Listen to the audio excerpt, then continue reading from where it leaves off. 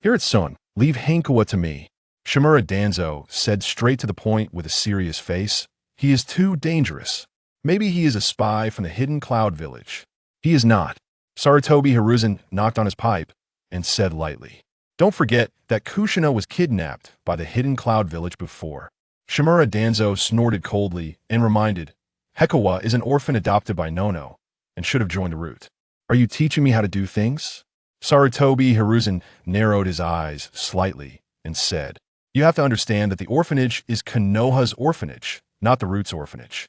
Shimura Danzo was a little angry when he heard this and couldn't help but say, "Hear it, Sunyu. Are you trying to say that I will regret it?"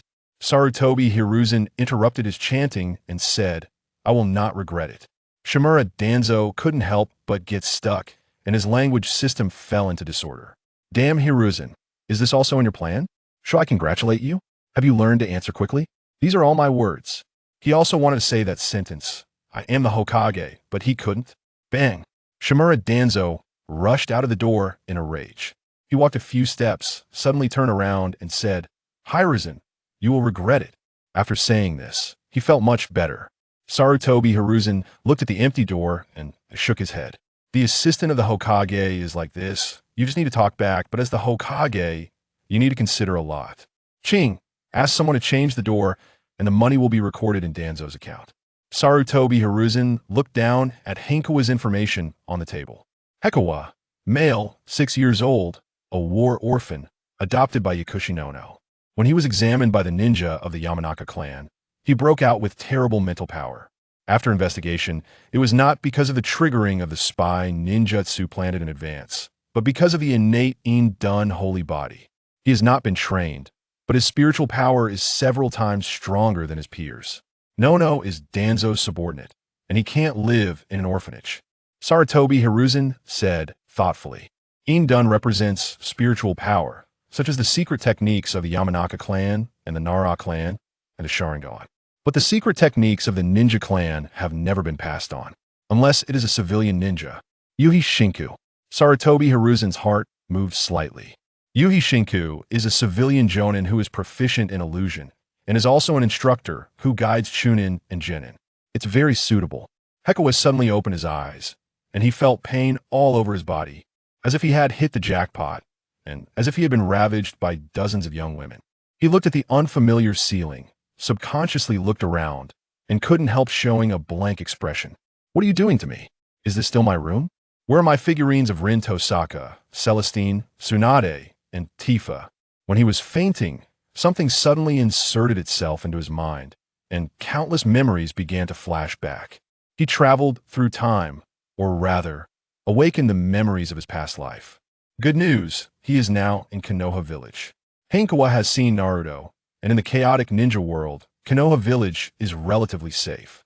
Be careful, wait for the cheating Uzumaki Naruto and Uchiha Sasuke to save the world. Maybe you can survive until the end. Bad news, he is a spy from Kumogakure Village. Hankawa was born in Kumogakure Village, and because of his extraordinary acumen, he was chosen as a spy to be sent to Konoha Village to collect intelligence. Soon, he faced the first hurdle, which was inspection. In Konoha Village, the secret technique of the Yamanaka clan can make corpses speak, not to mention living people. But he fainted during the inspection. Hankawa thought of this and couldn't help sweating and fidgeting. Has he been exposed? What happened to the undercover agent was also recorded in Infernal Affairs. Just then, a few lines of text appeared in his sight. The system is loading. You have loaded the ninja entry system. If you meet certain conditions, you can get the corresponding entry. Some special entries can be deduced and synthesized into high-level entries. Entries are divided into E, D, C, B, A, and S levels. There are 3 major categories: ninjutsu, ninja tools, and talent. Hankawa couldn't help but widen his eyes. Has his plugin arrived? As a 3-no ninja with no bloodline, no secret technique, and no ninja clan, it is difficult to move forward in the ninja world. Now, there is finally hope. When he thought of this, he couldn't help but hum.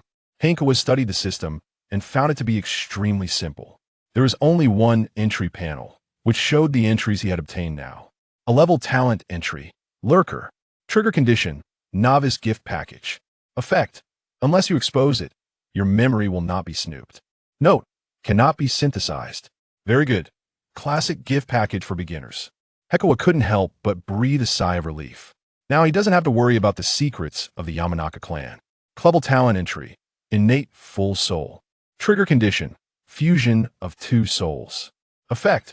Indun talent is increased by 100 on the original basis. Note. Cannot be synthesized. Why is Tenman's soul power not awakened blue-silver? Oh no, it's done? Hekawa fell into silence. Indun is difficult to deal with. He doesn't have a Sharingan, and he's not from the Yamanaka clan or the Nara clan. Is he going to learn illusion? But illusion ninja, let's not talk about it. Yuhi Kurenai has learned illusions all her life. It's better for the Uchiha clan to open an eye casually. At this point, let's eat first. Hankawa felt a strong sense of hunger. He suddenly showed a regretful expression. Fuck, my holy sword.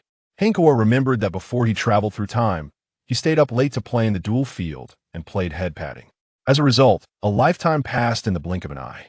He didn't know what his previous life was like. If he was missing, his phone would definitely be cracked and opened.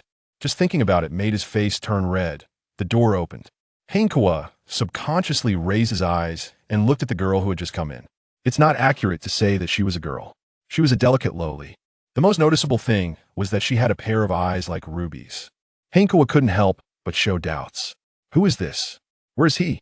It's definitely not an orphanage. He has an impression of the children in the orphanage. But this is a good thing for him. The pharmacist Nono who manages the orphanage is a subordinate of Shimura Danzo. If you're targeted by the Nabekage, you will be severely infused with the will of the root and will not be able to escape the fate of being played with. Are you awake? Yuhi Kurenai said with a smile. I am Yuhi Kurenai. Hekawa. Hankawa looked at the beautiful lowly smile and couldn't help but relax. It turned out to be Yuhi Kurenai. Oh no, Yuhi Kurenai? In the original work, she married Sarutobi Asuma and eventually became a widow. Can you leave? Yuhi Kurenai paused and said, I'll take you to see my dad. He will explain for you. You can leave. Hankawa got off the bed and thought silently in his heart. Yuhi Kurenai's father is Yuhi Shinku. Then is his father called Yuhi Fukuro? Although the name is a bit sloppy, he is not a subordinate of Shimura Danzo. As a Genjutsu Jonin, the one who can order him is most likely the third-generation Hokage, Sarutobi Hiruzen. The reason why it was Sarutobi Hiruzen instead of Namake's Minato was because Kurenai Yuhi was too young, most likely not yet the fourth Hokage. Although Sarutobi Hiruzen was controversial, he did devote his life to Konoha village. Compared to Shimura Danzo, he was kind and gentle. At least he would not put a curse seal on your private parts, such as the seal of tongue eradication. Chapter 2. The little open is not open soon. Yukike's met with Akatsuki Shinkuro. He sat on the sofa in the living room with a stern expression. Clad in a tight black outfit and a green jonin vest, presenting an air of gravity. Yukike's recalled that he had tragically perished during the Nine-Tails War. Thank you. Uncle Shinkuro, Yukike said politely as he sat down. You will reside here from now on. I shall teach you the art of illusion, Akatsuki Shinkuro explained. Pausing briefly to clarify that it was the Hokage's directive. The Hokage? Yukike's pondered, wondering if it was due to the terminate full soul. Shinkuro, who was eavesdropping, asked with surprise and curiosity, why? Yukike's is inherently suited for illusion techniques, Shinkuro remarked after receiving a notification from Sarutobi Hiruzen and verifying Yukike's aptitude. Is he even more talented than me? Didn't you say I had a strong talent for illusions? Shinkuro questioned, hands on hips. Cheeks puffed out in a defiant expression that rendered her adorable. Yukike's couldn't help but chuckle. Shinkuro's character in the original narrative was notably strong, as evidenced by her fondness for drinking sake and vodka. You are now a student at the Ninja Academy. How can you compare yourself to Yukike's? Shinkuro retorted with a light cough, not deceiving her, yet acknowledging the disparities among geniuses. Isn't he a student? Shinkuro blurted out, momentarily taken aback. Not yet. Shinkuro recalled the information provided by Sarutobi Hiruzen, noting that Yukike's had not yet been exposed to ninja knowledge. I see. Shinkuro turned her gaze towards Yukike's. Her first impression was quite favorable. He appeared exquisitely crafted, resembling a delicate doll. All right, Shinkuro exclaimed suddenly, thumping her chest. From today onwards, I shall take care of you. She exuded a big sister vibe, but with her doll-like face, she appeared simply endearing. If not for Shinkuro's presence, Yukike's would have been tempted to reach out and pinch her cheek, undoubtedly soft. But how should he address her? Sister Red? Little Red? Such titles seemed more suited for an elderly group than a young girl. Akatsuki Shinkuro displayed a fatherly smile, shifting his gaze from her to Yukike's. First, let us have a meal, then I will teach you some fundamental ninja knowledge. Isn't Yukike's going to school? Shinkuro instinctively inquired. He will, Shinkuro replied. The Hokage has arranged for him to join your class as a transfer student. Yay! Shinkuro exclaimed excitedly.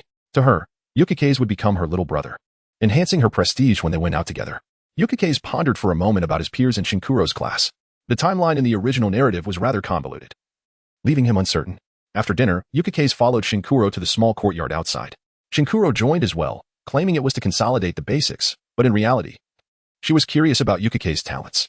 The first lesson for a ninja was to refine chakra. Standing opposite Yukikaze, Shinkuro elucidated the concept of chakra. According to the Book of Limbs, the amalgamation of physical energy and mental strength is termed physical power, which serves as the foundation for using physical techniques. The chakra extracted by ninjas is an attributeless chakra transformed from physical power. By employing hand seals, chakra can be guided and processed, allowing for changes in its nature and form, ultimately culminating in the release of ninjutsu. Do you comprehend? Shinkuro inquired, observing Yukikaze's serious demeanor. Refining chakra would be taught in the Ninja Academy, but many students would practice in advance, especially those from ninja clans or with ninja parents. Early training undoubtedly conferred an advantage within the academy, akin to Kakashi Hitaki from Shinkuro's class, who was already learning earth release while others were still mastering the body flicker technique. Apart from talent, a significant factor was his father, the renowned Konoha White Fang, who ensured he lacked for nothing. I don't. Yukikaze shook his head. Then let us give it a try, Shinkuro said expectantly. Generally speaking, refining chakra takes a month, but a genius only needs 3 days. I'm a 3-day genius. Shinkuro raised her hand eagerly, desperate for Yukikaze's attention. Could she truly be a genius? Upon reflection, she indeed was. Her lackluster performance was merely due to unfortunate encounters with formidable opponents. However, it must be acknowledged that even the likes of Itachi Uchiha were beyond the grasp of over 99% of ninjas. In short, Shinkuro was a normal genius. Yukikaze exhaled, controlling the bodily energy generated by his 130 trillion cells along with his innate mental energy. In the original narrative, mental energy referred to the accumulation of training experience. However, due to the influence of the innate full soul trait, Yukikaze possessed a considerable amount of mental energy. How fast? Shinkuro suddenly raised an eyebrow, exclaiming in surprise. What do you mean by fast? Shinkuro momentarily failed to grasp the situation. He had already refined chakra. Shinkuro's tone carried a hint of excitement. This is impossible. She stood frozen, as if petrified. If 3 days to refine chakra is termed genius, what should one call someone who can do it in 3 seconds? A true monster. At that moment, Yukikaze felt a shudder as excitement surged within him. There was no time to revel in the delight of having refined chakra. A new trait had emerged. New trait acquired. Earache talent trait. Ninja. Trigger condition. Successful chakra refinement. Effect. Increases chakra refinement speed by 10. Note. Possesses 2 synthesis pathways. First pathway. Combining E-rank traits body flicker technique and E-rank ninja tool throwing can synthesize a D-rank trait, ordinary genin. Second pathway. Combining E-rank traits body flicker technique, E-rank ninja tool throwing, and E-rank trait first in Ninja Academy can synthesize a C-rank trait, genius genin. Yukikaze began to comprehend the operational logic of the system. The conditions for triggering new traits were primarily based on his actions. Thus, he could experiment with various behaviors in hopes of uncovering surprises, based on prior indications. Certain special traits could be derived through synthesis. Ninja was evidently such a trait. The system provided 2 synthesis pathways, offering more freedom than he had anticipated. Undoubtedly, the effect of genius genin would surpass that of ordinary genin. Yet, dominating the Ninja Academy posed a considerable challenge, especially with Kakashi Hitaki in their cohort. However, hope was not entirely lost. Yukikaze had no desire to be an ordinary person. A little open is not truly open. He was a man with an extraordinary advantage. Yukikaze exited his meditative state and glanced at Shinkuro, momentarily taken aback. The petite girl now resembled a frostbitten eggplant, her slightly curled long hair drooping. So cute. Congratulations, Yukikaze. Shinkuro beamed with a smile. Yukikaze was a gift from Sarutobi Hiruzen, and with such talent, their family now had assurance for the future. Chapter 3. The Malevolent Gardenia Plan. Is this truly your first time refining chakra? As Hinata finished her training, Akatsuki couldn't help but approach. It is, Hinata blinked and responded. Ah, how infuriating. Akatsuki clenched her small fist, defiantly declaring, but surpassing me won't be that easy. I will strive to do so, Hinata replied with a smile. You needn't take it so seriously. Akatsuki gazed at his charming smile, momentarily entranced. It became evident that one's appearance could profoundly influence perception, especially in the case of a boy like Hinata, who captivated everyone from mature women to adorable little girls. Hinata. Akatsuki stepped out of the room, handing him an admission letter. Hinata opened the letter and glanced at its contents. It simply stated that he had passed the assessment and officially joined the Ninja Academy as a first-year student in Class A. However, he couldn't recall any assessment, suggesting that Sarutobi Hiruzen must have exercised his privileges. Akatsuki, take him to meet your homeroom teacher tomorrow, Akatsuki instructed. Absolutely. Akatsuki perked up, assuring, I will complete the task. I will go out to buy the supplies Hinata needs. Akatsuki paused and asked, is there anything you wish to bring? I want to eat dango, Akatsuki stated without hesitation. And you? Akatsuki turned to Hinata, saying, from now on, we are family. There's no need to be so formal. I feel the same, Hinata replied, unsure of what to request. Dango, a specialty snack of Konoha, was particularly favored by ninjas like Uchiha Itachi and Mitarashi Anko. Now that he had the opportunity, he was eager to taste it. If you have any questions regarding your training, just ask Akatsuki. Akatsuki waved her hand and turned to leave. Humph. Akatsuki crossed her arms, lifting her chin with a smug expression, as if urging him to ask her. Hinata couldn't help but chuckle at her demeanor. What are you laughing at? Akatsuki pouted. I thought of something joyous. Hinata cleared his throat and responded. What joyous thing? Akatsuki felt slightly offended, instinctively adopting a serious expression. When is your birthday? Hinata suddenly changed the topic, inquiring. June 11th. Akatsuki blinked, momentarily puzzled. Why do you ask? That means I am older. Hinata smiled slightly. You should call me brother. Wait. Akatsuki quickly reacted, refusing without hesitation. No way. I am the older sister. But you were younger than me, Hinata stated matter-of-factly. He was uncertain of his exact age or birthday, being a war orphan. No means no. Akatsuki retorted, her mind racing. Being older doesn't matter. You have to be stronger. Are you implying that if I defeat you, I would then be your younger sibling? Hinata raised an eyebrow, grinning. Akatsuki intended to agree immediately, but hesitated, recalling his proficiency in chakra refinement. She bit her lip, lacking confidence. Let us discuss it after you defeat me. Hinata's smile broadened. Teasing the pretty little girl was quite entertaining. To clarify, he was particularly fond of younger girls. He preferred mature women. At that moment, footsteps echoed. Back so soon? Hinata instinctively turned, his expression stiffening. It was not Akatsuki but rather a familiar yet unfamiliar woman, Yukushi Nan. In his memory, she had always been gentle. Yet her expression was grave now. Hinata didn't need to ponder the situation. He understood it was likely the doing of Shimura Danzo, who remained a persistent threat. Director. Hinata greeted Akatsuki and stepped forward. In the original story, Yukushi Nan was undoubtedly a tragic supporting character, having left the roots due to her inherent kindness. However, Danzo coerced her with threats to the orphanage, compelling her to continue her service, ultimately leading to her demise as she learned too much. Hinata. It's a relief to see you unharmed. Yukushi Nan gently stroked his head, her voice soft. Thank you for your concern, Director. Hinata noticed the hesitation in her expression and asked, is there something troubling you? Yukushi Nan fell silent. Recently, Danzo had visited the orphanage to discuss Hinata's situation, hoping to persuade him to join the roots. Since it was his own choice, Sarutobi Hiruzen had no reason to intervene. What arrangements does Lord Hokage have for you? Yukushi Nan inquired thoughtfully. He wants me to attend the Ninja Academy, Hinata answered. Yukushi Nan's eyes brightened. Her abilities were highly regarded, earning her the title of Walking Shrine Maiden, which caught Danzo's attention. Upon hearing about the Ninja Academy, she immediately thought of a way to buy time. Hinata. No matter what happens, you must graduate normally, Yukushi Nan stated solemnly. Understood, Hinata discerned her underlying message.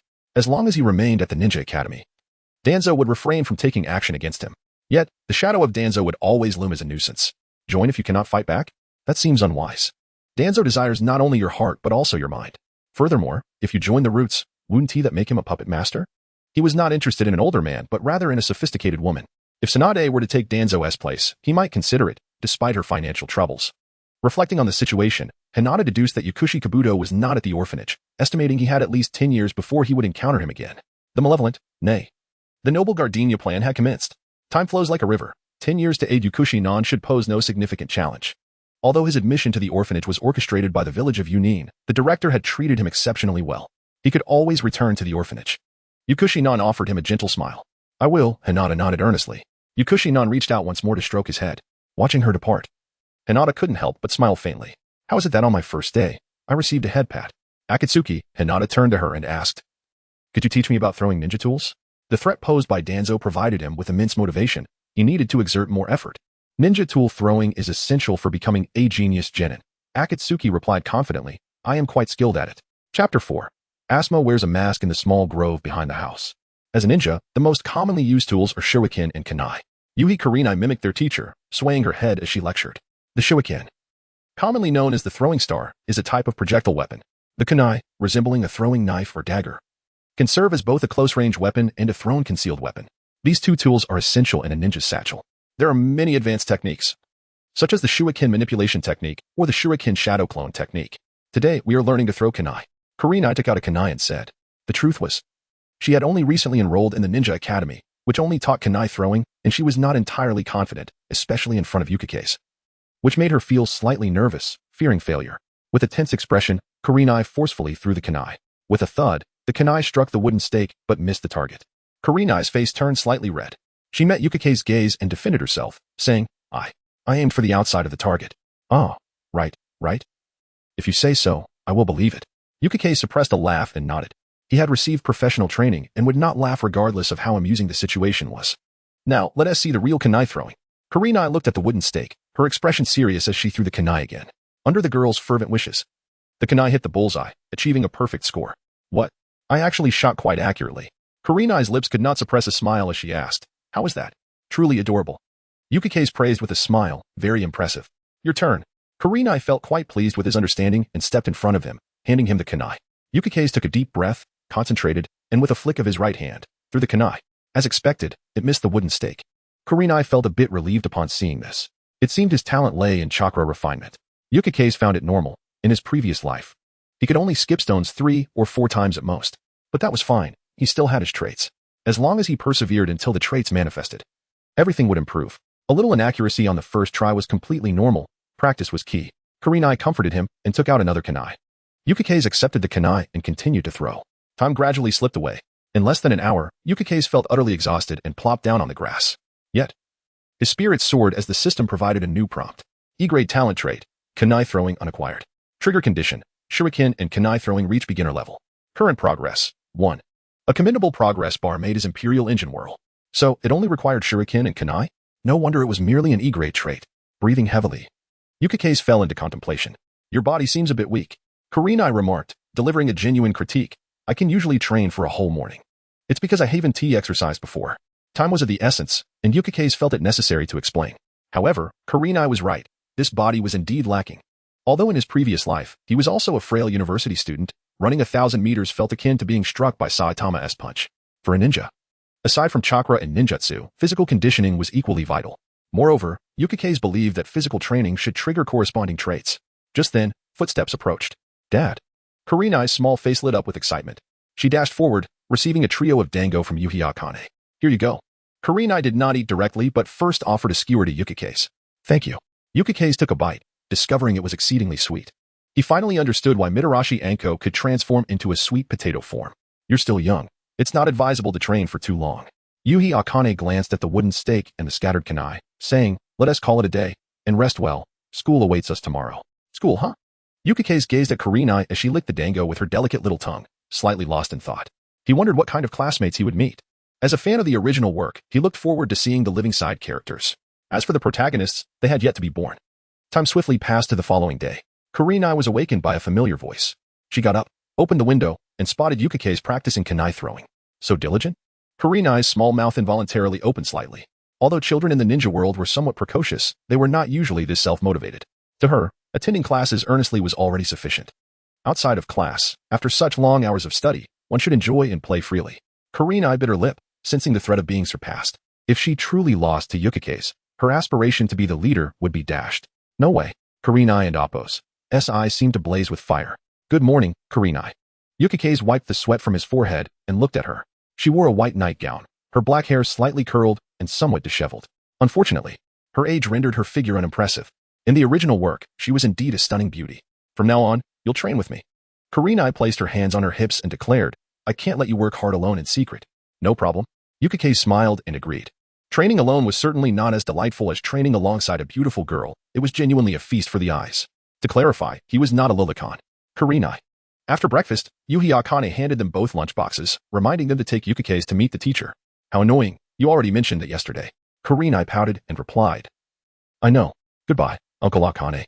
Yukike's greeted and followed the bouncing Kurenai. As he walked, he observed his surroundings. Although he had seen Konoha in anime during his previous life, the real Konoha felt entirely different. Yukike's let out a soft exclamation. Ahead to their left, a boy stood on the wall. He wore a white short-sleeved vest. Arms crossed, staring coolly at the sky. It was T until Kurenai walked past without a glance that he couldn't help but cough a few times. Asuma? What are you doing up there?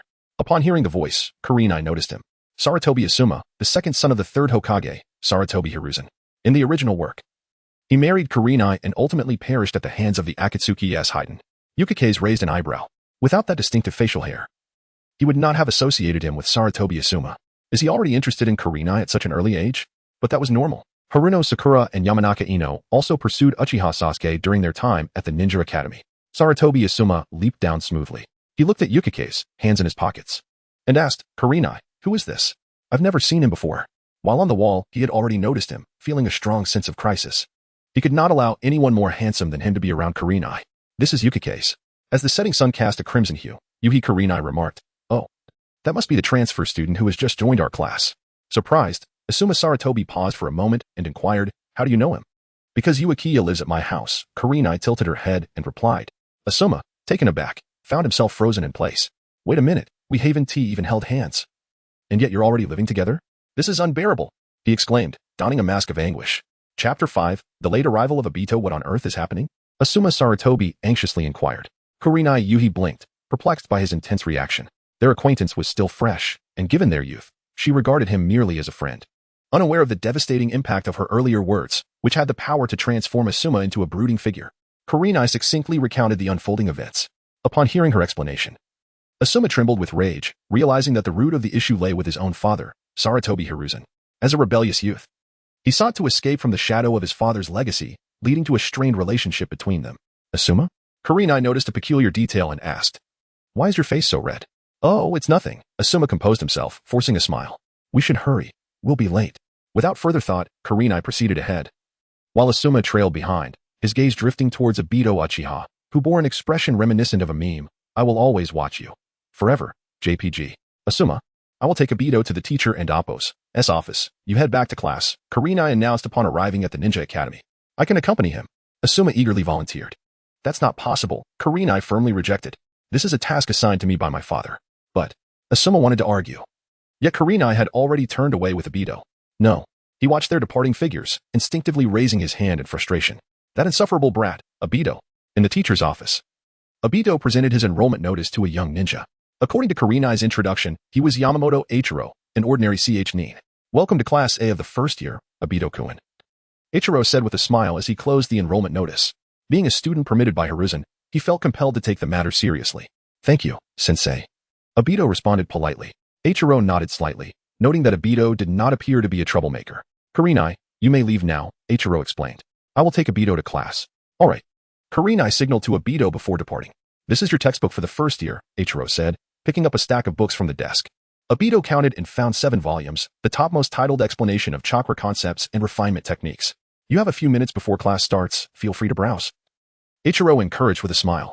Due to the limited time, Obito skimmed through the titles, Ninja Tool Throwing, Will of Fire, Ninja Code, and History of Konoha, among others, covering a wide array of subjects. He recalled that in his previous life, a prominent expert had dissected the written content of the nin exam, revealing subjects such as English, chemistry, and physics. Although the theoretical requirement for graduating as a genin was merely the 3 basic techniques, the curriculum of the Ninja Academy was indeed comprehensive. Ding ding ding. The school bell rang. Let us proceed, Eiichiro said, picking up a book and walking outside. Obito hurried to catch up. They soon arrived at Class A of the first year. Eiichiro approached the podium while Obito stood at the entrance, quickly attracting curious glances from his classmates. Among them, several girls gazed at him with an intensity that suggested they might devour him whole. Obito's eyes fell upon Kakashi Hitaki, whose distinctive white hair and peculiar mask were impossible to overlook. In the original storyline, he graduated at 5, became a nin at 6, and ascended to nin at 13, an undisputed prodigy. Later, he would become the disciple of the 4th Hokage, Minato Namikaze, and the team leader of Naruto Uzumaki and Sasuke Uchiha. To Kakashi's left sat an empty seat, while to his right was a little girl, unmistakably Rin Noera, identifiable by her short brown hair, gentle features, and the 2 purple markings on her face. The vacant spot likely belonged to Obito Uchiha, the future antagonist. Now an unremarkable newcomer. Suddenly, a wild shriek echoed through the air. Obito instinctively turned to see a boy of similar age, dressed in a sports jacket and sunglasses. His face flushed from exertion as he barreled toward him. Make way, the boy shouted. Obito stepped back, and the boy dashed into the classroom. He skidded to a halt but, having charged in too forcefully, stumbled and fell dramatically. You are late again, Obito, Eiichiro sighed, shaking his head. Sorry, sensei, Obito replied, scrambling to his feet. I was helping an old lady cross the street. Perhaps choose a different excuse next time, Eiichiro said, somewhat exasperated. I swear it's true. Obito insisted immediately. Return to your seat, Eiichiro said dismissively, clearly skeptical of the old lady story. Rin, Obito called out as he settled into his seat. Good morning, Obito. Rin greeted softly. Heh, Obito grinned foolishly in response. Before we begin class, I have an announcement, Eiichiro said, tapping the podium, which silenced the room. The perceptive students had already guessed it concerned Obito. From today onward, Obito-kun will be joining us for lessons. Please welcome him. Eiichiro concluded with applause. The classroom erupted in clapping, though not everyone participated. Asuma Saratobi glared at Kurenai, who was enthusiastically applauding not far away, feeling a pang of jealousy. This new student is rather good-looking, remarked a girl with black short hair seated behind Rin. Rin, what do you think? Obito asked, his demeanor suddenly alert. Rin hesitated, sensing Obito's unease. Though she found Obito attractive, she feared expressing it might upset him. Looks are meaningless. What matters is strength, Kakashi interjected coolly. How arrogant, Obito retorted, stung by Kakashi's words. Once I awaken my eyes, I will surely bring you to your knees. He had always believed Rin favored Kakashi due to his prowess. I agree with Kakashi, exclaimed a spirited boy in a tight green outfit, flashing a bright smile and giving a thumbs up. Now, let us have Obito introduce himself, Eiichiro interjected, cutting through their chatter. Chapter 6. The history of change. My name is Yuen. I possess few hobbies, but if I were to speak of dreams, I would aspire to become a ninja akin to the esteemed Hokage. In truth, my utmost desire is simply to survive, yet such a sentiment feels rather dissonant. Thus, I articulated a dream befitting a student of the Ninja Academy, to become Hokage. This is not unlike the ambition of becoming a scientist in my previous life. Moreover, I employed a subtle stratagem, expressing my wish to be a ninja like the Hokage rather than the Hokage himself. Currently, I find myself under the watchful gaze of Shimura Danzo, necessitating a temporary allegiance with Saratobi Hiruzen. This reflects the wisdom of those who recognize the currents of time, prioritizing loyalty above all. Ultimately, the one destined to become Hokage must surely be Uchiha Obito. Obito rose abruptly, pride radiating from his countenance. Rin subconsciously tugged at his sleeve in vain. Childish, Kakashi commented with a stoic expression. He is no mere child of 3, he is a burgeoning lad of 5. Even if one aspires to become Hokage, it would be through deeds rather than words. As I observed Obito, a darkly humorous thought crossed my mind. If one cannot become Hokage, why not simply assume the title? What is so remarkable about being Hokage? Asuma stood slowly, his voice grave, declaring his intent to surpass the Hokage. The classroom fell into a hushed silence, for all were aware that he was the son of the 3rd Hokage. Saratobi Hiruzen. My expression grew complex. As someone well-versed in the narrative, I recognized the implausibility of Asuma's declaration. His talents are rather limited, scarcely distinguishing him among the Genin, let alone eclipsing his father. While having dreams is commendable, realizing them necessitates diligent study. Ryo Akairo clapped his hands, drawing the attention of the class. Yuen, that seat at the back by the window is reserved for you. The classroom was arranged with 3 desks per table, and as a latecomer, I could only occupy the last row. However, I was not particularly bothered. The back row by the window was quite a favorable spot. My deskmate was a small girl with short black hair. Meeting her gaze, I introduced myself. Hello, I am Yuen. As a spy, one often finds oneself at a crossroads, to become invisible or to flourish as a socialite. However, my abilities and appearance preclude me from the former. Alas, I am not of the Yamanaka clan. Otherwise, I would possess a natural aura of concealment. I am Shizen. It is a pleasure to meet you. Shizen smiled, and I was momentarily taken aback. Is it truly Shizen? Is she still attending the Ninja Academy at this juncture? In the original narrative, Tsunade suffered from hemophobia after the deaths of Shinji and Kato, a psychological affliction that proved catastrophic for a medical ninja. Consequently, she led Shizen away from Konoha, wandering and gambling throughout the ninja world. I stroked my chin thoughtfully. Is Tsunade still in Konoha? I glanced around. In front of me sat Kakashi, Rin, and Obito. To my left were Yuhi Kurenai, Asuma, and an unfamiliar boy. Today's lesson is the history of Konoha. Please turn to page 13. Ryo Akairo's voice pulled me back to reality. I casually flipped open the book, pausing at the table of contents for a few seconds. The contents were divided into 4 major sections: the Sage of 6 Paths, Senju Hashirama, Senju Tobarama, and Saratobi Hiruzen. Upon reaching the first chapter, an unsettling feeling washed over me. Something is amiss. Indeed, 9 parts of 10 are fundamentally wrong. The text claimed that the Sage of 6 Paths created various ninjutsu and established the regulations for ninja squats, one of which stipulates that at least 1 medical ninja must be present among the 3. Was this not proposed by Tsunade? Has history been altered? Or is there some underlying issue? The first Hokage founded Konoha amidst chaos and penned the ninja code, prohibiting alcohol and gambling during missions. Ryo Akairo lectured passionately from the podium. I snapped back to attention, internally scoffing at the apparent historical inaccuracies. While not as outlandish as certain narratives, Hashirama was notoriously adept at both drinking and gambling. As I flipped to the final pages, I discovered that this book was authored by Saratobi Hiruzen. That clears things up. This is merely a professional matter. I could already foresee the contents of the 4th chapter. The school bell rang, signaling the end of class. Ryo Akairo exited with the textbook in hand, and the classroom immediately buzzed with activity. Asuma began to speak, but Kurenai leaped off her stool and rushed toward me. I instinctively clenched my fists. If this continued, I would lose everything, including my face. Yuen, are you settling in well? Kurenai greeted me, acknowledging Shizen. Yes, I nodded. As a university student revisiting elementary-level content, it felt akin to returning home. In my previous life, I had joined a tutoring platform, ruthlessly dominating elementary students. Here. This is for you. Kurenai produced a notebook, saying, I have compiled key points over the past 2 months. It should be of assistance to you. Thank you. I replied earnestly. I won't disturb you any longer. Let us meet at noon. Kurenai waved goodbye and turned away. Do you know each other? Shizen inquired. Her curiosity piqued. Kurenai's father was my teacher, I explained. An upper-ranked instructor? Shizen's eyes widened in surprise. Normal students must wait until graduation for assignments to a leading teacher. Yu's situation clearly exceeded her understanding. Aren't you acquainted with Lady Tsunade? She could mentor you. Observing her astonished expression, I smiled and asked, What are you saying? Shizen paused, shaking her head in disbelief. How could I possibly know Lady Tsunade? I felt another wave of dissonance.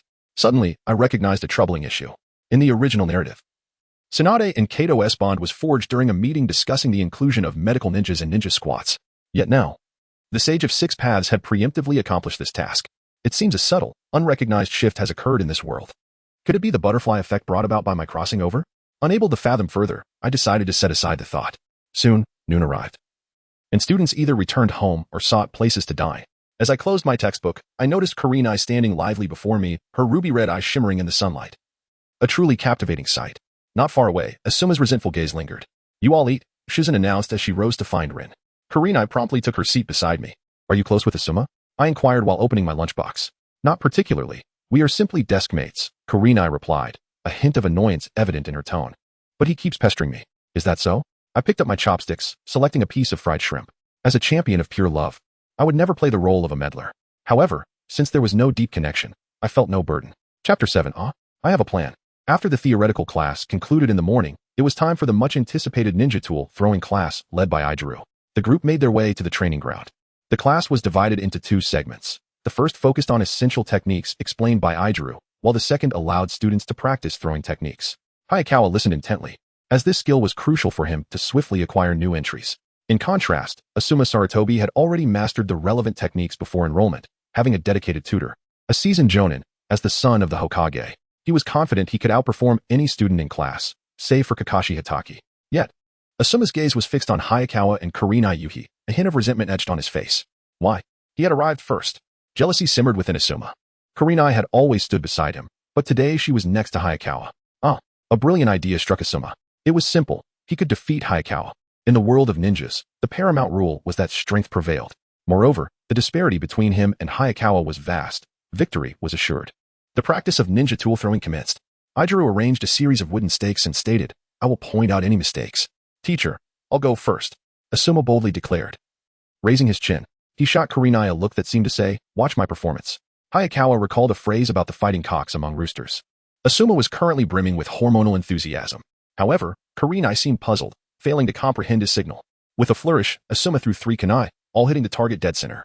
He turned, beaming with pride at Hayakawa, only to freeze. Kurenai was whispering to Hayakawa, her head bowed. Excellent. Idru applauded, but Asuma's joy was extinguished. The celebration belonged to them, while he felt left out. Had his strategy faltered? That seemed implausible.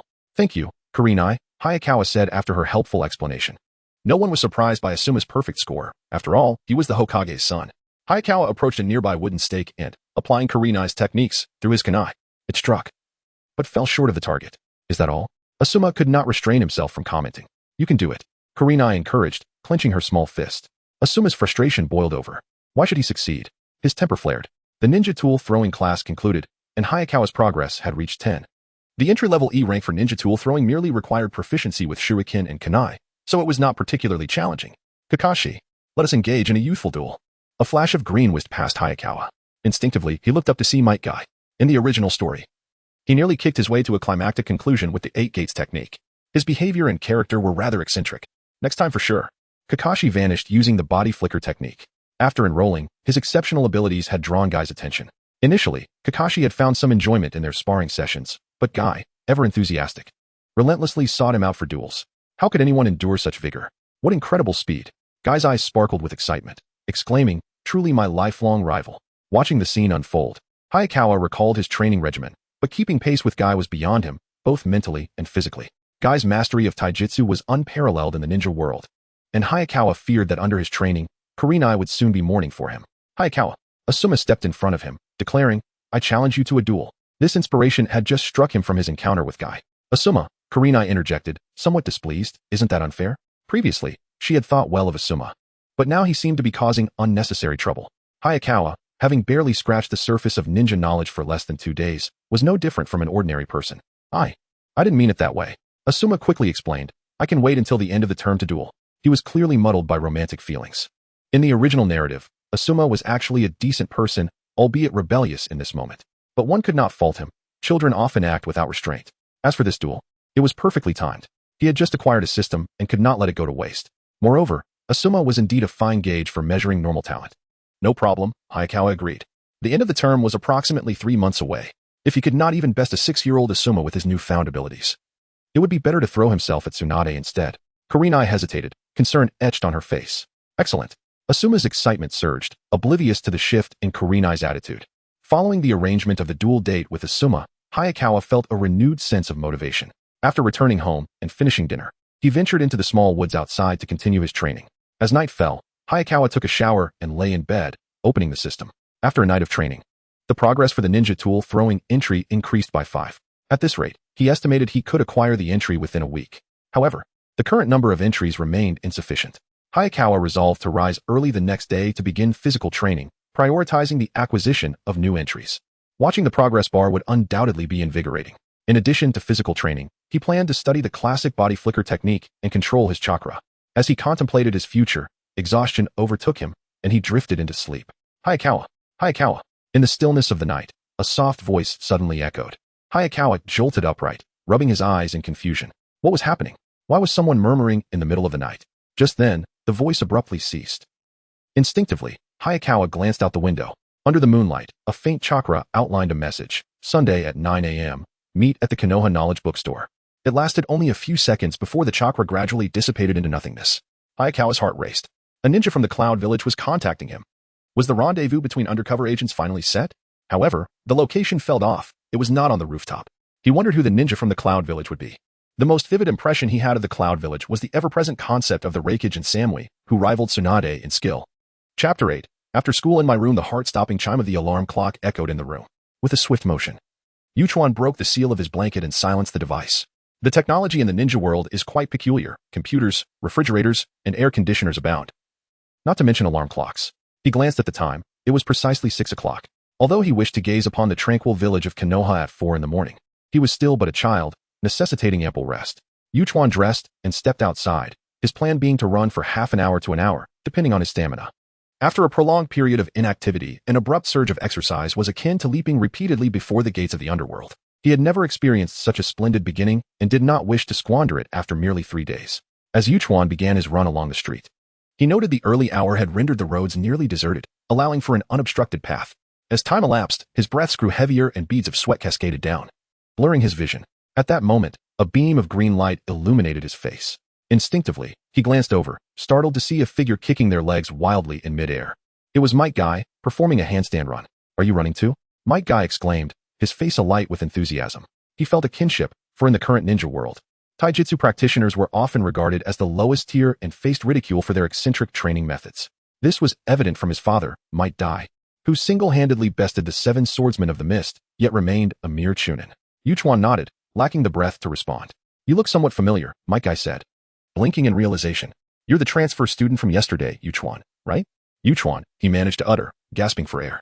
"What was that?" Might Guy inquired, not quite catching it. "Yuchuan." He raised his voice, finally grasping the sensation akin to that of the Akatsuki member, Kisame. "Hello, Yuchuan. I'm Might Guy." He beamed, revealing a dazzling smile. "Just call me Guy?" "Indeed," Yuchuan replied, momentarily taken aback. "You may continue running. I need a moment to rest." Aside from reaching the limits of his endurance, another reason was the prompt from his system. "All right then," Might Guy waved goodbye, not pressuring him further. The primary reason was that Yuchuan was not his lifelong rival. Had it been Kakashi, he would have extracted every ounce of energy from him. Such an alien physique, Yuchuan muttered, observing Guy's effortless one-handed run. He plopped down on a nearby step and, with a thought, opened his skill panel. E-rank talent entry, robust physique, not acquired. Trigger condition, achieve the minimum standard of a chunin. Current progress, 1, given it was the minimum standard. It was unlikely to resemble the likes of Naruto, Uzumaki. Yuchuan perceived the trigger condition as not particularly arduous. Rather, it required perseverance. Wiping the sweat from his brow, He closed his eyes. Yuchuan, I'm back. Mike Guy's voice boomed again, relentless as ever. Yuchuan opened his eyes to find him executing frog jumps. He waved back with a smile. Once Mike Guy departed, he resumed his run towards the home of Hinata. By 7 o'clock, the streets began to bustle. Yuchuan noticed the Konoha Knowledge Bookstore, a rendezvous point for the ninja of the Cloud Village, but refrained from entering to avoid any blunders. Passing by a takoyaki shop, he thought of Hinata and purchased a box of octopus balls. Upon returning home, he encountered Hinata, who opened the door. Did you go for a run? She inquired. Her expression one of surprise as she beheld Yuchuan, who looked as if he had emerged from a pool. Such a diligent child at your age, she mused. Coupled with his shadow manipulation talent, he would undoubtedly achieve greatness. Good morning, and Hinata, Yuchuan explained. I'm trying to improve my health through running. At that moment, the door nearby swung open, revealing Hinata, barefoot and with tousled hair. She yawned, asking, why are you two up so early? Hinata, you should learn from Yuchuan. Aunt Hinata chided. Stop sleeping in all day. Huh. Hinata looked around, confused. What is going on? She resembled a kitten just roused from slumber. I bought you takoyaki, Yuchuan said, offering her a paper box. Never had he imagined he would become the thoughtful child of another. Very well, you're becoming quite the considerate little brother, Hinata remarked, her eyes sparkling at the sight of the takoyaki. Aunt Hinata wore a slightly bemused expression, sensing an oddity in the air. Surely it was merely a figment of her imagination. She shook her head, dismissing any errant thoughts. This is just to thank you for lending me your study notes, Yuchuan explained earnestly. Hinata replied through bites of takoyaki, her words somewhat garbled. While others might have expressed themselves crudely, she managed to retain her charm. After breakfast, Yuchuan and Hinata set off for the Ninja Academy. Yuchuan, did you finish yesterday's homework? Hinata turned to him, inquiring. Are you hoping to copy it? Yuchuan raised an eyebrow. Of course not. Hinata placed her hands on her hips. What I mean is, if you have any questions, I can help you. I do have some, Yuchuan admitted, having discerned her character. Since you asked so sincerely, I shall enlighten you. Hinata's lips curled into a smile, her eyes narrowing with delight. As they walked, Yuchuan posed questions, having entered the academy 2 months late and thus relying on sheer luck for some answers. The adage held true. When faced with 3 long and 1 short, choose the shortest. When faced with 3 short and 1 long, choose the longest. In any case, Eiji would not fault him for his circumstances. Got it. Hinata licked her lips, curious. I understand, though not entirely, Yuchuan chuckled. That is how it begins, Hinata said, embodying the wisdom of experience. After school, come to my room, and I'll teach you properly. Please, no, Hinata. Yuchuan returned to his seat. Greeting Shizen before accessing his skill panel. Earrank talent entry, academic genius, not acquired. Trigger condition, top of the first semester theoretical class. Current progress, 1. Yuchuan stroked his chin, recognizing that this entry was likely prompted by his recent academic exchange with Hinata. Yet, he pondered what significance an academic genius might hold in the ninja world. In the original narrative, Sakura Haruno was a paragon of academic excellence. Yet without training under Tsunade, she struggled to keep pace. Chapter 9. The fastest ninja in the shinobi world. In the Hokage's office, Sarutobi Hiruzen gazed into the crystal ball with an air of enchantment. The semi-transparent orb shimmered, revealing the scene from Class A of the first year. Sarutobi Hiruzen had 2 sons. His elder son had already joined the Anbu, becoming an exceptional ninja. However, his younger son, Asuma Sarutobi, was at a rebellious age, constantly opposing him and causing considerable distress. After observing for a while, Sarutobi couldn't help but chuckle. After all, they were just children. Yet, competition breeds pressure. Asuma, due to his status as the Hokage's son, had experienced an easy ride at school. With the arrival of Yuchuan, perhaps this rebellious son would undergo a transformation. Chin, Sarutobi Hiruzen stated. I require all the information on Yuchuan from the past 3 days. Understood, came a voice from the shadows. It was the Anbu ninja Chin. Sarutobi Hiruzen held high hopes for Yuchuan. Otherwise, he would not have retrieved him from Shimura Danzo's clutches. Now, he had ignited Asuma's fighting spirit. Achieving 2 objectives with 1 action. Hokage-sama. Within 3 minutes, Chin appeared before him, donning a frog mask that concealed all but her short hair. After receiving the documents, Sarutobi Hiruzen began to peruse them, soon furrowing his brow. As expected, Danzo had not completely given up, but thankfully, no disturbances had arisen. As he continued reading, a smile graced his face. He is a diligent child. At that moment, a knock echoed through the office. Come in. Sarutobi Hiruzen set the documents aside. Hokage-sama. The door swung open to reveal a golden-haired youth. Minato. Sarutobi Hiruzen's gaze sharpened as he asked in a deep tone, what brings you here? Is there a problem with Kushina? Uzumaki Kushina was the host of the Nine Tails. Among the 9-tailed beasts, the Nine Tails was the most powerful, possessing the ability to wreak havoc. A Jinchuriki, or host, was a ninja who bore a tailed beast sealed within them, serving as a village's ultimate trump card.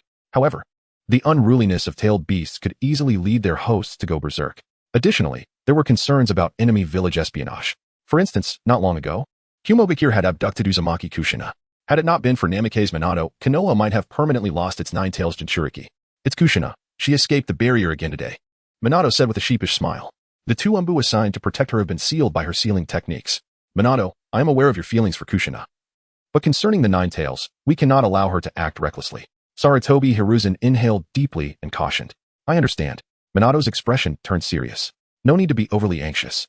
Sarutobi Hiruzen shifted his tone, smiling as he added, now that you've mastered the Flying Thunder God technique, I believe Kushina will no longer be at risk of abduction.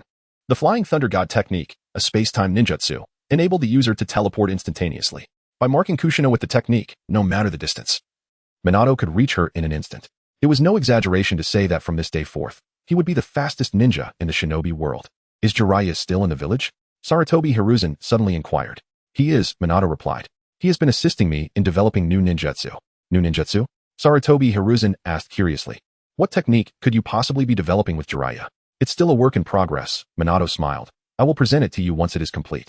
Then I shall eagerly await your demonstration. Sarutobi Hiruzen exchanged a knowing smile with him, and the atmosphere in the Hokage's office turned warm and harmonious. In Class A of the first year, Yuchuan felt a twitch at the corner of his mouth. Why do ninjas need to study mathematics?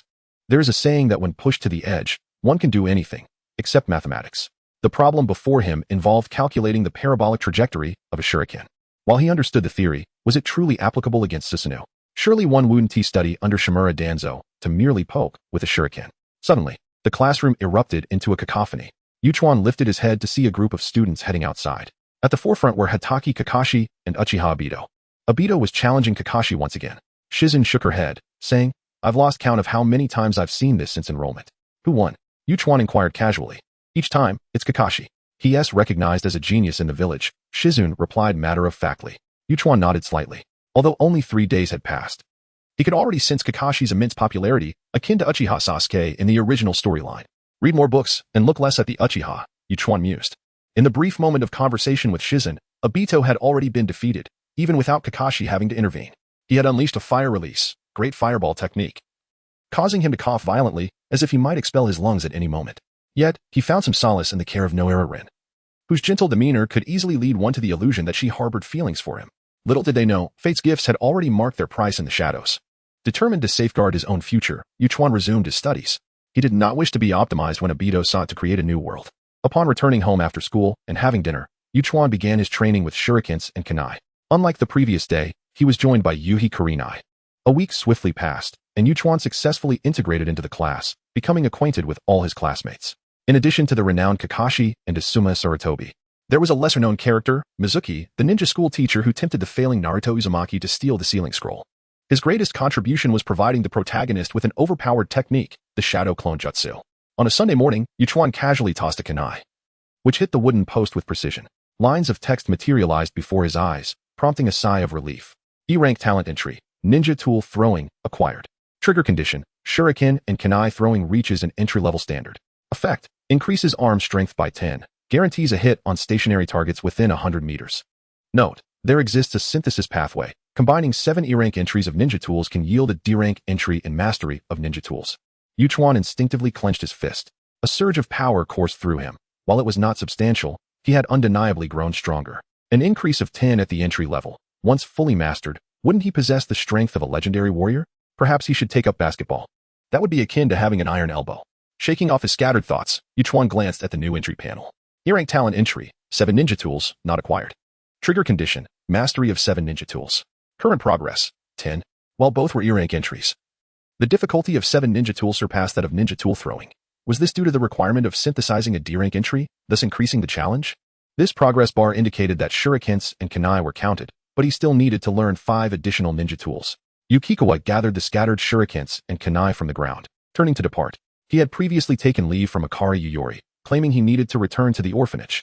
In truth, however, he was on his way to rendezvous with an undercover operative from the hidden Cloud Village. Chapter 10. The meeting among undercover agents. Hayakawa sprinted down the streets of Konoha Village. As an undercover agent, the paramount quality one must possess is caution. His plan was to run until he reached the Konoha Knowledge Bookstore, feigning fatigue to rest inside. Even if someone noticed something amiss, he could simply claim to be a passing student. Oh, no, a primary schooler. Hayakawa. A familiar voice echoed from afar. He turned to see a strikingly green figure approaching, a handstand running Might Guy. "Good morning." Hayakawa smiled and nodded. After a week of training, they had grown somewhat familiar with each other. "You needn't concern yourself with me," Hayakawa thought to himself, still far behind in their training regimen. "Well then, I shall accelerate." Might Guy rounded a corner and swiftly disappeared from view. Hayakawa continued to run in silence. An hour later, he halted before the Konoha Knowledge Bookstore. Feeling as if he had reached his limits, his body drained of energy. "Hayakawa." At that moment, Might Guy's voice resonated nearby. "Is he coming?" Hayakawa's expression revealed his exasperation. "Have you activated your backup energy?" Might Guy exclaimed, fists clenched and body trembling, proclaiming that one must exert their utmost to honor their youth. Nearby pedestrians instinctively took a step back. Such a minor action, yet the impact was profound. Hayakawa stood expressionless, reminiscent of the time before exams when he would shout slogans. The downside of becoming familiar with Might Guy was evident. He often reminded Hayakawa of the fleeting youth that had slipped away under the sunset. Yet today, he simply could not manage. He had to rendezvous with the ninja from the hidden cloud village. Hayakawa slowly entered the Konoha Knowledge Bookstore. Might Guy bore no ill will. It was already rare for Hayakawa to not express any unusual reactions to his antics. Before him, only a few, including Kakashi Hitaki, had managed to maintain a normal demeanor around him. He turned and resumed his youthful journey. Hayakawa glanced around. Since he had arrived early, the bookstore was devoid of other patrons. "Young man, what book do you wish to purchase?" A young woman approached with a smile. "Do you have Ika Paradise?" Hayakawa inquired after a moment of thought. In his previous life, he had been quite curious about Jiraiya's renowned work, Ika Paradise. With an opportunity at hand, he certainly could not let it slip by. "Unfortunately not." The young woman shook her head. "Not even a work by one of the legendary Sannin?" Hayakawa suddenly recalled that Ika Paradise was published by Jiraiya at the age of 42, so it indeed wouldn't be available now. "I would like to purchase The Time of Thunder," Hayakawa stated, losing interest in the previous topic. The Time of Thunder was the code used by the Hidden Cloud Village. "This book is a private collection of the owner. Allow me to take you to see him," the young woman said, her gaze sharpening. Under her guidance, Hayakawa ascended to the second floor of the bookstore. "Code 9527. It's a pleasure to see you alive." A nondescript middle-aged man appeared before Hayakawa after the young woman left. "What do you mean by alive?" Hayakawa scrutinized him, unable to recall any relevant memory. "I am your contact. You may call me Tuchuan." The man introduced himself, noting Hayakawa's puzzled expression and explaining the greeting. Recently, the Hidden Cloud Village planned an abduction of Kushina Uzumaki. Though the operation failed, it provoked Sarutobi Hiruzen. Konoha Village immediately conducted a comprehensive search, including an investigation of the orphans. Hayakawa was among the last survivors of that group. A wave of fear washed over Hayakawa. Had the system not intervened, he would now be a lifeless body. He had come to truly appreciate the difficulties of being an undercover agent. "What is your current situation?" Tuchuan poured him a glass of water. Hayakawa took a couple of sips and recounted his experiences, omitting mention of the system. "You possess such talent?" Tuchuan's face reflected surprise, followed by regret. "Had I known, I would not have sent you here. Sending a genius undercover is clearly a waste. You could serve a greater purpose in the Hidden Cloud Village." However, it would be difficult for Hayakawa to leave now, as he had already drawn the attention of Sarutobi Hiruzen and Shimura Danzo. "I wish to remain in Konoha," Hayakawa declared resolutely. "It is all for the sake of the Hidden Cloud Village." Previously, he had lacked options. Now, he simply aspired to be a good ninja. The light of righteousness illuminated Tuchuan's face. "With you here, how can the Hidden Cloud Village not prosper?" he exclaimed with excitement. "You've immersed yourself deeply into the role," he continued. But upon reflection, the atmosphere in the Hidden Cloud Village was indeed pleasant, devoid of excessive scheming, valuing strength above all else. "It is what I ought to do," Hayakawa responded amiably. Tuchuan inhaled deeply, suppressing his emotions. He observed Hayakawa and remarked, "Your situation differs significantly from my expectations. Thus the original mission is no longer suitable." The prior arrangement for Hayakawa was to infiltrate the orphanage and gather intelligence. However, having now enrolled in the Ninja Academy and garnered the attention of Konoha's higher-ups, the plan needed to be revised. Tuchuan fell into deep contemplation. To put it bluntly, Hayakawa was now more advantageous to the Hidden Cloud Village. He had the potential to rise through the ranks. The reason the Hidden Cloud Village successfully abducted Kushina Uzumaki was due to the involvement of an undercover agent in the Umbu. Yet after employing him, they lost that resource and were in dire need of mid-level undercover agents. "Hayakawa, your future task is to become a true genius," Tuchuan stated thoughtfully. Upon hearing this, Hayakawa instantly comprehended Tuchuan's intentions. This indeed was the most fitting assignment for him. He had passed Sarutobi Hiruzen's scrutiny, and as long as he maintained his cover, he would be a legitimate Konoha ninja, capable of ascending step by step to the highest echelons. "In case of emergencies, come to the Konoha bookstore to find me," Tuchuan advised, patting his shoulder. "Stay safe. The hopes of the entire village rest upon you." "I understand," Hayakawa replied gravely. "Do well," Tuchuan smiled. There will surely be corresponding rewards in the future. Perhaps you might even earn the recognition of the Raikage and acquire ninjutsu. Thank you, Uncle Tuchuan. Hayakawa's eyes brightened, and he smiled in return. He had quite the appetite for the ninjutsu of the Hidden Cloud Village. The fourth Raikage's techniques were already renowned for their impressive achievements in the original story. Before you leave, take a couple of books to avoid raising suspicions, Tuchuan reminded him. May I take a few more? Hayakawa thought of his purpose for today, the orphanage. Using books as gifts would be quite fitting and would also help him cover the lie he had spun to Hinata. That is permissible, Tuchuan paused before adding. But do not take too many. At your age, you cannot afford such an expense. Truly, an experienced undercover agent, with such meticulousness. You are thorough, uncle. Hayakawa descended the stairs, selected 7 picture books beloved by children, and exited the bookstore. As he stepped outside, he suddenly halted. A familiar figure appeared not far away, Uchiha Obito. He was assisting a silver-haired, elderly woman across the street. Hankawa hesitated momentarily before deciding against approaching them, turning instead toward the orphanage. You've been most helpful today, Obito, the elderly lady remarked softly. Her sharp gaze flickered briefly toward Hankawa before melting back into gentle benevolence. Chapter 11. Red Sunset's Wallet Director, are you heading out? As Yuchuan arrived at the orphanage, he noticed Yaoshi Yinayu hastily making her way outside. Yuchuan? Yaoshi Yinayu paused momentarily, a hint of surprise in her expression as she inquired, what brings you here? Is there something amiss? Nothing at all. It's Sunday. So I thought I would visit the orphanage, Yuchuan replied, waving the picture book in his hand. I also wanted to bring them a few gifts. You were quite thoughtful, Yaoshi Yinayu responded with a gentle smile. These gifts are nothing special, Yuchuan shook his head. It's just that everyone has been so kind to me. Then go and see them, Yaoshi Yinayu said, ruffling his hair. The director is off to Konoha Hospital. Is it for a surgery? Yuchuan casually asked. Yaoshi Yinayu, who held 3 roles as the director of the orphanage, a ninja from the root, and a doctor at Konoha Hospital, could likely handle surgeries that ordinary ninjas could not. It's a meeting, she paused before continuing. Lady Tsunade has returned to the hospital. She is the director. Lady Tsunade. Yuchuan's eyes brightened. May I accompany you? I am a fan of Lady Tsunade and have always wanted to meet her. As one of the legendary Sannin of Konoha, Tsunade was an idol for many ninjas. Claiming to be her fan would raise no suspicions. Today is a meeting, so it wouldn't be appropriate for you to attend, Yaoshi Yinayu considered before adding. Next Saturday, I will take you to meet her. All right. Yuchuan could only temporarily suppress his curiosity. I must be off now. See you next time. Yaoshi Yinayu withdrew her hand and headed towards Konoha Hospital. Yuchuan watched her figure thoughtfully. Indeed, Tsunade was present in Konoha village at this time. Unfortunately, he possessed only the Yin release talent, lacking the Yang release. The Yin release ability stemmed from the enhancement of his mental powers after awakening his past life memories. But what of the Yang release? Was it related to physical strength? Yuchuan suddenly recalled the E-rank entry robust physique, which had a synthesis path that might lead to the Yang release. Whether it was true or not, it was worth a try. After all, exercising the body could only yield benefits. After a week of training, the progress bar for robust physique had reached 60. Another week should suffice to attain it. Perhaps it wouldn't even take that long, as he was now dedicating more time to his workouts. Upon entering the orphanage, Yuchuan presented the picture book to the children, played with them for a while, and then bid farewell. As he strolled down the street, he pondered when Yao Shido had arrived at the orphanage. Although the original narrative did not specify the exact timeline, it was certain that it was after the Third Shinobi World War. A sense of urgency washed over him. The Shinobi World War was fraught with peril, capable of claiming even the lives of Kaga-level ninjas. Yuchuan. The voice of Yuhi Kurenai echoed from above. Yuchuan looked up to see her dangling little feet, glimmering in the warm sunlight.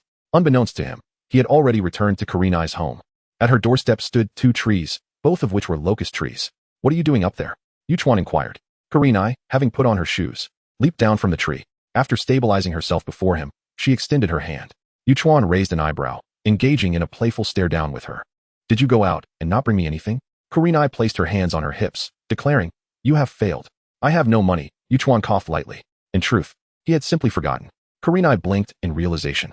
Only then did she remember that Yuchuan was an orphan without an income. Here, for you. Kurenai handed him a wallet, turning her face away and revealing a slightly flushed profile. The wallet was pink, adorned with a rabbit-shaped pattern. Yuchuan paused, instinctively opening the wallet to find it filled with a stack of bills. Suddenly, he felt a pang of discomfort in his stomach. However, relying on the generosity of a charming young girl was something he could not bring himself to accept. What was more, Kurenai was not wealthy. If it were a Hyuga or Uchiha, he might have considered it. Yet, the little Hyuga girl had not yet been born, and if it were an Uchiha girl, matters would be simpler. With the memories combined, the series could be halved. Nevertheless, he certainly needed to devise a way to earn some money. No need. Yuchuan grasped Kurenai's wrist, returning the wallet to her. Kurenai tilted her head, her eyes blinking adorably. Yuchuan felt a stirring in his heart, and reached out to gently touch her head. Kurenai instinctively leaned back, but ultimately could not evade his gesture. Staring at him wide-eyed. You still haven't told me what you were doing here. Yuchuan shifted the conversation. He rubbed Kurenai's hair a couple of times before withdrawing his hand. Her hair is smooth and feels pleasant. My dad is looking for you. Kurenai finally regained her composure. Where is he? Yuchuan entered the house, standing at the entrance to change his shoes. I and Appos. LL go call him, Kurenai said. Skipping off to find Yuhi Jinhong. Before long, the two reappeared in the living room. Yuchuan, Yuhi Jinhong asked directly. How well have you mastered your chakra refining techniques recently? Yuchuan stood up and demonstrated.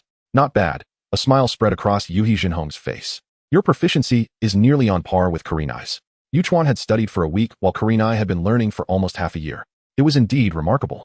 Kurenai huffed at the remark, feeling slightly displeased yet unable to find a valid counterargument. Noticing this, Yuhi Jinhong found his daughter endearing. He reached out to pat her head, but Kurenai skillfully leaped back, evading him flawlessly. Your chakra has barely met the requirements. You can begin attempting to learn Jinjutsu, Yuhi Jinhong said, feeling a bit awkward as he cleared his throat. Speak of the devil, and he shall appear, just as I was about to grow stronger. Yuchuan instantly perked up. Although Jinjutsu could be rather awkward in later stages, it remained quite useful against ordinary ninjas. Kurenai too became serious. This was a matter of victory and defeat for her and Yuchuan in the future. She could not afford to lose. Jinjutsu, Taijutsu, and Ninjutsu were the three fundamental skills for ninjas, yet few specialized in Jinjutsu. Yuhi Jinhong slightly raised his chin, speaking with a hint of pride. Because entering Jinjutsu is the most challenging, it requires sufficient talent. He aimed to make a good impression in front of his daughter. Furthermore, he truly was not lying. No one in Konoha understood Jinjutsu better than he did, barring the Uchiha clan. Is Uncle Jinhong a ninja specializing in Jinjutsu? Yuchuan guessed his thoughts and asked knowingly. Indeed, I am, Yuhi Jinhong replied with a broad smile. Teach me quickly, Kurenai urged. She was eager to learn Jinjutsu and defeat Yuchuan, ultimately becoming the leader. Yuhi Jinhong and Appos' expression froze. Was this still his dear little girl? Chapter 12. I bring talent to illusions. Illusions, in simple terms, are techniques that utilize chakra to disrupt an enemy's five senses, thereby ensnaring them in a hallucination. With a grave tone, Yuhi Akane commenced her explanation. The five senses refer to sight, hearing, smell, taste, and touch. Within the realm of illusions, visual perception predominates. The most classic of visual illusions is undoubtedly the Sharingan. There exists a saying in the ninja world: when confronting a member of the Uchiha clan, one must never gaze into their Sharingan. For a mere glance may lead to an explosive fate, or rather, to being ensnared in an illusion. In the event of a battle between two illusion practitioners, the outcome hinges on the power of in release or mental strength. Yuhi Akane turned her gaze towards Hachikawa and remarked, your innate mental prowess is inherently superior, making you well suited for learning illusions. What about mine? Yuhi Akane could not help but inquire. Yours is stronger than that of your peers, Yuhi Akane responded, pausing before withholding the latter part of her thought. If Yuhi Akane's talent in illusions was rated at 6,000, Hachikawa's would undoubtedly exceed 10,000. However, this did not imply that her talent was lacking. In truth, prior to encountering Hachikawa, Yuhi Akane had been the most formidable illusion talent she had ever witnessed, excluding the Uchiha clan, of course, who held no regard for illusionary talent, as any who could awaken their eyes could wield illusions. Now, having discussed so much, let us proceed to practice. Yuhi Akane clapped her hands and declared, we shall start with the most fundamental illusion technique, the Mist Servant technique. The Mist Servant technique has a learning difficulty rated at D, conjuring a terrifying black shadow to intimidate the enemy. This black shadow moves slowly and possesses no lethal power. Its greatest advantage lies in its ability to split upon being attacked, resembling a unique version of the shadow clone technique. Pay close attention and learn well. Yuhi Akane slowed down her hand seals. Soon, a humanoid black shadow emerged from behind the sofa, exuding a chilling aura. Prepared as they were, neither Hachikawa nor Yuhi Akane was frightened. This illusion is only effective for ambushes. Now it and Appos. Your turn. Yuhi Akane dispelled the illusion, her expression filled with anticipation. When she had learned this technique, it took her an entire day, but given Hachikawa and Yuhi Akane's superior talents, they might grasp it in half that time. Yuhi Akane blinked in surprise as a humanoid black shadow suddenly appeared before Hachikawa. Instantly, she felt as though she had fallen victim to an illusion. The speed surpassed her expectations. Damn it! Yuhi Akane gazed at the empty space before her, a look of unwillingness etched upon her face. Her talent indeed paled in comparison to Hachikawa's. However, she quickly suppressed her feelings of defeat, attempting several times until she finally succeeded in casting the Mist Servant technique. The summoned black shadow lacked a humanoid form, resembling some bizarre creature. Red, your talent truly surpasses mine, Yuhi Akane said with a look of relief. Yet, Yuhi Akane felt no joy. Comparisons only breed discontent. In comparison to Hachikawa, she still fell short. Uncle Akane, can you teach me a second illusion? Hachikawa asked, glancing at the newly manifested entry. Though you have learned the mist servant technique, you have yet to master it. Yuhi Akane replied solemnly. After practicing for 2 days, I will teach you a new illusion, but remember not to rush. Uncle Akane, look. Hachikawa clapped his hands, and in an instant, a humanoid black shadow appeared. How is this possible? Yuhi Akane's eyes widened in disbelief. Yuhi Akane was rendered speechless. In such a brief time, not only had he learned the technique, but had he fully mastered it? The proficiency of a technique is determined by its casting speed and power. Hachikawa's second casting was significantly faster than the first, nearly reaching the maximum casting speed of the Mist Servant technique. As for the reason, he had activated a cheat. E-Class Ninjutsu Entry, Mist Servant Technique. Trigger condition, successfully cast this ninjutsu. Effect, this ninjutsu automatically reaches proficiency level. Note, contains a synthesis pathway. 3 E-Class illusion entries can be synthesized into a D-Class entry for lower ninjutsu. Upon acquiring the entry, a wealth of experience flooded Hachikawa's mind, as if he had trained countless times. Your talent is even stronger than I had anticipated. Yuhi Akane exclaimed, regaining her composure. The ninja world had not seen a genuine master of illusions in a long time, as all renown had been usurped by the Uchiha clan and Appo's Sharingan. Now, Hachikawa had given her hope, perhaps that day would come. As his mentor, the Yuhi family could gain prestige, possibly even becoming the renowned Yuhi clan. Hachikawa remained silent, contemplating Yuhi Akane's expression. What should he say? I shall bring my talent to the Yuhi family. I will now teach you the second illusion. Yuhi Akane inhaled deeply and announced, the illusory technique, Narukami. Hachikawa's eyes brightened. This illusion held significant notoriety in the original work, having been utilized by both Orochimaru and Hatake Kakashi. Although its learning difficulty remained at D, its power far exceeded that of the Mist Servant technique. It forces the enemy to confront their deepest fears, achieving a devastating psychological effect. After Hachikawa demonstrated it once, he successfully acquired the new entry. E-Class Ninjutsu Entry, Illusory Technique, Narukami. Trigger condition, successfully cast this ninjutsu. Effect, this ninjutsu automatically reaches proficiency level. Note, contains a synthesis pathway. 3 E-Class illusion entries can be synthesized into a D-Class entry for lower ninjutsu.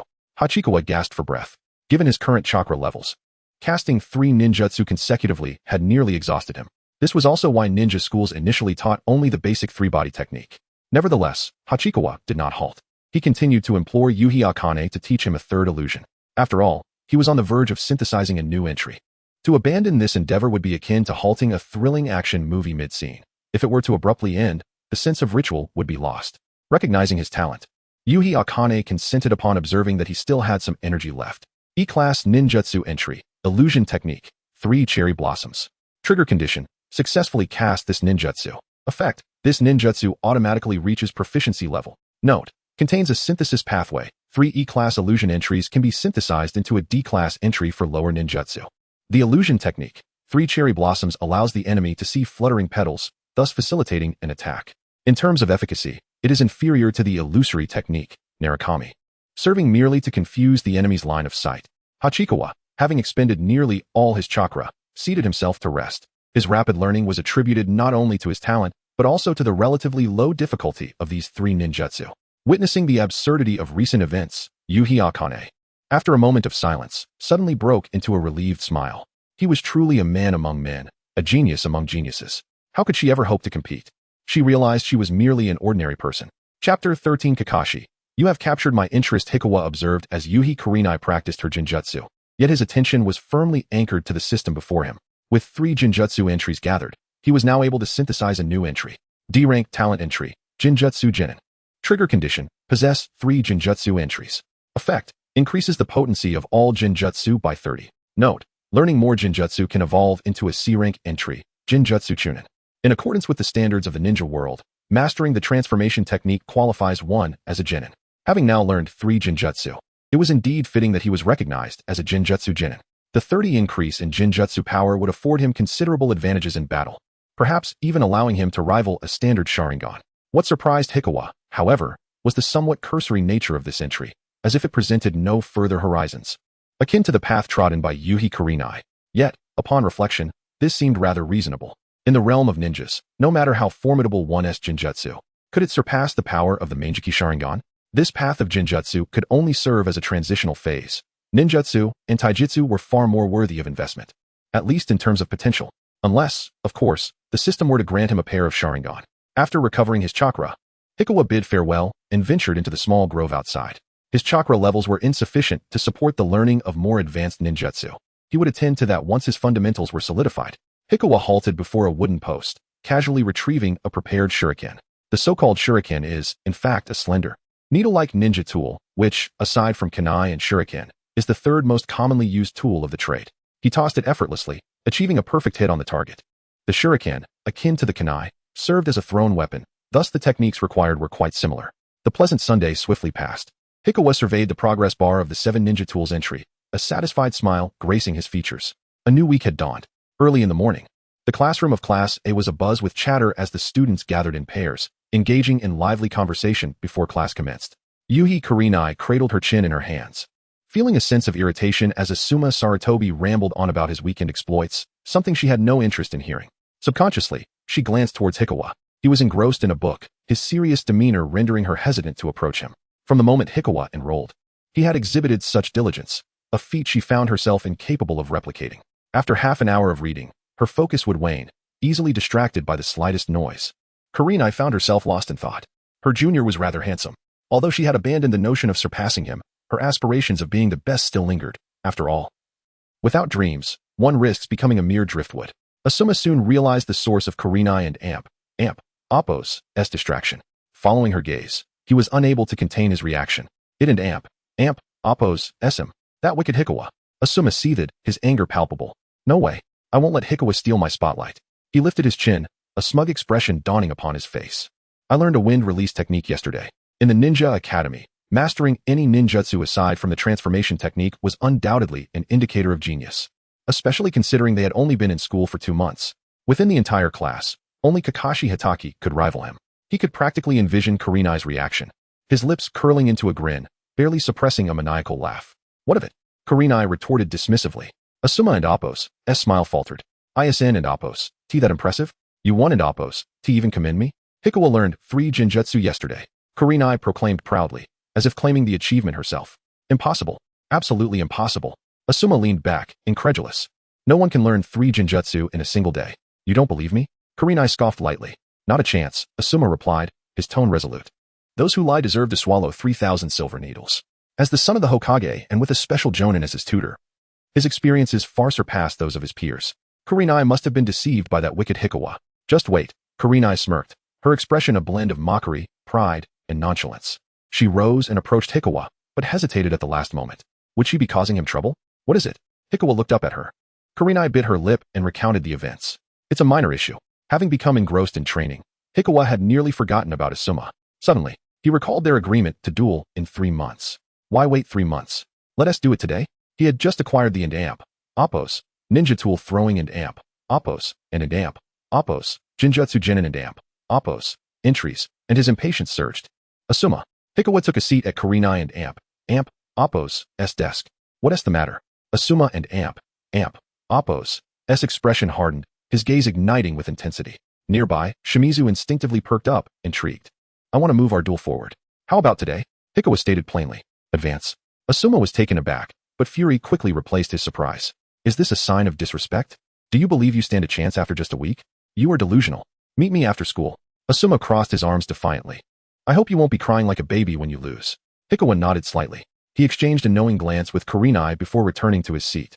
The duel with Asuma was merely a side note. His primary goal was to excel in the theoretical exam to obtain more entries. Fortunately, with his dual life experiences, the knowledge of an adult afforded him an advantage in learning, making it less daunting. Damn it.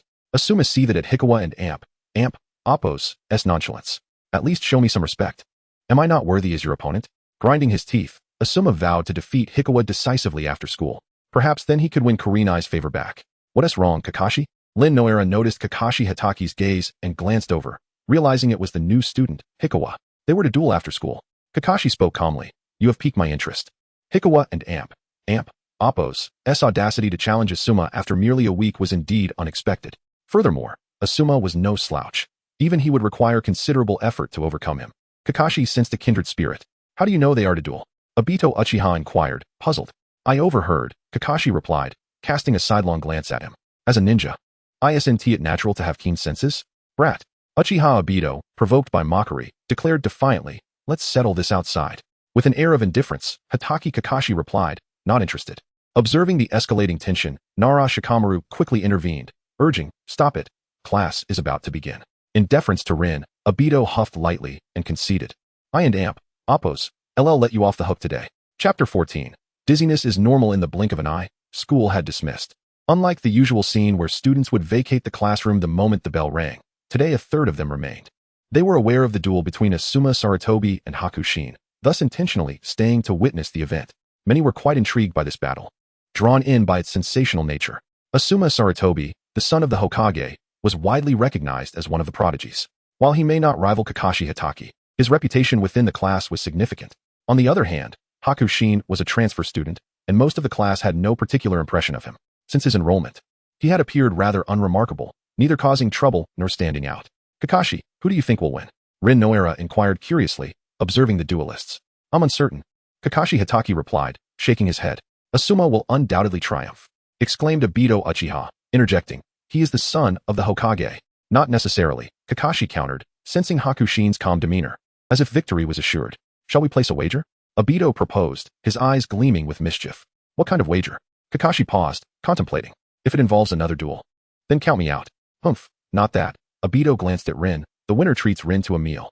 Why must it be me who is treated? Rin blinked in surprise. Obito stammered, his face flushing under her gaze, momentarily at a loss for words. I accept your wager, Kakashi said nonchalantly. Excellent. Obito could hardly contain his excitement. Was his long-desired moment with Rin finally approaching? Honestly, you two are hopeless, Rin chuckled wryly, accustomed to the playful rivalry of her two friends. Despite their usual outcomes favoring Obito's defeat, she felt Asuma had the upper hand this time. As a ninja from a commoner background, she understood the advantages of clan lineage. Asuma Saratobi furrowed his brow slightly. He detested being referred to as the Hokage's son. No matter how great that man was, it bore no relevance to him. Remember this, you are defeated by Asuma Saratobi, he declared boldly at Hakushin. Hakushin's lips twitched, a familiar embarrassment creeping in. What an adolescent proclamation. Yet, it was just fitting for children aged 5 or 6. The onlooking students grew animated, their eyes glued to the spectacle. Let us go. Asuma raised his hands, reveling in the spotlight. Hakushin remained expressionless, forming the necessary hand seals, a requisite step in ninja sparring. Asuma mirrored his actions. Once the seals were completed, he remained rooted and swiftly launched 2 shurikens. They flew towards Hakushin with precision, aiming for vital points. Notably, as this was a practice duel, they utilized wooden ninja tools. The sound of slicing air filled the arena. In response, Hakushin countered with 2 shurikens of his own, colliding with Asuma's projectiles. Asuma's shurikens fell to the ground, yet the remaining 2 continued on their trajectory. Impossible. Asuma exclaimed in disbelief. He vividly recalled Hakushin's struggle to even hit the target during the throwing practice just a week prior. How could he now deflect his shurikens? This indicated that Hakushin and Oppos' skill and strength had surpassed his own. What a rapid advancement. Though shocked, Asuma and Oppos' hands moved swiftly, forming seals. Body replacement technique, he shouted, enveloped in smoke as he shifted to the left. The shurikens vanished into the mist, followed by the sound of clattering. A wooden stump remained in place, having intercepted the shurikens. The essence of the body replacement technique is a form of misdirection. If mastered sufficiently, it can appear akin to space-time techniques. Your shurikens are commendable, but this is where your journey ends, Hakushin, Asuma said, glancing at Kurenai Yuhi on the sidelines, his voice low. His plan was to secure a swift victory. Time had already been wasted. If the battle prolonged, winning would hold little glory. It would be embarrassing to claim victory against someone who had merely enrolled a week prior. Body flicker technique. Asuma called out, chakra swirling around his feet as his speed surged. He leaned forward, charging at Hakushin, a kunai gripped tightly in his right hand. The distance between them quickly diminished. Move, Hakushin, Kurenai urged, concern etched on her face as she watched Hakushin remain stationary. He must be stunned into silence. Obito shook his head, declaring, he hasn't learned the body flicker technique. The outcome is clear. At that moment, Hakushin swiftly formed hand seals. However, when the seals were completed, nothing happened, as if the technique had failed. Just as Obito was about to speak, a look of confusion crossed his face. For Asuma had halted in his tracks. Is it an illusion? Kakashi observed with keen interest. Indeed, the outcome seemed predetermined. An illusion? Obito gaped in astonishment. The other students exchanged puzzled glances, unsure of what had transpired. Shifting to Asuma's perspective, he saw Hakushin forming seals and readied his defenses. Yet, when nothing occurred, he began to chuckle. The failure to execute a technique is a common plight for beginners, and it was evident that Hakushin and Oppos' proficiency was lacking. You and Amp, Oppos, V lost. Asuma proclaimed triumphantly as he approached Hakushin, thrusting his kunai forward. But in the next instant, he found himself striking nothing but air. What just happened? Asuma instinctively turned, catching sight of Hakushin behind him. How had he evaded the attack? His brow furrowed in confusion. You could never escape this technique. Asuma decided to retract his kunai, bringing his hands together. Wind release, gale palm. Chakra transformed into a furious wind, surging toward Hakushin at breakneck speed. Impossible. Asuma's pupils dilated. Hakushin had once again evaded his strike. Wind techniques are renowned for their speed and sharpness. Even seasoned ninjas would struggle to react in time. I refuse to believe it. Asuma quickly formed seals once more. The gale palm re-emerged, yet it proved futile. Asuma clenched his teeth, a wave of dizziness washing over him. The continuous use of wind techniques had rapidly depleted his chakra. He gazed at Hakushin, who stood still in the distance, confusion clouding his mind. As if he had fallen under an illusion. An illusion? Suddenly, realization dawned upon Asuma. Yet, he had no knowledge of how to dispel it. No one taught me. His family instructors had not anticipated he would encounter an illusionist in the first grade. In that moment, Asuma found himself frozen in place. Hakushin slowly approached, employing the technique magic, Naruto's vision, which reveals one's deepest fears. At that moment, Asuma's greatest fear was the prospect of losing to Hakushin. As the illusion lifted, Asuma opened his eyes to find a kunai poised at his neck. Are you alright? Huchuan inquired, retracting her kunai. Sarutobi Asuma immediately felt a surge of frustration, his chest heaving as if he were on the brink of fainting. Taking a deep breath, he reassured himself that dizziness was a common occurrence. With an expression of calm, Huchuan remarked, You have overexerted yourself with ninjutsu. You. Sarutobi Asuma raised his trembling hand to point at her. Despite the concern evident in her words, he could not shake the feeling of his blood boiling within him. Chapter 15. Hakawawa is a good child. The sudden conclusion of the battle left everyone in shock and confusion. Hakawawa's illusion only targeted Sarutobi Asuma. From their perspective, the fight appeared utterly inexplicable. Sarutobi Asuma halted, standing motionless. Hakawawa approached him, kunai in hand, effortlessly claiming victory. They had envisioned two possible outcomes. Either Sarutobi Asuma would achieve a decisive victory, or Hakawawa would reveal hidden depths, resulting in an intense stalemate. However, none anticipated such a result.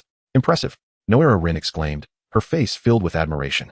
Among all ninjutsu, aside from bloodline limits, medical ninjutsu and illusions are the most challenging to master. Hakawawa's ability to learn illusions undoubtedly marked him as a genius among geniuses. Kakashi Hatake nodded slightly, genuinely intrigued. Previously, after defeating Sarutobi Asuma, he had found no worthy opponents and was prepared for early graduation. Now, he had a new target, to defeat Hakawawa before graduating. Illusions are trivial, Uchiha Obito retorted, unable to contain his disbelief at Noera Rin's expression. No illusion can stand against the Sharingan. Wait until you awaken your eyes. Kakashi casually remarked. I am certain you will awaken them. Obito's face flushed with frustration. The Sharingan differs from the Byakugan. Awakening it requires innate talent, and he had yet to display any signs of achieving it. I believe in you, Obito, Noera Rin quickly interjected, attempting to ease the tension. Your talent is no less than theirs. Hee. Obito's demeanor shifted dramatically, revealing a foolish grin. Let us go, Kakashi said, retracting his gaze. I will treat you to a meal, Rin. Obito was momentarily dumbfounded, having forgotten about their bet. Ouch, he thought, feeling a pang in his heart. This defeat was utterly comprehensive. Obito, Noera Rin turned back, speaking gently, let's go together. I have no objections, Kakashi replied nonchalantly. Rin. Obito was overwhelmed with emotion. As the battle concluded, the onlooking students began to disperse. Only Yuhi Kurenai approached with excitement. Who says illusion ninjas are ineffective? They're remarkable. Hakawawa. Kurenai's face flushed like an apple. Hakawawa snapped back to reality with a smile. He had just observed a newly triggered entry. E-rank talent entry. Wind transmission. Trigger condition. Defeat young Sarutobi Asuma. Effect. Wind release talent increased by 10. The new entry was unexpected. He hadn't imagined it could be triggered this way. Although a mere 10, it sparked considerable inspiration. If he defeated Kakashi, would he gain lightning release talent? If he defeated a more formidable version of Sarutobi Asuma, would the wind release enhancement be even greater? Asuma, Hakawawa said sincerely, you are quite formidable. If you had persisted a bit longer, I would have lost due to chakra depletion. This was a fabrication. He needed Sarutobi Asuma to continue challenging him to trigger more entries. Thus, the best strategy was to instill hope in him, making him believe that victory was just within reach. Asuma was taken aback. What did this mean? Was he being offered goodwill? But he could never accept it. I will return, Asuma declared, glancing at Kurenai before turning away. Only the wounded world he inhabited remained. Today, my hands tremble. Today, my heart aches. In silence, Sarutobi Asuma returned home. He pushed the door open, changed his shoes, and strode unceremoniously into his room. Asuma called Sarutobi Hizashi. Why didn't you greet me? Sarutobi Asuma ignored him, not even lifting his head. Hizashi's expression stiffened. It was one thing to disregard him on ordinary days, but today there were guests. He wanted to reward him with the 7 wolves. Old man, it's been a while since I've seen you in such a predicament. It's quite rare. A somewhat gleeful voice chimed in. Forgive me for the embarrassment, Tsunade, Hizashi replied awkwardly. As a renowned ninja, he had never felt so humiliated in front of his students. It's nothing. Children are like that, Tsunade countered, then added, but I sense something troubling with Asuma. Reflecting on Asuma's behavior earlier, Hizashi realized something was indeed amiss. He pondered briefly before commanding, Ching, investigate this matter. Tsunade was his student, and seeing her in such a state made him less inclined to conceal anything. How is Minato's injury? He inquired while waiting. He is no longer in serious danger, Tsunade replied confidently. With my assistance, there is no need for concern. While this was true, Hizashi frowned. I did not anticipate Minato sustaining such severe injuries. The Nine-Tails Jinchuriki going berserk can lead to any form of injury. Tsunade shook her head. Fortunately, we utilized the Flying Thunder God technique. Otherwise, the consequences would have been far worse. Hizashi's face revealed a look of dread upon hearing this. Had Uzumaki Kushina arrived in Konoha, the situation would surely have spiraled out of control. Lord Hokage. A knock sounded at the door. An Umbu ninja named Ching entered, presenting a scroll with both hands. Without a doubt, it contained information regarding Sarutobi Asuma's investigation. Curiously, Hizashi opened the scroll. Let me see what is going on. Given Sarutobi Asuma and Appo's status and strength, he should not have been bullied at school. Hizashi could not help but exclaim softly. He actually lost to Hakawawa? This is absurd. Sarutobi Asuma's talent was not among the pinnacle, yet it was decent. Moreover, he had studied for over half a year prior to enrollment. Before entering school, Sarutobi Asuma had already received guidance from a special jonin. And Hakawawa? He had only been studying for a week. The only explanation was that Hakawawa was indeed a rare illusion genius. Furthermore, his temperament was commendable. After defeating Sarutobi Asuma, he did not gloat, but rather offered him comfort. Hizashi felt a stirring in his heart. This was an opportunity, a chance to mend his relationship with Sarutobi Asuma. Old man, have you finished reading? Tsunade inquired, extending her hand. Hizashi passed the scroll to her. A first year learning illusions already? Tsunade scanned the contents, astonished. It seems we have another genius among us. Indeed, Hizashi replied as he stood. I will go see Asuma. Tsunade placed the scroll down. I will check on how my mother-in-law is preparing dinner. She referred to Hizashi and Appo's wife, Sarutobi Pehiko. Hizashi knocked on the door to Sarutobi Asuma and Appo's room. He is not in. Asuma was still in a daze. Do you not wish to defeat Hakawawa? Hizashi paused before continuing. I can teach you how to break illusions. Silence enveloped the air. Moments later, the door creaked open. Sarutobi Asuma wore a stern expression. Speak quickly. Seeing this, Sarutobi Hizashi's lips curled up, revealing a smile. Hachikawa, you are indeed a good child. Chapter 16. Meeting with Tsunade. Why are you even happier than I am? Asked Hakawawa, observing the exuberant Hinata. Because you defeated Asuma using Jinjutsu, Hinata replied, tilting her head as she sought a reason. Perhaps I could do it someday too. Then you still need to put in some effort. Hakawawa reminisced about the plot. I understand now. Hinata huffed lightly, a hint of dissatisfaction in her voice. I'll teach you when I have the time. Hakawawa smiled involuntarily, finding her pouting demeanor quite endearing. That's a promise. Hinata's ruby-like eyes sparkled. You will teach me how to defeat Asuma. Why do you want to defeat him? Hakawawa raised an eyebrow, curiously inquiring, do you dislike him? Dislike is too strong a word. Hinata pouted. He and Appo's always so smug in front of me, acting all high and mighty. It and Appo's normal for children to show off, Hakawawa mused. Considering that perhaps in the original narrative, Asuma had captured Hinata's attention in such a manner. However, now that he was present, circumstances seemed different. All right, I'll teach you, Hakawawa said with a smile. Under normal circumstances, Hinata would undoubtedly struggle against Asuma. Yet, with careful planning and some special training, winning a round or two would not be insurmountable. After all, Asuma was only 6 years old at present. He couldn't and Appo's be that formidable. The only concern was his father, Sarutobi Hizashi, who would surely intervene. The two soon arrived home. Hinata opened the door, slipped off her shoes to reveal her tiny feet, and exclaimed, I'm back. Welcome home, said Hinata's father, appearing before them. Go wash your hands. Dinner is ready. Hakawawa nodded slightly.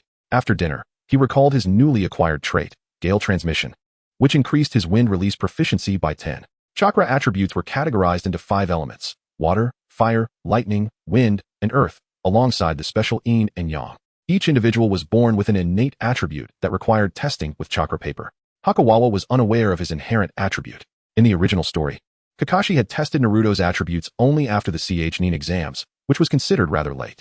It was likely that by becoming a nin, one would begin to contemplate training for chakra nature transformations. For a Genin, merely learning some basic techniques and chakra transformations sufficed. When discussing the pinnacle of chakra transformations, one must mention the Rasengan. The original story provided a method for training it. However, it remained uncertain whether such training was feasible in reality. Uncle Shinju, do you have chakra paper? Hakawawa inquired, raising his head. What is chakra paper? Hinata asked, curiosity piqued. It and amp, Oppos, used to test your chakra attributes. Uncle Shinju pondered for a moment. Though it may be early, knowing Wooden and amp, Oppos, hurt. He got up and went to his room, returning shortly with 2 square pieces of paper, each the size of a palm. Just channel your chakra into it. Uncle Shinju explained. The paper will react according to your chakra attributes. I and amp, Oppos, LL give it a try. Hinata said expectantly as she took the chakra paper. Soon, the paper began to change. The right half ignited while the left half became soaked, exhibiting dampness. How fascinating! Hinata exclaimed, captivated by the interplay of water and fire. Water release and fire release, Uncle Shinju remarked, somewhat surprised. It's rare to see both elements appear simultaneously. Does that mean I can learn water and fire release techniques? Hinata blinked, inquiring. Yes, Uncle Shinju affirmed, then added soberly, but it's unnecessary. Mastering Genjutsu is already sufficient. To proficiently control 2 chakra attributes is already the mark of a Jonin. This underscored the inherent difficulty. Given Hinata's talent, specializing in Genjutsu would enable her to reach Jonin status more swiftly than by learning water and fire release. As their conversation progressed, Hakawawa's chakra attributes were revealed, lightning and fire. Does that mean I can start wielding a sword? Hakawawa pondered. He noticed that wind was not among his innate attributes. Under normal circumstances, he would need to invest time in training. However, with the system in place, a new pathway had emerged. Hakawawa, you two should focus on mastering Genjutsu first, Uncle Shinju reiterated, wishing to prevent Hakawawa from exhausting himself. Okay, Hakawawa nodded in agreement, refraining from arguing. Dad, guess what? Hakawawa defeated Asuma today. Hinata suddenly recalled something, her voice brimming with pride. Genjutsu is far more powerful than wind release. The sheer magnitude of this revelation left Uncle Shinju momentarily speechless.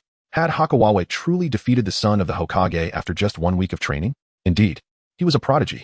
After a brief pause, Uncle Shinju smiled and said, Indeed, Genjutsu will grant you a significant advantage in battle. This statement held true, provided one did not encounter a member of the Uchiha clan. The Sharingan and Oppos' ability to cast Genjutsu without hand signs posed a dire threat to ordinary Genjutsu users. Hakawawa displayed little reaction, but Hinata was invigorated by newfound motivation. After a brief rest, she dashed off to practice Genjutsu. Meanwhile, Hakawawa stepped into a small grove outside the house to train in throwing ninja tools under the light. As a new day dawned, Hakawawa noticed a surge in his popularity among his classmates. Many approached him to chat, particularly the female students. In the ninja world, strength reigned supreme. With Hakawawa and Oppos' good looks and impressive abilities, he naturally garnered admiration. After all, children are often quite innocent. Hinata watched Hakawawa being surrounded by admirers, feeling a peculiar sensation akin to something dear being taken from her. As for Asuma, he merely glanced and chose to ignore the situation. The previous night, Sarutobi Hizashi had taught him methods to counter Genjutsu. However, rather than hastily confronting Hakawawa, he planned to wait until he was more assured. Time in class flew by, and soon Saturday arrived. Hakawawa awoke early, eager not only to train but also to visit the orphanage. He first jogged around the streets before heading toward the orphanage. Just before reaching it, words appeared before his eyes. E-class talent trait, robust physique, acquired. Trigger condition, physical condition reaches the minimum level of a genin. Effect, stamina recovery speed increased by 10 from the original baseline. Note, 2 synthesis pathways available. First pathway, joining E-class trait swift movement and E-class trait 1000 years of pain can synthesize into D-class trait body technique genin. Second pathway, joining D-class trait medical ninja and E-class trait swift movement can synthesize into C-class trait innate strength. Hakawawa couldn't help but halt in his tracks. The acquisition of robust physique was a natural progression, and he was not surprised. The enhanced stamina recovery speed was commendable, allowing for longer training sessions. What exceeded his expectations were the 2 synthesis pathways associated with robust physique. Although the difficulty had increased dramatically, Hakawawa chose the second synthesis pathway without hesitation. This C-class trait innate strength, when viewed alongside the C-class trait innate full soul, likely indicated a wind release talent. Yeah, is it you, Hayakawa? Have you eaten yet? The voice of Yakushi Nanoyu resonated. Director, Hayakawa snapped back to reality and replied, I had a rice ball earlier. Yakushi Nanoyu handed him a glass of milk and said, Finish this, and I will take you to meet Lady Tsunade. All right. Hayakawa swiftly consumed the milk. The two then proceeded outside, quickly arriving at the Konoha hospital. Following Yakushi Nanoyu upstairs, Hayakawa eventually entered an office where he encountered Tsunade. She donned a tea-green long coat, seated gracefully on a sofa. Her long legs crossed in a manner that accentuated their alluring curvature. Her golden hair was tied back into a ponytail, a diamond-shaped seal marking her forehead, while her face was both beautiful and exquisitely delicate. The sleeveless top she wore was snug, subtly revealing her fair skin and forming a striking silhouette. Hayakawa's gaze instinctively wandered into that alluring abyss. It was magnificent, requiring no further elaboration, more breathtaking than depicted in the anime. It was only when his eyes met her bright brown ones that he felt a shiver run down his spine. Oh no, he thought. I forgot to turn off the autofocus. Chapter 17. Medical studies cannot save the shinobi world. Whose beautiful child is this? Tsunade inquired with a gentle smile, her curiosity piqued. Is he yours now? Yao now, unperturbed by the gaze of the child, merely shrugged. He and Appos, S just a child. There and Appos, S no reason for me to be upset. If it were Jiraiya, she would have dealt with it more forcefully. His name is Hakuchu, a child from the orphanage, Yao now explained softly. Hakuchu? Tsunade raised an eyebrow. Questioning, is he the one who defeated Asuma? Yao now instinctively glanced at Hakuchu. Though Asuma Saratobi was the son of the Hokage, the skirmishes among children seldom garnered widespread attention, so she was unaware of this particular event. I was merely fortunate, Hakuchu responded with a modest smile. Asuma Saratobi, Aminos. Upon hearing this, Yao now and Appos' face registered surprise. She now understood why Saratobi Hizashi had intervened to take Hakuchu from Shimura Danzo and Appos' grasp. He was indeed worth it. Yet, a tinge of concern crept into her heart. The more exceptional Hakuchu proved to be, the more relentless Danzo would become in pursuing him. You brought this little one to see me for a reason? Tsunade lightly chuckled, inquiring further.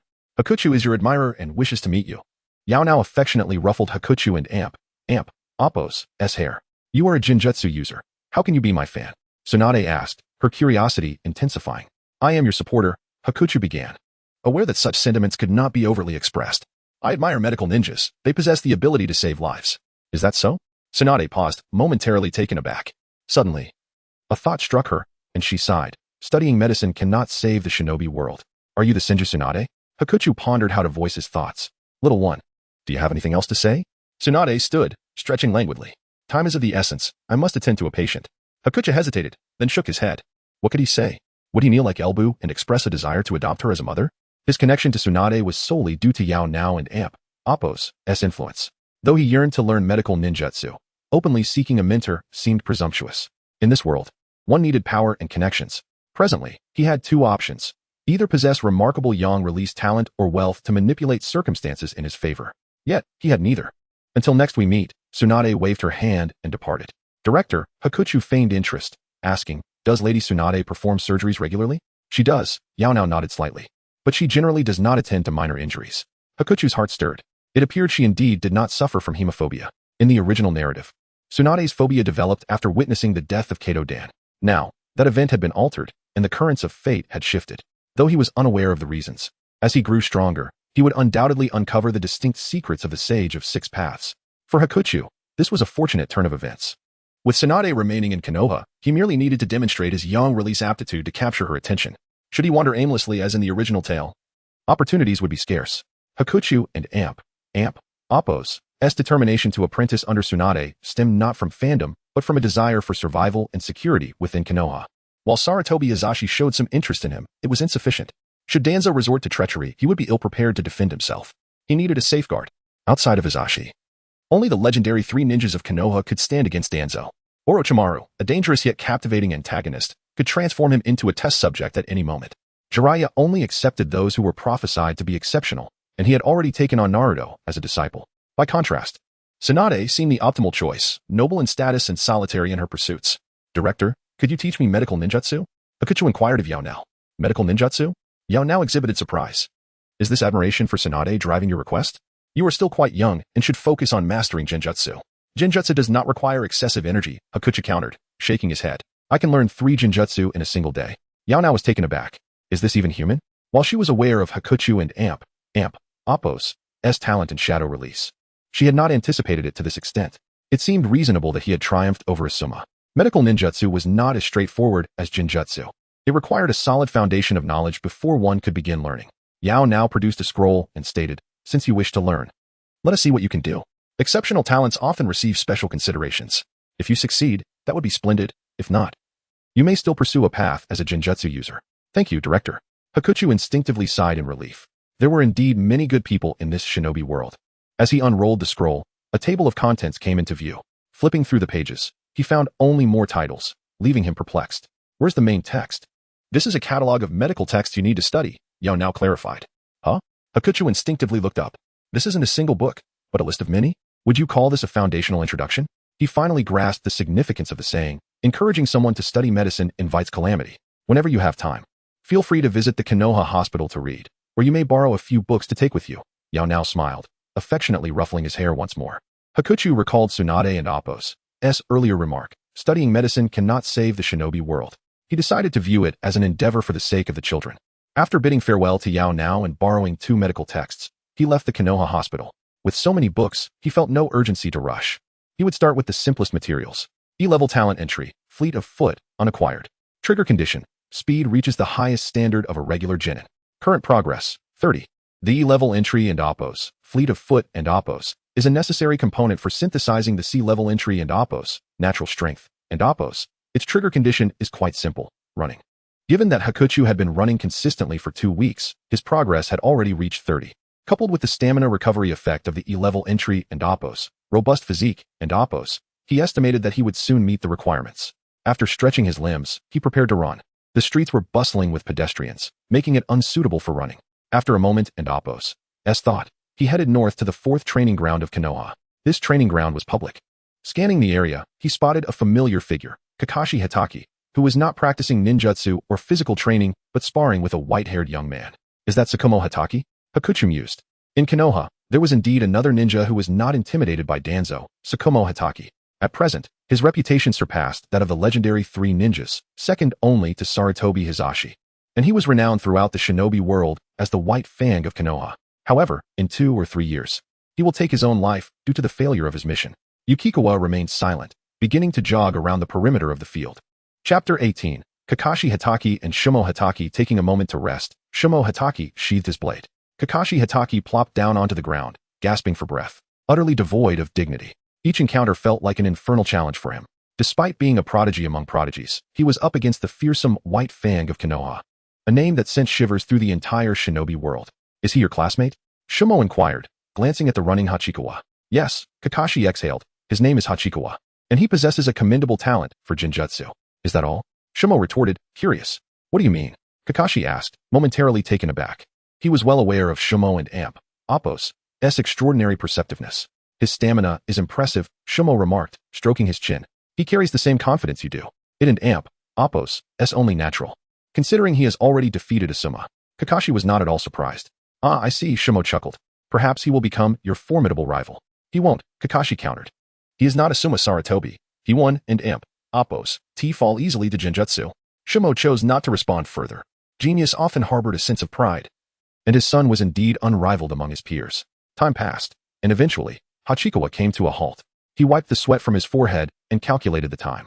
With the robust physique attribute now acquired, he had managed to endure an additional half-hour compared to before. Kakashi and Shumo had departed at some point, and Hachikawa turned back home without lingering. As time slipped away, the week drew to a close. In those 7 days, Hachikawa had engaged in only 2 activities, running at the 4th training ground and practicing weapon throwing in the small grove outside his house. On Sunday morning, Hachikawa rose early and jogged to the 4th training ground. Suppressing his anticipation, he regulated his breathing and commenced his laps. Minutes later, the white-haired father and son duo appeared. Kakashi and Shumo had grown accustomed to Hachikawa, training in harmonious synchrony. Shumo mused softly, noticing Hachikawa suddenly accelerate, increasing his speed by approximately 10%. Is he sprinting? No, wait. Shumo's eye sharpened. Has he broken through? His assessment was based on Hachikawa's breathing. Despite the speed increase, his rhythm remained steady. Kakashi, Shumo said. A hint of astonishment in his voice. It seems I was correct. He will indeed become your strong rival. Hachikawa's speed had now reached that of a standard genin. Yet, the crux of the matter lay in the rapidity of his advancement. Before long, it will be the end of the term. I will defeat Hachikawa and apply for early graduation, Kakashi proclaimed, oblivious to Hachikawa and Appo's transformation. However, Shumo and Appo's repeated assertions ignited Kakashi and Appo's competitive spirit. I look forward to it, Shumo remarked. Intrigued. I will surely be there to witness it. You won and Appo's be disappointed, Kakashi replied, drawing a short blade. He had no doubt of his victory. Thus commenced the formal spar between father and son. An hour later, Hachikawa exhaled deeply. E-class talent attribute, swift as the wind, acquired. Trigger condition. Speed reaches the highest standard of a normal genin. Effect. Increases leg strength by 10 beyond the original capacity. He had just validated the new attribute and Appos, S effect. The term leg strength encompassed not only power, but also a boost in speed, though a mere 10 increase. It represented a significant enhancement to his capabilities. Hachikawa contemplated accessing the system. He currently had 3 attributes in progress. The E-class attribute scholar, requiring him to achieve first place in theoretical class during the final exam. The E-class attribute 7 types of ninja tools, of which he had mastered 4, shuriken, kunai, senbon, and wind shuriken, and the D-class attribute medical ninja, which he had yet to even begin learning. Gazing at the pile of medical texts overwhelmed him. He finally understood why medical ninjas were so scarce. The learning curve was steep.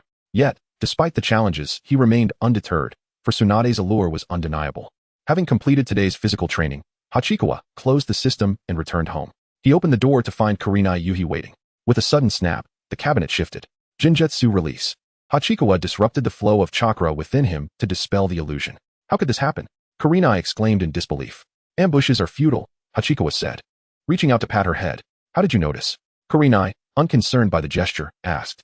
The details in your Jinjutsu world were insufficient, Hachikawa explained casually. Jinjutsu practitioners are akin to game modelers in my previous life. The more intricate the design, the less likely it is to raise suspicion. Of course, this does not apply to the Uchiha clan.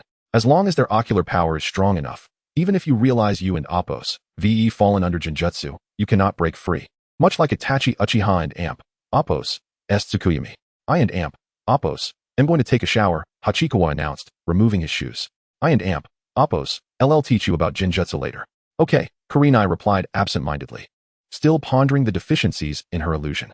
As the warm water enveloped him, Hachikawa sighed contentedly. A post-exercise shower was a delightful experience. Hachikawa, you smell wonderful, Kurenai remarked, catching a whiff as he emerged from the bathroom. Having just left the shower, Hachikawa struggled to maintain his composure. You better be referring to the scent of the shampoo. Not anything else. Get the hairdryer, he said, settling onto the sofa. Why Don and Appos, till you go get it. Kurenai shot back, hands on her hips. At this rate, she was on the verge of becoming a little maid rather than the head of the group. How could Kurenai Yuhi be so subservient? This is the price for me teaching you Jinjutsu, Hachikawa said with a smile. After becoming familiar with Kurenai, such playful banter had become commonplace. Kurenai hesitated, her expression torn, before she begrudgingly handed the hairdryer to Hachikawa. Don and Appos, T think I and Appos, LL dry your hair for you, she declared, stepping back and puffing her chest in a haughty manner. I didn't and Amp, Appos, T have that in mind, Hachikawa chuckled, turning on the hairdryer. How infuriating. Kurenai glared at him with her ruby-like eyes. Hachikawa leisurely dried his hair, then set the dryer aside and produced a lollipop. This is for you. Kurenai and Appos, S gaze instinctively locked onto the lollipop. However, recalling Hachikawa and Appos, S earlier actions, she snorted defiantly. I don't want it. Are you truly certain? Hachikawa unwrapped the lollipop and brought it to his mouth. Hey! Kurenai exclaimed in a panic, rushing to stop him. In the next moment, she tasted sweetness as the lollipop found its way into her mouth. Let and Appos, S go. Hachikawa rose and declared, I shall teach you the art of illusion. As the setting sun cast its glow, Yuhong's lips curled into a subtle smile, her steps light and buoyant as she followed him. Chapter 19. I have a friend on a Monday morning, in a small grove outside. Yuchuan invited Akatsuki to train together. She practiced illusion techniques while he honed his skills in throwing ninja tools. However, he found himself troubled by the decision of which 3 remaining ninja tools to select. There was an abundance of ninja tools, with the most common and simplest being kunai, shuriken, senbon, and wind shuriken. The other tools posed a significant increase in difficulty, such as the katana, short sword, broadsword, staff, and nunchaku. Explosion tags could also be classified as ninja tools, albeit quite expensive, a luxury he could not afford. As Yuchuan pondered, thoughts of how to earn money began to arise. For a child, the avenues for making money were limited. After a moment of contemplation, he suddenly recalled the bookstore, Tuchuan, in Konoha. In the original story, Jiraiya had shown Naruto his savings book. Although not the wealthiest, he was certainly among the affluent, with his earnings undoubtedly stemming from his best-selling work Ica Paradise. Yuchuan had read numerous classics in his past life, and even had a ready pen name, Raikei's Ken. However, he need not write it himself. Ultimately, Yuchuan decided on the remaining 2 ninja tools, an explosion tag, and either a katana or longsword. In the land of the rising sun, swords and blades were inseparable. The choice of a katana was straightforward, owing to the Konoha style of swordsmanship. In Konoha, most sword techniques were inherited within ninja families, making it nearly impossible for outsiders to learn, such as the Hitaki sword technique. Yet, there were exceptions, like the Konoha style. In the original narrative, Mariboshi Koji, Tsukiyakari Kaze, and Yuzuki Yugao had all utilized it. As for the third ninja tool, Yuchuan had already set his sights on a scalpel, which he would learn while studying medical ninjutsu. I'm going for a run now, Akatsuki. Yuchuan suddenly had an idea. He was short on funds. Why not ask Tuchuan for some? As a spy for the hidden cloud village, he would certainly require operational expenses. Requesting some money seemed reasonable, didn't it? Yuchuan first jogged around the street a couple of times before entering the Konoha bookstore. Number 9527. I'm glad you haven't been exposed. Tuchuan greeted Yuchuan, extending his usual well wishes. Yuchuan grimaced slightly. Perhaps such greetings were best left unsaid, reminiscent of an old general on a stage, adorned with flags. Yuchuan, do you have any intelligence for me? Tuchuan and Appo's face lit up with anticipation. Yuchuan hesitated. When it came to intelligence about Konoha, he possessed quite a bit, all derived from the original work. No, Yuchuan replied, extending his hand and stating plainly, I need operating funds. Operating funds? Tuchuan paused for a moment, then realized. You mean money, right? You could have just said that more straightforwardly. At your age, it's true you lack an economic source. Tuchuan stroked his chin and continued. How about I give you 5,000 Ryo each month? 5,000 Ryo was astronomical for a child. The ninja mission levels were divided into 5 ranks, with D-rank missions starting at 5,000 Ryo. However, D-rank missions were typically shared among 4 people, meaning an ordinary genin might only earn a fraction of that. Thank you, Uncle Tuchuan, Yuchuan replied, quite satisfied. After all, it was 5,000 Ryo he had not earned through labor. However, with money comes responsibility. Suddenly, Tuchuan changed his tone, adopting a serious expression. The hidden cloud village has a task for you. Ensure you complete it. Yuchuan responded earnestly, I will. I'll showcase my talents at school and, upon graduation, select a high-ranking Konoha official as my mentor. Tuchuan patted him on the shoulder, speaking with gravity. You are now the only spy from the hidden cloud village with the potential to penetrate Konoha's upper echelons. I understand. Yuchuan nodded emphatically. As long as he could become Tsunade's apprentice, this task would be inherently fulfilled. If you manage to achieve this, you will become the registered disciple of Lord Raikage. Gaining the qualification to learn ninjutsu techniques, Tuchuan said, his expression softening with a smile. I comprehend, Yuchuan replied, recognizing the grand promises being made. However, this was a prospect he was willing to pursue. Uncle Tuchuan, Yuchuan scratched his head, inquiring, I have a friend who wishes to publish a book. Can he do so through you? Of course, Tuchuan mused for a moment, adding, since it's your friend, I can offer him a 2% profit share. 2%? Yuchuan asked curiously, what was the original split? 70-30, Tuchuan explained, pausing for a moment, the bookstore takes 70%, while the author receives 30. How can it only be 30%? Isn't that tantamount to begging? Fortunately for him, or rather his friend, the publishing deal would yield a 50% share. If my friend provides the concept and outline, how would the profits be divided? Yuchuan pondered briefly and proposed a collaborative writing endeavor. While he had read many classics, he only retained vague recollections of their plots and found writing to be excessively time-consuming. This model was a novel idea to him. Tuchuan furrowed his brow, contemplating. Under normal circumstances, such arrangements were prohibited. However, given that Yuchuan was a promising spy from the hidden cloud village, he was deemed worthy of investment. If sales are poor, you'll receive 10%. If they soar, you'll get 40%, Tuchuan concluded after a moment of silence. Yuchuan's eyes brightened at the prospect. 40%? Now that's feasible. I'll bring my friend's concept and outline next time. Before leaving, Yuchuan took a stroll around the bookstore, discovering that the so-called adult literature was not as provocative as he had imagined, merely skirting the edges of suggestiveness. Upon reflection, this was quite reasonable. In the original narrative, Ika Ika Paradise had even been adapted into a film. After departing from the bookstore, Yuchuan did not head straight to school, but instead visited a nearby ninja tool shop. He inquired about the price of explosion tags. Simply put, explosion tags encapsulated fire-release ninjutsu within a talisman, which could then be detonated. They were powerful, yet exorbitantly priced. In the original story, Nara Shikamaru, upon just becoming a chunin, could only afford 2. Yuchuan discovered that explosion tags varied in type. The more expensive ones could reach over 10,000 Ryo, possessing the might of an elite ninja's fire-release technique. He speculated that Shikamaru had purchased this kind. Conversely, the cheapest explosion tags were priced at 300 Ryo each, suitable for fishing. Given that Yuchuan primarily sought to accumulate experience points and was short on funds, he opted to purchase 15 of the cheapest explosion tags. Even so, his newly acquired 5,000 Ryo dwindled to a mere 500. Upon returning home, he attended classes at the ninja school with Akatsuki. As for the explosion tags, he planned to find an open space after school to experiment. Kakashi, during this afternoon's physical training, I will surely defeat you. In the classroom, Uchiha Obito's spirited declaration echoed. You won't even make it into the top 10. Hatake Kakashi retorted with a sidelong glance. This time will be different. Uchiha Obito crossed his arms defiantly, declaring, I, bearing the name of the future Hokage, shall not lose again. The school curriculum was divided into theoretical and practical lessons. Practical lessons encompassed various activities, including ninjutsu instruction, ninja tool throwing, and physical training. Oh, physical training. How dreadful. Akatsuki puffed up her cheeks, visibly displeased. Yuchuan understood her sentiments. Because the physical training of ninjas is far more grueling than the fitness tests for college students. During his last training session, he failed to make it into the top 10, just like Uchiha Obito. Chapter 20. The flourishing Konoha physical training takes place in the afternoon. While the morning class focuses on the history of Konoha, today and Appo's lesson centers on the esteemed third Hokage. Hiroikiro stands at the podium and implores the students to pay close attention, as this significant chapter is crucial for the upcoming final examination and is indeed a mandatory topic.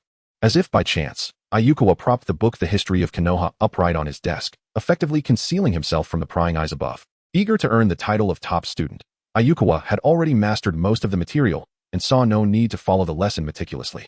Moreover, given his recent commendable performance, Hiroikiro would likely notice the discrepancy, yet choose to turn a blind eye. The third Hokage, hailing from the Sarutobi clan, currently leads Konoha village, which is thriving under his guidance. As Hiroikiro spoke of the Sarutobi clan, his gaze inadvertently drifted towards Asuma Sarutobi. He was not alone. Most students shared the same inclination. Asuma, however, merely scoffed. Though his relationship with Sarutobi Hisashi had softened due to the instruction on dispelling illusions, the opinions of others still irked him. He wished for his identity to be recognized first as Asuma Sarutobi, rather than merely the Hokage's son. The third Hokage, a direct disciple of the second Hokage, Senju Tobirama, adeptly commands all ninjutsu of Konoha. Hiroikiro continued, stating that the external world bestows upon him numerous titles: the strongest Hokage, the master of ninjutsu, the ninja hero. Many students exhibited expressions of admiration and longing. Indeed, they murmured, but forgetful in the beginning, in the middle, and at the end, he remains the strongest Hokage. Ayukawa casually extracted a mathematics workbook and began solving problems. His performance on the theoretical examination hinged on whether he could correctly tackle the math questions. As the morning class concluded, it was time for the midday break. Asuma Sarutobi exhaled deeply. That wretched old man is far too flattering. His incessant praise is utterly nauseating. When he becomes Hokage, he will surely intensify this behavior. Setting aside his textbook, Asuma turned to see Hinata Yuhi rushing towards Ayukawa with a bento box. His expression froze. That insufferable Ayukawa. I cannot tolerate this any longer. I will confront him. Asuma Sarutobi stood and approached them, declaring, I challenge you to a duel. Hinata instinctively glanced at him, her face revealing surprise. To her, Asuma and Appo's previous defeat had rendered him no match for Ayukawa. Should they engage again, the outcome would remain unchanged. I am not the same as before. Asuma insisted, noticing her reaction. Why are you shouting so loudly? Ayukawa pondered before responding, in a couple of days. We have a practical combat class. We can fight during the lesson without wasting any time. Deal. Asuma exclaimed, invigorated by Ayukawa and Appo's agreement, confidently asserting, this time, I will surely win. Over the past fortnight, he had not only mastered the techniques to dispel illusions, but had also trained with illusion ninjas. How could he possibly lose? Can you defeat me in an instant? Absolutely impossible. He envisioned the schoolyard transformed into his arena, with all standing to cheer for him. Good luck. Ayukawa remarked with a smile. Asuma felt momentarily flustered. Ayukawa and Appo's demeanor came across as excessively arrogant. As guilt washed over him, he caught a glimpse of Hinata and Appo's reaction. You and Appo's read too much of a baby. Asuma realized his image in Hinata and Appo's eyes was deteriorating. Was Ayukawa being intentional or merely careless? Clenching his teeth, he returned to his seat. In this situation, no amount of explanation would suffice. The only solution was to defeat Ayukawa. Let an Appo's eat. Ayukawa casually handed Hinata a pair of chopsticks. Do you have confidence? She asked, picking up a piece of fried shrimp.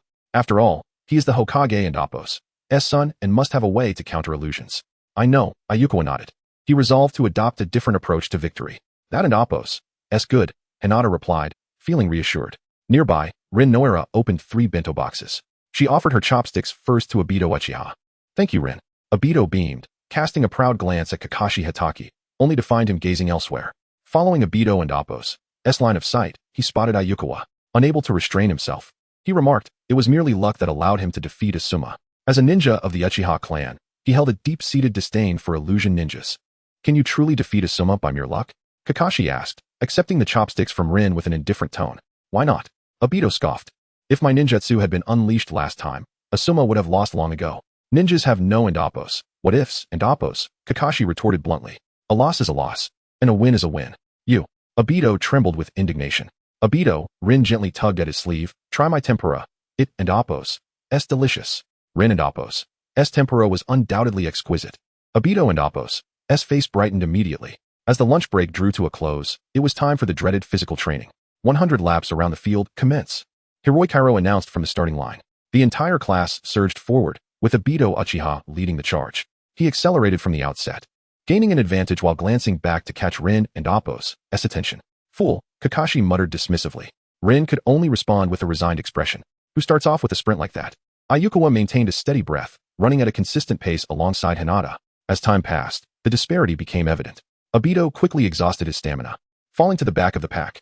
Leading the way were Kakashi and Might Guy, while Ayukawa, Hinata, and Asuma occupied the second tier. After 90 laps, the situation shifted once more. Asuma watched in disbelief as Ayukawa sprinted past him. His desire to retaliate was thwarted by his waning strength. Kakashi glanced back at Ayukawa, furrowing his brow.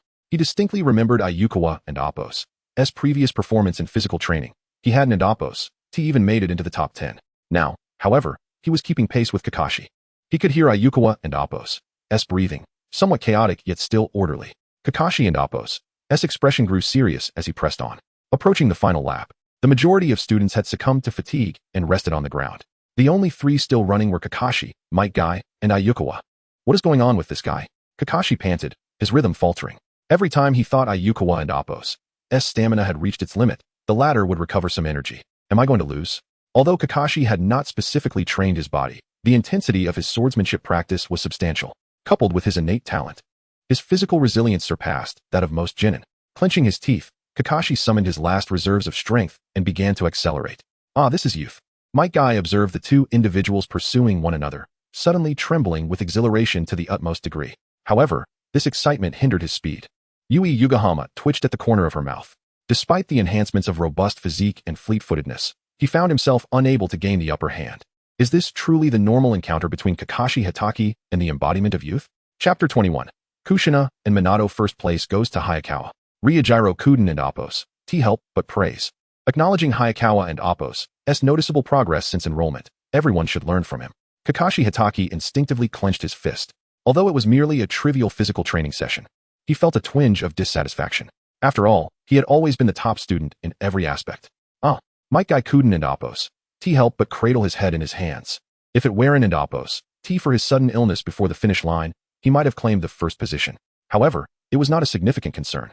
Physical training was trivial. The discovery of a new rival excited him even more. Kakashi lost. Obito Uchiha felt worse than if he had been killed. It infuriated him. Kakashi could only lose to me. Rin Noera gazed at the handsome boy, drenched in sweat, yet still charming, and blinked in curiosity. How could a seemingly ordinary ninja possess such strength? Having defeated Asuma Sarutobi and now outrunning Kakashi and Guy, could it be that their class was on the verge of producing a civilian genius? Rin recalled Minato Namikaze, who had been taken on as a disciple by Jiraiya. It and Appo's merely physical training. Asuma gritted his teeth. The next moment, a petite figure rose from her seat. He suddenly felt the urge to go home. He was exhausted. Hayakawa, you are incredible. Kurenai Yuhi jogged over to Hayakawa and sat down beside him. She took a breath, tucking her damp hair behind her ear, revealing her fair forehead. Hayakawa weakly nodded. He had pushed himself to surpass Kakashi and Guy, and now felt utterly drained. Yet, he was still exhilarated. With 2 entries and a month and Appo's effort, he had seemingly earned the right to catch up to them. The support was indeed powerful. Of course, this only applied to running. He knew he couldn't and Appo's compete with them in combat. Once physical training concluded, the school day ended. Hayakawa instructed Kurenai to head home while he made his way northward. Having trained at the 4th training ground before, he was well acquainted with the surroundings. North of the 4th training ground lay the infamous Forest of Death, a marvel created by the first Hokage, Hashirama Senju. After walking for a while, Hayakawa noticed footsteps behind him. He turned around to see Kakashi Hatake. Training? Hayakawa inquired. Kakashi slightly nodded. He intended to do extra training today since he had lost in physical training. Are you training too? Kakashi countered. Sort of. Hayakawa pondered before responding. A typical ninja would and Appo's engage in explosive tag training, revealing that would only make one seem foolishly affluent. However, he had a panel to manage and needed to progress. Upon reaching the 4th training ground, Hayakawa continued forward. Kakashi observed curiously but did not ask further. After a moment of contemplation, he began to run. Sorry, I was late because of a mission. Tsukumo Hatake arrived half an hour later. Kakashi shook his head, indicating it was fine. Why are you running today? Tsukumo asked. Somewhat surprised. Warming up, Kakashi replied calmly. For some reason, he didn't end Appo's. He wanted to disclose to Tsukumo that he had lost to Hayakawa in physical training. Yet, he had to admit his father and Appo's judgment was astutely accurate. Hayakawa and Appo's rapid progress filled him with a sense of pressure. Nevertheless, he still believed he would ultimately prevail. The forest of death was dense with branches that obscured most of the sunlight, creating an atmosphere akin to night despite it being daytime.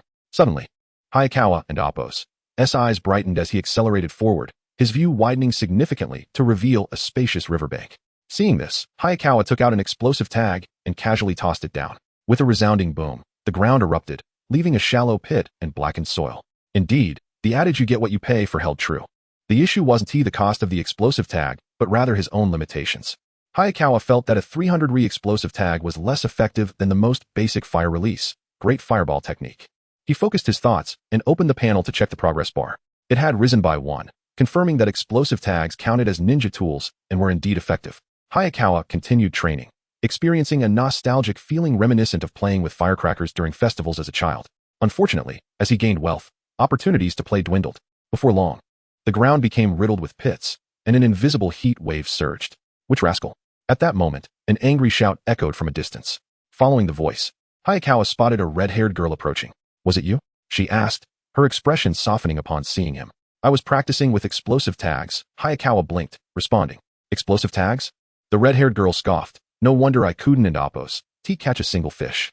Being just a child, she refrained from losing her temper. "Fish," Hayakawa realized, saying, "Wait a moment." He rushed to the riverbank, where nearby fish had fled in panic from his explosive tags. Feeling somewhat guilty, he moved upstream and soon discovered a school of fish. He tossed down another explosive tag, and with an explosion, several fish floated to the surface, unconscious. "Come over." Hayakawa waved to her. "Using explosive tags to catch fish? Impressive." The red-haired girl chuckled, glancing at the scene. The combined value of these fish might not even equal one explosive tag. With a flick of her wrist, she formed a net from chakra and pulled the fish up effortlessly. Hayakawa and Appo's mouth twitched at the display of her formidable chakra control. He quickly surmised who she was, given the significance of red hair in the ninja world. "Little one, what is your name?" the red-haired girl inquired as she tossed the fish into a nearby water bucket. "My name is Hayakawa," he replied. "Kushina Uzumaki." She shook the water bucket, extending an invitation. "With so many fish, we won't be able to finish them alone. Would you like to join me?" "Two people?" Minato? As a fan of the original story, Hayakawa knew he couldn't and Appo's team missed this opportunity. He nodded. "Follow me."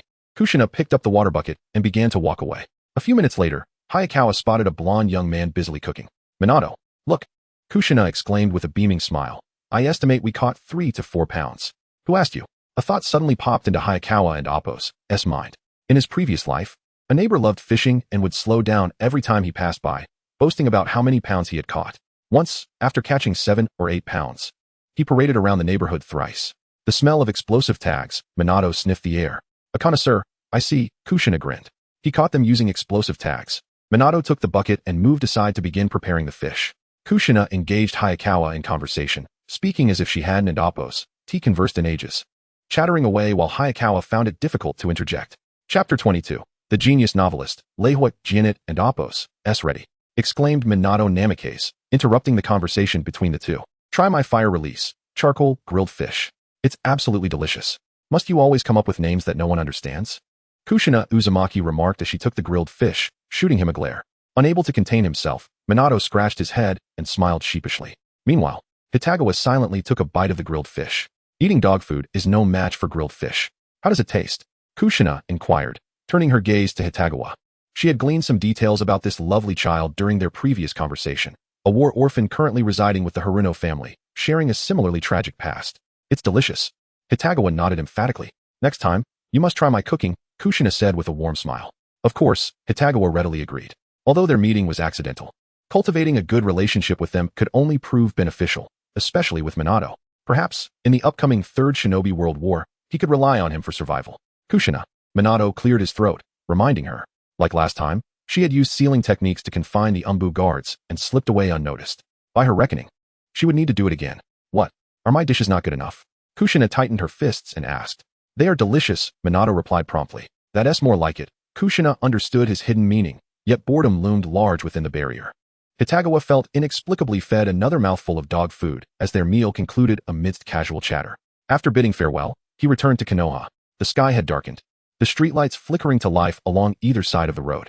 He couldn't shake the feeling that a crow might fly by at any moment, heralding the presence of Itachi Uchiha. Fortunately, the night of the massacre was still far off, and he was not even a member of the Uchiha clan. As he walked, he opened his entry panel.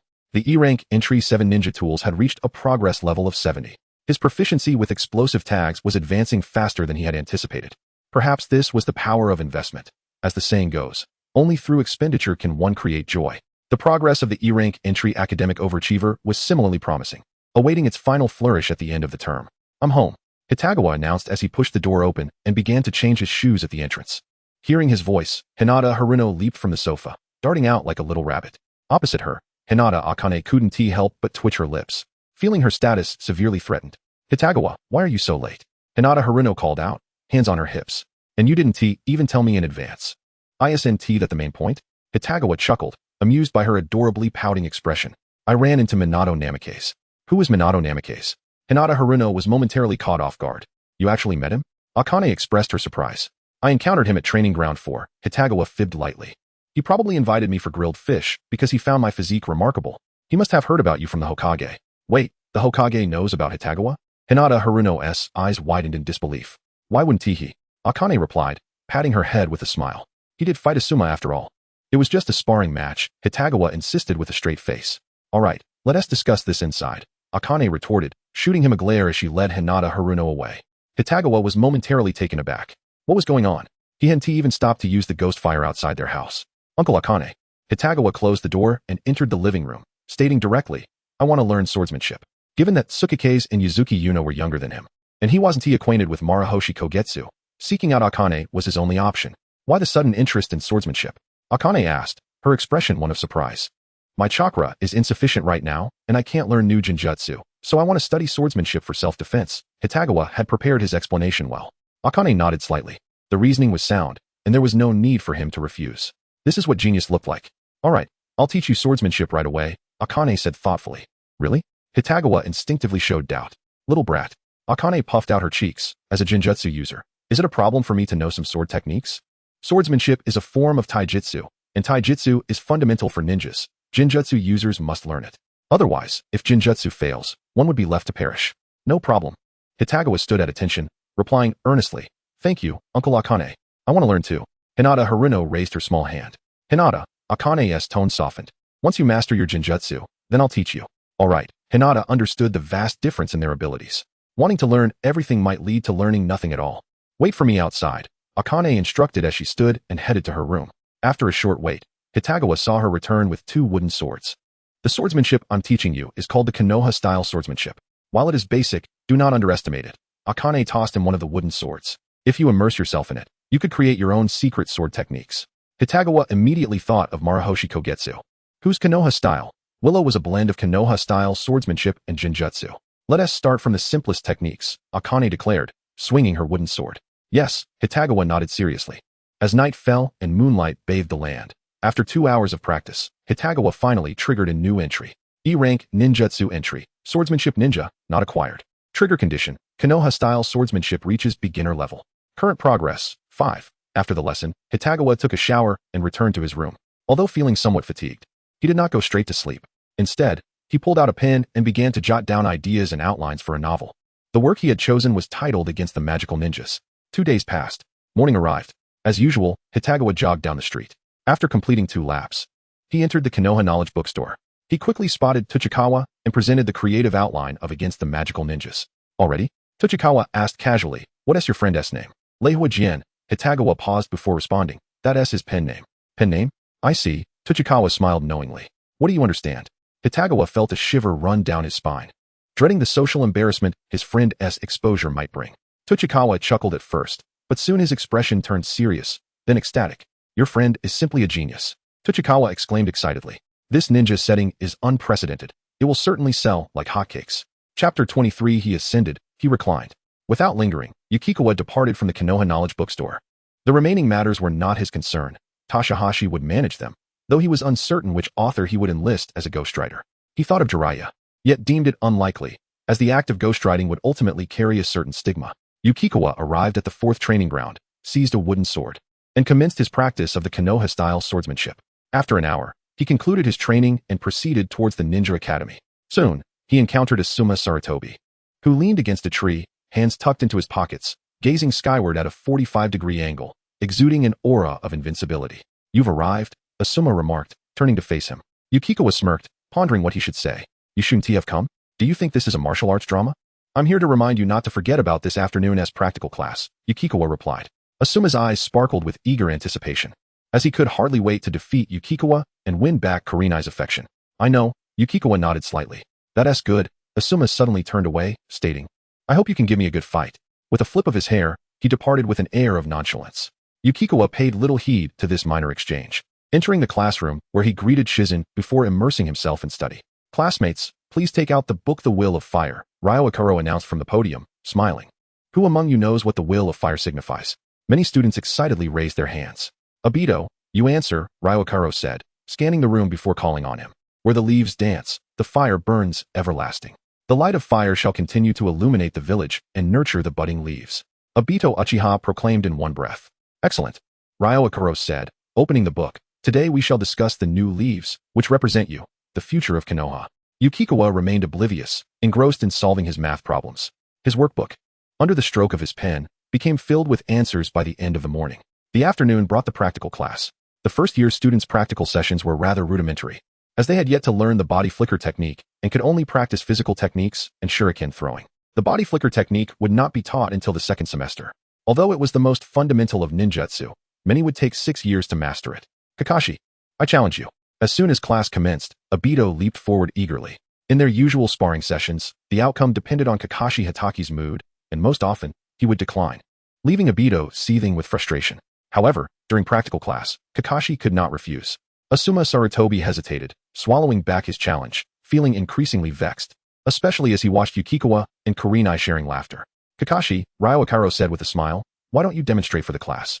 Kakashi, with a calm demeanor, stepped to the center of the training ground. Obito, be careful, Rin Noira said, somewhat helplessly. Don't worry. Obito patted his chest confidently. I'll go easy on him. Rin was left at a loss for words. How could someone so frequently defeated possess such audacity? Obito approached Kakashi, forming hand seals. Once completed, he charged forward. Kakashi stood his ground, delivering a powerful punch. Obito ducked, executing a slide kick aimed at Kakashi's legs. Yet Kakashi was faster. Body flicker technique. He immediately propelled himself, circling behind Obito and delivering a swift kick. With a thud, Obito was sent sprawling to the ground, unable to rise. The victor is Kakashi Hitaki, Ryo announced without surprise. The surroundings erupted in cheers. Kakashi, due to his prowess and charismatic style, was quite popular in class. Although Yukikawa was making strides, he remained second, still a crucial step behind.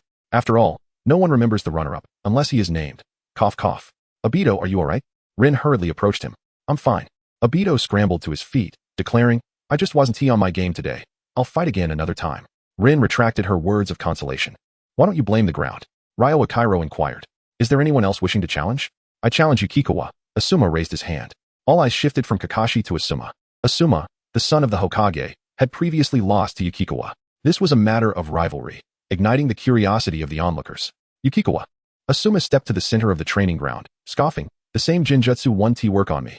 Yukikawa disregarded his words, casually forming hand seals. Once completed, the sparring commenced. Asuma immediately averted his gaze, focusing on the ground. Most Jinjutsu target the visual senses, and the simplest countermeasure was to avoid looking into the opponent's eyes. Utilizing peripheral vision and sound for positioning. Although it would have some impact, it would not be significant, especially since Asuma had undergone intensive training over the past half-month. The sound of wind whistled. It was shuriken. Asuma swiftly pivoted, perfectly evading them. 2 shuriken landed on the ground, and upon seeing them, he could not help but display a look of pride.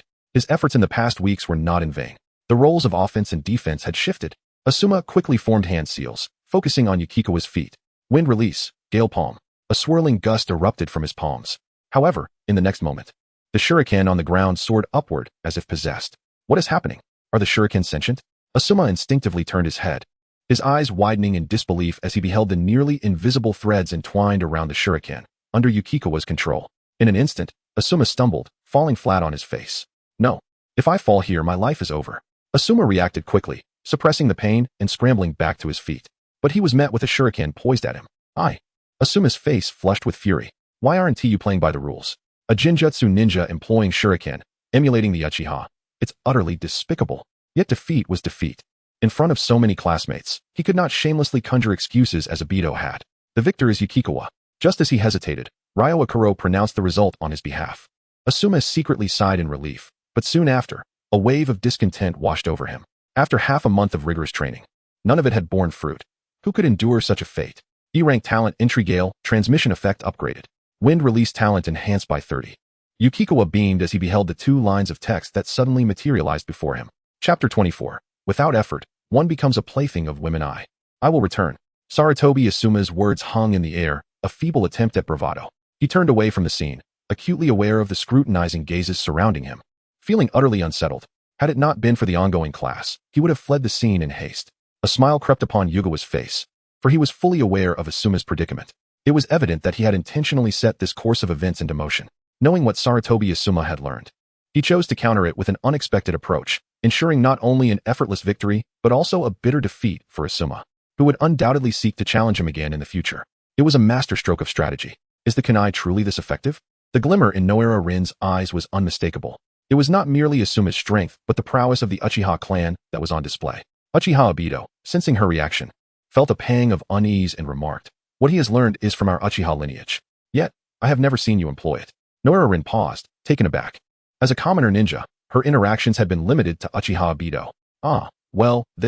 Obito stammered, beads of sweat forming on his brow. Noticing his discomfort, Rin refrained from pressing further, attributing his reticence to his pride. Kakashi Hitaki shook his head slightly. Obito is partially correct. Controlling kunai with threads is indeed one of the Uchiha clan's favored techniques, owing to their Sharingan, which grants them superior dynamic vision. This technique comes easily to them. However, Yugawa lacks the Sharingan, indicating that his proficiency in throwing ninja tools is exceptionally high. Even so, his choice to abstain from Genjutsu was quite unexpected. Poor Asuma. Manipulated at will. Yet, for Kakashi, this was fortuitous, as he had gathered valuable intelligence. When the final exams arrived, he would be wary of Yugawa's kunai throwing skills. Once the practical class concluded, Sarutobi Asuma dashed outside, eager to escape this place filled with disappointment. With a loud bang, Sarutobi Hizashi, seated on the sofa and smoking, jumped in surprise. What happened? Is Shimura Danzo here to cause trouble? Turning, he was met with the forlorn visage of Sarutobi Asuma. Lost again? Hizashi blurted out. Asuma trembled. A fresh wound inflicted upon his pride. I hadn't even spoken, and you assumed I lost. He retorted, seething with frustration. I despise ninjas. Asuma stormed into his room and locked the door, sitting on the edge of his bed, enveloped in melancholy. He craved a smoke, and the image of Hizashi exhaling smoke filled his mind. In the living room, Hizashi awaited the report from the Umbu ninja, Sarayu, regarding the details of Asuma's sparring session with Yugawa. The account was surprisingly brief, so much so that he could scarcely believe it. Although Asuma was not the most extraordinary genius, he possessed ample resources, making him no less than any typical prodigy. Previously, Hizashi would have presumed Yugawa lost the second match, given that Asuma had undergone 2 weeks of rigorous training. However, upon reviewing the sparring details, he felt a sense of relief. Asuma's loss was not unjust. Yugawa had skillfully read Asuma's psyche and secured victory with ease. This aptitude, Hizashi deemed as combat intelligence. Hizashi's thoughts drifted to Minato Namikaze, whose combat intelligence was equally impressive, allowing him to hold his own against stronger foes. This realization was an unexpected boon. Stroking his beard, Hizashi reflected on Yugawa's commendable performance, while also appreciating Asuma's efforts. The diligence he had shown over the past fortnight had not gone unnoticed, reinforcing the adage that hard work can compensate for shortcomings. If Asuma maintained this level of commitment, he might yet rival Yugawa, and perhaps the Sarutobi clan would produce another Hokage. Asuma, Hizashi approached the door and inquired, "Do you know where you fell short?" Moments later, the door swung open. "Where?" Asuma asked, his demeanor stiff. In combat experience, Hizashi replied with a smile. "Merely preparing against Genjutsu is insufficient." "What should I do?" Asuma instinctively questioned. "You wish to learn?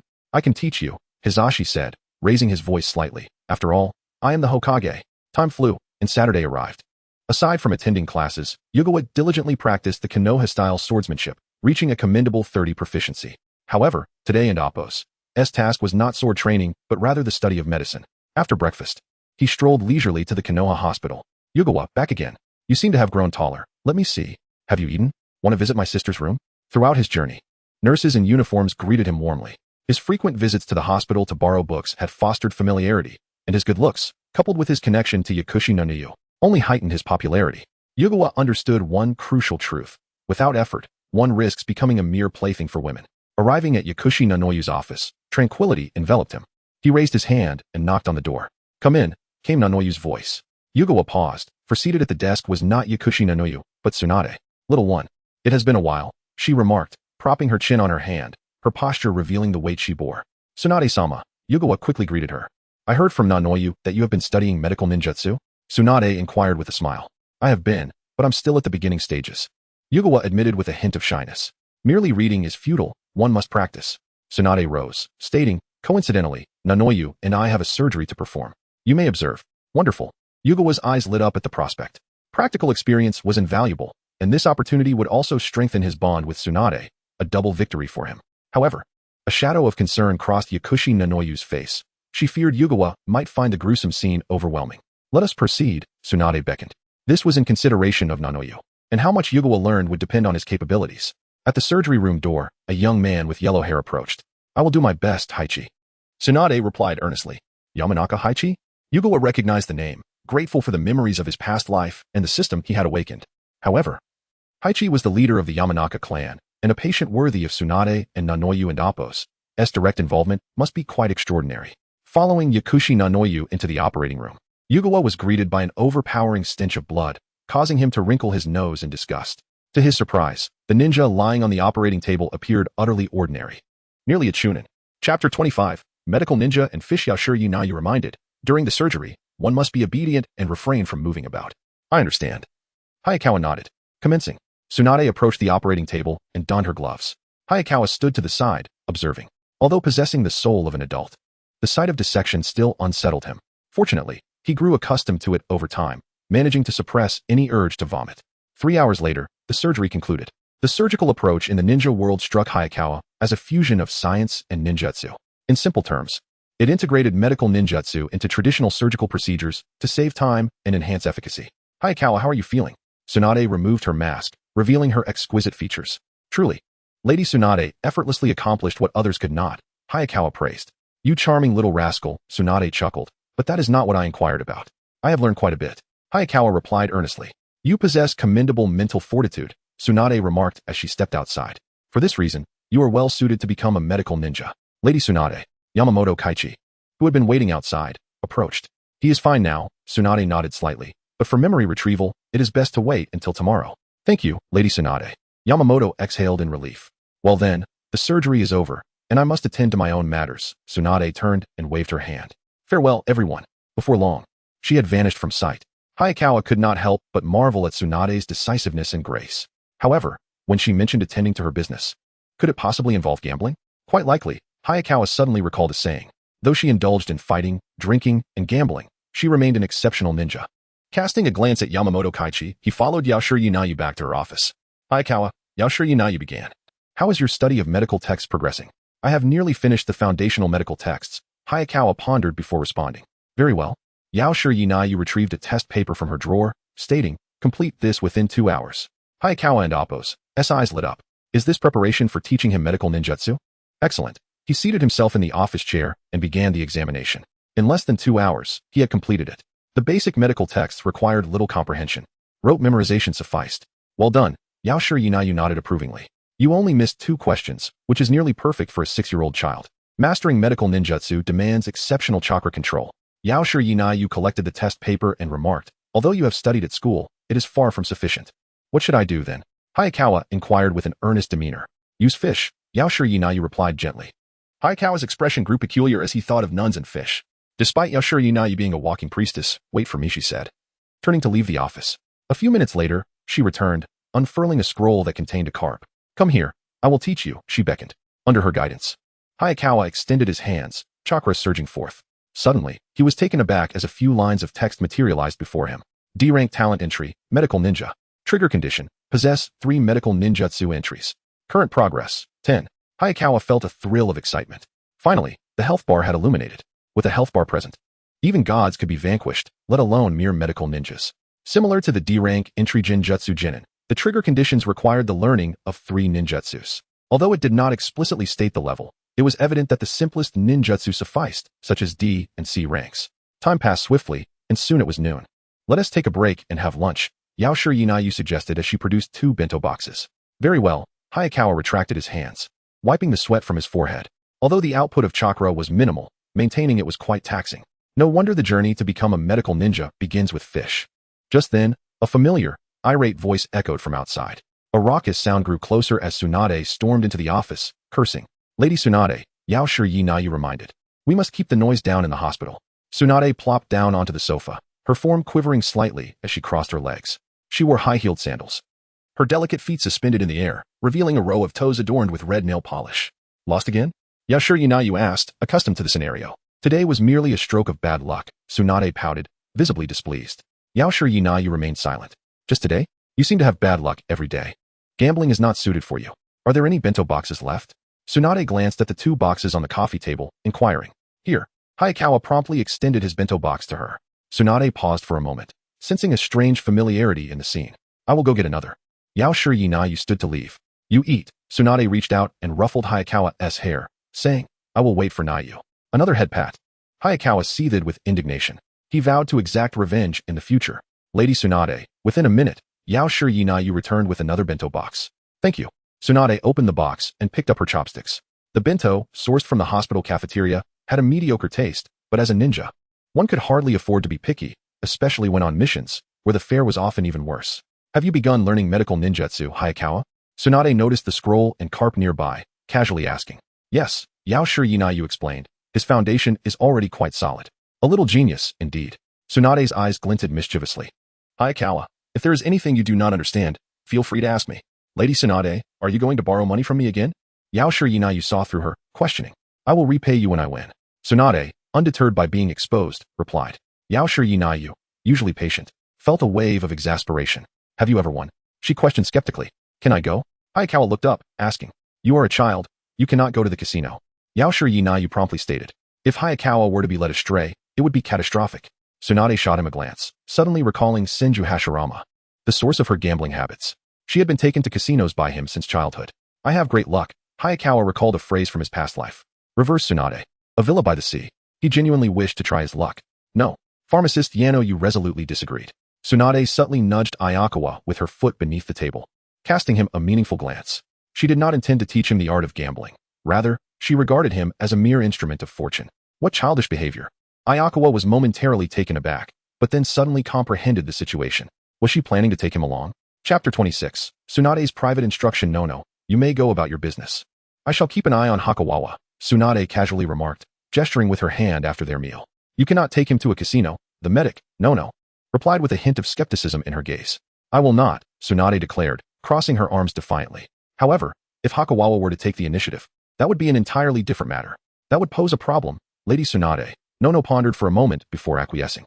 Unlike Tsunade, she did not enjoy such liberties, as many affairs at Konoha Hospital required her direct involvement. Hakawawa, Nono said, holding 3 empty bento boxes. Remember to behave and not to contradict Lady Tsunade. Understood. Hakawawa obediently nodded. Additionally, Nono suddenly recalled, do not leave the village for the time being.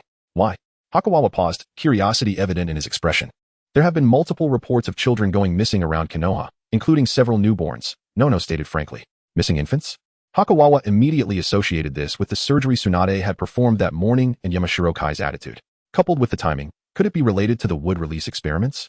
In the original narrative, Konoha had conducted wood release experiments to replicate the invincible techniques of Hashirama Senju, utilizing his cells for human experimentation, which ultimately resulted in numerous casualties and was halted by Hiruzen Sarutobi. However, Danzo Shimura and Orochimaru continued in secret, successfully birthing a wood release ninja named Yamato. Ultimately, just stay within the village, Nono gently advised. There are numerous ninjas in Konoha, and none would dare act out here. Very well, Hakawawa suppressed his desire to retort. Nono turned and exited the office. Lady Tsunade, shall I begin? Hakawawa inquired, extending his hands over the fish. Yes, Tsunade glanced at him and replied. I shall point out any inaccuracies. Taking a deep breath, Hakawawa summoned his chakra, which emanated a warm, gentle glow. Tsunade's fingers lightly tapped her thigh as she contemplated where to borrow money.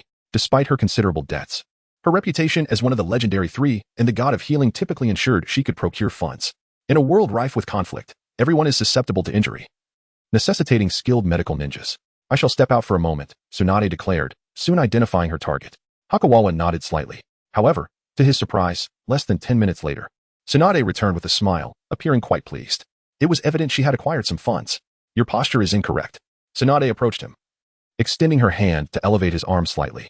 Hakawawa instinctively looked up, only to be obscured by a shadow as imposing as a snow-capped mountain, rendering her face completely invisible. Focus, Tsunade reminded him.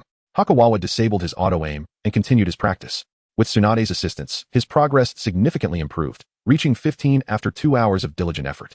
Your private instruction is indeed formidable, he remarked. Are you holding up? Tsunade scrutinized him, inquiring. My chakra is nearly depleted, Hakawawa replied, rolling up the scroll. Shall we head to the casino?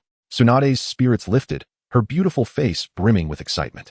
Under her guidance, Hakawawa arrived at the Ninja World-'s casino. In his 2 lifetimes, this was his first venture into such a place. Excluding the online casino he accidentally clicked on while browsing.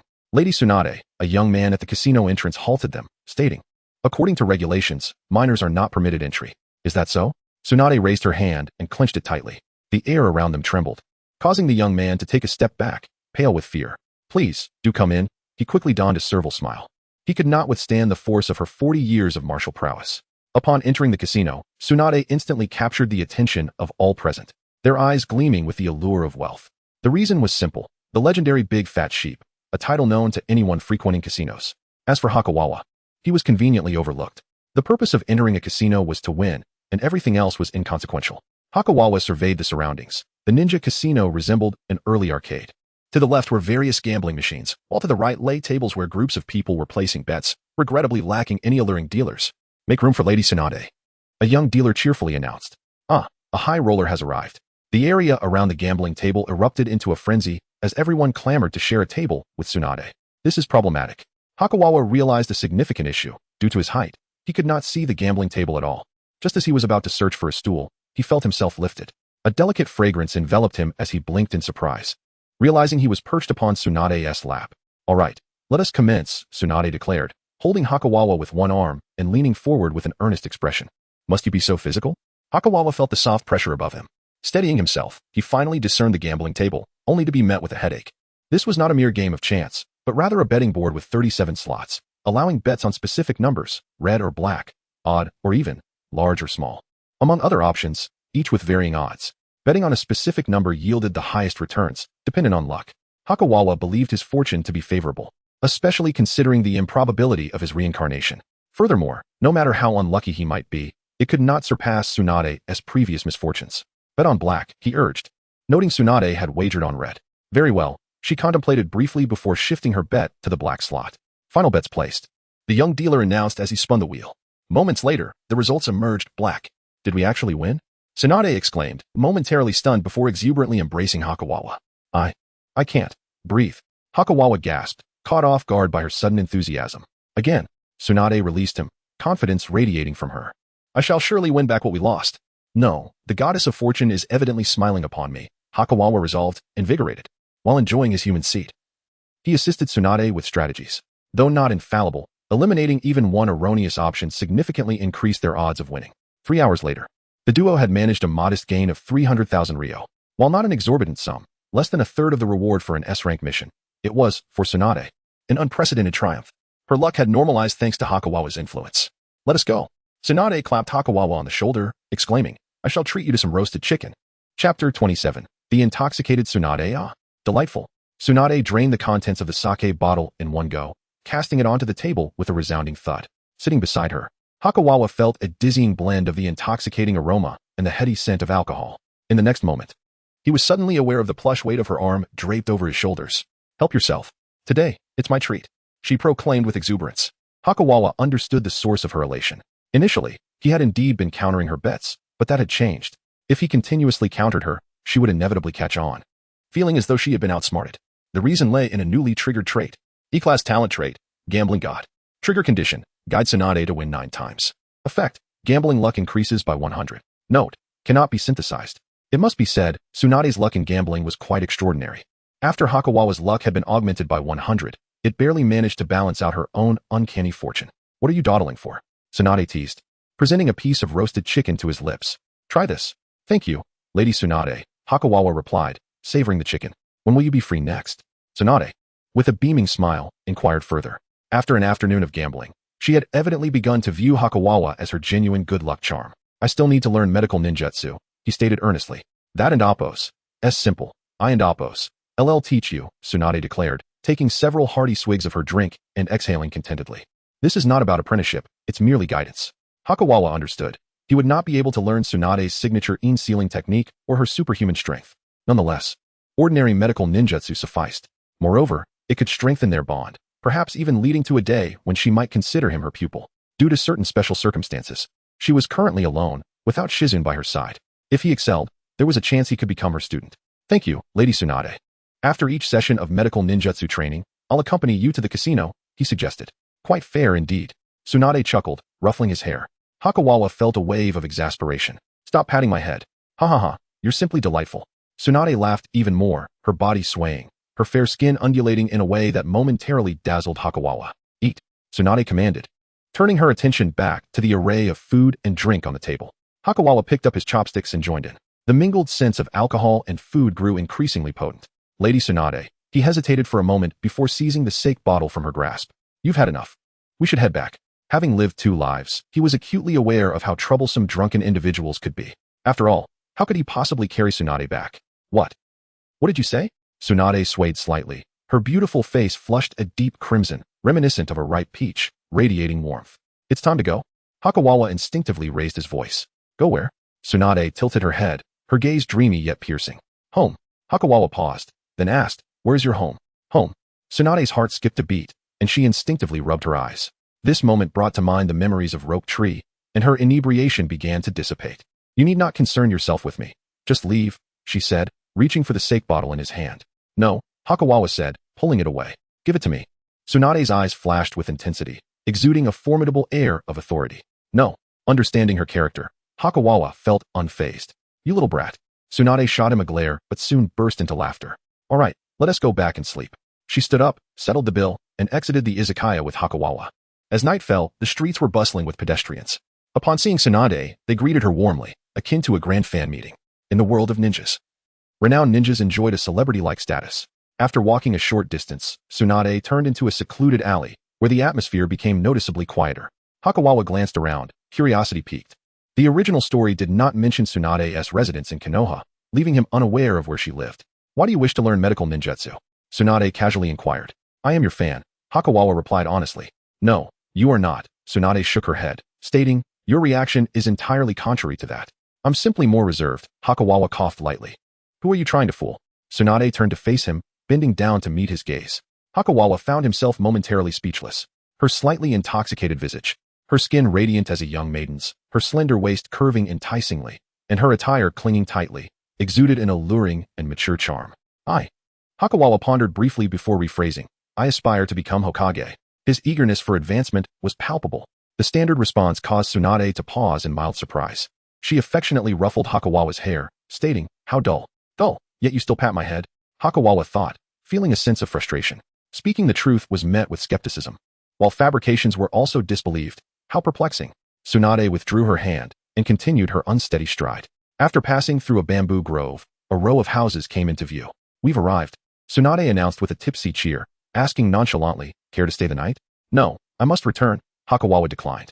He had not informed Hinata and Kurenai of his whereabouts, and staying out would undoubtedly raise their concerns.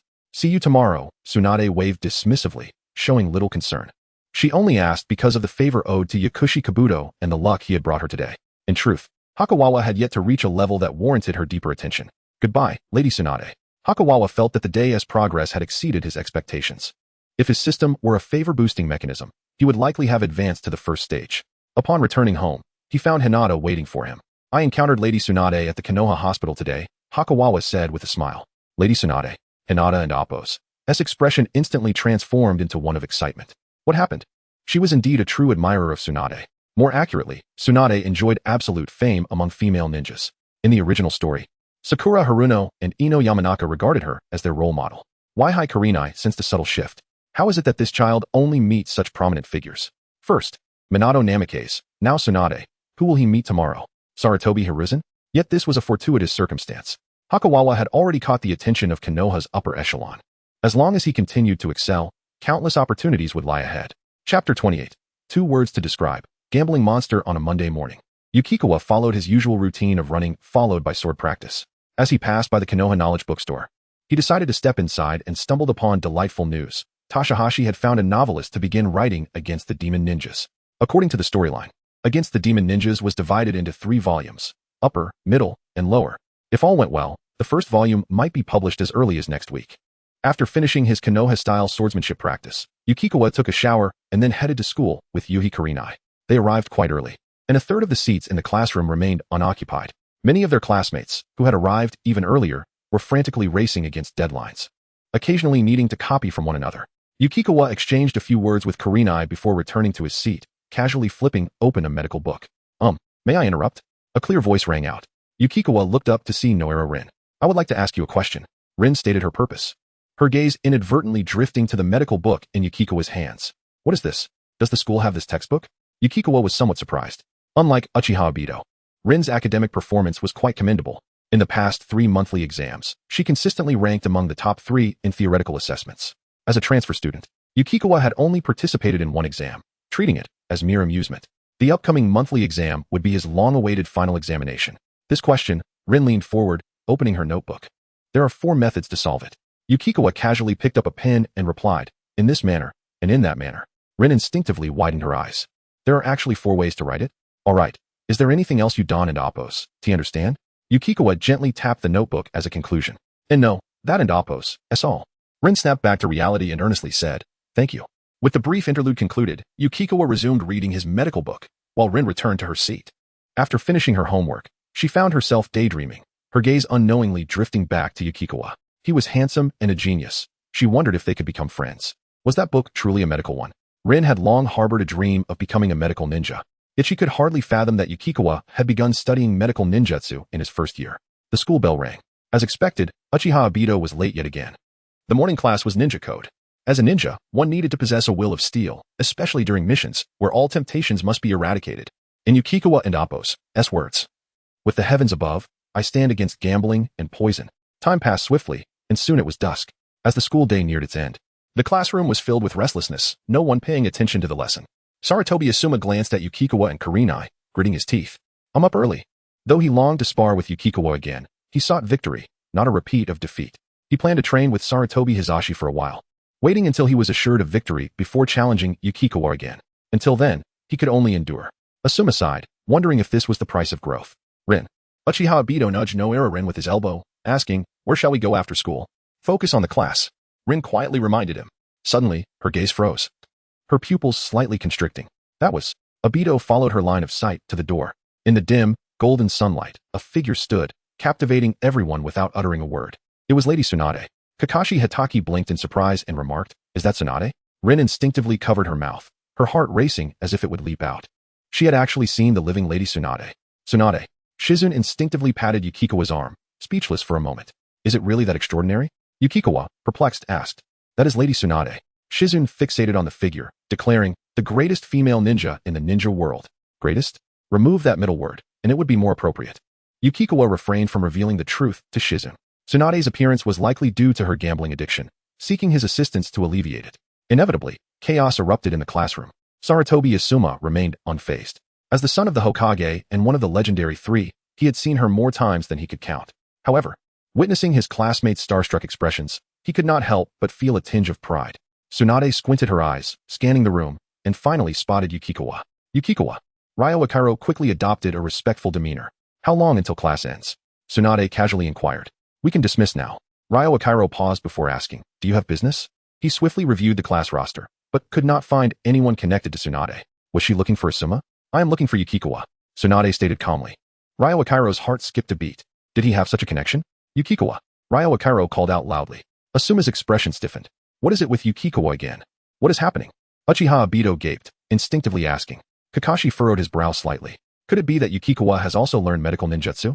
If true, the final exam would be more troublesome than he anticipated. In that moment, even he, known as a genius, felt the weight of pressure. Rin suddenly recalled Yukikawa reading the medical book that morning. In her shock, a sense of admiration blossomed within her. Yukikawa walked to the door under everyone's gaze. Let us go? Tsunade wasted no words and turned to leave. Yukikawa hastily followed her. After a few seconds of silence, the classroom erupted with chatter. Ryo Akaro, witnessing the scene, refrained from intervening, knowing that class would end shortly. What could Lady Tsunade want with Yukikawa? Is she going to teach him medical ninjutsu? Yukikawa is truly impressive.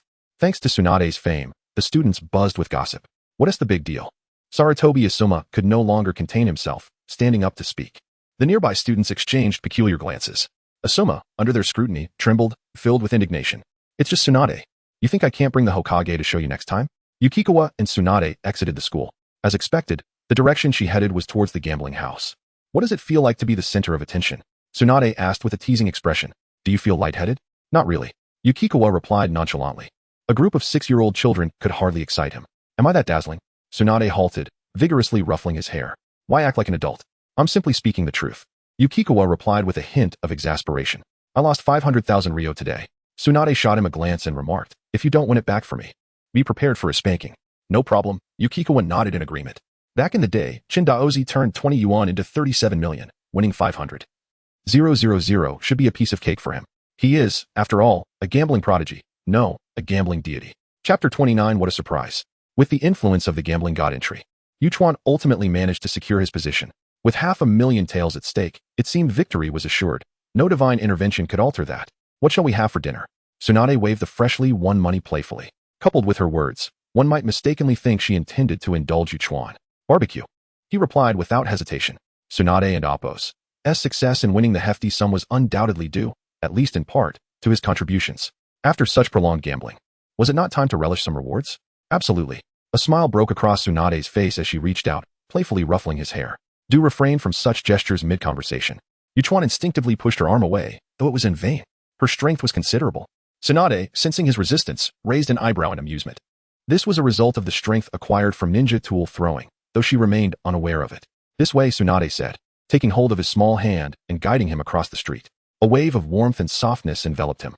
Observing his hand clasped within hers, Yuchuan quickened his pace, and they soon arrived at the barbecue restaurant. Tsunade-sama. Upon entering, a voice called out. Yuchuan instinctively turned to see Yamano Kaichi, accompanied by 2 young men, a rotund figure with red hair and another with a pineapple-like hairstyle. Despite it being their first encounter, Yuchuan recognized them as Akimichi Choza and Nara Shikaku, collectively known as the boar, deer, butterfly. Yamano represented the boar, Akimichi the butterfly, and Nara the deer. Tsunade-sama. We have already ordered meat. Shall we dine together?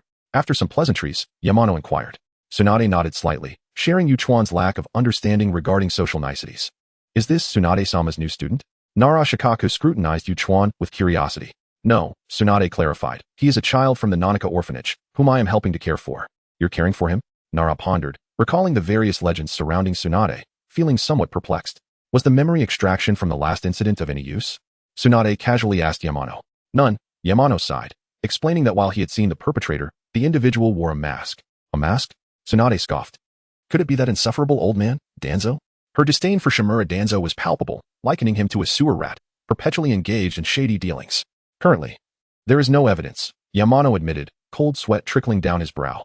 Tsunade could afford to speak ill of Shimura Danzo, but they could not. If that old man took an interest in them, the boar, deer, butterfly trio would surely suffer dire consequences. Yuchuan glanced at Tsunade. Lu Sun once remarked, 4 forbidden techniques. Seek out Senju Tobarama. For blame, Shimura Danzo. Tsunade had indeed guessed correctly, as one of the masterminds behind the scenes was Danzo himself. Yuchuan pondered deeply. In the original tale, Sarutobi Hiruzen had done nothing after discovering Danzo's involvement. He merely took Yamato away. He informed Tsunade that it would be of little use.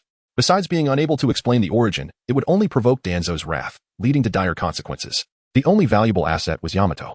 While his wood release was nowhere near that of Senju Hashirama, it still held special significance for Tsunade.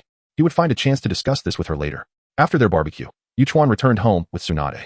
Their activities consisted solely of studying medical ninjutsu. Before long, Saturday arrived. In those 5 days, Yuchuan focused on 3 endeavors: training, and more training. At the Konoha hospital, Yuchuan practiced his swordsmanship outside the office of the pharmacist Nanaka. Being Saturday, he had come early. Naturally, before practicing his swordplay, he had treated a koi fish. Now that his chakra was nearly depleted, he stepped outside to hone his skills in the Konoha-style swordsmanship. Time passed, and before him appeared 4 lines of text. It's here. Yuchuan's spirit surged. He had finally achieved a breakthrough. E-rank ninjutsu entry, swordsmanship ninja acquired. Trigger condition, Konoha-style swordsmanship at the beginner level. Effect, Konoha-style swordsmanship power increased by 10. Note, increased proficiency can advance to D-rank entry, swordsmanship genin. The straightforward effects and advancement path brought a satisfied nod from Yuchuan. After the beginner stage comes proficiency, and then mastery. Once mastered, he estimated he would attain the rank of special jonin. In addition to and Appos, swordsmanship ninja, and Appos, the progress 4 and Appos, 7 ninja tools and Appos, surged. With the Konoha-style swordsmanship at the beginner level, the proficiency of the katana had met the requirements. Now, 7 ninja tools had reached 90, with only the final tool remaining. from the window of the nearby office. Tsunade observed Yuchuan, who had paused, and inquired, "Are you tired? Can this little fellow really handle so much learning?" I advised him, but he insisted it was fine. Pharmacist Nanaka replied, somewhat exasperated. The training volume Yuchuan maintained surpassed many lower-ranked ninjas, covering a breadth of subjects, illusion techniques, swordsmanship, and medical ninjutsu. Tsunade suddenly gasped in surprise. Yuchuan resumed his sword practice, but this time, the proficiency seemed to skyrocket, as if he had just experienced an epiphany. To Tsunade's discerning eye, Yuchuan had surpassed the skills of most lower-ranked ninjas in Konoha-style swordsmanship. Pharmacist Nanaka also recognized something extraordinary. She paused momentarily, astonished. Indeed, talent cannot be judged by conventional standards. It appeared there was no cause for concern. Tsunade redirected her gaze, settling into the sofa with her legs crossed. Her shapely legs strained against her trousers, accentuating their allure. "I shall return to my duties, Tsunade-sama," Pharmacist Nanaka said, accustomed to her demeanor, before turning to leave. While Yuchuan practiced his swordsmanship, the Konoha Knowledge Bookstore buzzed with more activity than usual. A poster adorned the entrance, featuring 3 female ninjas. The central figure, clad in a tight purple suit, exuded an explosive physique while wielding a katana. To her left, a figure in black tight clothing revealed her fair legs. And to her right, another stood with her back turned, showcasing a stunning bare back and backside. In an orange font, the words against the demon ninja captured attention. Below, a smaller line read, "A brilliant work by the talented newcomer, Lightning Fire Sword, an adult novel not to be missed." The eye-catching poster drew a continuous stream of customers. Driven by curiosity, they opened against the demon ninja, quickly captivated by the unique world it presented. At that moment, a middle-aged man donned in a red coat and an oil forehead protector halted in his tracks. Gazing at the poster, his eyes widened in disbelief. What a surprise. How can this be? He felt compelled to explore further. Chapter 30 Lin, what are you two up to? Without hesitation, Jiraiya stepped into the bookstore. As one of the legendary Sannin of Konoha, he felt compelled to critique the bustling atmosphere. So lively, he pondered, observing the throngs of customers filling the store, his curiosity deepening. It seemed this wasn't mere sensationalism, there was genuine substance here. Navigating through the crowd, Jiraiya swiftly acquired a book. His presence did not incite chaos. Although renowned, in this serene environment, his fame held little sway. Men here exhibited a remarkable sense of harmony. He casually flipped open against the demon Nin and began reading. Moments later, his expression shifted dramatically. It felt as though the door to a new world had swung open, making him realize he had squandered 30 years of his life. The ninja-themed narratives prevalent in the ninja world were grounded in reality, appearing rather commonplace. However, against the demon Nin was a refreshing divergence, embodying a novel genre of ninja storytelling. Set in a near-future realm, its sci-fi flair captivated him, featuring a sultry heroine and foes that were utterly unheard of, monstrous entities. "This novel truly delights me," Jiraiya exclaimed with fervor, recalling the thrill of his first visit to an izakaya, where he had sought the company of 2 charming ladies. Excitement, anticipation, and an insatiable eagerness washed over him. "And what comes next?" Jiraiya queried as he reached the end, only to find it abruptly concluded. "Cursed be it," he sighed, taking a few deep breaths to steady his emotions. Since the publication of the Strong Will Ninja Chronicles, he had contemplated writing a new novel, but had been devoid of inspiration. However, after reading Against the Demon Nin, a spark of creativity ignited within him. With newfound determination, he grasped the book and departed the store, intent on writing. At Konoha Hospital, Yukikawa paused his sword practice. He ranked talent entry, hero. Trigger condition, publication of Against the Demon Nin. Effect, memory enhanced by 10 over the original baseline. Note, publishing more novels could elevate to D-rank author status. Is this possible? He mused, recognizing that everyone has experienced the yearning for a hero's emergence as they depart, leaving behind a trail of enigmatic codes. He closed his eyes, feeling as though many vague pieces of knowledge had crystallized, while what he had already memorized became even more vivid. Excellent, he thought. Confident he could secure the top spot in the upcoming theoretical exam. Not practicing anymore? Tsunade inquired, opening the window. Are you off to gamble again? Take a break. You're so annoying, you little brat. Yukikawa retorted, unable to contain his irritation. Tsunade clenched her fist, her gaze sharp. Are you going or not? I'm going, he replied earnestly. That's the spirit, Tsunade remarked, pulling down the window and striding over in her high heels. Shall we leave now? Wait, I have a condition. Yukikawa suddenly remembered something and asked, Lady Tsunade, could you teach me how to use a scalpel? A scalpel? Tsunade narrowed her eyes. At your age, you can't be the lead medical ninja. Surgical scalpels come in 2 varieties, crafted scalpels and chakra scalpels. The latter is an A-rank medical ninjutsu, typically mastered only by jonin. I'm not performing surgery, I want to familiarize myself with its use beforehand. Yukikawa clarified, sensing her misunderstanding. Is that so? Tsunade pondered briefly before agreeing. Very well. Thank you, Lady Tsunade, Yukikawa thought, relieved. In truth, the use of a scalpel is similar no matter who teaches it, but Tsunade's authority made her lessons more convincing. That evening, Yukikawa accompanied Tsunade home. They had just exited the casino and decided to indulge in a sumptuous meal. The use of the scalpel wasn't overly complicated. Tsunade presented a scalpel, explaining, the real challenge lies in precision. During surgery, even a slight deviation can be catastrophic. Yukikawa stood before her, listening attentively while mimicking her actions. Their practice subject was a live chicken he had purchased from the izakaya. After a flurry of cuts, it was ultimately prepared as their evening snack. Not to mention, Tsunade's roast chicken was quite delectable. Yukikawa mentally awarded her 5 stars. The weekend passed in a blend of gambling and training. A new week dawned, marked by the onset of March, the final month of Yukikawa's first year. In essence, he was about to transition from a first-grade student to a second-grade student. A cause for celebration indeed. Suddenly, Yukikawa thought of Kakashi Hatake. According to the timeline of the original story, he graduated from the Ninja Academy after just 1 year, becoming a genin. With Yukikawa's current prowess, he too could graduate early, but it seemed perilous. How could Kakashi graduate several years ahead yet still team up with Uchiha Obito and Noara Rin? The answer was grim. All his previous teammates had perished, leaving him the sole survivor. It was clear that the Ninja Academy was the preferable choice. Until Yukikawa achieved the status of a sword god, he would not graduate. Yukikawa. A familiar voice called out. He looked up to see the adorable little girl, Noara Rin, standing in front of him. I have a question I can't solve, she said shyly. Could you help me? Once she sought his assistance, it became a recurring theme. Ever since he had explained 4 different writing methods to her, she had been coming to him with difficulties. There was also another reason, Tsunade. Let me see, Yukikawa said, opening her notebook. After a moment of contemplation, he remarked. This problem is quite challenging. Listen carefully. In the hallway outside the classroom, Uchiha Obito strode in, brimming with excitement. He had arrived unusually early today, as his grandmother had no need for his assistance crossing the street. Rin will surely be surprised, he thought, envisioning her reaction upon seeing him. As he entered the classroom, he was momentarily taken aback. What's going on? Obito observed Yukikawa and Rin engaged in lively conversation, and his usual cheerfulness waned. Regaining his composure, he hurriedly asked, Rin, what are you two doing? Obito?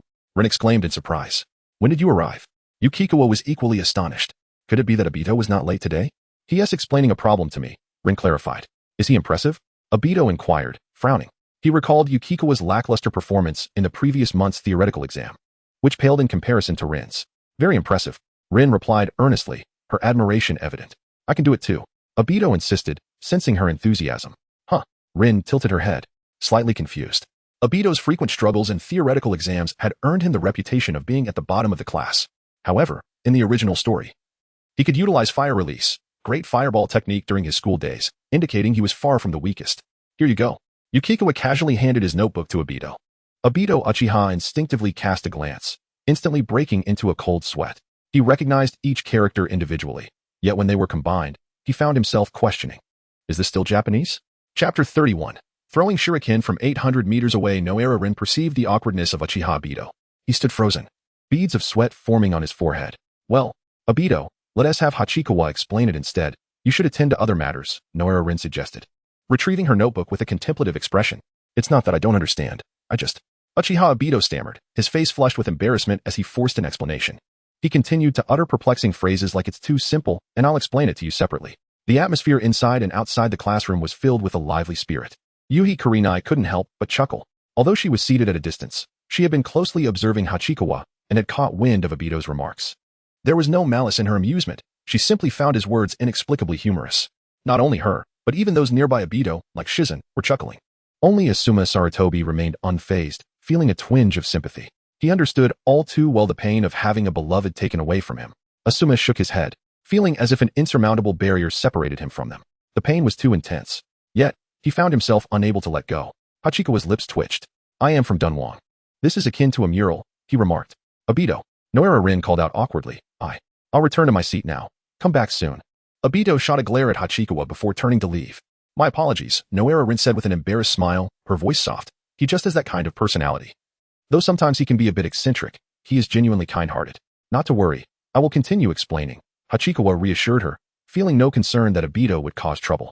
His current abilities did not permit him to do so, and besides, Noara Rin was still alive. Hachikawa found himself hoping Obito would challenge him to engage in some playful sparring, perhaps even unlocking his fire release talent. The only concern was Uchiha Madara in the presence of Kuro and Shiro. They might already be keeping an eye on Obito during this period. Thank you, Noara Rin said earnestly, returning to her seat. Finally, Obito's anxious heart settled. He clenched his fists, vowing to study diligently. However, upon glancing at the math problems, he thought better of it, perhaps it was best to abandon the endeavor. If theory was not feasible, he would focus on practical strength. The prospect of the final exam's practical test loomed in his mind. Perhaps that would be his opportunity. Hachikawa remained unaware of his thoughts. After school, he greeted Yuhi Kurenai and made his way to Tsunade's residence. As his progress bar for the 7 ninja tools entry stood at a mere 2. If he worked hard today, he could achieve a home run. Stopping by the Konoha Knowledge Bookstore, he was taken aback by the bustling crowd of customers queuing to purchase books. So popular? He mused, acknowledging that this would surely yield a good profit.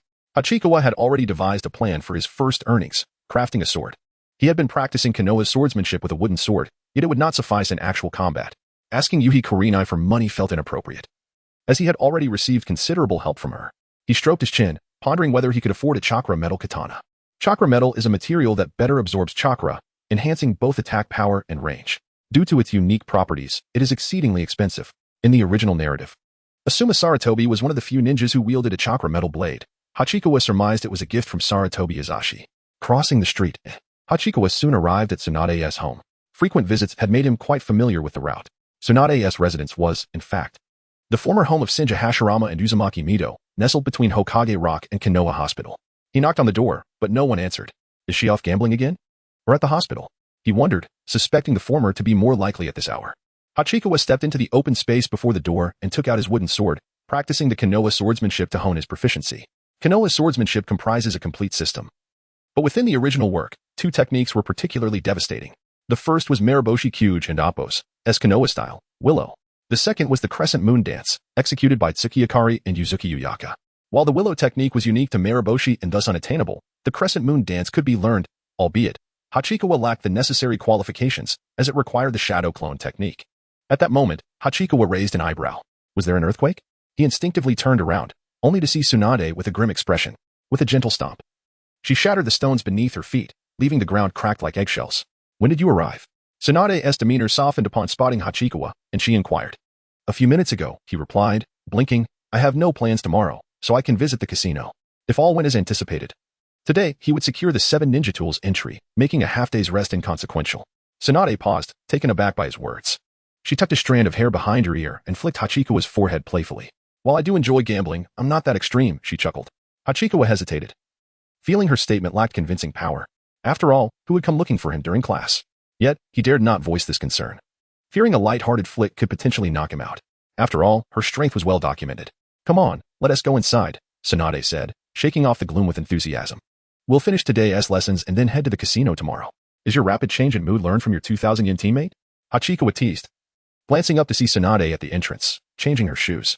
She leaned against the wall, her body slightly bent, accentuating her curves as she removed her shoes with her right hand. The sight of her fair feet momentarily flashed before quickly finding purchase on the carpet. Stop dawdling. Hurry inside, Tsunade called back, walking barefoot into the living room. Oh, Hachikawa replied quickly, following her. As before, the 2 wielded surgical knives, preparing to dissect a live chicken. An hour later, Hachikawa shuddered, his vision blurring as several lines of text materialized before him. E-rank talent entry, 7 ninja tools, acquired. Trigger condition, entry into the 7 ninja tools. Effect, increases the power of all ninja tools by 10. Conditions for D-rank ninja tool mastery synthesis met. Would you like to synthesize? Upon synthesis, effects of lower-tier non-similar entries will not disappear. With a thought, Hachikawa made his choice without hesitation. Synthesis. D-rank talent entry, ninja tool mastery, acquired. Trigger condition, synthesis of E-rank entries 7 ninja tools and ninja tool throwing. Effect, increases arm strength by 30 on top of the existing base, bestowing an 8-fold magnification effect when using ninja tools. Damn. Hachikawa had anticipated the 30 increase in arm strength but never expected the addition of such a remarkable effect. This was what one might call a delightful surprise. The prospect of throwing Shuakin from 800 meters away had suddenly become a tantalizing reality. Chapter 32. In announcement, Yuchuan instinctively raised his head and gazed at Tsunade, his eyes reflecting her visage. At that moment, his right eye trembled, and his entire field of vision transformed. Yuchuan's heart surged with astonishment. How radiant! The exquisite collarbone and the delicate skin were vividly revealed in his right eye. For an ordinary person, magnifying the skin 8-fold would not yield the anticipated smoothness. Yet Tsunade was different. She possessed the Yin Seal. The Yin Seal is an S-rank medical sealing technique with numerous effects, such as instant healing, enhanced attack, and increased speed. However, what drove female ninjas to madness was its ability to maintain peak physical condition perpetually, thereby preserving youthfulness. Coupled with the fact that Tsunade was merely in her 30s. Her skin was astonishingly flawless. What are you staring at? Tsunade noticed his gaze and instantly adopted a serious expression, although typically playful. She was earnest during her teaching sessions and would not take them lightly. Yes. Yuchuan promptly deactivated the eightfold vision. After a brief experience, he had grasped the essentials of the eightfold magnification. Firstly, it could be activated simply by holding shinobi tools. He had inadvertently activated it while wielding a scalpel. He couldn't entirely blame himself. The system was rather perplexing. Secondly, only the right eye could utilize the eightfold vision. This was not a flaw if both eyes were activated. One might overlook nearby targets. With the right eye magnified and the left eye normal, one could maintain balance, though this required adaptation and practice. After all, differing magnification levels between the eyes could lead to negative effects. Tsunade instinctively narrowed her eyes, scrutinizing Yuchuan. She had noticed a remarkable improvement in his proficiency with the scalpel. Although the E-rank entry 7 types of shinobi tools had transformed into synthesis materials, its effects remained intact, still enhancing all shinobi tools by 10%, including the scalpel. Tsunade was unaware that Yuchuan had activated a special ability. She merely felt that this young lad's talents were exceedingly well-rounded. From genjutsu to swordsmanship, and finally to medical ninjutsu, he seemed adept in every discipline. Tsunade recalled Narashikaku's earlier words at the barbecue restaurant. Such a prodigy indeed deserved a place as her student. Yet it was still insufficient. As a medical ninja, Tsunade yearned to witness his aptitude in medical ninjutsu. While he had shown promise, it was not enough to evoke a sense of indispensability. Let us conclude for tonight. Tsunade remarked after observing him for a while. If you wish to advance further, you must become a primary surgical ninja. Thank you, Lady Tsunade. Yuchuan sincerely expressed as he set down the scalpel. It's nothing, Tsunade chuckled lightly, tousling his hair. I have gained far more benefits. She referred to her gambling winnings, which had surpassed 1,000,000 Ryo during this time. Yuchuan mused that if he truly wished to learn, he could easily hire a medical ninja for personal tutoring. If it were merely about mastering the scalpel, he could likely find someone willing to teach for a mere 1 or 200,000 Ryo. But Lady Tsunade was different. Oh? Tsunade tilted her head, playfully feigning innocence. What makes me so different? Why the pretense, old heck? Yuchuan coughed lightly, his expression earnest. Because you are the most formidable medical ninja. You certainly know how to flatter, Tsunade teased, her lips curving into a smile. You will undoubtedly charm many young ladies in the future. That is slander. Yuchuan protested loudly. Tsunade laughed even more heartily at his retort. As he observed her animated silhouette, he contemplated activating the eightfold vision once more. Ultimately, however, he chose to forego it, for he was a gentleman. After the scalpel training concluded, Yuchuan bid farewell to Tsunade and exited the building. The sky had darkened, though it was not yet entirely black, illuminated by streetlights. Yuchuan gazed into the distance and activated the eightfold vision. After conducting several experiments, he had gained a clearer understanding of distances. Within 200 meters, everything appeared sharply defined. The farther he looked, the more indistinct the view became, faltering beyond 400 meters. Throwing kunai from 800 meters away, as Kakuza did, was indeed a challenge. Yuchuan recalled a saying about 800 li, which was merely a jest, as 800 li equated to 400,000 meters. Yuchuan. A voice interrupted his thoughts. And Ino appeared before him. Wait for me? Did I? Yuchuan inquired, unable to restrain his curiosity. No. Ino crossed her arms defiantly, declaring, I have an announcement to make. I have mastered the illusion, hell viewing technique. While she could not rival Yuchuan, at her age, she was already a prodigy in genjutsu. Impressive. As expected of you, Yuchuan said with a smile, noticing her eager expression for praise. Of course. Ino puffed out her chest proudly. Adorable, Yuchuan remarked, reaching out to tousle her hair. Don't mess up my hair. Ino pouted. Understood, Yuchuan replied, half-heartedly. Indeed. Ruffling hair was far more enjoyable than having his own hair tousled. Ino, seeing him push his luck, shot him an annoyed glare before darting back inside the house. Yuchuan couldn't and oppose. He helped but chuckle. Upon entering the foyer, he changed his shoes and proceeded into the living room. Back already? Ino and oppose. S. mother inquired, looking up. Have you eaten? I had dinner at Lady Tsunade's, Yuchuan casually replied. You've been spending a lot of time with Lady Tsunade lately. What's going on? Any prospects? Ino's mother suddenly recalled something and asked curiously. Thanks to Tsunade, Yuchuan had caught the attention of many. Moreover, his continuous study of medical ninjutsu inevitably led to speculation.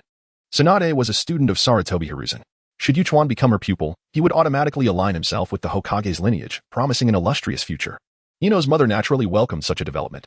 Can't say, Yuchuan replied mysteriously. Ino's mother fell silent, refraining from further inquiries, sensing the lack of success in her line of questioning. Tomorrow, I will teach you a new genjutsu, Ino said after a brief contemplation. While medical ninjutsu is commendable, your combat prowess is lacking. Genjutsu is your foundation. Her statement was genuine, though she also sought to leverage this opportunity to enhance the reputation of the Yamanaka clan's genjutsu. Can we start the day after tomorrow? Yuchuan explained. Lady Tsunade has business with me tomorrow. Then focus on Lady Tsunade's matters first, Ino replied, waving her hand dismissively. Yuchuan nodded in agreement. Nearly 2 months had elapsed since his last genjutsu training. It was time to acquire new techniques. Conveniently, he no longer needed to devote time to practicing throwing shinobi tools. The D-rank entry expertise in shinobi tools he had obtained today lacked a synthesis path, indicating he had reached his limit. As a ninja, ninjutsu was paramount, and shinobi tools were merely foundational. In the later stages, the utility of shinobi tools diminished significantly, even when utilized. They were typically in conjunction with explosive tags or the Flying Thunder God technique. Chapter 33, Not Quite Your Thrill at the Konoha Casino amidst the cacophony of voices. Yukikawa stifled a yawn, shifting his body to find a more comfortable position nestled in Tsunade's warm embrace. However, each time he felt himself drifting into slumber, the alluring aromas and the diverse spectacles around him would widen his eyes in fascination. At his age, could he truly find rest? Yukikawa felt a twinge of regret. Alas, his system lacked the functionalities of a smartphone or computer, which could have alleviated his boredom. After a few rounds of gambling, Tsunade realized that his presence seemed to balance her luck. Consequently, she forbade him from participating, citing that children should not gamble. Time passed, and Yukikawa heard shouts erupting around him. Instinctively, he perked up and inquired, "Has it ended?" "Yes," Tsunade replied, a smile curving her lips. "It's my treat. Let's go have some tender chicken." Upon hearing the words tender chicken, Yukikawa's stomach rumbled in anticipation. The pair left the casino and headed toward a nearby izakaya. "Ah, welcome back, old man," a flirtatious voice chimed in. Yukikawa instinctively turned his head, taken aback by the scene before him. The young lady, with her alluring figure, wore a rather revealing kimono that left little to the imagination. "Haha, I'll definitely be back tomorrow." A white-haired young man beside her slapped her backside, leeringly. Yukikawa felt a jolt of discomfort. Danger lurked. He glanced at Tsunade, only to find her expression darkening. "It's Jiraiya," he deduced, immediately recognizing the identity of the white-haired youth. How brazen, Yukikawa thought, retreating behind Tsunade. What was about to unfold was all too predictable. "I feel a strange familiarity," Jiraiya scratched his head. Suddenly, his demeanor shifted, and he turned around sharply. Upon seeing Tsunade, the drunken haze dissipated, leaving him sober in an instant. His face paled. "Please, I beg for mercy, Tsunade. It's all a misunderstanding," Jiraiya stammered, forcing a smile. With a resounding thud, Tsunade's fist connected with Jiraiya, sending him crashing against the wall, leaving an imprint of his form. "Let us go," she shot a glance at him, taking Yukikawa by the hand as they turned to leave. Cough, cough. Jiraiya spat out dust, rising from the ground, his expression one of despair. What a dreadful stroke of luck to encounter her on his rare outing. But who was that little brat? Recently, aside from developing the Rasengan with Minato, Jiraiya had been engrossed in writing his new novel. Under the mentorship of his life coach, the Sage of the Six Paths, his creativity flowed effortlessly. He had not paid attention to Yukikawa, thus had no recollection of him. At the izakaya, Tsunade remarked, "That is Jiraiya. Don't emulate him." "I want tea," Yukikawa quickly assured her, sensing the gravity of the situation. At least for now, he wouldn't dare challenge her. Perhaps in the future, when he felt stronger. "This is for you." Tsunade's tone softened as she produced a savings book. Yukikawa glanced at the book, astonished. "What is this expression?" Tsunade huffed, 600,000 ryo, your share of the profits. "I just didn't expect this." Yukikawa closed the book, incredulous. "I haven't sunk so low as to rob a child." Tsunade rolled her eyes and emphasized, "I'm one of the legendary Sannin of Konoha. Am I the first to receive money from you?" Yukikawa asked curiously. "What are you talking about?" Tsunade retorted, slightly annoyed. "Is that how you perceive me?" "Yes." Yukikawa thought but dared not voice it for fear of retribution. "You are the second," she continued, raising her cup. "Let us not dwell on trivial matters. Let us drink." The first was Shoshin. As for the others, they borrowed and never returned. "It's not that I don't want to repay. It's that I have no money to return." Before encountering Yukikawa, her gambling endeavors had been a relentless cycle of losses, leaving her with nothing to spare for repaying debts. Watching her drink, Yukikawa couldn't help but smile. Aside from her fists, she was all softness. As he dined, he contemplated how to utilize the money. Aside from forging weapons, he had no pressing needs for funds. Moreover, he was certain that the profits from Demon Ninja far exceeded 600,000 ryo. A thought sparked in his mind. After dinner, Tsunade, her cheeks flushed, beckoned him and headed home. "Tsunade-sama, watch out for the telephone pole," Yukikawa cautioned. Tsunade shook her head, realizing she had strayed off course. Almost colliding with the pole, a moment of endearing clumsiness. Yukikawa redirected his gaze, passing through a tree-lined avenue until he reached the shopping district. After a fervent spree of shopping, he returned home. He pushed open the door, dropping 2 large bags onto the floor with a thud, wiping the sweat from his brow. He thanked his ninja tool's proficiency for the 30 strength boost, or he wouldn't have managed to carry it all. "What is this?" Kurenai asked, her face a picture of confusion as she peered over his shoulder. "These are gifts for you." Yukikawa waved to Kurenai. "This bag on the left is for you." "What?" Kurenai's cheeks flushed with excitement as she dashed to him, opening the bag to let out a cheer. Kurenai's eyes widened in astonishment as she surveyed the contents: toys, snacks, clothes, everything a young girl could desire. Yukikawa had never bought her such a bounty before. "Where did you get the money?" Kurenai questioned, perplexed. "From investing in Tsunade-sama." Yukikawa chuckled. "And this bag is for you, Gee. What do you mean by investing?" Kurenai opened the bag, her eyes sparkling with emotion. compared to her gifts. It seemed extravagantly valuable. Why were there ginseng, deer antler, and other nourishing herbs mixed in? You've really outdone yourself, Yukikawa, Kurenai expressed, touched. Consider it tuition, he shrugged. Unbothered. All right then. Kurenai brightened. Tonight, I'll teach you a new genjutsu. A few minutes later, his expression turned blank and contemplative. For Yukikawa had grasped the technique far too swiftly. Private Marseille, you have not quite thrilled me. D-rank ninjutsu entry, Fox's Heart technique. Trigger condition, successfully cast this ninjutsu. Effect, this ninjutsu automatically attains proficiency level.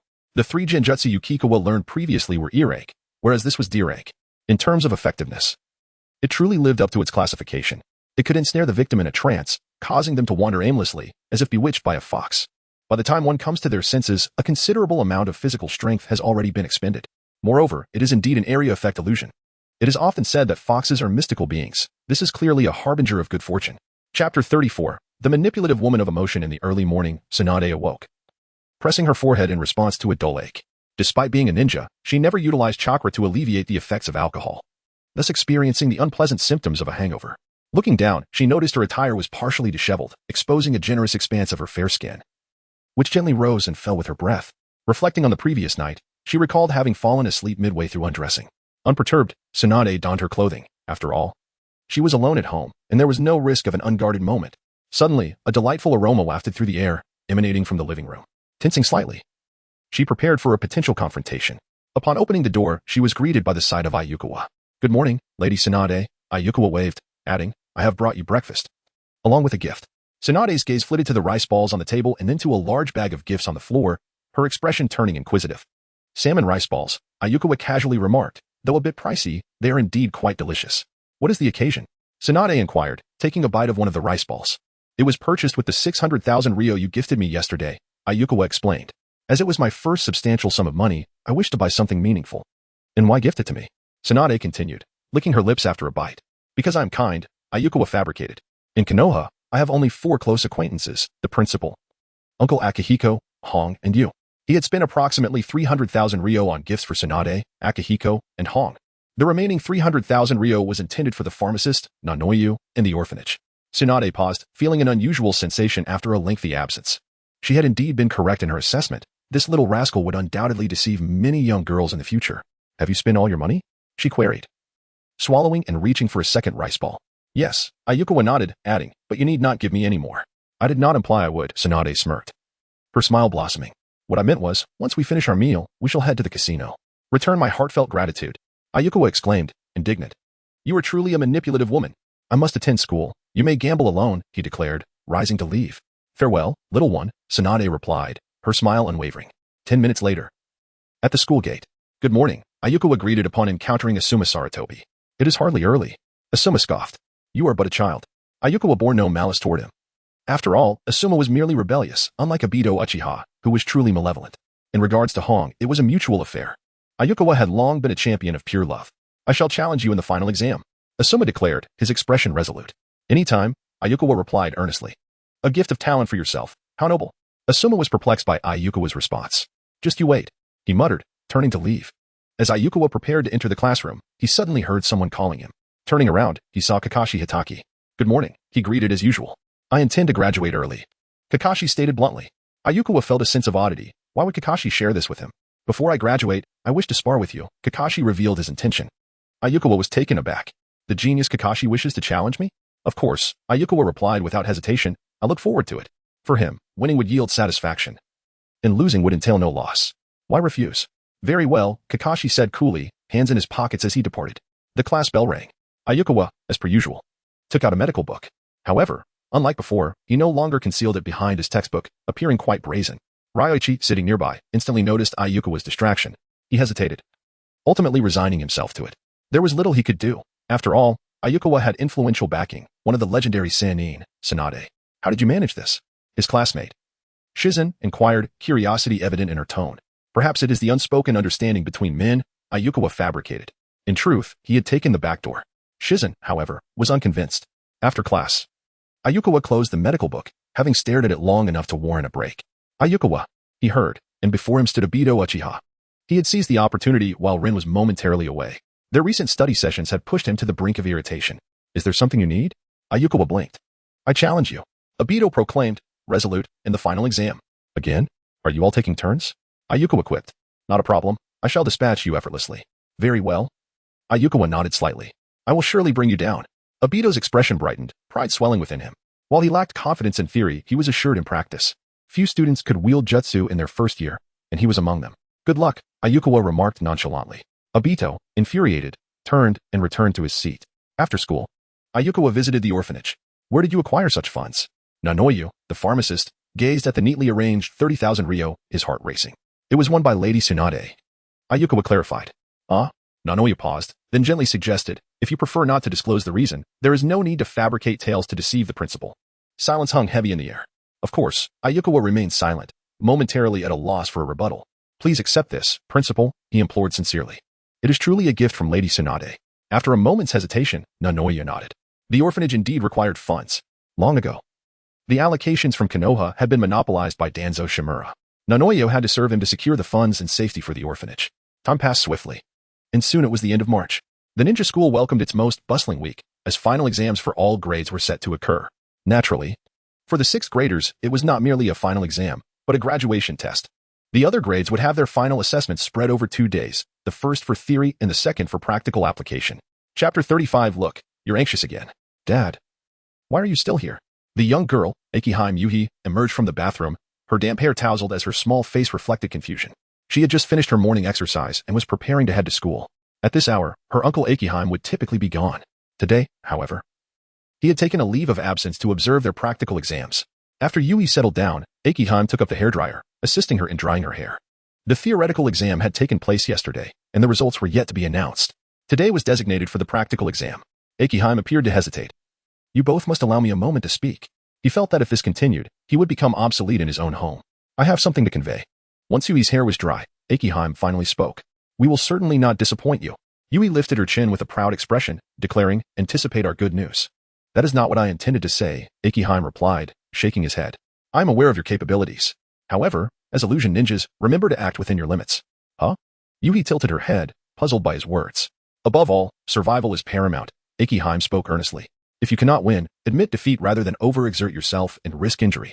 But Yui sensed a discrepancy between Akihime's advice and the teachings from her textbooks, particularly regarding the will of fire. What Uncle Akihime says makes sense, affirmed Akihime. Naruto is a quintessential, spirited anime, but reality diverges from fiction. Without a bit of a cheat, it's best not to act recklessly. Shouting about friendship and bonds while charging in blindly will only provoke laughter from Uchiha Madara. Observing this exchange, Akihime shot a look of approval at him. This lad is sure to survive. Akihime felt a subtle shift, knowing that in the original narrative, Akihime had perished during the Nine-Tails rampage while striving to protect the village. I understand now. Yui nodded decisively. With Akihime's endorsement, she felt assured. Let us go. Akihime stood, smiling. Today will surely be lively. For students, the final exams held paramount importance, and the same applied to parents. Sarutobi Hiruzen had risen early, preparing the list of teachers for the new graduates. Each year, the Hokage personally assigned mentors to the newly graduated students. The list included both Jonin and Chunin. Graduates from prominent ninja clans or those with exceptional talent would receive Jonin mentors, while average graduates would be paired with Chunin. Alas, the number of Jonin was quite limited. Are you ready? Sarutobi Hiruzen looked up as he heard footsteps approaching. He should have been heading to the Hokage's office, but not this year, due to Asuma Sarutobi. Naturally, Asuma replied with eagerness, I have been preparing for this day for a month. Do not underestimate anyone, Sarutobi Hiruzen chuckled. I know, Asuma grunted, then queried. Have you completed your tasks? You see? You're anxious again, Sarutobi Hiruzen said, slowly rolling up the scroll. One must always maintain composure, especially in battle. You've said that countless times. Asuma retorted, his frustration evident. Feeling weary, Sarutobi Hiruzen reflected on how this child was the complete opposite of his brother. Wondering from whom he had learned such impatience. The two exited the building, with people greeting Sarutobi Hiruzen along the way. Upon arriving at the school, he was greeted by a throng, showcasing his immense popularity as Hokage. Asuma trailed behind, his expression sullen, as his limelight was entirely eclipsed by his father. Even when someone acknowledged him, it was merely to remark, is this your son? He certainly is handsome. You're so annoying. How did you guess that? Asuma felt an overwhelming urge to vent, envisioning an explosion of his frustrations within the school walls. He glanced at Sarutobi Hiruzen and proceeded directly to the classroom. Before the practical exams commenced, there was another segment, the announcement of the results from yesterday's theoretical exam. Asuma lacked confidence in securing first place but believed he could best Akihime. His reasoning stemmed from the fact that Akihime had ranked near the bottom in the last theoretical exam. He could not imagine that in just 1 month, Akihime could overtake him. If he did, he would have to eat. Never mind. Better to play it safe and avoid the risk of being tricked into a meal. Kakashi, do you feel confident about the theoretical exam? In the absence of their teacher, Noara Rin initiated a conversation. About the same as usual, Kakashi Hitaki replied casually, recalling that he had consistently ranked first in previous theoretical exams. Rin nodded but suddenly noticed Akiheim entering the classroom. Perhaps this time would be different. During this period, she had frequently engaged in discussions with Akiheim about various challenging problems. Realizing that his knowledge surpassed hers significantly, Rin, why do you not inquire of me? Uchiha Obito interrupted, peering into her line of sight with a playful grin. How do you feel about this exam? Rin asked, giving him the opportunity to showcase his confidence. I and Appos am feeling great. Obito declared earnestly. I am certain I will not place last. What's the difference? Kakashi shot him a glance. How can there be no difference? Obito exclaimed, his eyes flashing with indignation. Such vitality, Akiheim chuckled, shaking his head. Nevertheless, it mattered little. He would take action. The classroom buzzed with energy, and the hallway was equally lively. The most significant presence belonged to Saratobi Hiruzen and Hataki Tsukumo. Ryuikara stood aside, resembling a mere lackey. Just then, the school bell rang. He heaved a sigh of relief as he returned to the classroom. Now, I shall announce the rankings from the theoretical exam. Ryuikara faced the eager crowd. Smiling as he proclaimed, the student securing first place is Akiheim. Let us congratulate him. He clapped his hands, though many wore expressions of disbelief. Hooray! Yuhi beamed. As though she herself had achieved first place. Why is it Akiheim? Obito instinctively clenched his fists. The last exam had seen Akiheim paired with him, and now, their positions had reversed. Kakashi and Appos, pupils dilated, leaving him in stunned silence. Impressive, Rin remarked, her mouth agape, unable to contain her surprise, although she had suspected it. Witnessing it become reality was still astonishing. Teacher, Asuma suddenly stood, questioning, is there a mistake? Outside the classroom, Saratobi Hiruzen displayed a look of exasperation. Hadn't and Appos, Tihi just emphasized the importance of remaining calm? Why was there such urgency again? Nevertheless, Akiheim and Appos' first place finish was indeed unexpected. There is no error, Ryuikara shook his head. Asuma gritted his teeth, ultimately slumping back down in defeat. Oh, heavens, why must I suffer? He lamented inwardly. Did you perhaps cheat? Akiheim, despite attending for only 2 months, still managed to secure first place. What does this signify? Hard work yields rewards. Romi earnestly advised, I hope everyone can dedicate themselves to their studies, especially during class. Suddenly, he paused, a look of embarrassment crossing his face, for he recalled that Yuchuan was entirely disengaged during lessons, either engrossed in solving problems or perusing extracurricular books. Chapter 36. I can tell at a glance that you are not human. Rongichiro continued to announce the rankings. Unsurprisingly, the second place was Kakashi Hitaki. However, he could not feel joy, as he had fallen from the top position. Yet, there remained an opportunity. The final exam's ranking was based on both theory and practical performance. Should he achieve first place in the practical exam, the overall ranking would still remain uncertain. Kakashi and Appos' expression was devoid of emotion as he glanced at Hachikawa. His demeanor was so calm, as if he had anticipated this outcome long ago. Was and Appos, this reminiscent of his former self? Kakashi instinctively clenched his fists. The practical exams were far from simple. Karina Yuhi secured the 6th position, a reflection of her usual performance. After hearing the results, Hachikawa shifted his focus to the entry system. E-grade talent entry, scholar, acquired. Trigger condition, first in theoretical subjects of the first semester. Effect, understanding increased by 10. Note, achieving more firsts in theoretical subjects may allow progression to D-grade scholar. Understanding? Hachikawa paused, finding this effect somewhat surprising. However, upon reflection, it could indeed prove beneficial, particularly in mastering advanced ninjutsu. In last place was Obito Uchiha. Rongichiro shook his head, exclaiming in frustration, damn it, my instincts were wrong. Obito immediately displayed a look of discontent. While his own failure was disheartening, the success of his rivals weighed heavier on his heart. Previously, it was Kakashi. Now, it was Hachikawa. However, the circumstances of the two were markedly different. Kakashi had no interest in Rin Noara, adhering to the belief that women only hindered his blade's draw. In contrast, Hachikawa not only maintained a good relationship with Kurenai but also accepted Rin. Such a situation was enviable, or rather, despicable. Obito's gaze inadvertently shifted towards Rin. Obito, Rin noticed his gaze and comforted him. Let's work hard together next time. She held the 3rd position. Her words of encouragement were, of course, insincere. In her heart, she harbored feelings for someone else. Obito, hearing Rin and Appos' gentle tone, promptly dismissed thoughts of Hachikawa, nodding enthusiastically. The first semester had concluded, and everyone performed admirably, though a few students needed to rectify their attitudes. Rongichiro began his summary speech. Rin listened somewhat absent-mindedly, curious about Hachikawa and Appos' methods of study. Perhaps she could inquire about them next time. All right, let's proceed to the playground in order. Rongichiro clapped his hands and announced. The trip to the playground was to hear Saratobi Hiruzen's speech. As both Hokage and the nominal principal, he was required to deliver address, eager to instill the will of fire in the future of Konoha for their prosperous growth. I will now discuss 6 points. Sarutobi Hiruzen stood on the platform, wearing a broad smile. What is going on? Half an hour later, Asuma Sarutobi was anxious to intervene. This old man was wasting his time. Hachikawa expressed support for filial piety. Hiruzen was indeed loquacious, speaking with great fervor. Another half hour passed before Hiruzen's speech finally concluded. Rongichiro let out a sigh of relief, stating, "Now we will proceed to the practical exams." Teacher. Asuma Sarutobi immediately raised his hand, declaring, "I challenge Hachikawa." "No way." Obito Uchiha quickly interjected, "Hachikawa is my opponent." "He's mine," Kakashi Hitaki remarked nonchalantly. Rin raised her hand, then lowered it again. She yearned to say, "Please, don't fight." Yet she understood that persuading her two friends would be futile. What surprised her most was that the typically aloof Kakashi would actively challenge Hachikawa. "Hey." Obito couldn't help but ask, "Kakashi, what are you competing with me for?" He didn't recall Kakashi having any prior connection with Hachikawa. The only explanation being that he wished to compete with him. "You are no match for him." Kakashi glanced at Obito and asserted. "What did you say?" Obito exploded with anger. "You are overly impulsive. Charging in will only lead to your own suffering," Kakashi analyzed. "You." Obito completely lost his composure, retorting. "Then I will defeat you first. Don't ignore me." Asuma Sarutobi shouted. "Is Hachikawa that popular?" Sarutobi Hiruzen, just stepping down from the platform, observed the peculiar scene.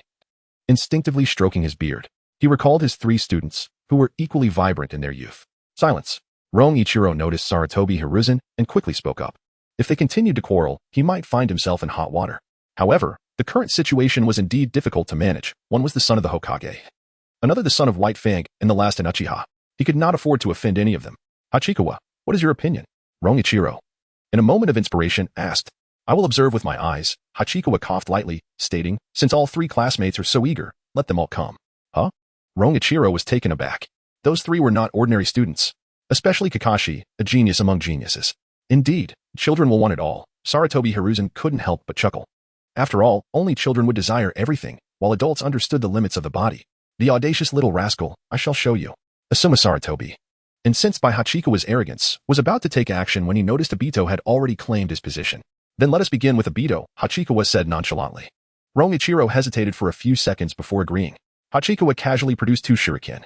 Using shuriken against an Uchiha is the most foolish approach. Obito scoffed, his face displaying disdain. As if to say, such trivial skills, how dare you show off? Hachikawa smiled. "So cocky? Are you skilled in combat, little squirt?" Whoosh. 2 shuriken flew past Obito's face. He instinctively touched his skin, finding blood on his fingers. "I haven't even started. How was I defeated so quickly?" He froze, stunned. "Impressive strength," Kakashi Hitaki remarked, having swiftly caught the 2 shuriken. "Extraordinary strength?" "No, it isn't." Sarutobi Hiruzen, as a ninjutsu instructor, understood strength well. This was not a display of technique, merely brute force. He couldn't help but recall the wall-climbing girl, Tsunade. No wonder she had been spending so much time with Hachikawa recently. So fast. Kakashi felt alarm bells ringing in his mind. Their family's swordsmanship was renowned for its speed, yet he had barely reacted to those 2 shuriken. The victor is Hachikawa. Rongichiro swallowed hard, stating, "Bold little demon, I can see at a glance you are not human." The level of those shuriken felt even more terrifying than his own. But he was a CHN. "Wait, I haven't." Obito finally reacted, hastily interjecting. "Obito," Rin stepped forward, pulling him aside as she produced a band-aid, saying, "Let me help you bandage this. It serves as both a bandage and a stepping stone."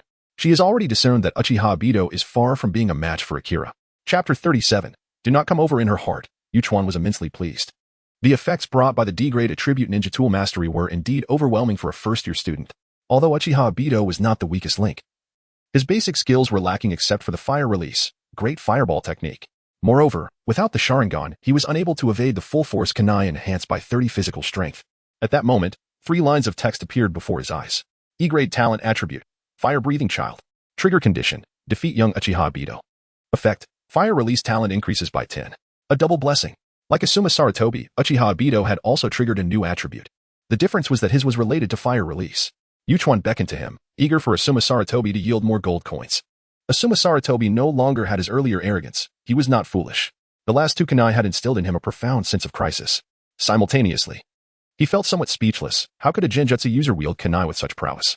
However, there was no turning back now. With a grave expression, Asuma Sarutobi stepped forward to confront him. The hand signs concluded, and he swiftly formed a series of seals. Wind release, gale palm. Chakra transformed into wind. And with a clap of his hands, the compressed gust erupted violently. He opted for a rapid assault. Yet, in the next instant, Yuchuan effortlessly sidestepped to the left, evading his gale as if foreseen. What? Asuma Sarutobi's eyes widened. Am I caught in a genjutsu again? When could that have happened? Instinctively, he formed seals. Genjutsu. Release. The flow of chakra became slightly chaotic, but it bore no effect, for he was not ensnared in a genjutsu. Asuma Saratobi sighed in relief, only for Yuchuan's visage to suddenly materialize before him. His heart stopped. Oh no, do not come over. Fox heart technique. Taken by surprise, Asuma Saratobi found himself immobilized, frozen in place. Saratobi Azashi slapped his forehead in exasperation. Everything's in disarray. A complete mess. Asuma Saratobi had wholly succumbed to Yuchuan's rhythm. He even suspected that defeating Uchiha Obito was part of a larger scheme to provoke him into a hasty attack. It was utterly unmanageable. Saratobi Azashi glanced at Yuchuan. Noticing his frown, was he dissatisfied? The pride of a genius, he mused. Asuma Saratobi and Appo's talent was ultimately somewhat lacking. Yet, as Hokage, he was delighted to see another genius emerge from Konoha, especially one he had claimed for his own. How infuriating. In a fit of rage, Asuma Saratobi could only express his anger. He dispelled the fox heart technique, but it took him 3 seconds. In a life and death situation, 3 seconds could lead to repeated demise. I will return, Asuma Saratobi declared defiantly before turning to leave. Asuma, Yuchuan suddenly called out to him. What is it? Asuma Saratobi replied impatiently. Your wind release is impressive, Yuchuan said earnestly. Of course. Asuma Saratobi momentarily paused, then proclaimed loudly. Next time, you will witness an even stronger wind release. I will surely prevail. Success. A smile crept onto Yuchuan's face. He had just defeated Asuma Saratobi but had not triggered a new attribute, hence his earlier frown of dissatisfaction. He speculated that the intensity was insufficient. After all, after the upgrade of and amp, Appo's, Gale Transmission, and amp, Appo's, it had already reached D grade. To upgrade again, it likely required Asuma Saratobi to attain the rank of Jinin or Chunin, such as the Will of Fire. Watching this scene, Saratobi Azashi revealed a look of contentment. In his eyes, children do not deceive, their emotions are genuine. Konoha boasted many geniuses, adding one more would not significantly impact the overall landscape. However, a genius imbued with the Will of Fire was a different matter altogether. Perhaps he could persuade Tsunade to bring him into the Hokage lineage. It is my turn. Hatake Kakashi stepped onto the field, drawing the short blade from his back. Yuchuan's genjutsu and ninja tools surpassed his own. His only advantage lay in the swordsmanship of the Hatake clan. What is Kakashi and Appo's swordsmanship like? Saratobi Hazashi inquired curiously. Lord Hokage, Hatake Tsukumo chuckled. He is merely a child. At most, he possesses 1/10 of my skill. 1/10 is already beyond most Jinin, Saratobi Hazashi replied, shaking his head. You flatter me, Lord Hokage, Hatake Tsukumo humbly responded. You are just so. Saratobi Hazashi suddenly halted, for Yuchuan had drawn a katana. Interesting. Hatake Tsukumo felt a surge of excitement, remarking. It seems Yuchuan has concealed something. What is going on? Asuma Saratobi, standing at the sidelines, revealed an incredulous expression. Did I not push Yuchuan to exert his full strength? No, brother, you've merely been playing with me. Asuma Saratobi clutched his neck, feeling a lack of oxygen. Hey, has he gone mad? Drawing a blade in front of Kakashi? Uchiha Obito appeared dazed. The Uchiha clan was renowned for their proficiency with kunai, but that was contingent upon possessing the Sharingan. Lacking it, he could still accept defeat. Hatake clan's swordsmanship, however, bore no such restrictions. In terms of fame, it was not inferior to that of the Uchiha clan. Obito. Noera Rin shook her head. Do not underestimate Yuchuan. He is formidable. This is not a matter of being formidable, Uchiha Obito could not help but argue. He is the kind of, go, Yuchuan. His words were abruptly cut off by Yuhi Kurenai, followed by a chorus of cheers. Uchiha Obito was taken aback. When had Yuchuan garnered such popularity? You are truly infuriating. More arrogant than Hatake Kakashi. Uchiha Obito instinctively glanced at Noera Rin, whose eyes sparkled, triggering a strong sense of crisis within him. Can you wield a sword? Hatake Kakashi asked, gazing at the katana, slightly taken aback. I have a basic understanding.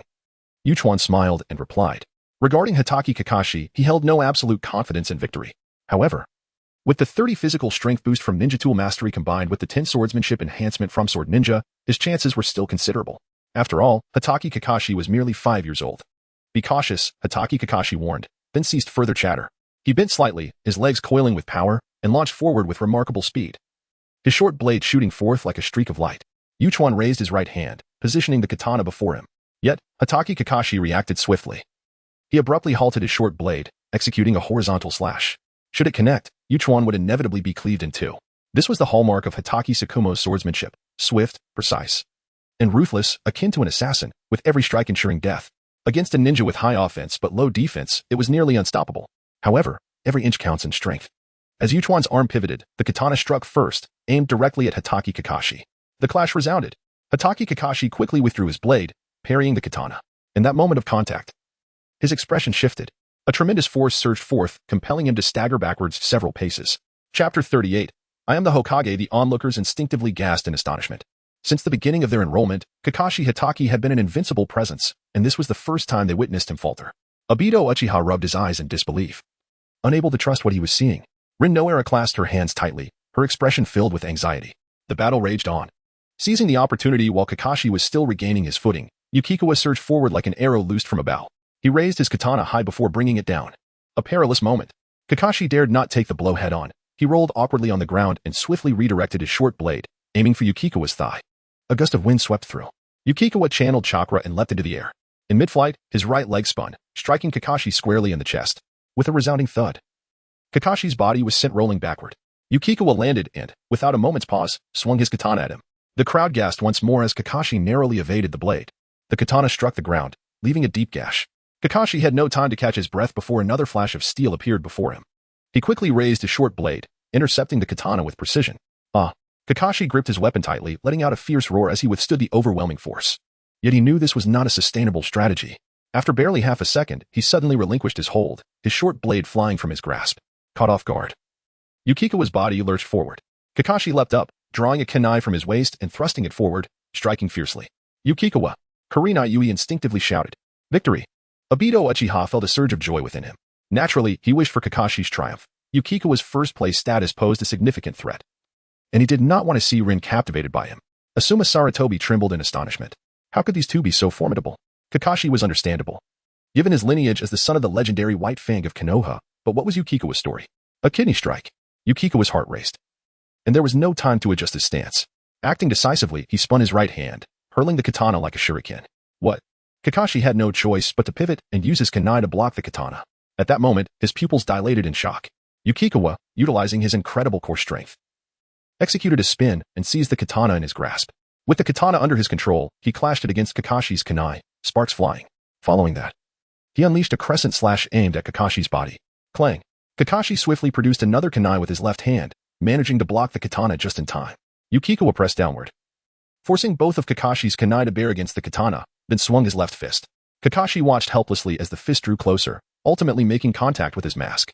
The overwhelming strength, far beyond that of his peers, caused his face to swell, and he stumbled backward. Yukikawa stepped forward, the katana poised against him, preventing any chance of rising. A profound silence fell over the training ground. Is this the Konoha swordsmanship? Asuma stroked his beard, astonished. Yukikawa's proficiency exceeded his expectations. Moreover, his mastery of Genjutsu and ninja tools was equally impressive. Achieving such prowess in less than a year was utterly beyond his imagination. What a splendid sword!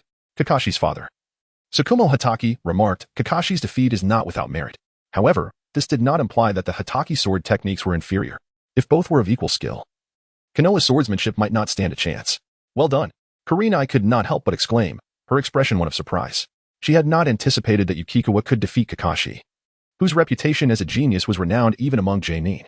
Obito took a step back, bewildered. How could this be? The invincible Kakashi had fallen? Today, he seemed utterly lacking. Hooray! Kurenai beamed with excitement.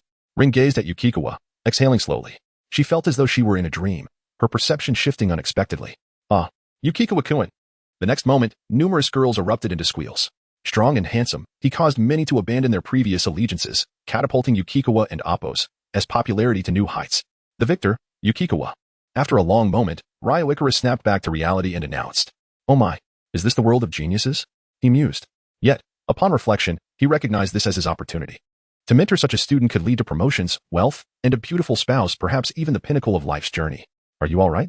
Yukikawa approached, extending his hand. Kakashi silently grasped his arm and rose. He had anticipated his defeat but had not expected to lose to Genjutsu rather than swordsmanship. Losing in his most confident domain left him with no excuses. As Yukikawa focused, a new entry appeared in his mind. E-rank talent entry, Thunderstorm Sword. Trigger condition, defeat young Kakashi Hatake. Effect, enhances lightning release talent and swordsmanship talent by 10 over existing levels. Yukikawa was somewhat taken aback. Could it be a dual effect? Truly, Kakashi was remarkable. What an exhilarating duel. Asuma reflected, the future of Konoha lies in their hands. What pleased him most was Yukikawa's demeanor post-battle. He displayed neither arrogance nor hubris, perfectly exemplifying what it meant to be a humble victor.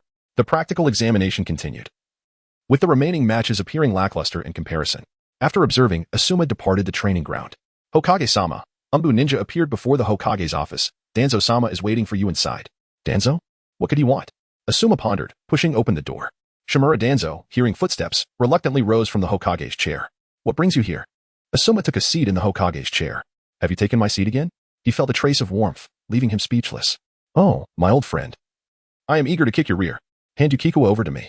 Kurenai cannot possibly fulfill his potential, Danzo stated bluntly, having just received word of Yukiko's victory over Kakashi.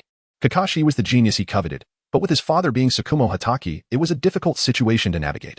Yukiko, however, lacked such backing, persuading Asuma would suffice. What I seek is not merely a weapon, Asuma shook his head. It is the future of Konoha. You are too naive, Danzo retorted forcefully. Ninjas with emotions are nothing but a hindrance. Enough of this pointless discussion, Asuma replied, meeting Danzo and Appo's gaze. If there is nothing else, do not disturb my work. You will regret this, Asuma. Danzo's expression darkened, his voice filled with anger. I am the Hokage, Asuma stated calmly. With a loud bang, Shimura Danzo burst forth through the door. Chapter 39, Tsunade, he is mine. Are you a dog? Always breaking down doors. Sarutobi Hiruzen gazed at the vacant doorway, rendered speechless.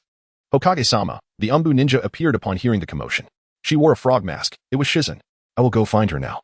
Shizen glanced around and quickly grasped the situation. You regret. I fire. Bang. She was all too familiar with this routine. Wait a moment. Sarutobi Hiruzen suddenly recalled something and said, Please summon Tsunade. I have matters to discuss with her. Understood. In an instant, Shizen vanished from sight. Sarutobi Hiruzen took out his pipe, lit it, and inhaled deeply. The displeasure brought by Shimura Danzo dissipated into the smoke. Old man. You better have a legitimate reason to summon me. A few minutes later, his voice echoed from afar, filled with dissatisfaction. Sarutobi Hiruzen looked up to see Tsunade approaching. Clearly irate. Without a doubt, her frustration stemmed from misfortunes at the gambling den. Where are the doors? Tsunade noticed the broken door and paused, inquiring. No need to worry about it. Sarutobi Hiruzen waved dismissively, indifferent. Who? Is it Danzo again? Tsunade pondered for a moment and guessed the answer, snorting dismissively. You ought to keep him in check. He is not an ordinary ninja. He is a ninja of merit. Sarutobi Hiruzen tapped his pipe lightly and replied. As long as it is for the sake of Konoha, let him be. For Konoha? I believe he acts for his own sake. Tsunade expressed her disdain. Tsunade. Sarutobi Hiruzen cleared his throat and said, Do me a favor. Speak. What is it? Tsunade narrowed her eyes and replied, If there is nothing to discuss. Do not waste my time. I called you here because of Okahara. Sarutobi Hiruzen coughed lightly, forcibly changing the subject. Okahara? Tsunade's gaze sharpened as she asked. What happened to him? Just now, Danzo sought me out, wanting Okahara. Wait. Stop. Sarutobi Hiruzen instinctively raised his hand, but it was too late. With a resounding bang, Tsunade's fist struck his desk. How dare he? The desk splintered under her furious inquiry, splitting in two. Sarutobi Hiruzen opened his mouth in shock. That desk has accompanied me for 2.5 years. A look of sorrow crossed his face. It was quite useful, and replacing it would require adjustment. Rest assured. I have already declined his request. Sarutobi Hiruzen hurriedly assured her, fearing further destruction. It better be so. Tsunade clenched her fists, exuding dominance. It seems you care about him. A smile crept onto Sarutobi Hiruzen's face as he asked, Why not take him on as a student? He still has a long way to go. Tsunade scoffed. Do you know why Danzo sought me out today? Sarutobi Hiruzen countered. Tsunade raised an eyebrow. If her memory served her right. Okahara was someone Sarutobi Hiruzen had rescued from Danzo's grasp. Logically, there was no need for another encounter unless something particularly significant had occurred today. The final exams? Tsunade pondered. Inquiring. Correct. Sarutobi Hiruzen nodded. He defeated Kakashi. No wonder. Tsunade's countenance shifted to one of realization. Given Okahara's current performance, he was no less impressive than Namikaze Minato. Furthermore, as he was previously an orphan, Danzo naturally would not relinquish him easily.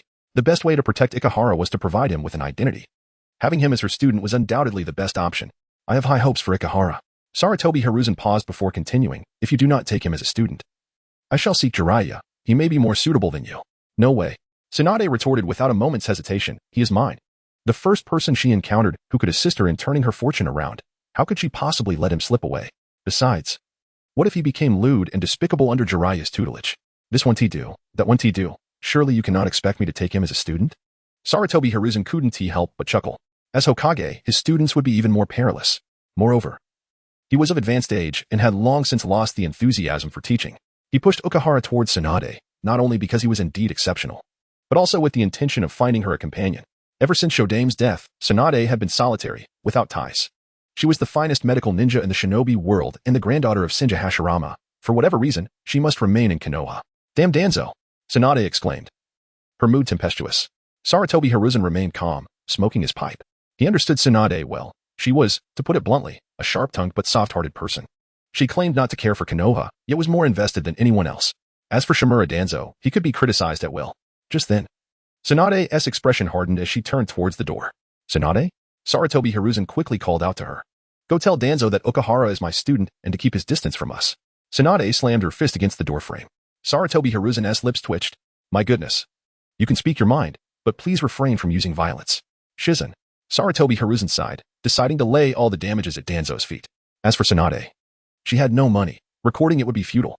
Old man, what is going on? Moments later, a head suddenly poked in through the window. It was Jiraiya. He leapt into the office, glancing around in amazement. What is this? Has the Cloud Village invaded? Jiraiya jested. The Cloud Village does not possess the audacity to create chaos in my office. Saratobi Hiruzen observed him and asked, What brings you here?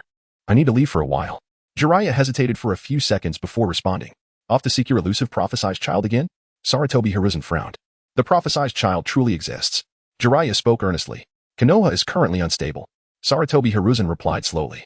Minato has mastered the Flying Thunder God technique, with him around. There should be no issues. Jiraiya disregarded the oppressive atmosphere and insisted.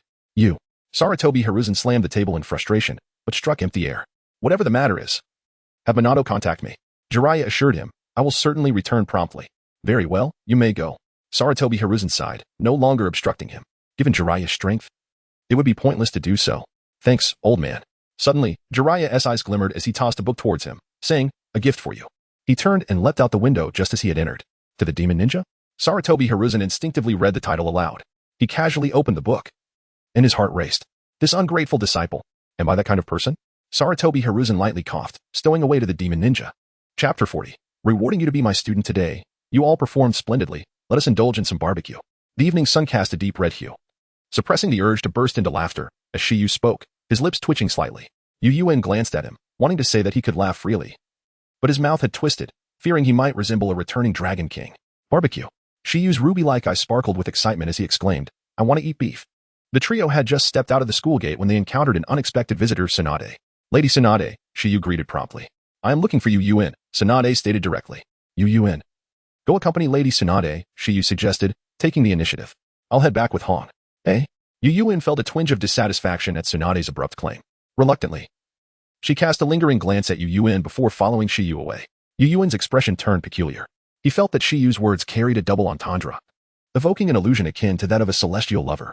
You certainly are popular with the girls, Tsunade remarked, noting Shiyu's expression. I am also quite favored by the boys. Yu Yuen replied, recalling how 3 boys had just argued about wanting to hit him. Lady Tsunade, what brings you to seek me? Are we heading to the casino? He inquired. Not at all, Tsunade shook her head. I heard you defeated Kakashi? You already know? How swiftly news travels. It seems Kakashi's reputation is indeed formidable, Yu Yuen responded. This victory was largely thanks to you, Lady Tsunade. Overcoming Kakashi hinged not on the leaf sword techniques, but rather a 30 boost in arm strength. One step ahead leads to further advantages. Once I gained the upper hand in strength, there was no stopping me. What does that have to do with me? Tsunade scoffed lightly. You can be surprisingly humble for a child. Then I shall abandon humility, Lady Tsunade. Is there a reward for achieving first place? Yu Yuen extended his hand. Smiling. Having spent considerable time with Tsunade, he felt that such banter was harmless. Despite her violent demeanor, she possessed a softness in her heart. You are rewarded by becoming my student, Tsunade replied unexpectedly. Although it was a suggestion from Hiruzen Saratobi, she did not resist the idea of taking on a disciple.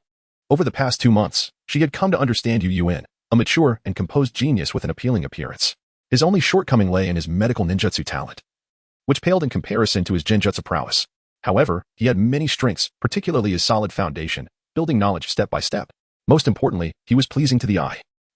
Yu Yuen's expression transformed into one of surprise. Such a fortunate opportunity?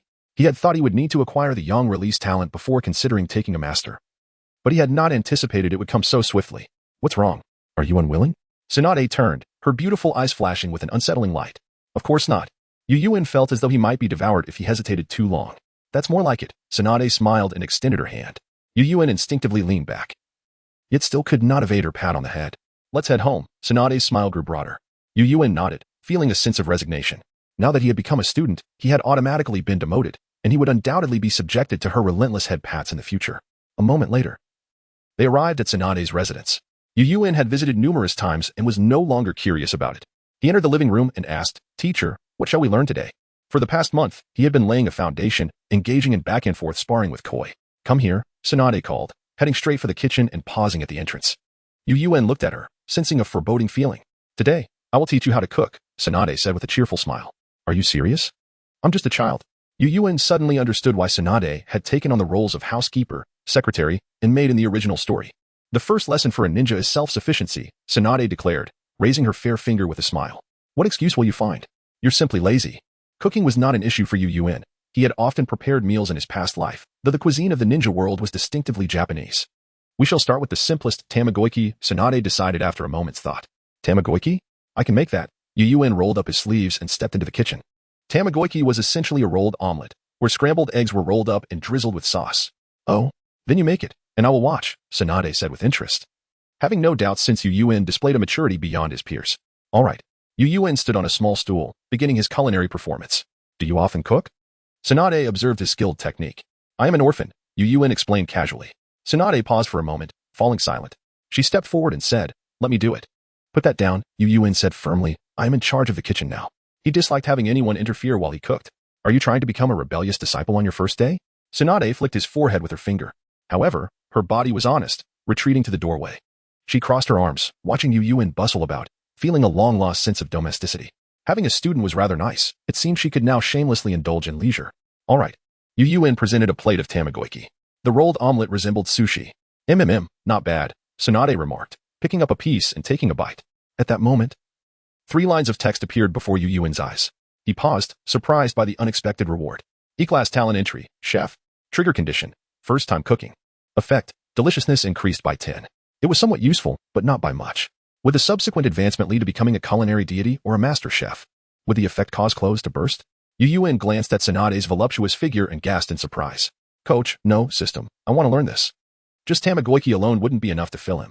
Tsunade removed her outer coat and tossed it to him. You wait outside. I will prepare another dish. Yu Yuen deftly caught the warm coat.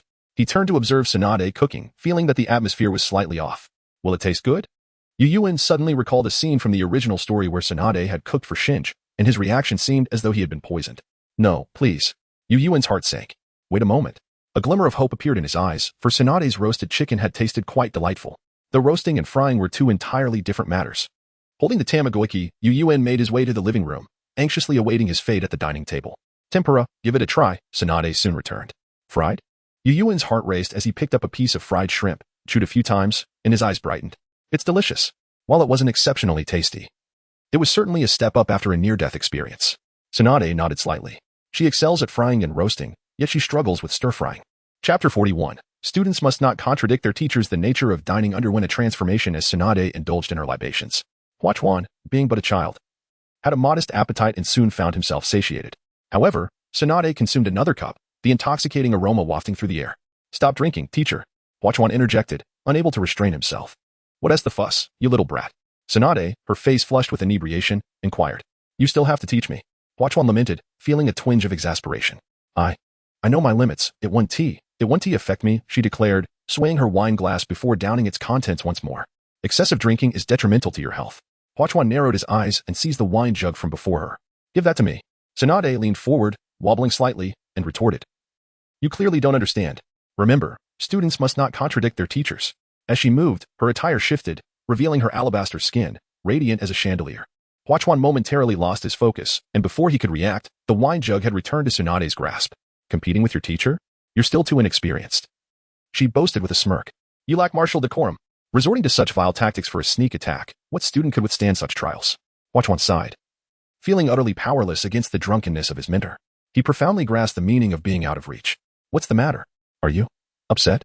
Tsunade asked, taking another swig from the jug while glancing at him. Not at all, Huachuan shook his head. This trivial matter hardly warrants anger. Then give me a smile for your teacher, Tsunade said, observing his expression, and playfully pinching his cheek. What a rogue!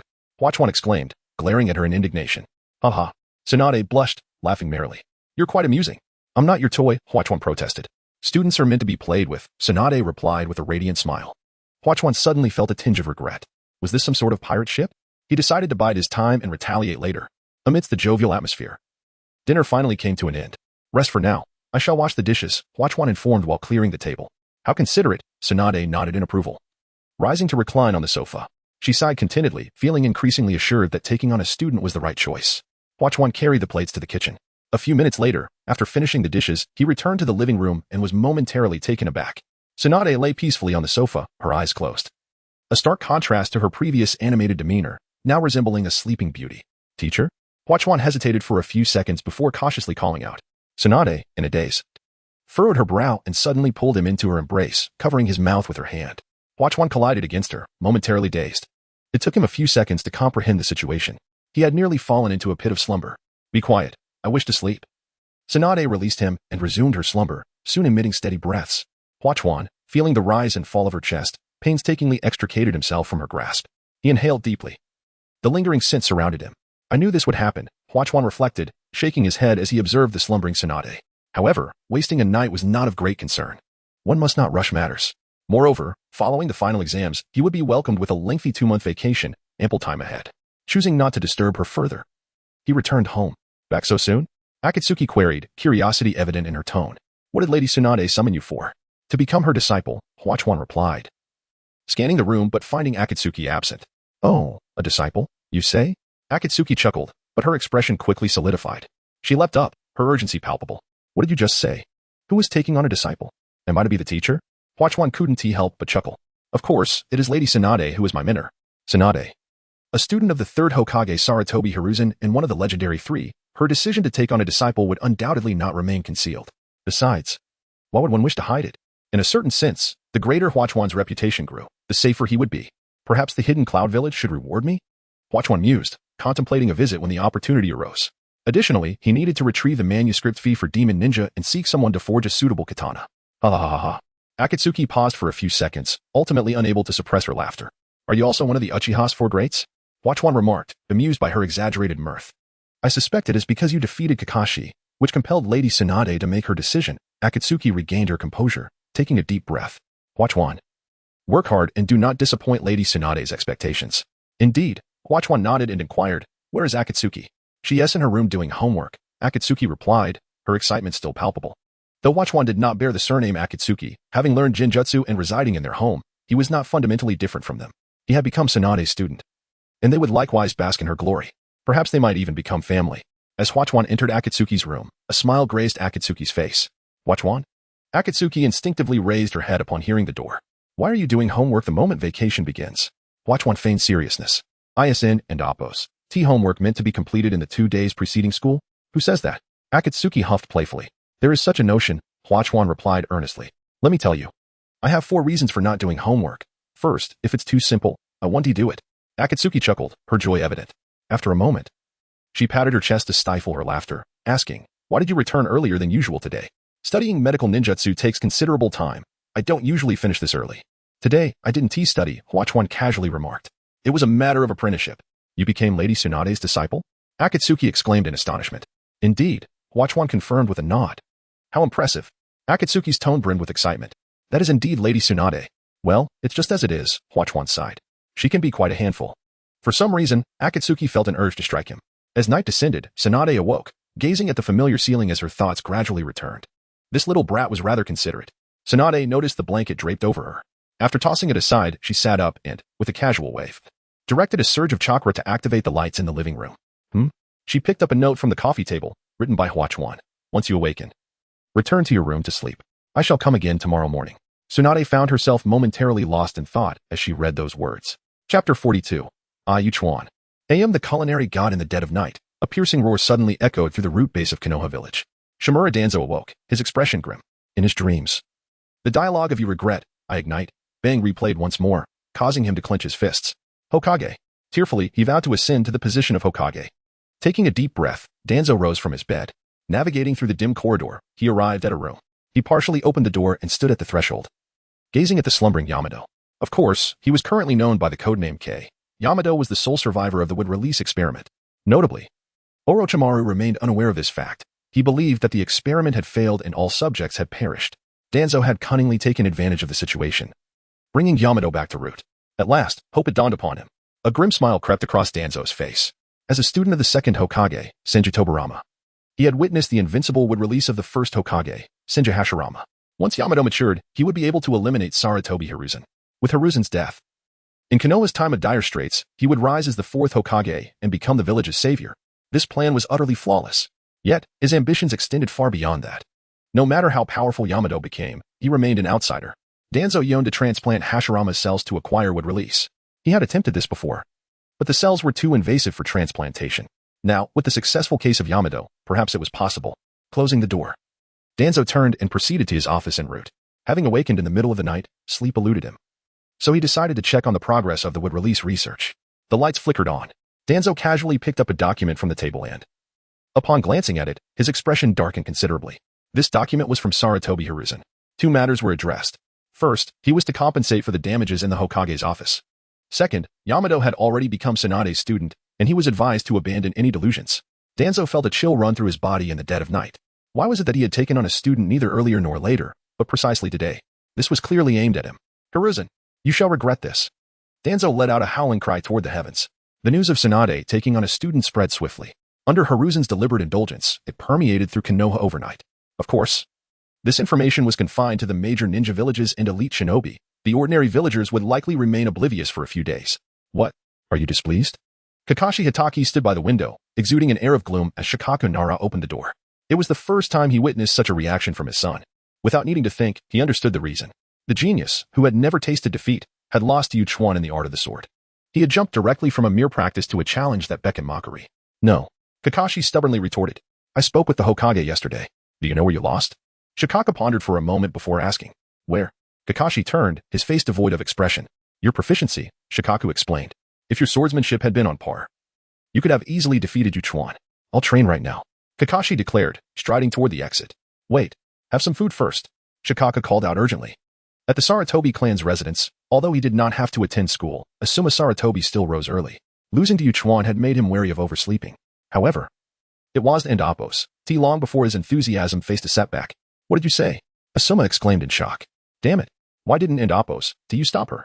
Tsunade was no ordinary medical ninja. She possessed terrifying strength.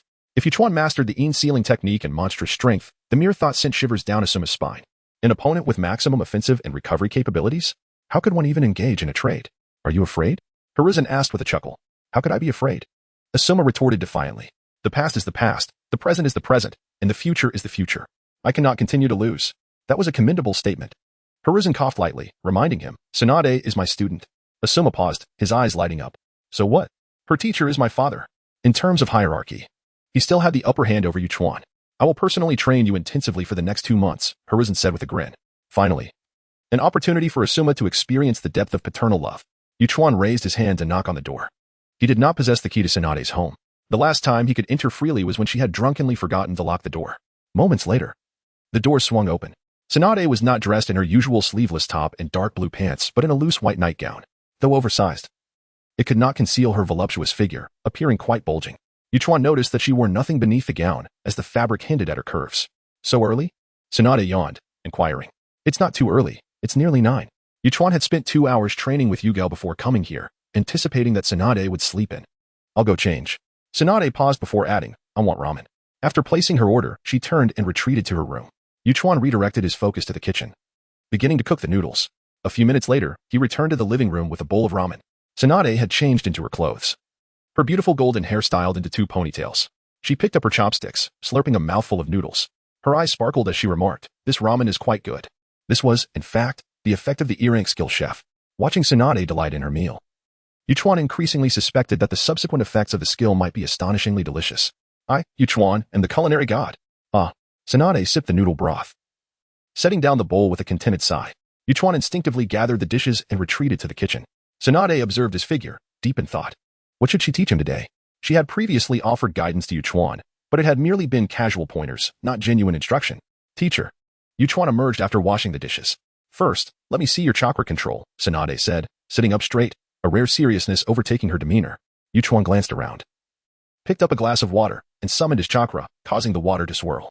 In the original narrative, chakra control was typically practiced through tree climbing or walking on water. Yu Chuan, however, opted for a simplified version of the Rasengan training method. Very good. Tsunade nodded in satisfaction. Yu Chuan's most commendable trait was his solid foundation, indicative of his diligent efforts.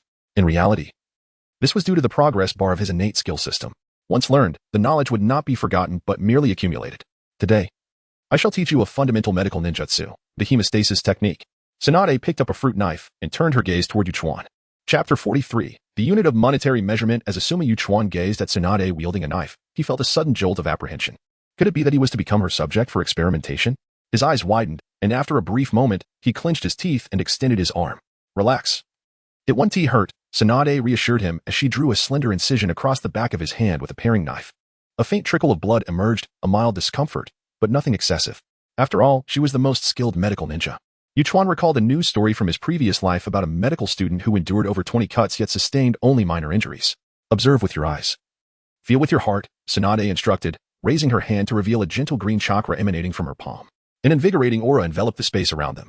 The wound on Yuchuan's hand gradually began to heal. How does it feel? Tsunade inquired.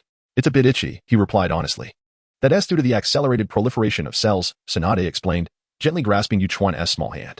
It may seem no different from before. Yet you have already consumed a significant number of cells. Now I understand, Yuchuan nodded earnestly. However, there is a limit to cellular division and proliferation. Tsunade's tone shifted to one of gravity. The more you utilize them, the faster you age. Yuchuan recalled her seal. Once unsealed and combined with the 100 healings technique, any injury would rapidly regenerate and heal. Yet excessive use would lead to her appearing aged. In essence, even medical ninjas have their limitations. It is only by foregoing the role of a medical ninja that one might transcend these limits, much like the legendary Senja Hashirama, who could heal without hand signs, experiencing no side effects, effortlessly achieving the effects of the 100 healings technique. Do you know the 3 cardinal rules of medical ninjas? Tsunade shifted the conversation. I do, Yuchuan responded. We were taught at school. First, never act impulsively, or more precisely, never rush to the front lines. Second, never abandon treatment unless certain that a teammate is deceased. Third, protect yourself and survive to the end. He felt as though he were reciting the principles of a battle royale game, survival at all costs. Tsunade reached out to ruffle his hair, advising him. You must remember this. Yuchuan felt slightly odd, reminiscent of the classic anime line, as long as you come back alive, we'll get married. Let us head to the hospital, Tsunade declared, withdrawing her hand. What for? Yuchuan asked, momentarily taken aback. What? Do you want to be a patient? Tsunade chuckled lightly. If you're willing to sacrifice yourself, then you can study at home. Let us just go to the hospital, Yuchuan quickly replied, shaking his head. It's quite painful. What do you mean? Tsunade shot him a glare. Did I hurt you just now? This isn't the time to focus on that. Yuchuan coughed, redirecting the conversation. Will the patients in the hospital allow me to treat them? Only you alone? Of course not, Tsunade replied smugly. But with me here. They will undoubtedly be eager to serve as your guinea pigs. You meant to say guinea pigs, didn't you? Yuchuan remarked as they arrived at the Konoha hospital. Just as she had said, upon hearing that Tsunade would be their healer, the patients were overjoyed to become free teaching materials. The day swiftly passed. Yuchuan finally experienced the formidable power of the C-rank term innate full soul. With the enhancement of his in-release talent, he could learn illusions in mere minutes. However, mastering medical ninjutsu took an entire day without yielding any results. It wasn't merely due to the complexity of medical ninjutsu. He lacked the benefits of young release talent. Nevertheless, he felt unconcerned. There was ample time ahead. Once he mastered 3 medical ninjutsu techniques, he could synthesize the C-rank term natural divine strength. Let us call it a day, Tsunade suggested, glancing at the sunset and then at Yuchuan, who was seated, panting from exhaustion. The depletion of chakra indicated a loss of stamina. After a day of learning, he was naturally worn out. Can you still walk? Tsunade absent-mindedly rubbed her fingers together. I haven't gambled all day. My hands are a bit restless. I'll take a break. Yuchuan waved his hand. Teacher, you can head back first. No, we can't rest just yet. Tsunade insisted, stepping forward to scoop him up in her arms. We're going to the casino. Truly, not surprising at all. Yuchuan buried his face in her embrace, inhaling her rich fragrance as he continued to rest. Time slipped away softly. A new day dawned. Yuchuan rose early, completing a couple of laps around the street before turning into the Konoha Knowledge Bookstore. Number 9527, you've done well, Torahashi exclaimed upon seeing him, his excitement akin to that of a long-lost family member. After a moment's thought, Yuchuan understood the reason. Tsunade. News of his recent status as her student had evidently spread, and Torahashi was no exception. Furthermore, as a spy from the Cloud Village stationed in Konoha, he surely had other channels for information. Uncle Torahashi, Yuchuan said, not want to be overly formal. Are there any rewards? Definitely. Torahashi could hardly contain his excitement. Did you know? You are the highest-ranking spy since the founding of the Cloud Village. Yuchuan was taken aback. Were the others truly that incompetent? However, upon deeper reflection, it wasn't their inadequacy but rather the power of the system. Other spies could hardly escape detection from various sensing and information ninjutsu. Just the memory extraction from the Yamanaka clan was enough to sever their paths to advancement, let alone infiltrating the upper echelons of Konoha. Moreover, there was another reason. Geniuses were seldom dispatched as spies. Oh, except for Shimura Danzo. I sent a message back to the Cloud Village yesterday, and you should receive word in a few days. Please come by again then, Torahashi said, calming his excitement. Work hard, the future is yours. Since Yuchuan was his subordinate, the higher he climbed, the more glory Torahashi would share, along with the rewards from the Cloud Village. Understood, Yuchuan affirmed resolutely. For the Cloud Village. For the Cloud Village. Torahashi echoed. By the way, can the royalties for Against the Demon Ninja be settled now? Yuchuan cleared his throat and inquired. Of course, Torahashi replied, smiling as he produced a passbook. This is the royalty payment from the publication until now. Filled with anticipation, Yuchuan opened the passbook. 2 million Ryo. We're rich. He had anticipated the royalties to amount to a third of Asuma Saratobi's bounty. I plan to release the next volume of Against the Demon Ninja this week. You can look forward to next month's royalties, Torahashi added, patting Yuchuan on the shoulder. Does your friend have any other ideas? I'll ask when I return, Yuchuan replied, putting away the passbook. I'm unsure at the moment. This was indeed the truth. He had yet to conceive ideas for his next work. Chapter 44. The contract scroll of the Wet-Bone Forest in the Reikage Tower of Kumogakure. Sukadai sat at his desk, perusing documents. As the right-hand man of the third Reikage, he possessed the rare ability of lava release and was not only formidable in strength but also served as the chief examiner of the legendary technique, the Absolute Bull Lightning Plow.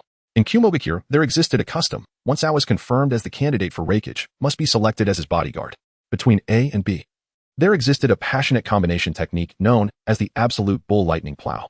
Sukadai's position was scarcely inferior to that of Shimura Danzo in Konoha. At that moment, Sukadai's eyes widened in astonishment. What was this? A spy numbered 9527 had actually become a student of Tsunade? This was utterly absurd. Tsunade was one of the legendary three of Konoha and a student of the third Hokage. This situation was tantamount to the third Reikage taking on a student who was a spy from Konoha. Was it true? After the initial shock, Sukadai struggled to comprehend the reality. However, the intelligence report had been delivered by his cousin, Sachikawa. Blood was thicker than water. He had no reason to deceive himself. Moreover, who would dare to play tricks on the Reikage? His temper was legendary. He could explode at the slightest provocation. Thinking of this, Sukadai hurriedly rose and made his way to the Reikage's office. Upon receiving permission, he entered.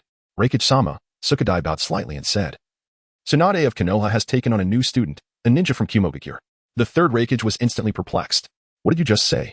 It is true, Sukadai replied, presenting the intelligence report provided by Sachikawa. Who was responsible for sending him? After reading the report, the third Reikage frowned and asked, how could such talent be sent to be a spy? They must have misjudged Yukigawa's potential. I will punish them upon my return. Sukadai paused and added, however, it cannot be denied that this is a tremendous blessing for Kumogakure. Is he loyal? The Reikage tapped his fingers on the desk and inquired. Reikage-sama, you know that all spies have secret techniques implanted in their minds, Sukadai asserted confidently. He would never dare to betray us. What he did not realize was that when the ninja from the mountain clan had extracted memories, the secret technique had already been eliminated by Yukigawa's system.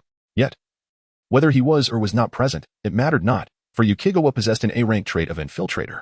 Even if Kumogakure wished to test him, he would not be exposed. Indeed, it seems his luck is quite remarkable, the third Reikage remarked with a sense of awe. Indeed, Sukadai concurred. Spies undergo various tests, and Yukigawa has remarkably passed them all. Kumogakure has always believed in repaying debts and rewarding contributions. After a moment of contemplation, the third Reikage asked, what do you think you should be rewarded with? The training method for lightning release chakra activation, Sukadai suggested, presenting his reasoning. Simply put, lightning release chakra activation involves stimulating bodily cells with lightning release chakra to enhance physical strength. The reason Kumogakure has produced so many formidable warriors is due to this very technique, which also serves as a precursor to lightning release body techniques. Once Yukigawa masters it, he will need to earn more contributions to exchange for subsequent body techniques to continue growing stronger. Moreover, there is an additional benefit, Sukadai added with a smile. The lightning release body techniques are unique to Kumogakure. If he dares to betray us, we can compel him to use them, thereby exposing him. Upon hearing this, the third Reikage nodded in agreement. After leaving the Konoha Knowledge Bookstore, Yukigawa turned onto a street specializing in ninja tools. In the ninja world, money is important, but strength is paramount. Wealth can be regained, but a life once lost is irretrievable. The first thing Yukigawa intended to do with his earnings was to find a master swordsmith. He already had a target in mind. Soon, he stopped in front of a ninja tool shop that bore a resemblance to a martial arts dojo from his previous life. A sign hung at the entrance, inscribed with 4 large characters, Everyday Ninja Tools. In the original story, Everyday was one of Konoha's 12 young talents, a teammate of Niji Hyuga and Rock Lee, skilled in throwing ninja tools. Most importantly, she had exceptional luck, often finding legendary tools just by walking. As the saying goes, from ancient times, gunmen are lucky.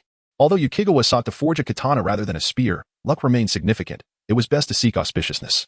He entered the shop, and a young man approached him. Given the timeline, Everyday had not yet been born, so this was likely her father.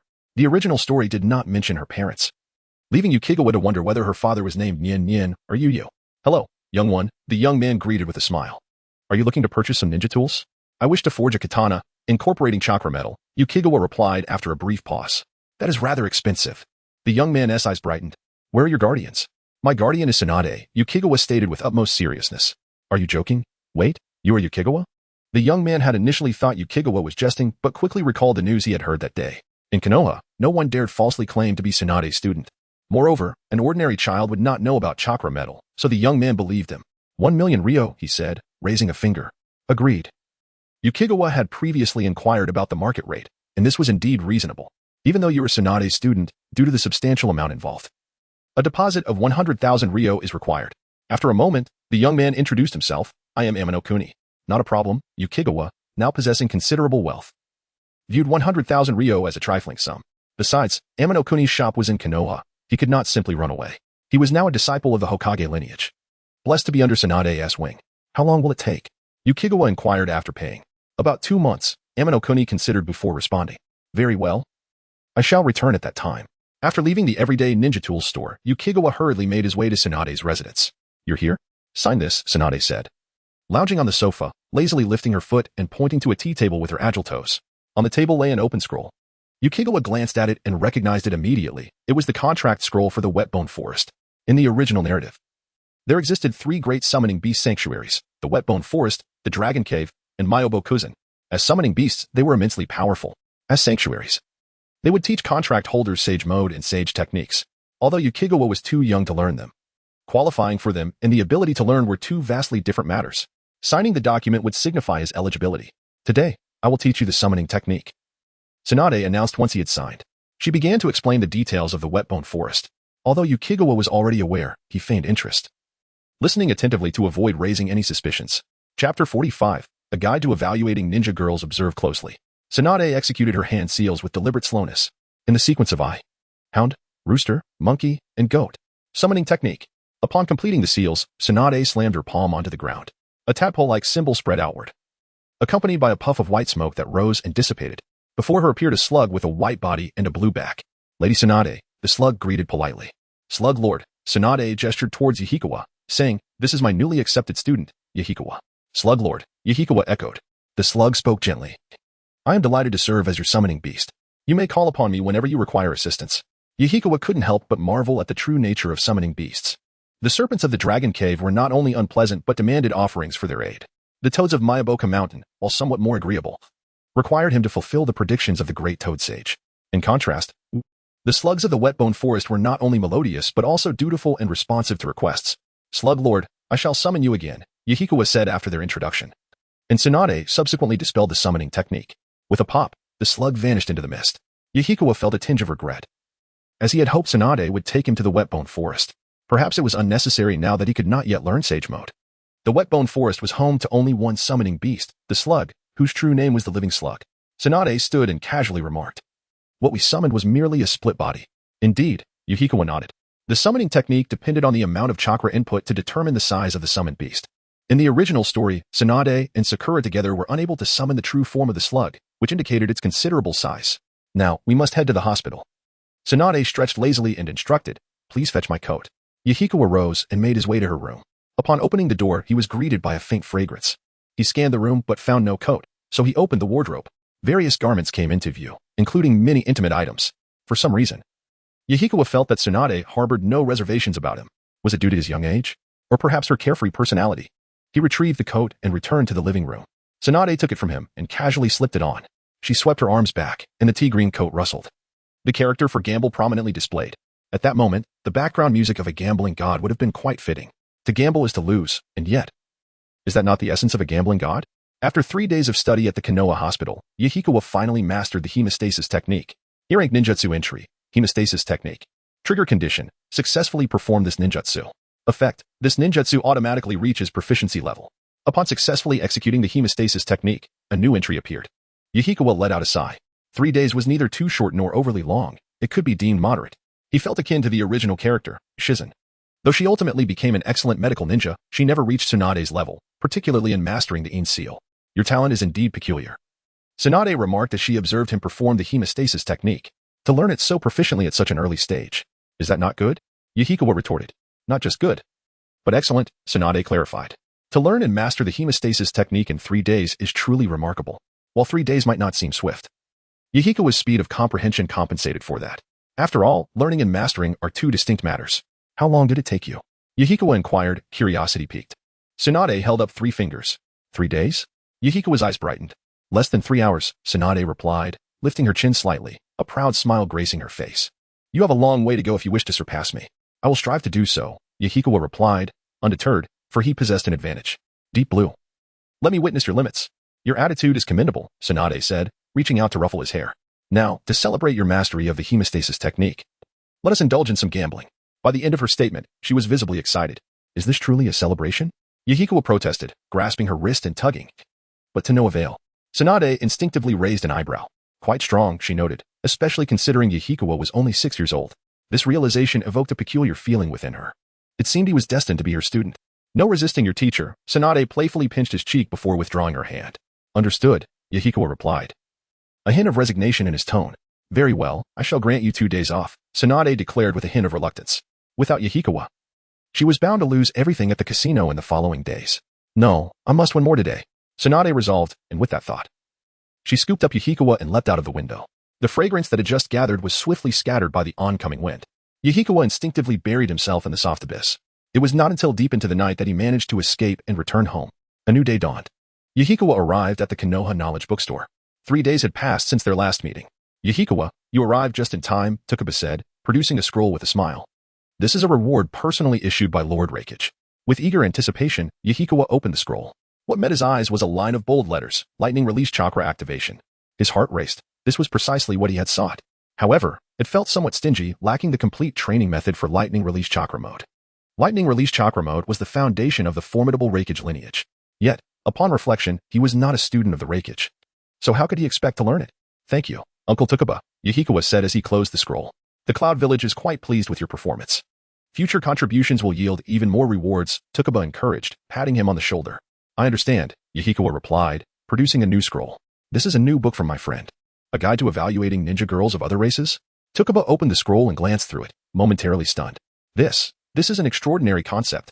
In the ninja world, there had been no mention of beast-eared girls or demi-humans. At most, there were summoning beasts and tailed beasts. The idea of beast-eared girls or demi-humans becoming ninjas was unprecedented. This will surely be a hit. Takaba felt as though he had opened the door to a new world. When will it be published? Yahikawa inquired, primarily concerned with financial matters. Another 2 months, Takaba replied, regaining his composure. Publishing it now would only encroach upon the market of demon ninja, such as professionalism, Yahikawa conceded. After bidding farewell to Takaba, he descended the stairs and exited the bookstore. Only to collide with Noera Rin. Yahikawa? Rin exclaimed, her face lighting up with surprise. Good morning, Rin. Yahikawa paused and smiled. Are you here to buy books? Yes. Noera Rin nodded slightly. What book do you wish to purchase? Asked Yuzuki casually. It's a book on medical ninjutsu, Noera Rin replied, somewhat shyly. This is related to Yuzuki. Under normal circumstances, Noera Rin would have waited until after graduation to begin her studies in medical ninjutsu.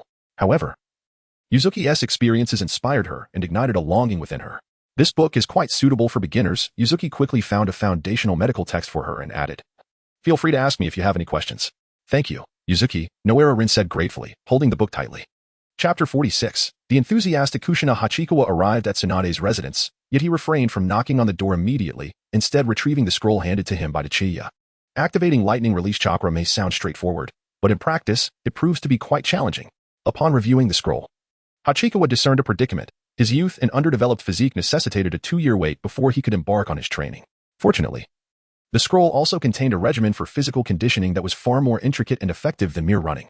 Stowing the scroll away, Hachikawa raised his hand and rapped on the door. Moments later, it swung open, revealing Tsunade clad in a loose-fitting nightgown, clearly just awakened. Good morning, sensei. Hachikawa greeted with a smile. Tsunade nodded slightly, then unexpectedly extended her hand, saying, Here's a key for you. Why is there an extra key? Hachikawa inquired, somewhat perplexed. The 2 keys, one large and one small, were evidently not for the same door. The other one is for my adjacent room, Tsunade yawned, lazily explaining. If I'm still asleep, you may use it to rest. Sensei, according to the ninja code, you shouldn't be so careless. Hachikawa began, only to be interrupted by a playful flick to his forehead. You're a student. Why are you trying to boss around your teacher every day? Tsunade glared at him. Commanding, go make breakfast. Understood. Hachikawa took a few steps back, turning to emphasize, I'm not bossing, merely suggesting. With that, he dashed into the kitchen, leaving no room for Tsunade to retort. This little brat. Tsunade paused, then a smile crept onto her face. She returned to her room, shedding her nightgown to reveal a perfectly proportioned figure. After dressing, she sat at the dining table, waiting while tidying her hair. She lifted her hands, gathering her hair into a ponytail, revealing her fair neck, and after a simple binding, her twin tails were formed. Hachikawa emerged from the kitchen with a bowl of beef ramen, catching sight of the last scene. He felt an urge to play with her twin tails, though such an act was clearly out of the question. Beef ramen, he announced, placing the dish on the table. Where did the beef come from? Tsunade asked, stirring the noodles with her chopsticks.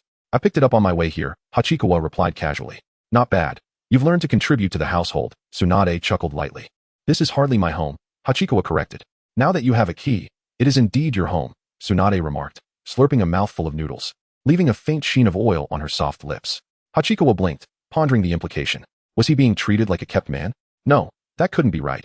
If anything, he was the one providing for her, rendering Tsunade the true dependent. Aren't you on break today? Why have you returned? Tsunade glanced at him, inquiring. Because I am filial. Hachikawa responded with a smile. Isn't it just concern for my teacher's meals? I'm not at that level of need yet. Tsunade rolled her eyes, her lips curving slightly. Ah, that tsundere demeanor has emerged, Hachikawa thought, finding her eye roll rather appealing despite the lack of proper expression. Since you're here, accompany me to the casino. How about it? Tsunade shifted the conversation. Here it comes. The legendary phrase. Hachikawa thought, recalling the cultural significance of since we're here. I'm still just a kid. He quipped back, invoking a spell to counter her challenge. What do you intend to do? Tsunade asked, swallowing her noodles in one go, her expression unchanging. Train, Hachikawa contemplated. Responding. Training requires balance, Tsunade replied, setting her chopsticks down. How about this? I'll take you to visit someone. Where to? Hachikawa asked, curiosity piqued. There aren't many people you can visit through my connections, Tsunade remarked. It's not going to be Sarutobi, is it? You'll find out once we arrive. Tsunade said with a mysterious smile, ensuring he wooed and Appos, TB bored. Leave the riddles behind. Let us head out. Hachikawa said as he collected their dishes. What is that reaction? Tsunade asked, slightly displeased. I'm just washing the dishes, Hachikawa replied, turning towards the kitchen. Tsunade pouted, realizing that her student was completely unafraid of her. How strange. She was not known for her gentleness. A few minutes later, Hachikawa followed Tsunade outside. After meandering through several streets, they found themselves in an increasingly secluded area, eventually encountering not a single passerby. Hachikawa mused, so far and so remote. It must be the residence of Uzumaki Kushina. We're almost there, Tsunade announced, lifting her gaze to spot a two-story wooden house. Kushina. A voice filled with excitement rang out the next moment. Uzumaki Kushina appeared before them, her red hair billowing behind her due to her swift approach. Kushina, Tsunade greeted with a smile. This is Hachikawa. Kushina interjected. I've met him before with Minato, but I didn't expect him to be your student. I'm a recent addition, Hachikawa admitted, causing Tsunade to raise an eyebrow in surprise. Welcome, little Hachikawa, Kushina exclaimed, grabbing his hand as they walked. Look at that cherry blossom tree. Minato planted it. Tsunade sighed at the sight. Few were worthy of visiting this place. Aside from Kushina, only figures like Sarutobi and Namikaze Minato held such privilege. Behind the house, there's a grove of peach trees. If you come back in a couple of months, you can enjoy fresh peaches, Kushina said, affectionately ruffling Hachikawa's hair. There's even a swing up there. Feel free to play? Isn't that a bit too enthusiastic? Hachikawa mused, still processing the affectionate gesture. How troublesome. Is this the life of a Jinchuriki? Tsunade remarked, walking beside them, slightly miffed at feeling neglected despite her usual popularity. Once inside the living room, Kushina seated Hachikawa on the sofa, steering the conversation towards the recent final exams. How did you manage to defeat Kakashi? She inquired with keen curiosity. With a blade. Hachikawa replied nonchalantly. What about the details? Kushina pressed on. Hachikawa recounted the events, and Kushina responded with an envious tone. That's impressive. Sadly, I don't have any students. Being the Jinchuriki of the Nine Tails, she was destined never to serve as a team leader. As for students, they would only come once the next Nine Tails Jinchuriki was chosen, and whether they would meet her expectations was uncertain. Are you interested in sealing techniques? Kushina suddenly perked up, asking. Kushina, he's still quite young. He can't learn so much yet, Tsunade interjected, unable to suppress her urge to protect her student. He hasn't even begun his studies in medical ninjutsu. True, Kushina chuckled sheepishly. Let us revisit this when you're older. All right, Hachikawa agreed. Yukikawa promptly acquiesced. The sealing technique is a nearly invincible ninjutsu in the ninja world. If one has the opportunity to learn it, one must seize it. However, as he turned his head, he was met with Tsunade's menacing glare. Chapter 47. The indifferent Tsunade in a moment of earnestness, Ayukawa declared, I have only one teacher in my heart. Instantly, the murderous intent on Tsunade's face dissipated. With her arms crossed, she silently acknowledged the child's understanding. It seemed that Lady Tsunade held a certain fondness for Ayukawa. Kushina Uzumaki glanced around and remarked, she does not like it. Tsunade, unperturbed, responded, too mischievous. Kushina merely chuckled, choosing not to elaborate further. for she had known Tsunade for a long time and was well aware of her temperament. Is Minato not here today? Tsunade shifted the topic. He has a mission. Kushina waved her hand dismissively, adding jokingly, besides, if he were here, I would still have to accompany Lady Tsunade. That's a lie, Tsunade interjected. Who was it that left me out last time? Lady Tsunade, shall we play poker? Kushina coughed lightly and proposed. I am sure to win. Tsunade's spirits lifted at the thought. Is that so? Kushina raised an eyebrow skeptically, recalling their previous poker games where Tsunade had lost every time. That was in the past. Tsunade huffed. I am on a winning streak now. Ever since Ayukawa and Appo's arrival, she had found herself winning more often at the casino. Wait for me, Kushina said as she rose to fetch a deck of cards. Ayukawa felt a twitch at the corner of his mouth. Tsunade appeared oblivious to a significant truth. Her good fortune was tied to his presence, and now that he was her opponent, that luck would likely vanish. Here I am. Kushina returned with a deck of cards. Shall we wager? Ayukawa asked curiously. Wagering would ruin our friendship, Kushina replied, glancing at Tsunade. Let us just use sticky notes. Let the games begin, Tsunade declared confidently. Kushina and Appo's brow furrowed in confusion. Where did that confidence come from? She began shuffling the cards. The first round was merely a fluke. Soon, however, Tsunade's smile faded, though she stubbornly insisted, Ayukawa. Kushina produced a sticky note, winking as she said, do not go easy on her just because she is your teacher. Rest assured, I shall remain impartial, Ayukawa assured her. Lady Tsunade, may you accept defeat graciously. Kushina said with an amused expression. I am aware, Tsunade retorted, rolling her eyes. Due to her height, she bent down slightly, her sleeveless top stretching to reveal her curves. Kushina instinctively glanced down, losing her smile at the stark comparison. Ayukawa exerted great willpower to refrain from looking down. He focused instead on Tsunade's exquisite face and gently placed his hand under her chin. Tsunade's beautiful eyes widened as she calculated how to win back her dignity. However, she soon realized her assumptions were misplaced. The first round was not a fluke, but rather the beginning of her downfall. 17 cards. How could you defeat me so swiftly? After an hour of continuous losses, Tsunade was left in a daze. My apologies, Kushina shook her head, clearly enjoying the spectacle. How infuriating. Tsunade gritted her teeth. Should we call it quits? Ayukawa suggested, eyeing the sticky notes plastered all over Tsunade. Absolutely not. Tsunade vehemently refused. I will not let anyone leave until I win at least one round today. Exchanging glances, Ayukawa and Kushina shared a sense of helplessness. Shall we consider cheating? A spark of inspiration flickered in Ayukawa's mind. However, to his astonishment, as he contemplated cheating, the cards he drew were remarkably favorable. It was the kind of hand that could not possibly lose, even if played haphazardly. Before long, noon arrived.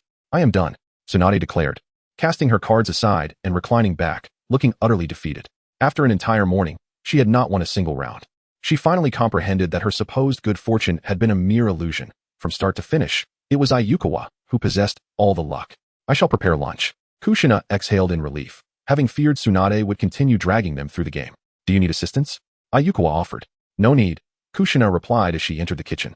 Turning his attention back to Tsunade, he found her sprawled on the couch like a limp snake. Teacher, may I remove the sticky notes for you?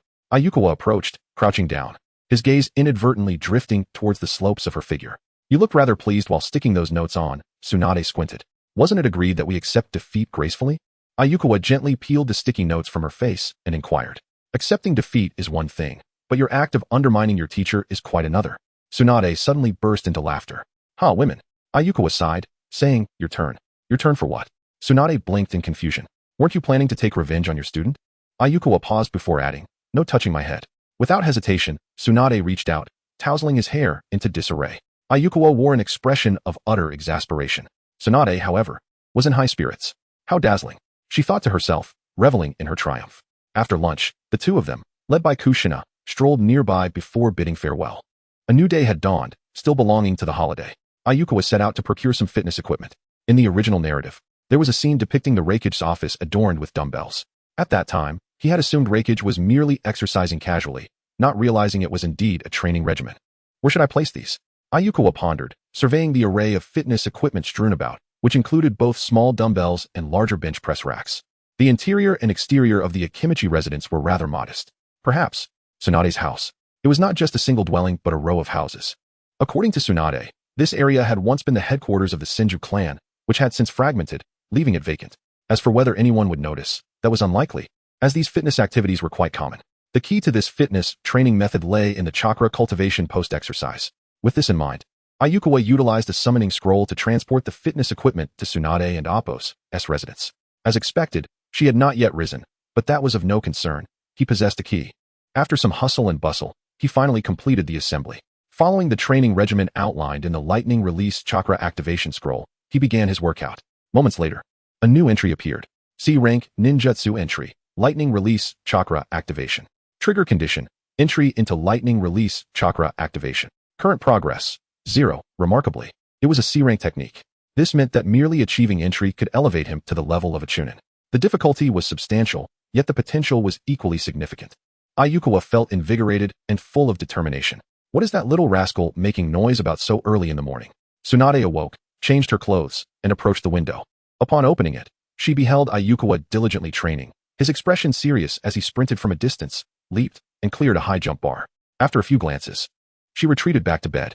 2 months swiftly passed, and before long, it was time for school to commence. Chapter 48. The Shattering of Graduation Dreams. Lin, I have arrived. Uchiha Obito exclaimed with uncontainable excitement as he rushed to the doorstep of Noera Rin's home. Today marked the beginning of their second year, a momentous day of registration. Rising early, he was determined to be the first person Rin would see at the start of the new semester. For Obito, the day of school registration held profound significance. The previous year, he had arrived late and missed the registration, but fortuitously encountered Rin, the gentle girl who aided him in successfully enrolling. Uncle Noera, is Rin home? Obito inquired, his face brimming with anticipation. She has already left, the young man, who bore a resemblance to Rin, replied, shaking his head. What?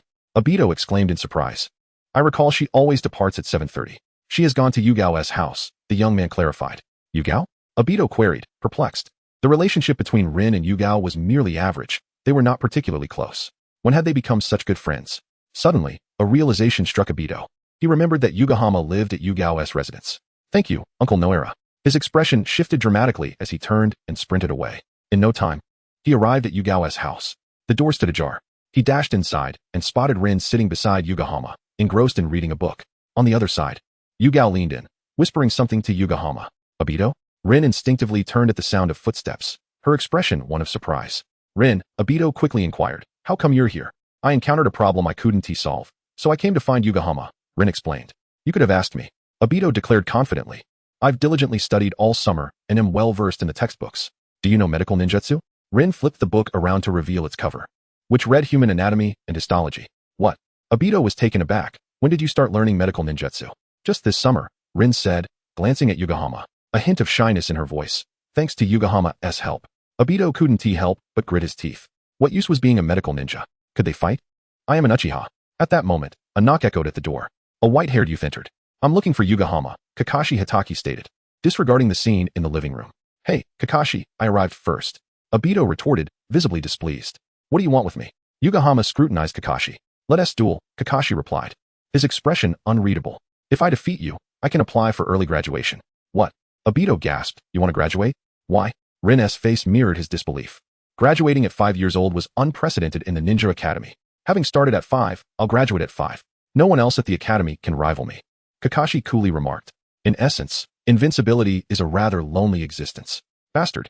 Obito felt insulted and shouted. Let us step outside for a one-on-one. I want to be at my best when I fight Yugahama. Kakashi remained calm. You. Obito's face flushed. Obito, Rin quickly intervened. Are you really going to fight now? Yugahama stood up and asked, shall we? Indeed, Kakashi replied. After the fight, I'll graduate, avoiding the time wasted on registration. Obito, known for his boastful nature, was indeed speaking the truth. According to Kakashi's own words, his swordsmanship had surpassed Yugahama's from 2 months prior. Of course, Yugahama would also have improved.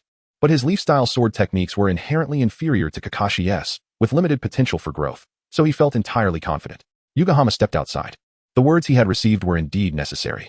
Based on Asuma Saratobi's experience, he estimated another upgrade was imminent. After all, Kakashi appeared excessively confident, bolstered further by the sharp insight of his father. However, I'm sorry. Yugahama produced a katana, a chakra metal sword crafted at his request from the village, costing a staggering 10 million ryo. C-rank ninja tool, Thunderfire sword, conditions, possess a chakra metal katana. Effects, chakra conduction speed increased by 10, durability increased by 100. Let us begin. Yugahama gestured for Kakashi to make the first move. Kakashi scoffed. This was a clear affront. He was no longer the same as before. In an instant, he lunged forward, appearing before Yugahama, gripping his short blade with one hand and striking. Impressive speed. Obito remarked, his expression darkening as he struggled to keep up. But in the next moment, he was left in shock. Kakashi was sent flying backward at an even greater speed. What just happened? Rin blinked in confusion. How had a victor emerged so swiftly? Just 2 months earlier, the two had been evenly matched. Kakashi lay on the ground, astonished. He had charged forward, his blade intercepted by Yugahama, only to be met with a powerful recoil that propelled him into the air. Are you hurt? Yugahama approached him, offering assistance. I can help you heal. My hand. Kakashi felt numbness creeping into his right hand. Yugahama extended his hands, a soft green chakra illuminating the air. This is medical ninjutsu? Rin's eyes widened. Although she was learning medical ninjutsu, she was only studying the most fundamental aspects, not the true ninjutsu. From her understanding, due to the high difficulty of medical ninjutsu, most ninjas would take considerable time after graduation to learn it. E-rank talent, Thunderblade upgrade, effect, lightning release and swordsmanship talents increased by 30 from their original states. Yugahama withdrew his hands, satisfaction evident in his demeanor. Kakashi picked up his short blade and turned to leave. Wait. Yugahama called out with a smile, let us head to school together. Kakashi paused, hesitating for a few moments before nodding in agreement. A duel had shattered his dreams of early graduation, yet he felt compelled to register. Curious about how Yugahama had improved so dramatically. Should Yugahama be aware of his thoughts, he could only respond, child, this is what it means to be a prodigy. In the span of 2 months, he had mastered 3 medical ninjutsu techniques, hemostasis, healing, and anesthesia. Subsequently, he received a new talent entry. D-rank talent, medical ninja, conditions, possess 3 medical ninjutsu entries. The effect is as anticipated, all medical ninjutsu effects are enhanced by 30. While this outcome does not surprise him, what Yukikawa eagerly awaits is the attributes resulting from the synthesis. C-grade talent attribute, innate divine strength. Trigger conditions, synthesis of the D-grade attribute medical ninja and the E-grade attribute fleet of foot. Effect, the sun release talent is elevated by 100 from its original state, while physical strength is increased by 50. Note, 2 synthesis pathways are available. The first pathway, combining the C-grade attribute and Oppos, medical ch-nin and Oppos, and the C-grade attribute and Oppos, robust physique and Oppos, can produce the B-grade attribute and Oppos, physical recovery, and Oppos, the second pathway, combining the C-grade attribute and Oppos, medical ch-nin, and Oppos, the C-grade attribute and Oppos, robust physique and Oppos, and the C-grade attribute and Oppos, swift as the wind and Oppos, can yield the B-grade attribute and Oppos, no seal healing, and Oppos Yukikawa and Oppos, long-desired sun release talent has materialized, accompanied by an increase in strength. Unlike innate full soul, innate divine strength is subject to advancement. Without hesitation, Yukikawa knows he will choose the second pathway. However, he is left wondering if this no-seal healing is the same as that of Senju Hashirama. Chapter 49. Go ahead, Kakashi, what a lively scene. Noira Rin remarked as she glanced around. The roads were flanked by students heading to the Ninja Academy, both upperclassmen and freshmen alike. We are now in our second year. Shouldn't the first-year students address us as seniors? Yuhi Kurenai suddenly had a thought, her eyes lighting up with curiosity. Although she had conceded to Yuchuin and Oppos' prowess and abandoned the idea of having him as a subordinate, the presence of new freshmen provided her with a chance to indulge in the role of an older sister. That would indeed be the case. Noira Rin nodded in agreement, adding, I wonder if there are any remarkable freshmen this year. Indeed, Uchiha Obito seized the opportunity and squeezed his way to her side, proclaiming, Uchiha Tetsuhiko. He is no less a genius than I am. A subtle expression crossed Noira Rin's face. A genius no less than yours? How does he compare to Kakashi? She pondered, opting to compare him with Hitaki Kakashi instead of Yuchuin, as the latter would seem too unfair. This should be somewhat comparable, Uchiha Obito replied uncertainly. There's no way he can measure up. Yuhi Kurenai raised her chin proudly, declaring, Yuchuin can take on 10 at once. Hitaki Kakashi cast a glance at her, realizing she was referring to him. Yet, recalling his recent humiliating defeat, he fell silent, his lips barely twitching. Yuchuin multitasking, listened to the praises of the charming little girl and chuckled lightly. He was reviewing the newly acquired entries needed for synthesizing the B-grade entry unmarked healing. One of the aspects Yuchuin appreciated about the system was its clarity. The conditions for triggering the 3 entries were plainly indicated. Among them, the C-grade intramedical chunin and the C-grade intra-robust physique were the simplest. The former merely required ongoing study of medical ninjutsu, while the latter was akin to the E-grade entry and Oppos, sturdy body, and Oppos, demanding physical resilience at an outstanding chunin level. Over the past 2 months, Yuchuin had been training using the method of activating chakra from the lightning release scroll. Consequently, the progress bar for the C-grade entry robust physique had reached 10. The C-grade entry swift as the wind posed the most challenge. It was a composite entry requiring the integration of the E-grade entry body flicker technique, the D-grade entry swordsmanship for Jinin, and the D-grade entry wind release for Jinin. Halt. As the 5 arrived at the school gate, they were intercepted. Following the voice, they saw a black-haired boy, clad in a dark coat, with hands in his pockets and an air of arrogance. He exuded an aura of superiority. It and Oppos, Tetsuhiko, Uchiha Obito recognized him. Yuchuin thought for a moment and recalled who Uchiha Tetsuhiko was. In the original storyline, he was a jonin of the Uchiha clan, possessing a 3-tomo Sharingan.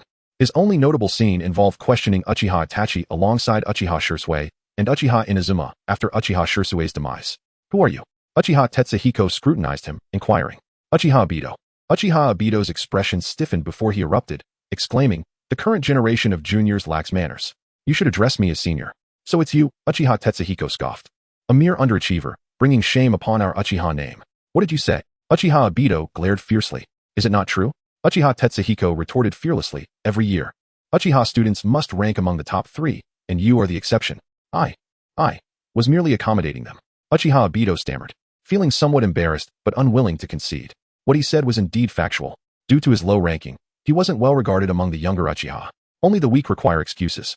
Uchiha Tetsuhiko dismissed him, turning to ask, "Who is Yuchuin? What do you want with him?" Uchiha Obito glanced at Noera Rin, thumping his chest, and declared, "Whatever the matter, I shall resolve it." "You cannot." Uchiha Tetsuhiko shook his head dismissively, stating, "I intend to challenge him and reclaim what belongs to the Uchiha." "Damn it." Uchiha Obito trembled with rage. "First place is such a big deal. Why target Yuchuin?" "Go ahead, Kakashi." Yuchuin paused before saying, "Let us not waste too much time." A question mark appeared on Hatake Kakashi's small face. "Am I some kind of summoning beast? You can't handle him?" Yuchuin blinked and retorted, "It's as easy as pie." Hatake Kakashi said in a deep voice. "Arrogant." Uchiha Tetsuhiko realized and shouted angrily, "You are too loud." Hatake Kakashi drew his short blade, vanishing in an instant. The moment Uchiha Tetsuhiko moved, he sensed a chill at his neck. Instinctively lowering his head, he saw the blade pressed against his skin, a faint sting registering. Hatake Kakashi executed a basic attack, achieving remarkable results. How is that possible? Uchiha Tetsuhiko felt cold sweat bead on his forehead. "You are not much better than Obito," Hatake Kakashi commented. "Kakashi." Uchiha Obito's eyes turned red as he demanded, "What do you mean?" "Nothing much." Hatake Kakashi replied calmly while sheathing his sword. "Once I unlock my eyes, you will all lose." Uchiha Obito gritted his teeth. "I feel the same." Uchiha Tetsuhiko seemed to regain his composure, declaring, "Let us go." Yuchuin stepped past him and entered the school. Have the Uchiha always been so bold? Yuhi Kurenai followed him, whispering, "Just don't engage with them." Yuchuin replied casually, "The Uchiha are a bunch of lunatics. Moreover, being friends with them risks being viewed as fodder for unlocking their eyes." Yuhi Kurenai nodded, glancing at him, her cheeks slightly flushed as she said, "I'll play with you." Yuchuin was momentarily taken aback. Indeed, the children of the ninja world are precocious. Yet, it wasn't just Yuhi Kurenai who harbored ulterior motives. Yuchuin-kun, after 2 months, you've become even more handsome. Yuchuin-kun, look at me. Allah. As soon as Yuchuin entered the classroom, he was met with a warm welcome. Particularly, the girls waved excitedly, unable to contain their enthusiasm. Yuhi Kurenai snorted, positioning herself in front of Yuchuin. Noera Rin glanced over instinctively, feeling an inexplicable twinge of envy. The mischievous little rascal, Yuchuin.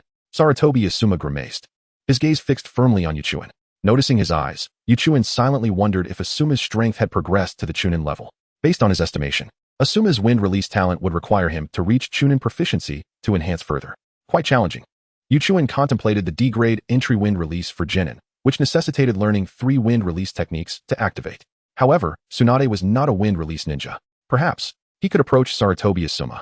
Yuchuin returned to his seat, pondering how best to utilize this tool. Chapter 50, The Strongest Illusion. Bietian Mouth. Today marks the day of registration. There are no classes, but an opening ceremony awaits. Yuchuan once again encounters the 3rd Hokage, Sarutobi Hiruzen. Compared to the previous graduation ceremony, he seems even more loquacious this time, delivering a discourse that lasts a full 3 hours. Initially, the elementary students listen attentively, captivated by Sarutobi's immense prestige. However, as time drags on, their eyes glaze over, lost in a stupor. Yuchuan now finds himself regretting not bringing Tsunade along. Had he done so, he could have slipped away unnoticed. Once the ceremony concludes, it is time to pay tuition and collect textbooks. "How about we go eat together at noon?" Noera Rin suggests eagerly. "Absolutely." Uchiha Obito responds with evident excitement, casting a glance at Hatake Kakashi to indicate he should not act as a third wheel. "I'm heading off to train," Kakashi replies, though he remains undeterred in his aspiration to surpass Yuchuan. "They will be joining us as well," Rin adds. Kakashi pauses momentarily, questioning why they are invited. "Obito, we are all friends," Rin clarifies, "and Yuchuan has helped me immensely." "Rin," Yuhi Kurenai exclaims, bounding over to wave at Yuchuan. Obito instinctively glances at Rin, then back at Kurenai. If only he could hold Rin's hand, he would gladly face any peril. "What do you wish to eat?" Rin asks softly. What do you want? Kurenai inquires of Yuchuan. Which ramen shop is the most renowned in the village? Yuchuan ponders aloud. He intended to mention Ichiraku Ramen, but is uncertain if it is currently open. It's the one at the village entrance, called Ippudo Ramen, Rin responds. It appears it is not in operation. Yuchuan nods, stating, let us go there then. Wait. Asuma Sarutobi catches up, positioning himself in front of them. Yuchuan, let us have a match. Let us eat first. Yuchuan smiles, suggesting they go together. Asuma hesitates, but then he realizes this could be an opportunity, for they surely lack the funds he possesses. I don't want to owe anyone a favor, Asuma declares, casting a glance at Kurenai. I'll treat, he proclaims grandly. Very well, Yuchuan agrees without hesitation. Kurenai rolls her eyes. She harbors little fondness for Asuma, who often disrupts their time together with his challenges. The group soon arrives at the entrance of Ippudo Ramen. Pork bone ramen. Yuchuan reads from the menu. Me too, Kurenai replies cheerfully. Me too, Asuma echoes like a parrot. Kurenai's smile fades immediately. This guy is so annoying. Yuchuan, hesitant, asks Kakashi, how did your strength increase so dramatically? He has spent the entire morning reflecting on this, pinpointing the source of that inhuman strength. Don't you know who my teacher is? Yuchuan retorts, cleverly shifting the blame onto Tsunade. Kakashi is taken aback, finally grasping the explanation. Tsunade, in addition to being a medical ninja, is renowned for her physical prowess, particularly her famed technique, super strength. What strength? Asuma asks, confused. Yuchuan defeated Kakashi in one move this morning, Kurenai boasts proudly. Asuma instinctively looks at Kakashi, who silently nods in affirmation. Suddenly, Asuma feels the urge to flee. Though he has learned 2 new wind release techniques, Yuchuan's progress clearly surpasses his expectations. Reluctantly, he decides not to surrender so easily. After their meal, Yuchuan bids them farewell and heads towards Tsunade's residence. However, he quickly notices Asuma stealthily trailing behind him. Come out, Yuchuan halts. How did you notice me? Asuma steps into view, inquiring. With my eyes, Yuchuan replies casually. Humph, do you have eyes growing on your back? Asuma retorts skeptically. Are you here to spar? Yuchuan shifts the topic. Indeed. Asuma schemes, initially wishing to defeat Yuchuan in front of Kurenai, but Kakashi's swift defeat has prompted him to play it safe. Why should I spar with you? Yuchuan counters. I challenge you. You must accept. Asuma insists. That's not how it works. Yuchuan shakes his head. This isn't a practical class. No, you Asuma stammers. You must spar with me. How about this? Yuchuan proposes, sensing the moment is right. If you lose, let me see the scroll of the wind release techniques you've learned. You want to learn wind release? Asuma's eyes widen. You've learned illusion techniques, swordsmanship, and medical ninjutsu. Now you wish to learn wind release as well? To save time, Yuchuan fabricates, seeing it will help me defeat you faster. You brat. How dare you underestimate me? Asuma's anger flares, and he swiftly forms hand seals. Leaning back slightly, he expels a surge of chakra. Wind release, great breakthrough. The chakra swells in the wind, instantly transforming into a miniature tempest before him. Yuchuan raises his hand and throws a kunai. The immense force propels the kunai like a bullet through the storm, narrowly grazing Asuma. With a resounding crash, Asuma instinctively turns to see the kunai embedded in a tree, creating a deep crater. He gulps nervously. Had it struck him, his head would have burst like a watermelon. Still want to fight? Yuchuan approaches him, inquiring. Grinding his teeth, Asuma retrieves a scroll containing 3 wind release techniques, Great Breakthrough, Gale Palm, and Wind Dance. Yuchuan studies it for a moment before returning it. The E-rank entry hero grants him a 10 memory boost, and combined with his memories from 2 lifetimes, he memorizes it all. Thank you, Yuchuan smiles, asking. Would you like to train with me? Huh. Asuma stares in disbelief. We can only progress by helping one another, can we not? Yuchuan questions nonchalantly. This not only allows him to gain entries, but also demonstrates his fiery spirit to Sarutobi. Why not seize the opportunity? This is the essence of survival in Konoha. Asuma stands frozen, momentarily struck by guilt.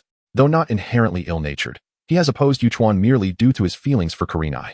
Yet now he realizes he truly cannot measure up, regardless of the aspect. Yuchuan, slightly taken aback, triggers a new entry. E-level talent attribute, by Tian Zue. Trigger condition, successfully convincing Yuan Fei Asma. Effect, increases sealing speed by 10 from the original rate. Is this feasible? However, why is it an increase in hand speed rather than an enhancement in verbal or tongue speed? Chapter 51. One should not. At least not should on the open ground outside the Tsunade residence. Hakawa leaped gracefully, executing a flawless high jump. Sarutobi Asuma watched, perplexed. Is this training truly beneficial? Why aren't you training? Hakawa inquired, directing his gaze toward him. I have no need for such training. Sarutobi Asuma hesitated before responding. Train as you usually do. Hakawa casually suggested. Sarutobi Asuma was momentarily taken aback, asking, aren't you going to teach me? He assumed Hakawa's invitation to train together was a means to instruct him on becoming stronger. How can I teach you when I don't understand wind release? Hakawa chuckled, aware of Asuma and Appo's misunderstanding. Though I can and Appo's teach you. I can be your sparring partner. Sarutobi Asuma and Appo's eyes brightened. His father, Sarutobi Hiruzen, had once remarked that a ninja's strength lies in intelligence warfare. After 3 sparring sessions with Hakawa, he had suffered utter defeats. However, upon reflection, a significant reason lay in his lack of understanding of Hakawa's intelligence. To have a sparring partner meant the opportunity for constant practice, and perhaps, through understanding, he could eventually surpass him. As the son of the Hokage, Sarutobi Asuma had a special jonin as his teacher, who also engaged in sparring. Yet, due to his status, he was hesitant to unleash his full potential. Glancing around, Sarutobi Asuma plucked a leaf from a tree and held it in his hand. Hakawa and Appo's spirit soared. He was finally presented with the opportunity to train in the nature transformation of wind release chakra. However, he remained patient, turning back to continue his physical conditioning. After an indeterminate amount of time, Sarutobi Asuma exhaled as he finally managed to slice through the leaf. Wiping the sweat from his brow, he collapsed onto the ground. What type of training is this? Hakawa approached him, handing him a bottle of water, casually asking, "Why haven't I seen this before?" "Of course, you haven't," Sarutobi Asuma exclaimed with enthusiasm. "This is training for the nature transformation of wind release chakra." "Impressive," Hakawa remarked, somewhat astonished. "I thought only Chunin could learn this." "Indeed. I am a prodigy of wind release." Sarutobi Asuma beamed, feeling as refreshed as if he had just consumed a bottle of ice-cold water on a sweltering summer day. Children are easily impressed. As Hakawa finished his workout, he inquired, "Could you elaborate on that?" "Certainly." Sarutobi Asuma, brimming with excitement, readily agreed without a second thought. As he spoke, Hakawa recalled the episode from the original work where Naruto Uzumaki learned the nature transformation of wind release chakra. The process was roughly divided into 3 steps. The first step involved mastering the fundamental attribute of wind release, which was cutting, starting with slicing through leaves. The second step required increasing chakra input, aiming to slice through a waterfall. The third step was to integrate it with ninjutsu, maximizing the power of wind release techniques. "Thank you." Hakawa prepared to find a time to experiment with this knowledge. Even if he were discovered, it would not be a concern, as he had influential connections. It and Appo's a minor issue. Sarutobi Asuma waved his hand dismissively. "If you have any questions in the future, feel free to ask me." He found great joy in teaching others, especially with Hakawa's attentive demeanor. No wonder that old man constantly nagged him. "Will you stay for dinner?" Hakawa glanced at the sky and asked. "Another day?" Sarutobi Asuma shook his head, explaining, "I didn't inform my family in advance." "Very well. Until next time." Hakawa rose and headed towards the bathroom. He needed to bathe and prepare dinner. Sarutobi Asuma returned home in high spirits. "Why are you so cheerful today? Did you defeat Hakawa?" Sarutobi Hiruzen turned upon hearing the door, noticing his son's beaming face. "Not at all," Sarutobi Asuma replied, shaking his head. "What is the reason then?" Sarutobi Hiruzen inquired with curiosity. "I became friends with Hakawa, and we trained together," Sarutobi Asuma explained with a smile. Sarutobi Hiruzen displayed a look of surprise, asking, "What transpired?" "Well," Sarutobi Asuma recounted the events of the afternoon. Sarutobi Hiruzen stroked his beard thoughtfully. Is Hakawa truly that insightful? However, a 6-year-old child would not possess the cunning to feign. As for Hakawa's inquiry regarding the nature transformation of wind release chakra, it was inconsequential. If he truly wished to learn, he could seek Tsunade's assistance and acquire a wealth of knowledge. To Sarutobi Hiruzen, the most vital aspect was his son's growth. "My son possesses the potential to become Hokage." "Indeed," Sarutobi Hiruzen smiled. "Hakawa is certainly worth befriending." "Yes," Sarutobi Asuma nodded. "I will go take a shower." Before long, the door swung open again. "Jiraiya?" Sarutobi Hiruzen looked at the entering figure, asking, "When did you return?" "Just got back," Jiraiya explained. "I used the reverse summoning technique. It's quite convenient in the 3 great sage lands." Sarutobi Hiruzen paused, asking, "What do you have in your hand?" "The new book of the lightning fire sword," Jiraiya exclaimed excitedly. "Aye." Sarutobi Hiruzen suddenly noticed Sarutobi Pihua walking out from the kitchen. "Have you read the previous book? It's fantastic. This new one is just as well conceived. You absolutely cannot miss it," Jiraiya enthusiastically recommended. "I haven't read it. Why would I read such books?" "I read." Sarutobi Hiruzen coughed, trying to divert the conversation. "Don't pretend, old man," Jiraiya interjected with a look of disdain, interrupting him. "Am I not familiar with you?" "What book?" Sarutobi Pihua asked unexpectedly. Jiraiya froze, hurriedly concealing the guide to evaluating ninja girls from other races. He chuckled awkwardly, saying, "We were discussing the will of fire. I am delighted that you could visit my home, but your tone earlier was unappealing. It was clearly a lie," Sarutobi Pihua admonished. "I have matters to attend to. I must take my leave." Without hesitation, Jiraiya dashed out. Once he was out of view of Sarutobi Hiruzen's house, he paused to catch his breath. "Old man, may you find your own fortune," Jiraiya chuckled, relishing the moment. He took a deep breath, glanced around, climbed a tree, perched on a branch, and eagerly pulled out the new book of the lightning fire sword. "The lightning fire sword is divine. Jiraiya mused after finishing it, marveling at the author's imagination.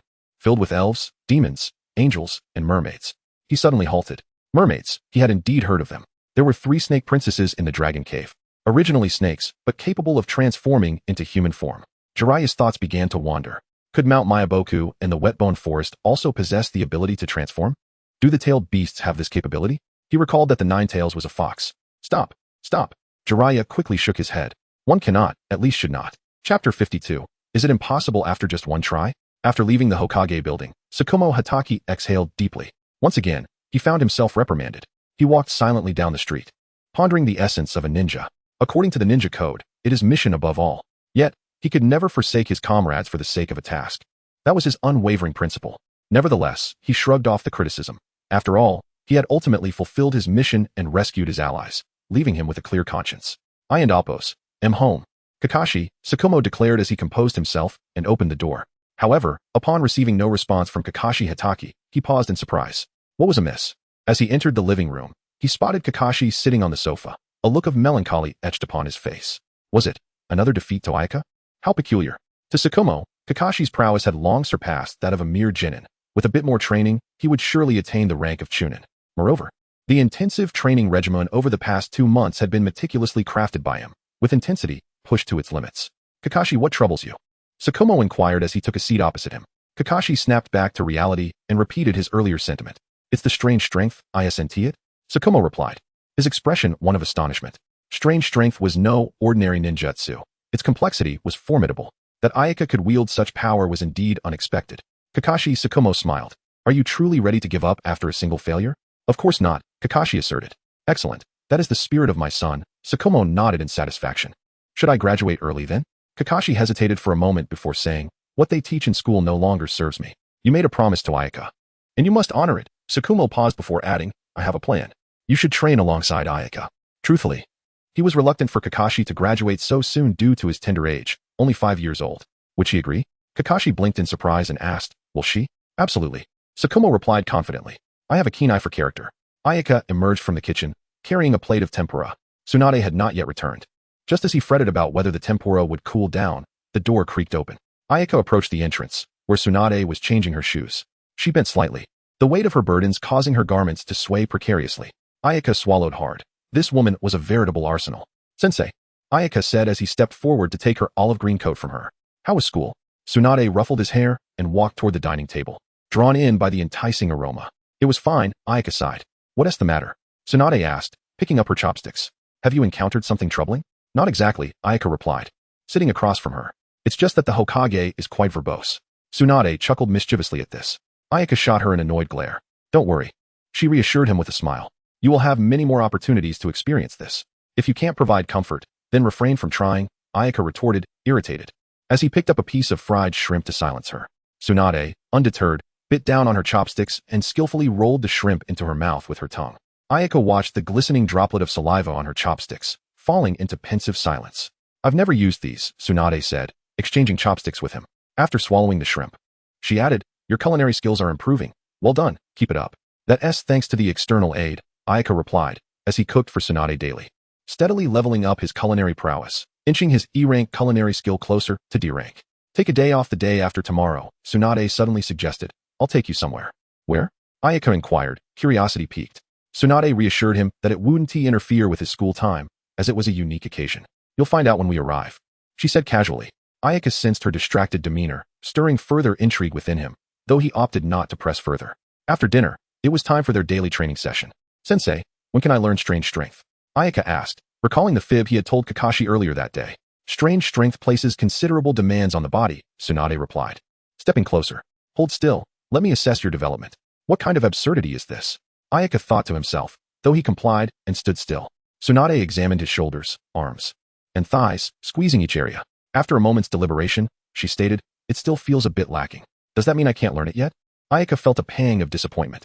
The destructive power of strange strength was formidable, comparable to the ordinary form of the spiraling sphere, if not even more potent. It also required adept chakra control alongside physical strength. Tsunade pondered for a moment before saying, first, we must train your chakra control. Ayaka was taken aback. His pursuit of medical ninjutsu had already honed his chakra control to a level unrivaled among his peers. Classic exercises like walking on water and climbing trees were child's play for him. Yet, he anticipated the stringent requirements for strange strength. No wonder Shizun, after so long under Tsunade's guidance, had yet to master In's sealing or strange strength. How do we train? Ayaka asked. Climb trees, Tsunade instructed as she headed outside. Climb trees? That's no challenge for me, Ayaka replied, following her. That tree, Tsunade gestured nonchalantly, indicating a towering tree. Ayaka, seeing no reason to question further, approached the tree. Channeling his chakra into his feet, he began ascending the bark step by step.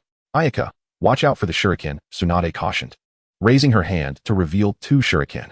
Is this how we're playing? Ayaka's expression shifted as he swiftly dodged. And there's more, Tsunade announced, flicking her wrists, sending 4 more shuriken flying. Though Ayaka reacted quickly, 1 shuriken struck his thigh. Losing his balance, he tumbled from the tree. The shuriken, being wooden, would not cause injury under Tsunade's control, but the impact still stung. Is it truly impossible after just 1 try? Tsunade teased with a smile. Let us go again. Ayaka exclaimed, brushing off the dirt as he stood. I'll at least try for 7 times. A night passed, and though Ayaka bore bruises and scrapes, he was unperturbed. Both he and Tsunade were medical ninjas. A new day dawned, and the first class for the 2nd grade was on one of the 3 body techniques, the substitution technique. Essentially a form of misdirection, it requires the preparation of a substitute, such as a wooden stake or board. Ryo Akiro stood at the lectern, explaining. The principle is to use a substitute to swiftly evade an enemy's attack amidst the fog. Though Ayaka had yet to study the 3-body technique, his exceptional chakra control allowed him to grasp it almost instantly, while the other students struggled considerably. The 3 basic jutsu are likely the only techniques many genin ever master, requiring 6 long years of training. Yet such genin seldom survive to the end, often reduced to mere cannon fodder. One must admit, the life of a shinobi is truly merciless in this regard. Chapter 53. Teacher, please remove your shoes. The day's lesson has concluded. Do not forget to complete your homework upon returning home. Rong-Yichang hastily grabbed his textbook and turned to leave. Ah, school's out. Hooray, off to play games. The classroom erupted in joyous cheers. However, Shi Yuhong paid no heed, rushing over to Yuchuan.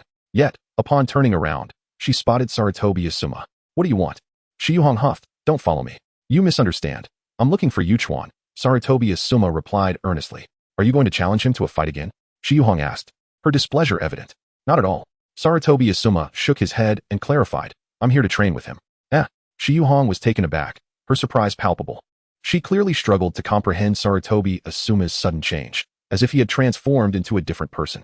He is indeed seeking me out, Yuchuan said, gently patting Shi Yuhong's head. Let us go train. Okay, Shi Yuhong acquiesced. Although she was oblivious to the circumstances, she trusted Yuchuan, believing he had his reasons. Observing the closeness between the two, Sarutobi Asuma couldn't help but sigh inwardly. Unable to compete with Yuchuan, he resigned himself to letting go of Shi Yuhong. Perhaps this was the price of growing up. The 6-year-old Sarutobi Asuma felt a weight of maturity settle upon him. Kakashi, Noira Rin asked while tidying up the desks. Where are you headed after class? Definitely to train, Uchiha Obito interjected. Rin, let us go play, don't mind him. Go ahead. Hatake Kakashi replied as he made his way towards Yuchuan. Noira Rin sensed something different about him and instinctively looked up. Was he going to challenge Yuchuan again? Obito scoffed, recalling the last time Kakashi had suffered such a humiliating defeat. Yuchuan, Kakashi took a deep breath and inquired. May I train with you? Of course, Yuchuan responded with surprise. Yet he welcomed the request. Sarutobi Asuma was known for his wind release prowess, while Hatake Kakashi excelled in lightning release and swordsmanship, making him a formidable opponent. Let us go. Yuchuan led the trio to Tsunade and Appo's residence. The outdoor area designated for physical training, though not as expansive as the Konoha training grounds, was spacious enough for the 4 to practice comfortably. Shi Yuhong focused on illusion techniques, while Sarutobi Asuma, as he had the previous day, tore off a leaf to practice the transformation of chakra nature for wind release. Yuchuan, Kakashi unsheathed his short blade and asked, shall we spar? Absolutely, Yuchuan readily agreed. His primary focus was on medical ninjutsu, yet he had not neglected illusion techniques and the Konoha sword style. You must not use brute strength, Kakashi suddenly recalled something, his expression shifting. Using brute strength would render the spar pointless if one strike could finish it. I won T. Yuchuan casually replied. I haven't mastered brute strength yet. I'm merely a novice. Kakashi froze momentarily. Was he already this formidable as a novice? Would he still stand a chance once Yuchuan mastered brute strength? Let us try a different sparring method, Yuchuan suggested, drawing out a katana. Let us fight in the trees. In the trees? Kakashi snapped back to reality, perplexed. Why? It's a training exercise for chakra control, Yuchuan explained, glancing at Shi Yuhong. Let us move over there. Kakashi's heart raced. Sparring while controlling chakra, doing 2 things at once, was an immense challenge. Was this the kind of training Yuchuan typically underwent? Kakashi's expression turned serious, yet excitement and anticipation flickered in his eyes. The two balanced on tree branches, facing off. With a clang, Kakashi blocked Yuchuan and Appo's katana. However, his concentration on the blade caused his footing to falter, and he fell. Again, Kakashi gritted his teeth, scrambling back up the tree. The sound of clashing steel echoed repeatedly. That day, he faced the most significant defeat of his life. As the sun set, only a layer of twilight remained on the horizon. Tsunade left the casino with a grim countenance. Without Yuchuan, she had lost yet again that day. Upon returning home, she paused, observing the lively atmosphere among the four practicing. It had been a long time since things had been so animated. Her gaze fell on Yuchuan, whose clothes appeared somewhat soiled. In contrast, Kakashi looked worse for wear, with bruises on his face, torn clothing, and his white hair tangled with twigs and leaves. Tsunade's lips curled into a slight smile. The reputation of Hatake Tsukumo overshadowed her own, yet her apprentice had outperformed his son. However, Yuchuan and Appo's use of the Konoha sword style had little to do with her. It seemed imperative to ensure he learned brute strength soon. Tsunade's eyes flickered to Sarutobi Asuma, surprised to see him there. Hadn't he previously clashed with Yuchuan? Why was he also here? Suddenly, Tsunade recalled a remark from Sarutobi Hiruzen. Yuchuan had a remarkable grasp of the will of fire. With a soft huff, she entered the house. Finished? Yuchuan noted Tsunade's presence from a distance and stepped back from Kakashi. Why? Kakashi, gripping his short blade tightly, asked. He had suffered too much that day and was reluctant to end it. I'm hungry, Yuchuan replied with a smile. It's time for us to return home for dinner. Kakashi hesitated, wanting to voice his thoughts. Shouldn't training be pursued with unwavering dedication? See you tomorrow, Yuchuan interrupted, dashing into the living room. All done. Tsunade reclined lazily against the sofa. Yes, Yuchuan glanced at her and inquired. Teacher, why haven't you removed your shoes? I forgot, Tsunade responded nonchalantly. You should go prepare dinner. You should take off your shoes first, Yuchuan insisted, shaking his head. You're so bothersome. Tsunade shot him a glare, remaining unmoved. If you want to, then do it yourself. I want tea. Yuchuan raised an eyebrow. Perhaps your feet smell. What did you say? Tsunade shot up, her eyes narrowing, exuding an intimidating aura. You've worn them all day. Surely there must be some odor? Yuchuan remained unfazed. Absolutely not. Tsunade growled. I have a sealing technique. If you don and Appo's believe me, come and sniff. As she spoke, she lifted her leg, revealing her delicate ankle, her white foot partially concealed in high-heeled sandals. Her toes perfectly aligned, rosy and round. I want sniff, Yuchuan quickly refused. Come here. Tsunade clenched her fists, commanding. Yuchuan turned and fled, but in the next moment, he collided with a soft figure. Little brat. Tsunade trapped him with her thigh, her expression fierce. Today, I will teach you what it means to respect your teacher. Upon finishing her words, she extended her hands, tousling the hair of Yuyuin into a chaotic disarray. Chapter 54. The gathering of the legendary three ninjas of Konoha. Yukikawa sighed in resignation, his expression one of utter exasperation. Yet, as he instinctively raised his gaze, he found himself unable to see Tsunade and Appo's face, overshadowed by a swaying silhouette. Do you understand? Tsunade paused, fixing her gaze upon him. I comprehend. Yukikawa replied earnestly. Teacher, allow me to assist you in removing your shoes. Now you're speaking sensibly. Tsunade released him from her grasp. Yukikawa emerged unscathed from the firm hold of her voluptuous thighs. However, before he could catch his breath, Tsunade lifted her foot, presenting her delicate foot before him. Yukikawa extended his hand, brushing against the smooth and tender skin of her foot and ankle. He deftly unfastened the strap and removed her high-heeled sandal, exposing her fair, jade-like foot to the air. Perhaps due to the unfamiliarity of the contact, her 5 toes curled slightly. Tsunade switched to her right foot, and Yukikawa continued to remove her shoe, finally playfully grabbing at the sole of her foot. You little rascal. Tsunade's body jolted, and she promptly stepped on him in irritation. Yukikawa instinctively raised his hands in defense and retreated a couple of steps. I and Appo's go prepare dinner, he exclaimed, making a hasty exit. Tsunade clenched her fist, but ultimately refrained from pursuing him. Leaning back against the sofa, her legs crossed as they rested on the coffee table, she remarked, I'll deal with you later. After dinner, Yukikawa resumed his tree-climbing endeavors, only to realize the extent of Tsunade's vengeful nature. Typically, she would throw a couple of shurikens. But today, she hurled a handful indiscriminately. Yukikawa dared not express his frustration. Come here. Tsunade glanced at the sky, retracting her hand. Yukikawa limped over to her. Will you dare to do it again? Tsunade extended her hand, a faint green chakra emanating from her. What do you mean by again? Yukikawa blinked in confusion. What do you think? After Tsunade concluded her treatment, she pinched his cheek and instructed, make sure to arrive early tomorrow. Understood, Yukikawa nodded, bidding her farewell. As the moon ascended and descended, a new day dawned. Thanks to Tsunade's reminder from the previous night, Yukikawa rose exceptionally early, only to find her still fast asleep upon his arrival. How unreliable, he muttered, raising his hand to knock on the door. Do you wish to die? Tsunade and Appo's voice echoed from within. The door swung open, revealing a disheveled Tsunade, her hair resembling a frenzied cat. You told me to come early, Yukikawa replied, gazing at her disheveled pajamas. Tsunade paused, momentarily embarrassed, but maintained her composure. She retreated to change her attire. After breakfast, the two ventured into the bustling streets. Where are we headed? Yukikawa inquired, unable to quell his curiosity. To the flower shop of the Yamanaka clan, Tsunade responded. Yukikawa instinctively glanced at her. Noting the gravity of her expression, which had transformed into one of somberness, tinged with a hint of sorrow. What's the matter? He hesitated but refrained from asking further. Before long, they arrived at the flower shop owned by Ino and Appo's parents, despite Ino herself not yet being born. Tsunade purchased 2 bouquets of chrysanthemums, handing one to Yukikawa. The white chrysanthemums symbolized mourning. Yukikawa understood Tsunade and Appo's intention to visit the Konoha memorial stone, where fallen ninjas were laid to rest, akin to a cemetery. He followed her in silence. Suddenly, he noticed a slender figure in black not far away, with long black hair and dangling earrings, unmistakably male.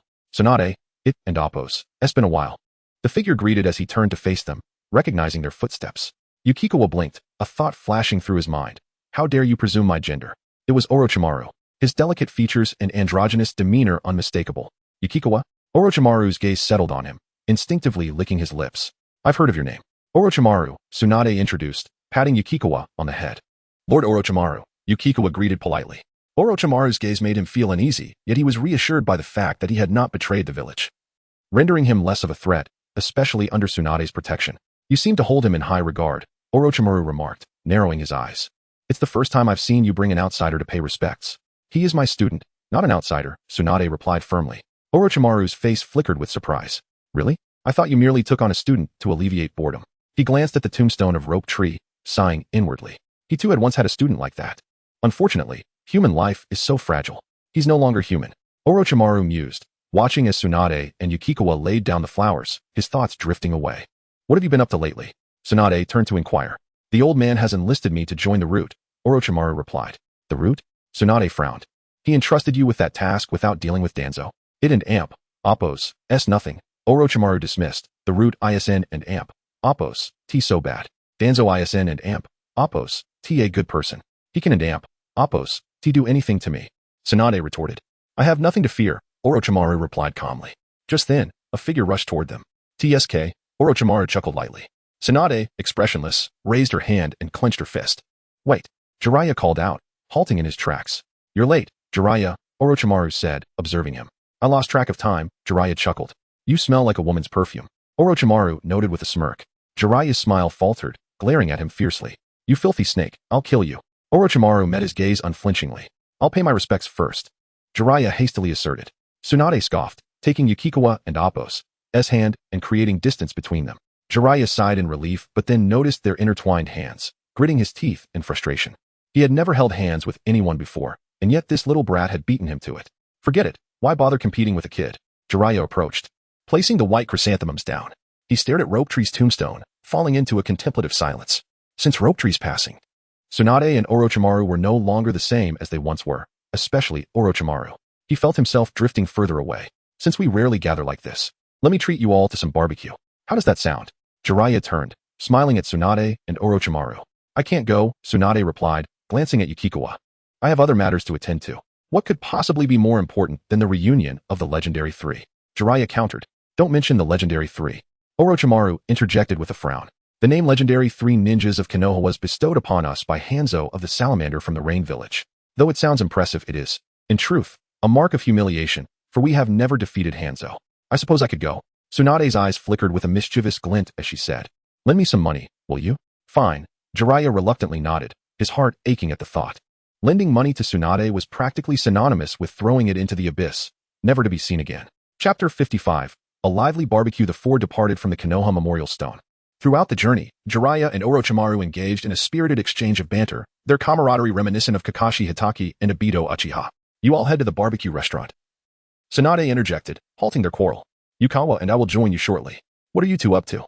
I hope you're not using my money for gambling, Jiraiya remarked, casting a lingering glance at Orochimaru. The two had not seen each other for over a year, and their playful jibes were a nostalgic delight for him. Am I that kind of person? Tsunade retorted, exasperated. Jiraiya hesitated. It won't take long. Tsunade turned, stating, 10 minutes. Seems it's not for gambling, Jiraiya mused. Stroking his chin. Is Tsunade actually refraining from gambling? It's for Yukawa, Orochimaru observed, eyeing their retreating figures. Jiraiya paused, deep in thought. The notion of not gambling, yet bringing Yukawa along did seem plausible. Are you envious of Yukawa? Orochimaru chuckled lightly. Envious of a child? Jiraiya shot back, incredulous. Tsunade treats Yukawa far better than you, Orochimaru quipped with precision. Scoundrel! Jiraiya exclaimed in anger. Let me see if you've made any progress this past year. Resorting to fighting when you can't win an argument? Childish behavior. Orochimaru shook his head, striding into the barbecue restaurant. You! Jiraiya fumed, trailing after him. Yukawa followed Tsunade for a few minutes until a pharmacy came into view, its sign depicting the Nara clan.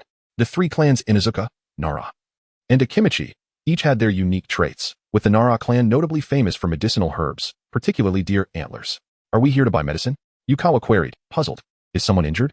For you, Tsunade casually replied, to replenish your strength. Yukawa was taken aback. So, there was a medicinal culture in the ninja world? Tsunade perused the shop, purchasing an assortment of herbs with the money Jiraiya had provided. Yukawa watched with a bemused expression.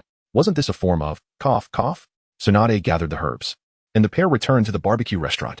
Lady Tsunade, the restaurant owner, greeted them. The Hokage and his companions are in the first private room. Tsunade frowned slightly. What is that old man doing here? She opened the door to the room, where Sarutobi Hiruzen sat at the head of the table, flanked by Orochimaru and Jiraiya. Ah, you've arrived. Please, sit, Sarutobi beckoned. Tsunade took a seat opposite him, pulling Yukawa close. Hokage-sama, Yukawa, being the youngest, had to initiate the greeting. You've been doing well lately, Sarutobi remarked, reflecting on Asuma's significant changes. Orochimaru, eyeing the meat sizzling on the grill, extended his long tongue to snatch it all into his mouth. Orochimaru, Jiraiya exclaimed, visibly displeased. Use chopsticks. Interrupted by their bickering, Sarutobi sighed, wishing to engage Yukawa in further discussions about the will of fire. His three students displayed a distinct lack of respect and manners. If only they were more like Minato. Order whatever you wish, don't hold back. It and Appo's. Jiraiya and Appo's. Treat today, Tsunade said, ruffling Yukawa and Appo's hair. Then, I want beef. Yukawa declared without reservation, ordering 5 plates of the most expensive cuts. You really are Tsunade's student, Jiraiya remarked, his lips twitching. Everything can be learned, but don't pick up gambling, Sarutobi interjected. He's a child. I once he let him gamble, Tsunade retorted, rolling her eyes. Then why did you take him to a casino? Sarutobi's expression darkened. Going to a casino doesn't mean gambling, Tsunade said, placing a piece of meat in Yukawa's bowl casually. Sarutobi was taken aback. What kind of absurd reasoning is that? This child is doomed. Old man, why do you meddle so much? Jiraiya questioned, flipping the meat on the grill. What about you? When will you be leaving? Sarutobi redirected the conversation. Jiraiya momentarily lost his words. Orochimaru again extended his tongue, devouring more meat. Orochimaru, Jiraiya complained. Use chopsticks, and can you grill it yourself? If you burn it, I'll take care of it, Orochimaru stated, unflinching. Where have I burned it? I've always done it this way and never burn anything. Jiraiya and Appo's forehead twitched in irritation. Enough already, what and Appo's so contentious about barbecue? Sarutobi clapped the table. You grill. Jiraiya shoved the tongs toward him. Sarutobi glared. I am your teacher. Yukawa silently savored the grilled meat, observing that Orochimaru seemed to possess a semblance of humanity. The others, however, retained their original personalities, exuding a sense of disrespect toward their elders. It was a pity that the current camaraderie would soon devolve into conflict. After a lively barbecue, Yukawa returned home with Tsunade. Train on your own. I'll go prepare medicine. Tsunade removed her shoes and headed for the kitchen. Yukawa stood beneath a tree, idly plucking a leaf. He recalled the techniques Asuma had shared, channeling chakra into the leaf. However, instead of being sliced in half, it exploded. Yukawa was not surprised. His wind release talent, enhanced by the D-rank skill gale transmission, granted him only a 30 boost, far from the level of a top genius. Achieving success on the first try was impossible. As time flowed, dusk approached swiftly. Yukawa gazed at the leaf, now torn into 4 pieces, exhaling a sigh. According to Asuma, mastering the art of slicing a leaf in 2 would allow him to learn some basic wind release techniques. He estimated he would need at least another week of training. Yukawa, drink your medicine. Just then, Tsunade appeared with a bowl of concoction. Yukawa stared at the dark liquid, pinching his nose as he gulped it down, immediately grimacing at the unbearable taste. Follow me. Tsunade turned and walked into the house, stopping at the bathroom door. Curious, Yukawa peeked inside, discovering a tub filled not with warm water, but with medicinal liquid. Undress, Tsunade instructed, arms crossed. Yukawa looked at her, confused. Aren't you going out? Why be shy? You're just a little boy. There's nothing to see, Tsunade teased, a smile on her face. Leave, Yukawa said, his expression darkening. Remember to soak for half an hour, Tsunade advised, closing the door behind her as she left. Chapter 56. The rampaging Ninetales Hakawawa removed his garments and settled into the warm embrace of the bathtub. The surrounding warmth enveloped him, and aside from that, there were no peculiar sensations. He exhaled a sigh of relief, having expected the medicinal bath to be akin to the torturous experiences depicted in fantasy novels. But it turned out to be no different from a regular soak. A half hour passed when Hakawawa suddenly raised an eyebrow. The progress bar for the sea-level entry robust physique had risen by 1. Quite impressive. A soothing bath could augment his progress. After dressing, he exited the bathroom. Come here. Tsunade noticed him and spoke. I'll dry my hair first, Hakawawa replied, picking up the hairdryer. I'll assist you, Tsunade said as she shifted on the couch. Making space for him. Hakawawa hesitated momentarily but did not decline, taking a seat beside her. How does it feel? Tsunade asked while tousling his hair and using the dryer. I feel invigorated, with boundless energy, he replied, inhaling the delightful scent emanating from Tsunade. It appears to be effective, she nodded slightly. If you soak for a while longer, you should be able to learn the technique of superhuman strength. Thank you, sensei. Hakawawa expressed his gratitude. Not at all, Tsunade chuckled lightly. After all, I am your teacher. Sensei, what about the money for the medicine? Hakawawa recalled a pressing issue. Jiraiya would be leaving tomorrow, making it impossible to borrow more money. Tsunade suddenly declared with enthusiasm. The only solution is to visit the casino. We can spend an extra 2 or 3 hours there every day. Hakawawa felt ensnared in a trap. The purchase of medicine was merely a pretext for gambling. But I have training. He protested earnestly, we can't play for that long. Then just for an hour. Tsunade hesitated for a few seconds before reluctantly conceding. Fine, Hakawawa thought it over, considering it an additional hour of rest, since sleeping in Tsunade's embrace was rather pleasant. Now that your hair is dry, it's time to train and unleash your inner strength, Tsunade said, setting the dryer aside. Unable to resist. She tousled his fluffy hair a few more times. You're touching my head again, Hakawawa exclaimed, darting outside. You mischievous little rascal, Tsunade pouted, feeling unsatisfied with the brief contact. 3 months swiftly went by. On the flat ground outside Tsunade's home, a series of clashing sounds resonated. Hakawawa and Kakashi engaged in a fierce duel, their silhouettes nearly obscured by the flashing blades. Asuma instinctively clenched his fists. Although he had learned a new wind-style technique over the past 3 months, his progress felt agonizingly slow. Kurenai watched Hakawawa with a worried expression, anxious for his safety. The next moment, a short blade gleamed as Kakashi executed a body flicker technique. Appearing before Hakawawa, the dagger lunged towards his heart like a dagger. Hakawawa remained motionless, twisting his wrist as his katana rose from below, taking the initiative. Kakashi's body pivoted to evade the katana, redirecting his short blade towards Hakawawa's neck. Having sparred numerous times before, he was quite familiar with Hakawawa's Leaf Village swordsmanship. At that moment, Hakawawa slightly shook the katana back, striking Kakashi with it. Kakashi felt a sharp pain in his back, losing his balance and stumbling forward. Gritting his teeth, he exerted force into his arm, accelerating the short blade. Clang! The short blade met the katana, blocked just in time. How can you be so fast?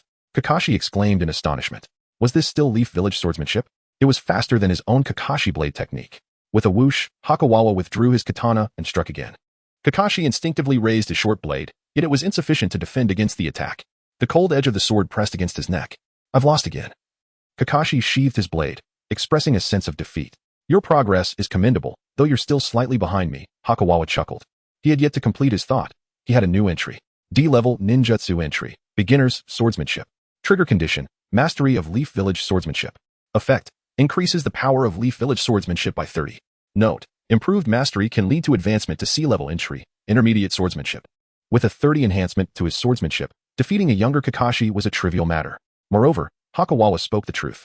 If mastering Leaf Village swordsmanship was rated as B-level, then mastering Kakashi's technique was S-level. Kakashi's progress would inevitably lag behind Hakawawa's, though his future potential would be significantly greater, provided he refrained from using the Sharingan that drained his chakra.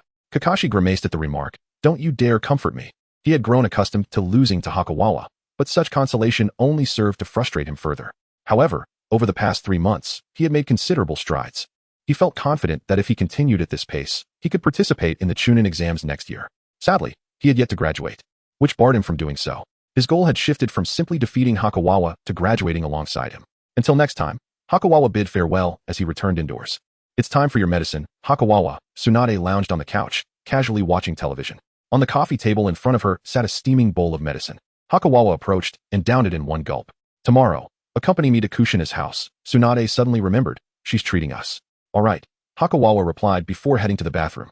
In the bathtub, Tsunade had already prepared the medicinal concoction. Hakawawa sighed contentedly. 3 months of taking medicine had been arduous, but the results were impressive. C-level talent entry, robust physique.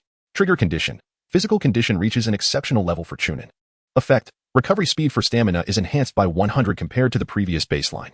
For a ninja, stamina recovery equated to chakra recovery, making it a highly useful skill for replenishing energy. In addition to the D-level entries Beginner and Appos, swordsmanship and robust physique, there was another D-level entry. D-level talent entry, Beginner's Wind Release. Trigger condition: possess 3 wind release technique entries. Effect: all wind release techniques increase in power by 30. Note: learning more wind release techniques can lead to advancement to C-level entry. Intermediate wind release. The 3 wind release techniques he learned were wind release, great breakthrough, wind release, gale palm, and wind release, violent wind dance, all taught by Asuma. After enjoying his bath, Hakawawa had a meal, rested briefly, and then resumed training. A tranquil night passed. The following day, Hakawawa set off with Tsunade towards Uzumaki Kushina's home. Wait. Tsunade suddenly halted, her expression shifting as she exclaimed, "It's the chakra of the 9 tails. Such malevolence." Hakawawa instinctively looked up and blurted out, "The crimson chakra envelopes Uzumaki Kushina, with massive tails thrashing in the air, exuding a chilling aura. I and Appos, LL assist," Tsunade declared, leaping into action. "Stay here and do not wander off." Chapter 57. The misery of loneliness. Yukikawa naturally would not venture forth to meet his demise. His slight frame was insufficient to even fill the gap of the 9 tails. However, considering the situation of Kushina Uzumaki, she had not fully transformed into a tailed beast, merely exhibiting a partial transformation with 5 tails. With Tsunade and Minato Namikaze present, there should be no significant issues. Yukikawa breathed a sigh of relief, tinged with a hint of envy. The amount of chakra she possessed was practically limitless, far exceeding his own. Though he had his advantages, his chakra reserves were only moderately above average, not particularly abundant. He pondered when he might acquire an entry related to chakra. It wasn't long before Kushina Uzumaki returned to her normal state. He hurried forward, casting a glance. All 3 appeared unscathed. "I must have startled you," Kushina said somewhat sheepishly. "I apologize." "No need for that," Yukikawa replied, shaking his head. "I've always said that this little rascal is audacious." Tsunade chuckled lightly, adding, "As her student, you are entitled to know about the 9 tails, so there's no reason to avoid you." Furthermore, Yukikawa had already witnessed Kushina's partial transformation, rendering any further concealment unnecessary. "Truly, a fitting pupil of Tsunade-sama," Minato Namikaze remarked, his face radiating warmth. Yukikawa felt a sense of familiarity.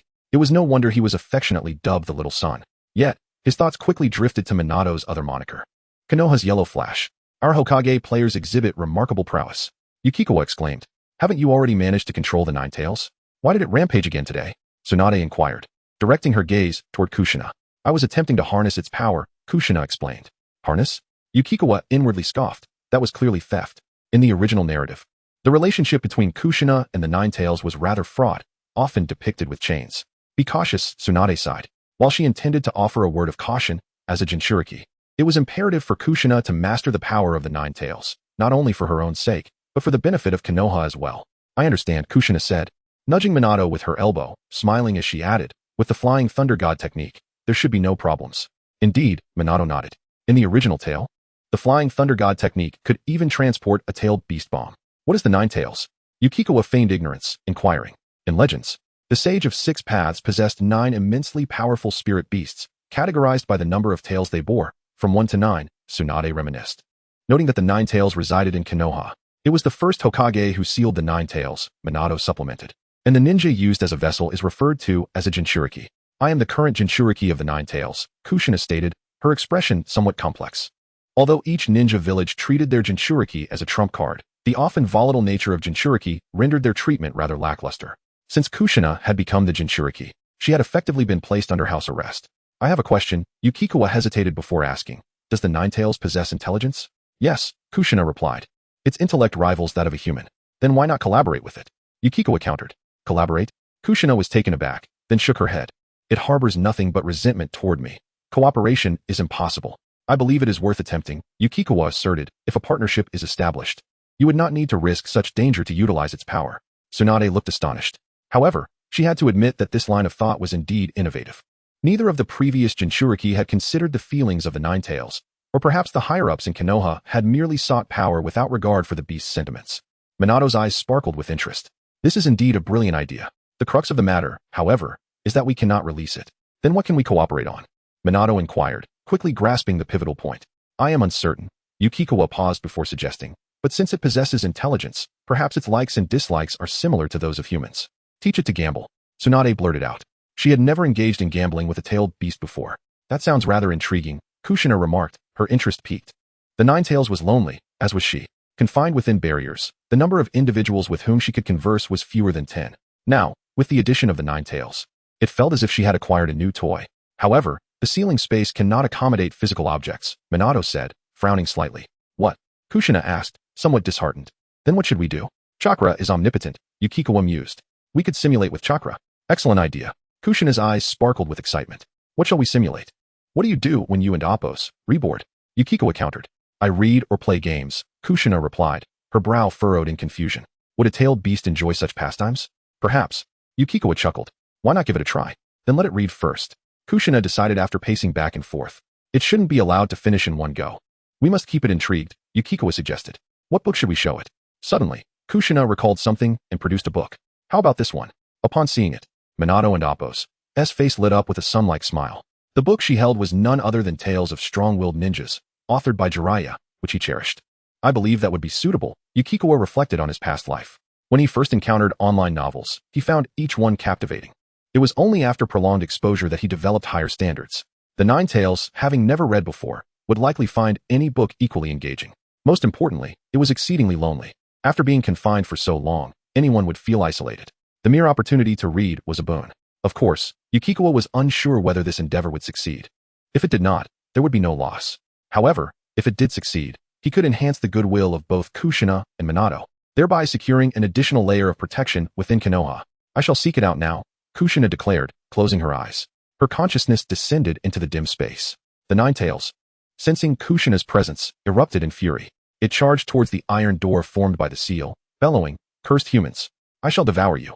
A fierce wind surged forth. Kushina retreated to the furthest point, beginning to form words with her chakra. As a member of the Uzumaki clan and a practitioner of sealing techniques, her chakra reserves and control were more than sufficient for this task. Great Fox, remember to watch. Kushina wrote before departing the sealing space. What is this? The Ninetales instinctively turned its gaze, curious about what she was up to. Chapter 58.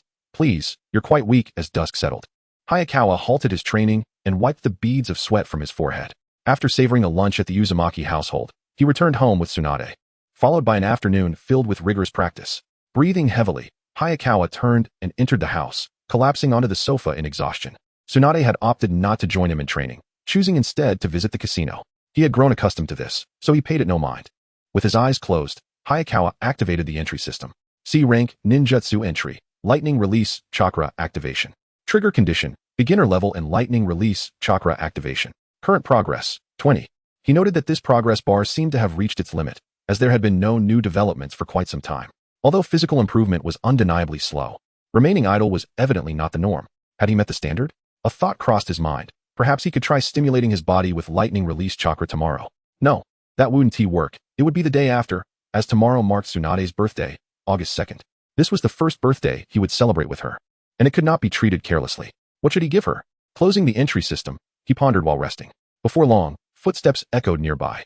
Just as Hayakawa opened his mouth to speak, a hand gently landed atop his head, caressing him. Did you train all afternoon again? Tsunade's voice was softer than usual.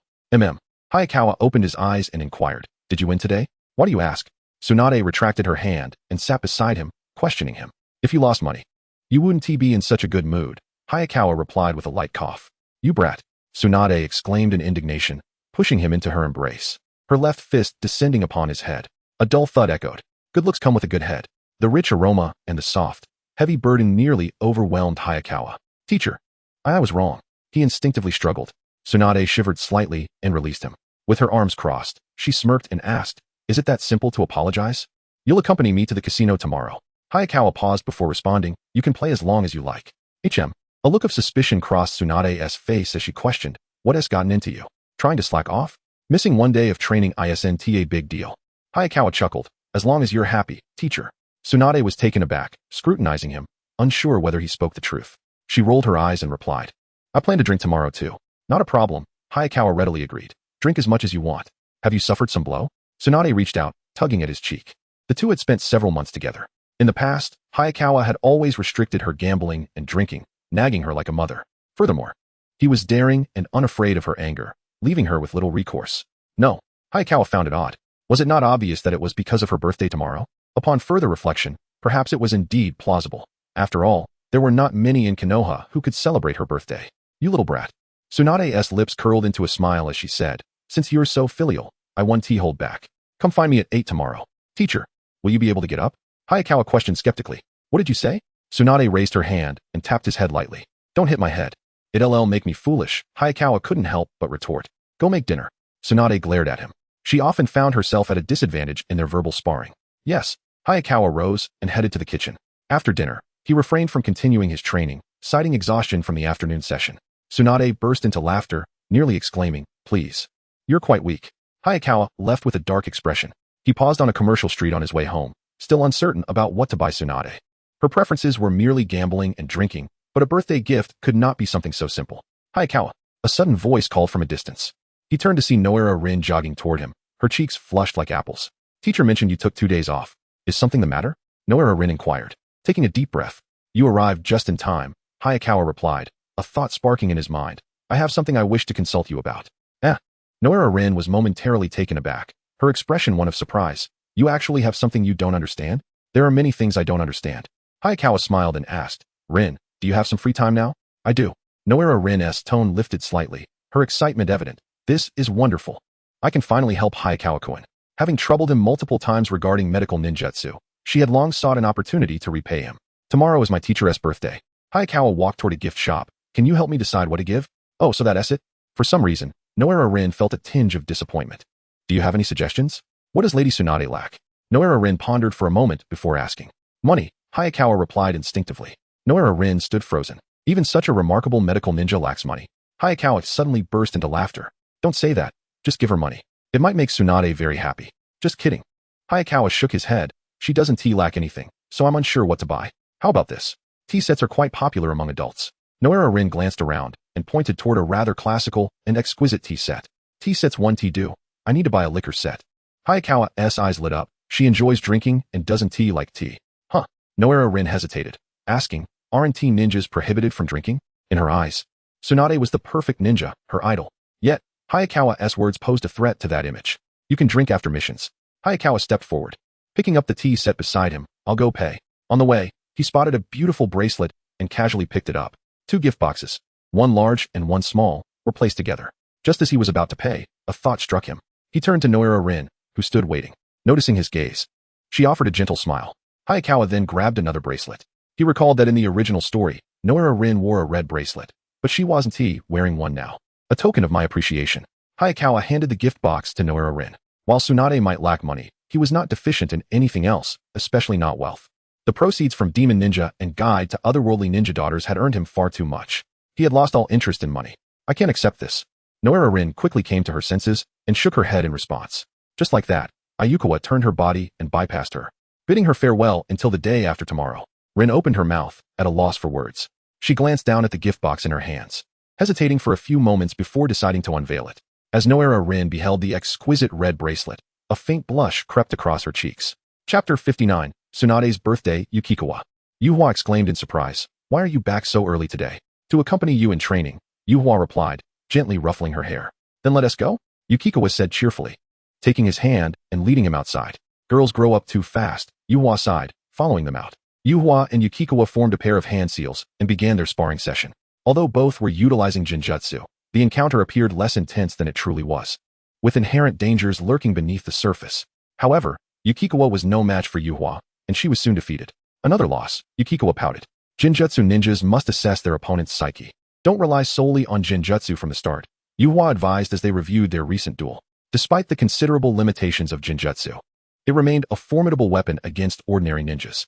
Mastering it could not only elevate one to the ranks of top ninjas, but also provide a means of self-defense. As Yuhua gazed at Yukikawa's earnest expression, he contemplated, should I provide her with a pair of Sharingan? Yet, reconsidering, he thought it unnecessary. Her ruby-like eyes were far too beautiful to replace. A sudden idea struck him, the power of brute force. The more chakra one possessed, the stronger their ninjutsu became. And the same applied to Jinjutsu. If he could find an equivalent to a tailed beast as a source of energy for Yukikawa, her strength would surely surge. What are you looking at? Yukikawa instinctively glanced around and asked, is something wrong? You seem to have become quite beautiful, Yuhua replied, snapping back to reality with a smile. Really? Yukikawa and Amp, Appo's eyes sparkled with joy. Where? Cough cough. Yuhua and Amp, Appo's companion, Yuhua, interjected, unable to suppress himself. Dad, if you and Oppos, not feeling well, you should go rest in your room. Yukikawa looked at him, concerned. Yuhua was perplexed. Quit being so tough. He shot a fierce glare at Yuhua. Yuhua felt unjustly accused. He had said nothing wrong.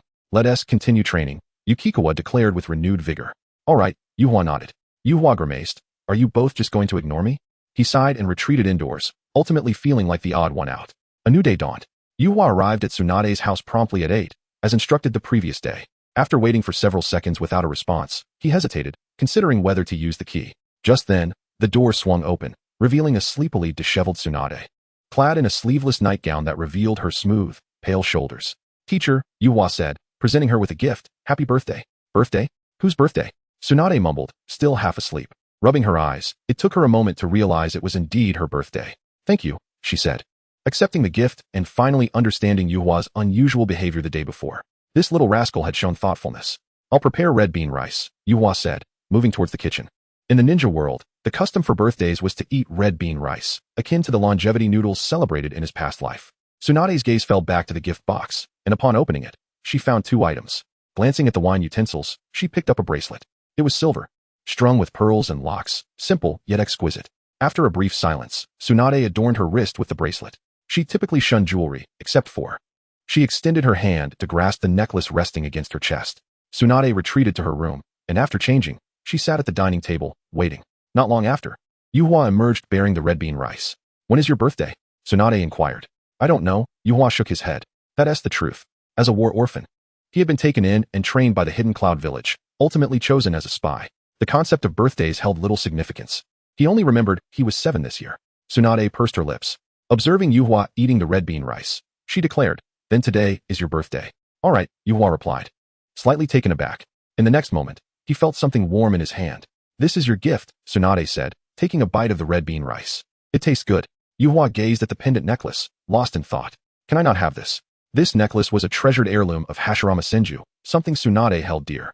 In the original storyline, she had gifted it to 3 individuals, all of whom subsequently perished, earning it the moniker of the Death Necklace. Yuhua began to contemplate his own resilience. Are you dissatisfied? Tsunade asked, lifting her gaze, her expression impassive. Of course not. Yuhua quickly nodded. He unfastened the necklace and placed it around his neck. It smells delightful. Yuhua inhaled, detecting a subtle fragrance. The necklace itself bore no scent. Its origin was self-evident. Take good care of this necklace. Do not lose it, Tsunade advised. Locking eyes with him. Absolutely, Yuhua assured her, understanding that this pendant was more than mere adornment. It was a chakra crystal embedded with Hashirama's chakra, possessing the power to suppress the 9 tails. More importantly, it held profound significance for Tsunade.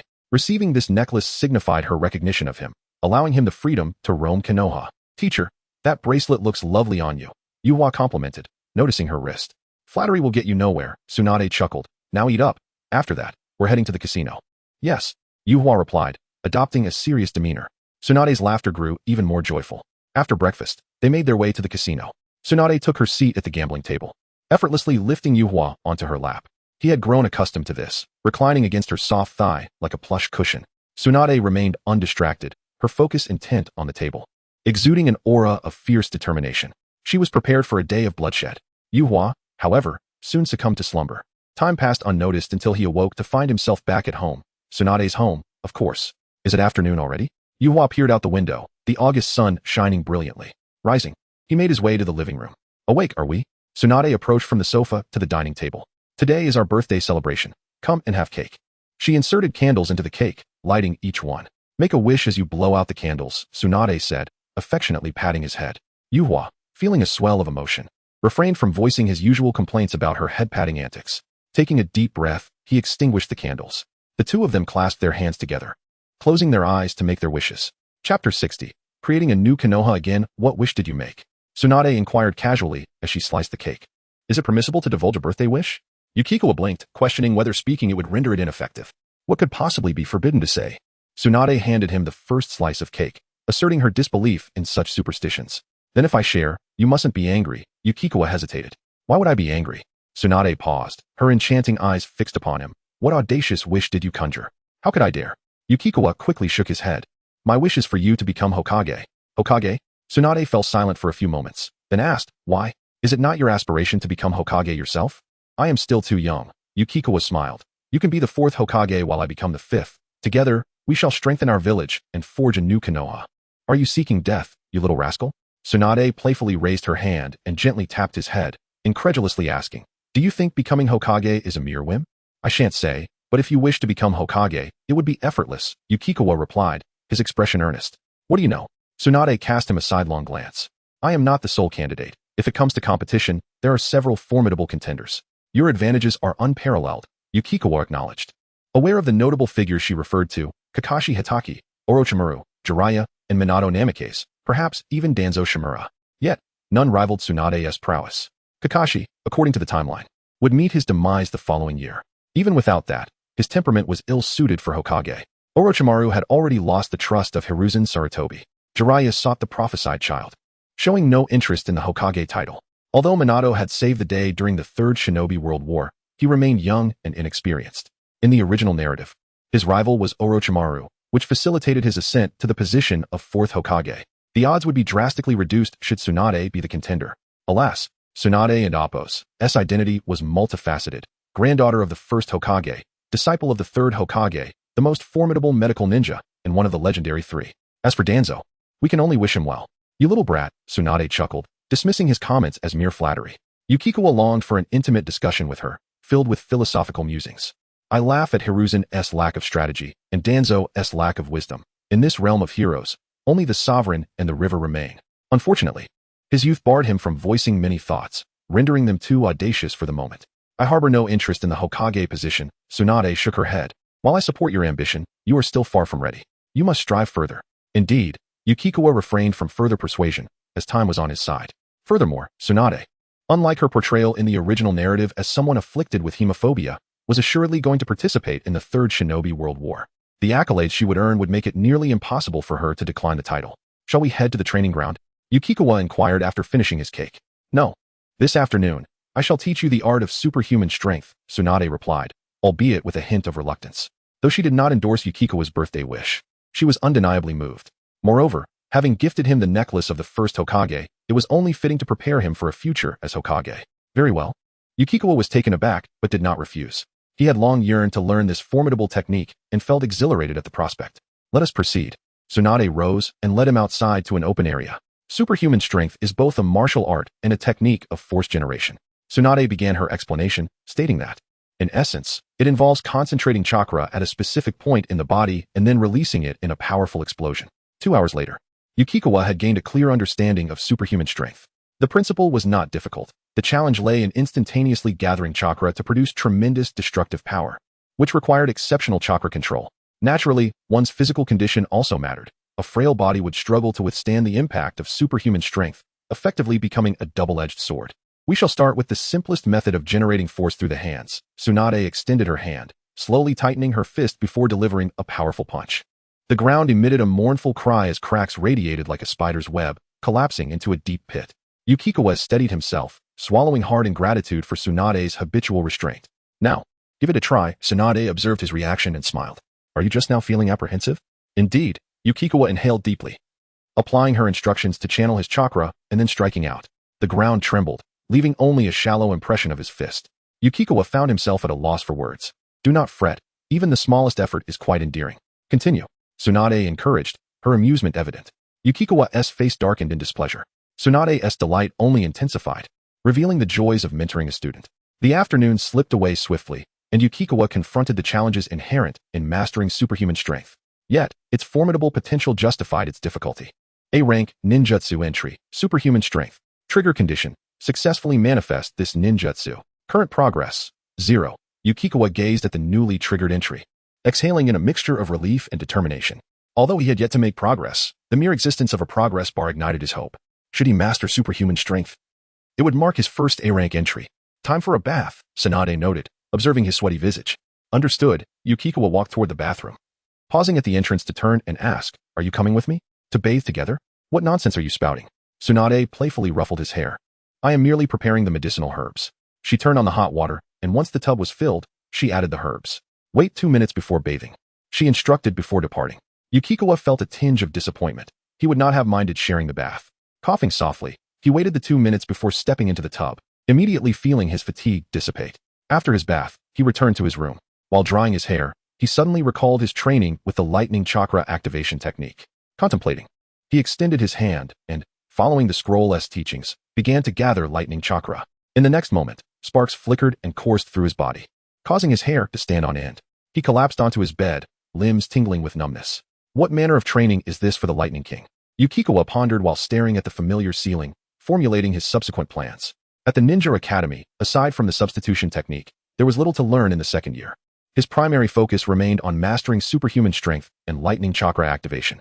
Additionally, he aimed to acquire the B-rank entry No Seal Healing, necessitating the study of medical ninjutsu and body flicker technique. Chapter 61. The surgery of Hyuga Hayashi in room 77 of Konoha Hospital. A tense and exhilarating operation was underway. Lying on the surgical table was Hyuga Hayashi, the younger brother of the clan leader Hyuga Hizashi, who in the future would have a son named Hyuga Niji. During a mission in the Land of Wind, he had encountered a puppeteer from Sunagakure and was poisoned severely. Prepare, Hakawawa, Tsunade instructed, without lifting her gaze, extending her hand. A pale green chakra quickly enveloped her palm. Initially warm, the chakra abruptly emanated a sharpness, akin to a blade. This was an A-rank medical ninjutsu, the chakra scalpel. Tsunade steadily incised Hayashi and Appo's thigh. Stop the bleeding. Hakawawa pressed his hands against the wound, the pale green chakra preventing blood from flowing out. Chio and Appo's poison, Tsunade observed, examining the flesh and murmuring. Chio was the most formidable puppeteer of Sunagakure, skilled in both manipulating and crafting puppets, as well as in producing deadly toxins. During the Second Shinobi World War, Tsunade had engaged in a unique battle of poisoning and antidoting against Chio, ultimately emerging victorious. Naturally, the mention of Chio brought to Hakawawa and Appo's mind the image of her in a swimsuit. Hakawawa, use the extraction technique, Tsunade commanded. Yano, fetch the antidote I prepared. Upon hearing this, Hakawawa swiftly formed hand seals. The extraction technique, a B-rank medical ninjutsu, aimed to locate and extract harmful toxins and pathogens from the patient and Appo's body. It was considered quite challenging, taking Hakawawa half a year to master. Mistress Tsunade, the pharmacist Yano presented a vial of medicine. Tsunade accepted it and opened the bottle. There, Hakawawa discerned the source of the toxin within Hayashi's chaotic chakra. Tsunade, seizing the moment, sprinkled the powder while coordinating with Hakawawa's extraction technique. Moments later, Hayashi and Appo's flesh regained its natural color, no longer blackened. Hakawawa, withdraw. Tsunade returned the vial to Yano, summoning pale green chakra to perform the healing technique. Hakawawa immediately dissipated his chakra, retracting his hands. Observing Hayashi's wound gradually healing, he couldn't help but marvel at the effectiveness of the healing technique. Regrettably, it was of such high difficulty that he had yet to master it. By this time, 6 months had passed since Tsunade and Appo's birthday. Hakawawa successfully acquired the C-rank title of Medical Chunin. C-rank talent title, Medical Chunin. Trigger condition, possessed 9 medical ninjutsu titles. Effect, all medical ninjutsu effects increased by 50. Note, proficiency in 9 medical ninjutsu can be elevated to B-rank title, Medical Special Jonin. An increase of 50 in effect was indeed substantial, conserving a significant amount of chakra. The potency of ninjutsu depended on the amount and nature of the chakra input, and the practitioner and Appo's understanding of its form, essentially their proficiency. For instance, Uchiha Madara could wield even a basic fire technique with the might of a forbidden jutsu. With this title, Hakawawa and Appo's output of 100 chakra equated to 150 from others. Yet, he found himself troubled by the proficiency requirement for the B-rank title of Medical Special Jonin. Due to the title and Appo's external enhancement, the ninjutsu he successfully executed automatically reached a proficient level. Proficiency was categorized into beginner, skilled, and mastered. While reaching the skilled level sufficed, the current demand for mastery of his learned medical ninjutsu was quite time-consuming. Nevertheless, he had no choice but to comply. Thus, during the summer break following his second year, Hakawawa sought an internship at Konoha Hospital. Besides the C-rank title of Medical Chunin, he also acquired the C-rank title of Jinjutsu Chunin, which similarly enhanced Jinjutsu by 50 and allowed for elevation to Special Jonin after mastering 9 Jinjutsu techniques. Alright, Tsunade retracted her hand, having maintained the healing technique for 5 minutes, causing beads of sweat to form on her forehead.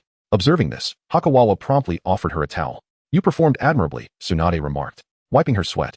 Not just admirable, Yano interjected, unable to contain herself. Hakawawa's medical ninjutsu proficiency is already on par with Special Jonin. In her eyes, Hakawawa's medical techniques were exceptionally refined.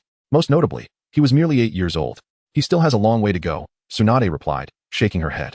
While Yano and Appo's statement held merit, Tsunade always measured Hakawawa against the standard of Hokage. I will strive to improve, Hakawawa affirmed earnestly. It is worth mentioning that the ranking system of the title differs from that of the shinobi world, presenting a greater challenge. Mastering 9 medical ninjutsu would typically qualify one as a jonin in the shinobi world, but the title system classified it as special jonin. Yano glanced around, both individuals appearing to accept this as commonplace, prompting her to ponder, am I under a jinjutsu? Or has Konoha altered its standards for shinobi? Let us go? Tsunade set the towel down and exited the surgical room. Mistress Tsunade, Hyuga Hizashi, waiting outside the operating room, hurried forward and inquired, how is Hayashi? The poison has been neutralized. He will need a few days of rest. Tsunade nodded slightly. Thank you, Mistress Tsunade. Hizashi sighed in relief. Not at all. Tsunade waved her hand dismissively. Is this Tsunade and Amp Oppo's student? Hizashi noticed Hakawawa and praised, interning at such a young age, truly remarkable. Lord Hizashi, Yano corrected, he and Amp Oppo's not an intern. He is Mistress Tsunade and Amp Oppo's assistant. Hizashi and Amp Oppo's expression turned incredulous. In a typical operation, there would be a primary surgeon and an assistant. A role not typically assigned to mere medical ninjas, but at least a chunin. This meant Hakawawa was already a medical chunin at the age of 8. Enough of the praise. We wouldn't want him to become arrogant. Tsunade smirked. We shall take our leave now. Hakawawa quickly followed suit. When do you begin school? Tsunade suddenly recalled and asked. Tomorrow. Hakawawa hesitated, then queried. Will you come to pick me up? Pick you up? Tsunade glanced at him, puzzled. The Hokage will certainly speak at length. I don and Amp Oppo's. T wished to listen. Hakawawa coughed lightly, stating, Isn't your dream to become Hokage? Tsunade laughed, asking, Arin and Oppo's. T you interested in learning? Not interested. Hakawawa shook his head vigorously. When I become Hokage, my speech will certainly not exceed 3 minutes. Whether you can achieve that is still a question. Tsunade lightly tapped his head, saying, Be a bit more humble. I have always been humble, Hakawawa replied earnestly. Chapter 62. Uchiha Shursui in the early morning. Ayukawa stood outside with his eyes closed. After a brief moment, his body trembled, electricity coursing through him. It was only when he could no longer sustain it that he withdrew his chakra. Ayukawa exhaled deeply. After extensive training, the progress of his C-rank skill and Amp Oppo's lightning release chakra activation and Amp Oppo's had reached 70. In contrast, the advancement of his A-rank skill and Amp Oppo's super strength and Amp Oppo's was only around 20. At that moment, footsteps approached.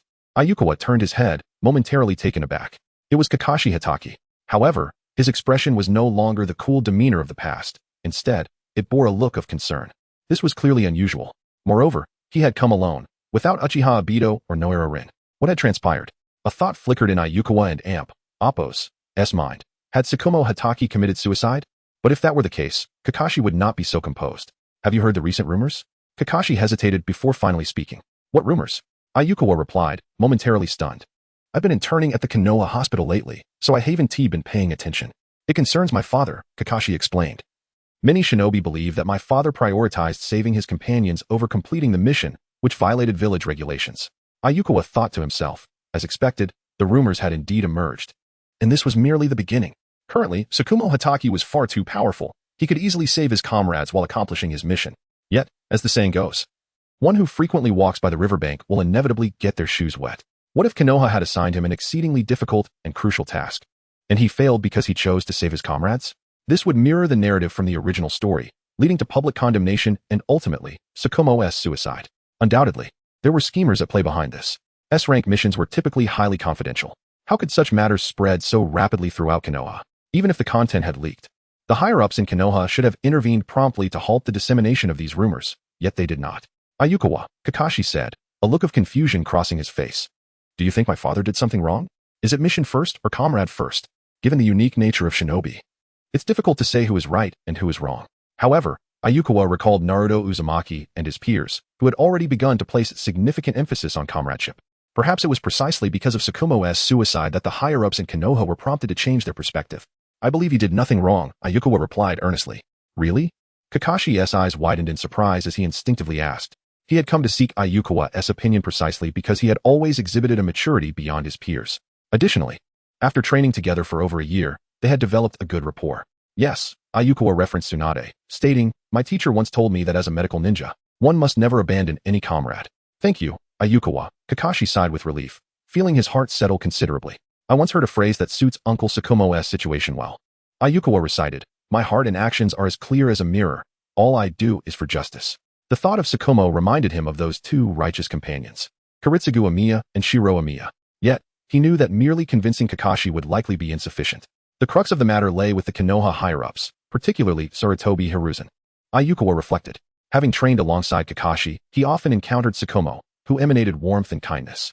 It would be a tremendous loss if such a person were to perish. I don't quite understand, Kakashi said, momentarily taken aback, a hint of embarrassment crossing his face. Let us head to school, and I'll explain on the way.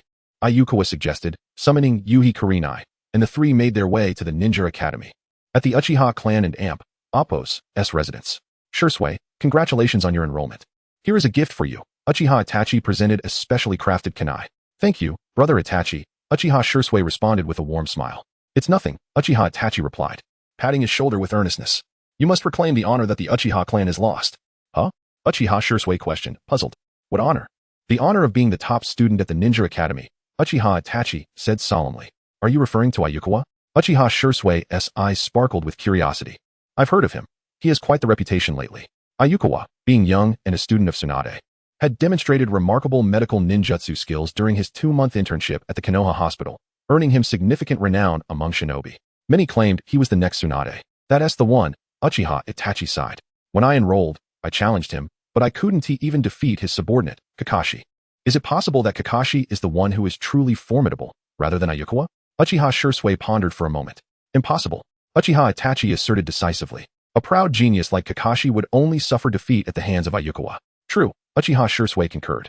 Shursui, in our generation, I only bow to you. Though you are younger than me, your strength surpasses mine. You will undoubtedly defeat Ayukawa. Uchiha Itachi declared. I'll give it a try, Uchiha Shursui replied, unable to refuse, yet genuinely intrigued by Ayukawa. Then let us challenge him today. Uchiha Itachi exclaimed with excitement. The glory of being number one belongs to us, Uchiha. Let us not rush, Uchiha Shursui said with a measured demeanor. In a ninja battle, information is paramount. I need to first understand Ayukawa's abilities. You, with all your virtues, lack the typical Uchiha temperament, Uchiha Itachi remarked, his expression stiffening. Uchiha Shursui smiled sheepishly. How about this? Uchiha Itachi said, his expression turning resolute. I will challenge Ayukawa and try to force him to reveal his full strength. Brother Itachi Uchiha Shursui was momentarily stunned, but was interrupted. Do not try to dissuade me. Uchiha Itachi declared firmly. For the Uchiha Shursui hesitated, unsure of what to say, but ultimately said nothing. He understood well that the Uchiha clan had always prioritized family over the village. However, my previous challenges have all been thwarted by Kakashi, Uchiha Itachi suddenly recalled. Shursui, you are intelligent. Do you have a strategy to ensure Ayukawa does not evade the fight? Let us issue a formal challenge, Uchiha Shursui suggested. In that case, Ayukawa should not allow Kakashi to intervene. Excellent idea. Uchiha Itachi smiled brightly. Chapter 63. There must be something amiss, Lin. Do not laugh. This time it is the truth.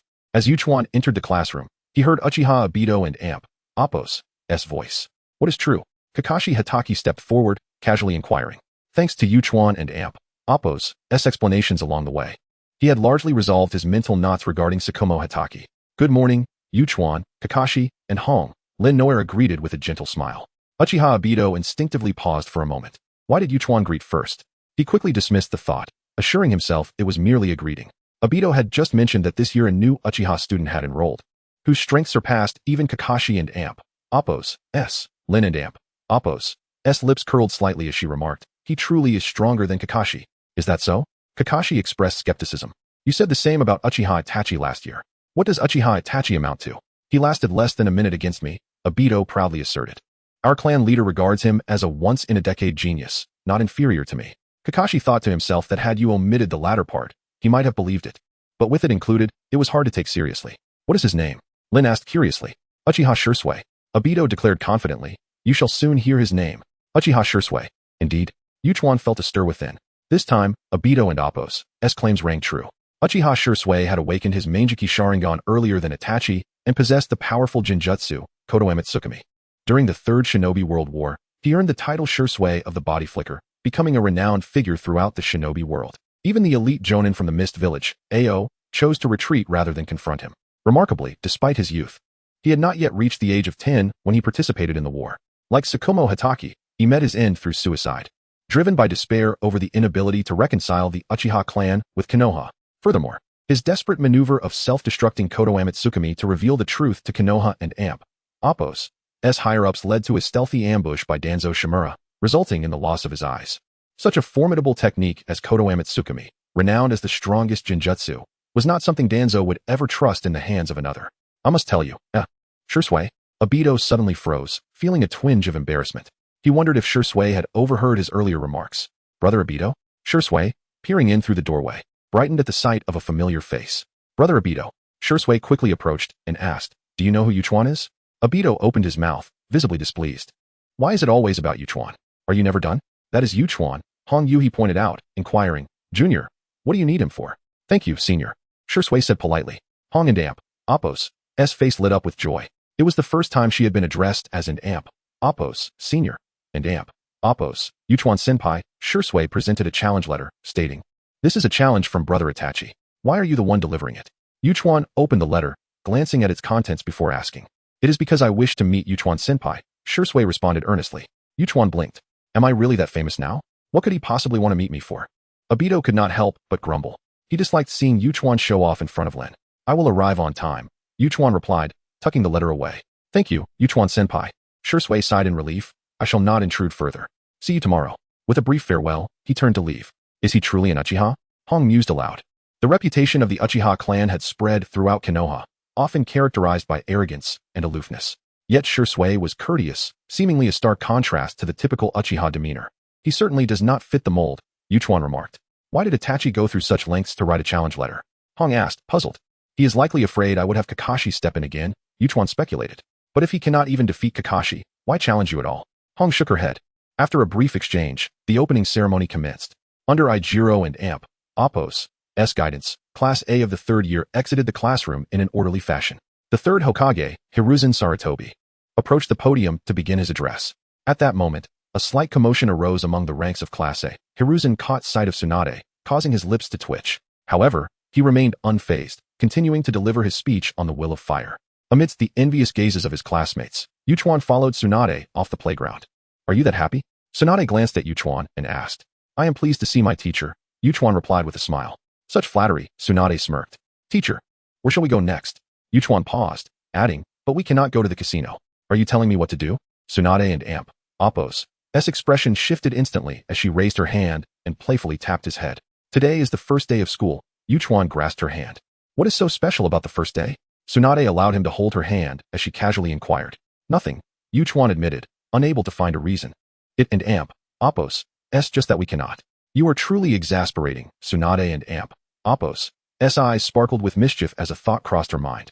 Then let us visit Kushina and Amp, Appo's home. Yuchuan hesitated. He was well aware of Tsunade and Amp, Appo's intention, merely seeking another venue for gambling. Teacher, I have a question. Yuchuan suddenly recalled the rumors regarding Sakomo Hatake. What is it? Tsunade asked, pulling him out of the school gate and turning left. It is about Kakashi seeking me out this morning. What do you think? There must be something amiss. Tsunade instinctively frowned. Her first thought was that Danzo Shimura was up to something. Sakomo and Amp, Appo's reputation was too high. Many believed he could become the fourth Hokage. Danzo would certainly oppose this notion. In fact, he would oppose anyone becoming Hokage aside from himself. I shall take the time to inquire with the old man. Tsunade contemplated for a moment. Yuchuan nodded. He had no means to intervene. It was already the best outcome for Tsunade to inquire. At the very least, it would not be worse than the original story. Chapter 64. You foolish fox in the dimly lit confines of the ceiling space. Uzumaki Kushina inscribed characters in midair using her chakra. Not far away, two immense eyes stared unblinkingly from within a cage. Initially, the Nine-Tails had been reluctant to gaze upon her. You cannot force me to look. I refuse. How can the mightiest of tailed beasts maintain its dignity? Yet, the pangs of solitude proved overwhelming. After several months of Kushina and Amp, Appo's relentless persistence, the Nine-Tails eventually succumbed to fascination, spiraling into an insatiable obsession. Ah, this is delightful. After a year together, the Nine-Tails begrudgingly acknowledged Kushina's presence, recognizing her efforts, albeit indirectly. At that moment, a knock echoed through the air. Kushina's eyes sparkled. Great Fox, we shall pause here. I must answer the door. With that, her consciousness withdrew from the ceiling space. Hey, wait. The Nine-Tails protested, clearly displeased. How vexing. I detest interruptions. Lady Tsunade. Hachikawa? Upon opening the door, Kushina beamed. Come in. Where is Minato? Tsunade glanced around, noticing the absence of Namikaze Minato. He is on a mission, Kushina explained. Ever since he mastered the Flying Thunder God technique, his workload has doubled. Indeed, the technique is quite convenient, Tsunade acknowledged, then inquired. How is the Nine-Tails faring? We are on excellent terms now. Kushina exclaimed, her enthusiasm palpable.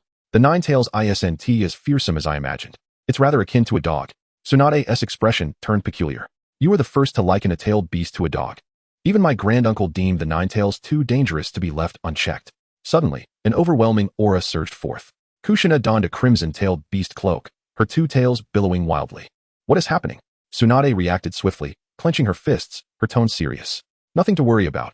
Kushina waved her hand dismissively. I merely mentioned its resemblance to a dog, and it is protesting.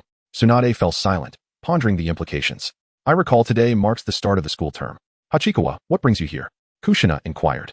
He finds the old man excessively verbose and tiresome, Tsunade mused with an amused smile. I share your sentiment. Kushina exclaimed excitedly, feeling a kinship. Hachikawa recalled that Kushina was no demure maiden. She was quite ferocious, much like Tsunade, though she exhibited restraint in their presence. Since there's still time before dinner, shall we play cards? After exchanging pleasantries, Tsunade revealed her true intent. Hachikawa sighed in resignation, realizing their predictable nature. Kushina suddenly wore a look of surprise. The Ninetales wants to join us for cards. Very well. Tsunade momentarily paused, then enthusiastically agreed. The notion of playing cards with the Ninetales was intriguing. However, a question arose. How could the Ninetales participate while sealed away? In the next instant, two tails emerged once more, skillfully morphing under the Ninetales' influence into 10 dexterous fingers. Let us commence, Tsunade declared, twisting her wrist. I haven't yet triumphed over a tailed beast. The three of them, along with the fox, settled at the table. What game shall we play? Kushina asked, holding a deck of cards. Preferably something simple that the Ninetales can grasp quickly. I am exceedingly clever. I can comprehend any rules. The Ninetales retorted angrily, its tails thrashing about. I have a new game in mind. Hachikawa raised his hand. Let us call it Fighting Ghost Cards. Originally intending to suggest and oppose, landlord and oppose, he opted for a simpler explanation. Pray, elucidate the rules, Kushina inquired while shuffling the deck. Hachikawa detailed the rules of the game. Doesn't that mean we have one additional player? Kushina queried. I shall abstain, Hachikawa replied, shaking his head. Very well. It is prudent to avoid gambling with children. Kushina conceded. You sit beside me. Tsunade suddenly interjected. In Kushina's home, due to Hachikawa's involvement, she had never emerged victorious.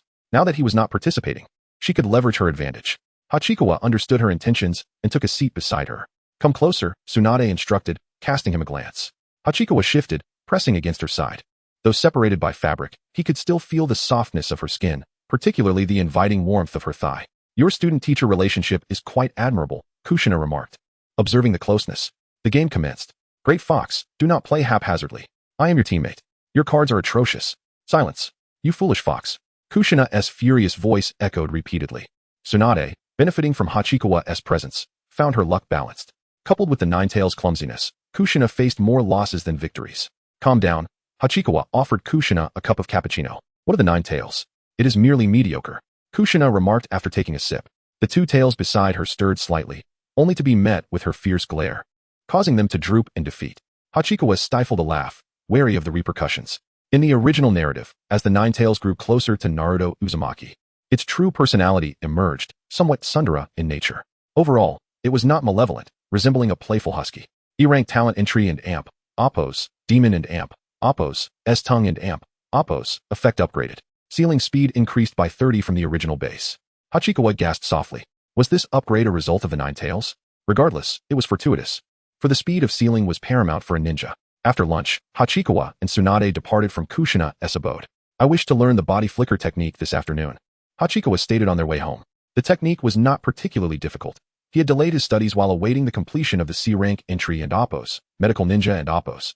Now, only the body flicker technique remained before he could synthesize the C-rank entry and amp, oppose, swift as the wind and amp, oppose, and ultimately form the B-rank entry and amp, oppose, healing without a seal and amp, oppose. Very well, Tsunade acquiesced. She had intended to visit the casino that afternoon, but with Hachikawa and amp, oppose's request, she would have to defer her plans. Upon returning home, they remained outside, where Tsunade elaborated on the body flicker technique. In essence, the body flicker technique entails rapid movement. There are numerous variations. The most basic form is merely of D-rank difficulty. Progressing further involves incorporating chakra nature changes, such as water flicker, mist flicker, and lightning flicker. The highest form is space-time ninjutsu, exemplified by the flying thunder god technique.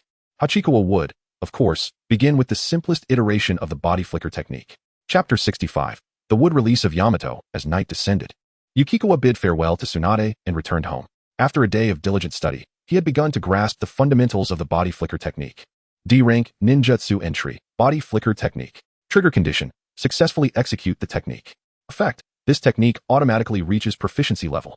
The most basic form of the body flicker technique felt to Yukikawa akin to sprinting in a game from his past life. By channeling chakra to his legs, he increased his speed, achieving swift movement. Drawing a deep breath, Yukikawa accessed the entry system, ready to commence synthesizing entries. The first was the C-rank entry. Swift as the wind. C-rank talent entry. Swift as the wind. Trigger condition, synthesized from D-rank entry's body flicker technique, basic swordsmanship, and wind release. Effect, foot speed increased by 100 from the original, while the attack speed of ninja tools is enhanced by 50. Indeed, it was a C-rank entry. Its only drawback being that all effects were enhancements based on existing capabilities, falling short of the extraordinary. Yet, it was already quite remarkable. Yukikawa mused as he drew his katana. With a flick of his wrist, he swung downwards, the sound of slicing air resonating. The blade embedded itself into the ground instantaneously.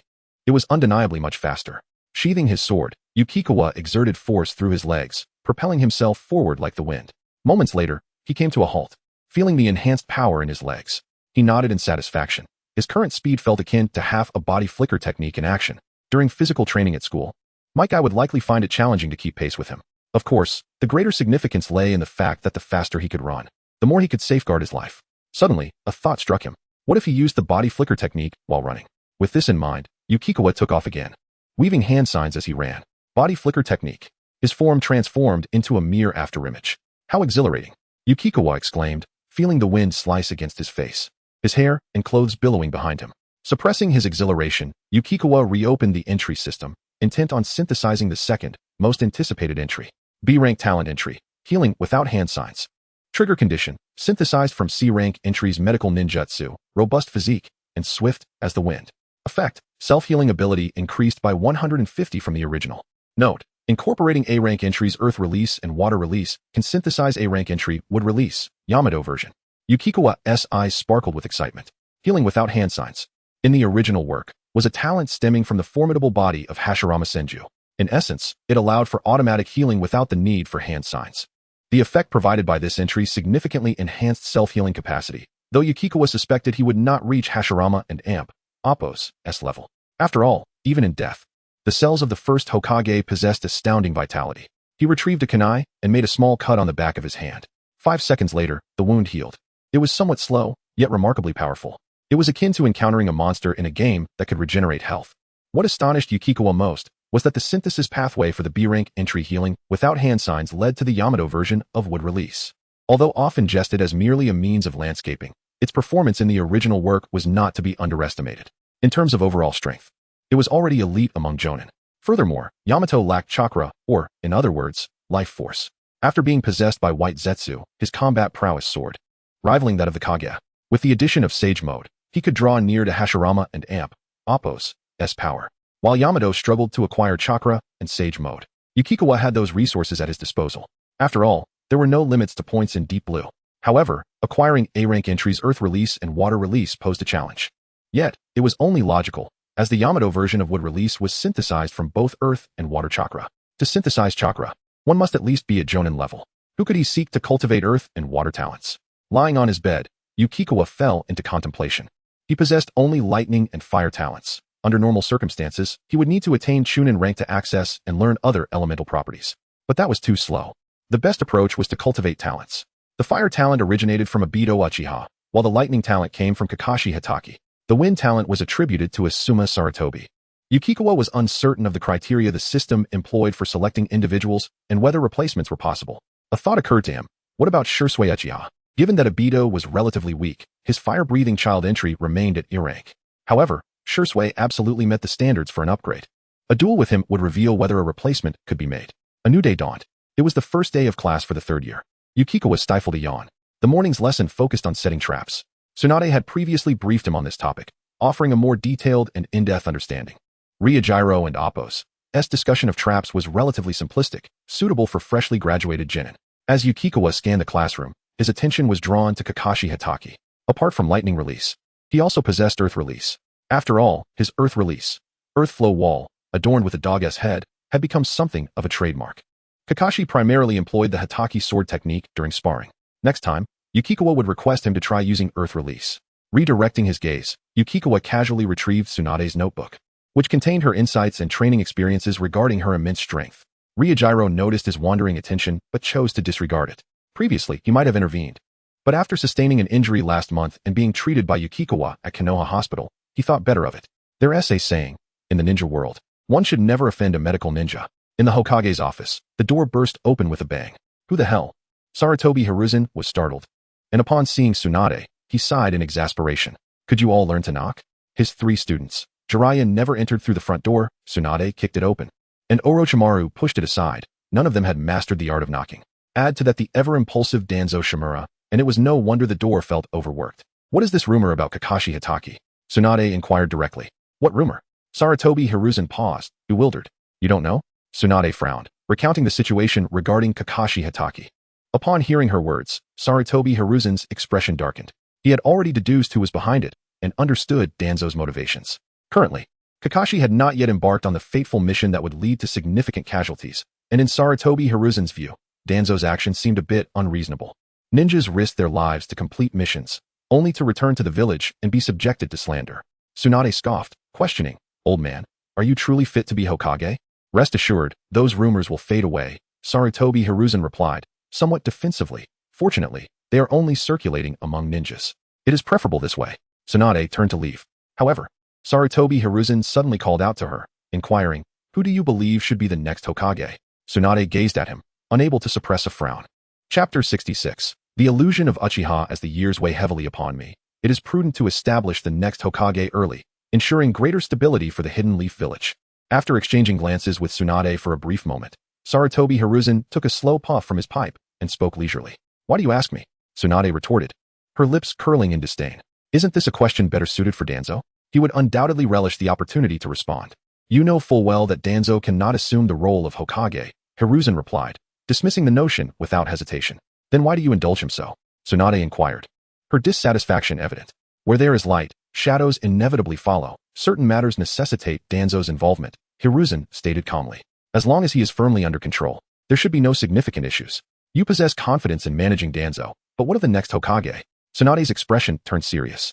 Should we fail to maintain control, the consequences could be dire. Thus, identifying the next Hokage is of utmost importance. To be candid, it cannot be Kakashi. He lacks the ability to contend with Danzo. Hiruzen confessed. It appears you were already aware of the rumors surrounding Kakashi, Tsunade remarked, her eyes narrowing slightly. Hiruzen felt a wave of embarrassment wash over him. It was inconceivable that he could be oblivious. The root organization was not an independent entity, but part of the Umbu, and he was certainly privy to relevant information. Aside from Kakashi, only the 3 of you are qualified to become Hokage, Hiruzen said, clearing his throat to shift the topic. I'm not interested, Tsunade declared without hesitation. If you have no interest, why inquire about Kakashi? Hiruzen countered, shaking his head. Tsunade, you genuinely care for the Leaf Village. My concern for the Leaf Village does not equate to a desire for the Hokage position, Tsunade stated bluntly. Hiruzen fell silent for a few moments before speaking again. I understand your reasons. Do not mention him. Tsunade interrupted sharply.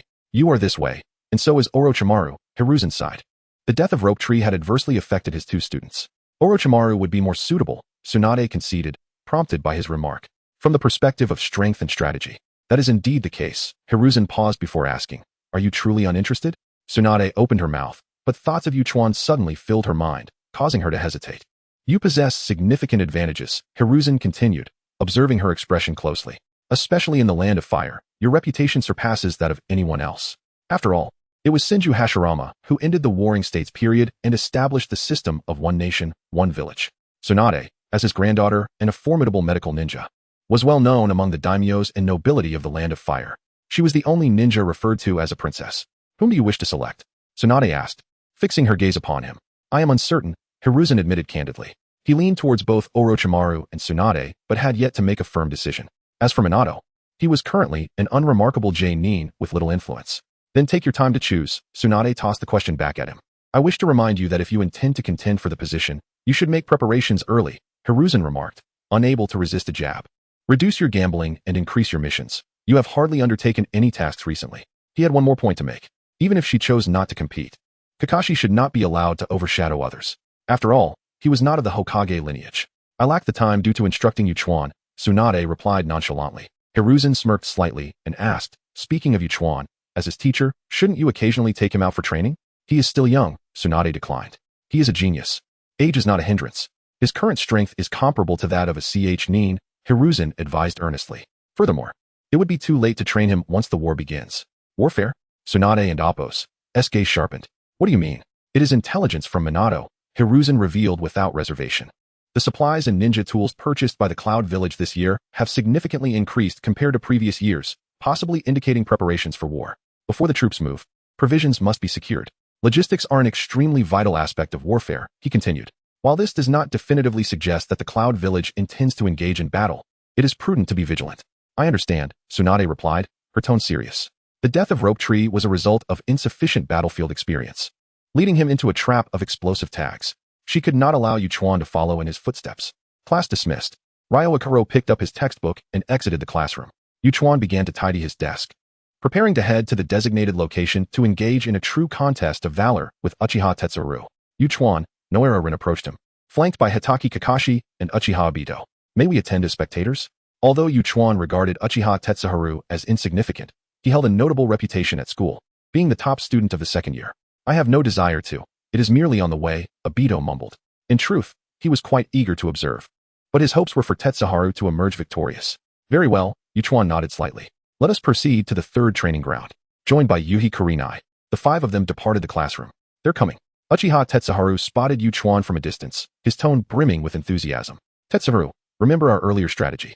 Uchiha Shursui reminded him. Be cautious of his genjutsu. I am aware, Tetsuharu replied, patting Shursui on the shoulder. Winning against me will not be an easy feat indeed. Shursui said no more. He frequently sparred with Tetsuharu and understood his capabilities.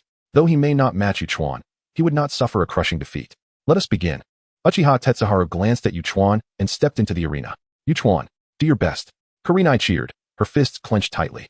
Noera Rin was more reserved, opting to wave instead of shout. Obito, witnessing this, felt a surge of frustration, wanting to cheer for Tetsuharu but ultimately refrained.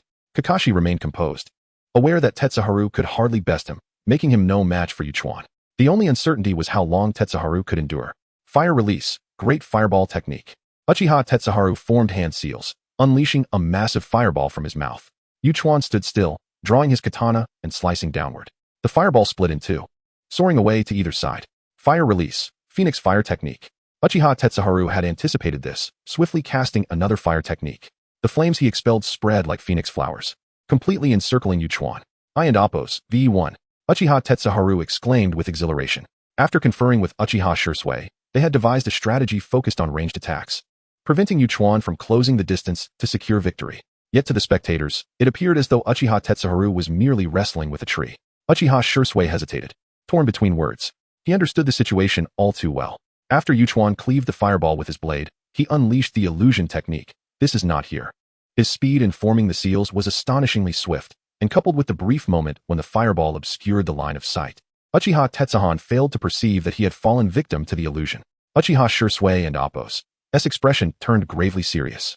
Rather than forcing Yuchuan to unleash his full power, Uchiha Tetsuhan inadvertently rendered him even more formidable. Chapter 67. Defeated by the body flicker technique, the scorching heat enveloped the surroundings as a massive fireball was unleashed, striking a nearby tree. I hit, exclaimed Uchiha Tetsuhana, his voice charged with excitement. Uchiha Shursui remained silent, engaged in a battle of wits against the very air around him. Stepping forward, he cast a glance at Yuchuan, their eyes communicating for a few moments before he halted in front of Uchiha Tetsuhana. Extending his hand, he channeled chakra into Tetsuhana's body, dispelling the illusion. Before them, Yuchuan transformed into a mere tree. The joyful expression on Tetsuhana's face froze instantaneously, and he instinctively asked, "What is going on?" Tetsuhana, you've fallen victim to an illusion, Shursui replied solemnly. Impossible. Tetsuhana vehemently denied, yet after glancing at the charred tree and then at Yuchuan, a sense of despair washed over him. As a member of the Uchiha clan, I have been defeated by an illusion. Tetsuhana, this is not your fault. Shursui reassured him with a gentle shake of his head. Tetsuhana found himself at a loss for words. Should we continue? At that moment, Yuchuan and Appos' voice broke through. Tetsuhana instinctively looked up, only to realize Yuchuan was not addressing him but Shursui. Irritation flared within him, swiftly followed by an acceptance of the reality. The weak deserve to be humiliated. This had always been the Uchiha's creed, acknowledging only the strong. Me? Shursui expressed mild surprise. I have heard of your name. Yuchuan remarked with a smile. Shursui was momentarily taken aback, hesitating for a few seconds before responding. Please, enlighten me. After witnessing Tetsahana's disheartening defeat, Shui had planned to challenge Yuchuan later, hoping for a better chance. Yet, faced with the situation, retreat was not an option. Both Yuchuan and Shui took their positions in the arena, forming their stances. Another round? Kakashi raised an eyebrow, inquiring. Obito's eyes sparkled with hope. Wonderful. Shui has arrived. The Uchiha may yet be saved. Yuchuan will surely win, exclaimed Yuhi Kurenai with confidence. Not necessarily, Obito interjected, unable to contain himself. Whose side are you on? Kurenai asked, somewhat displeased. I support Rin, Obito chuckled awkwardly, glancing at Noira Rin, though he received no response, as the battle had commenced. Shui raised his right hand, sending two kunai flying towards Yuchuan with an almost imperceptible swiftness. Yuchuan thought to himself, truly impressive, Shui. Such kunai techniques he deemed the strongest, at least among peers. As Yuchuan swiftly dodged the kunai, he charged toward Shui, his katana tracing an arc aimed at Shui's neck. The sea-level technique, swift as the wind, showcased its might. So fast. Shui felt a jolt of alarm as he swiftly drew his kunai from behind, blocking Yuchuan's katana. However, an immense force propelled him backward. This is bad, Shui realized. Yuchuan lifted his foot, delivering a kick that unbalanced Shui, sending him rolling twice before he swiftly regained his footing. Fire release, great fireball technique. Shui distanced himself, forming hand seals. His fireball was a third larger than Tetsahana's. Yuchuan effortlessly sheathed his katana, crossed his arms, and released 8 shurikens that burst forth like a blooming flower. The massive fireball was instantly pierced, continuing its trajectory toward Shui. What? Shui's heart sank. Yuchuan's shuriken-throwing technique equaled his own. Shui swiftly swept through the shurikens, seizing the opportunity to strike back with his kunai. All 8 shurikens were deflected, yet the force transmitted through his arm caused it to tingle. Such strength. Shui had no time for further contemplation when he heard the sound of slicing wind. Instinctively, he turned to see a fallen shuriken springing back to life. It's a wire. In that moment, he doubted whether he was truly sparring with a ninja from the Uchiha clan. Body flicker technique. His body accelerated suddenly. After distancing himself slightly, he performed a swift counterstrike with his kunai, severing the wire. Following this, his kunai moved in rapid succession, sending all the shurikens back. Fire release. H-Sinka no Jutsu. Shui retracted his kunai, forming hand seals. The flames he expelled overtook the shurikens, creating a combination technique. Remarkable. Obito exclaimed, this is the Uchiha. The H-Sinka no Jutsu was a B-rank fire technique, one he and Tetsahana could not master. To wield a B-rank technique was a mark of eligibility for the CH Nin exams. In other words, Yuchuan could not withstand it unless he possessed CH Nin level strength. Body flicker technique. Yuchuan transformed into a mere afterimage, evading the 8 flaming shurikens with astounding speed. How can a body flicker technique be this fast? Obito stood frozen in disbelief. Terrifying. Kakashi instinctively clenched his fists. The action was imperceptible. Rin and Kurenai strained their eyes, but the afterimage remained elusive. Goodness. Shui hastily drew his kunai. Yet in the next moment, he felt a sharp pain in his neck. Yuchuan's katana was poised before him. One wrong move, and he would meet his end. I concede, Shui admitted, relinquishing his kunai. Yuchuan-senpai truly lives up to his reputation, far exceeding my expectations. You did well too, Yuchuan replied with a smile. I am not worthy, Shui scratched his head, admitting, Yuchuan-senpai's body flicker technique has opened my eyes. I must research it further. Yuchuan paused, taken aback. Shui, known in the original tale as a master of the body flicker technique, had now become a source of inspiration for him.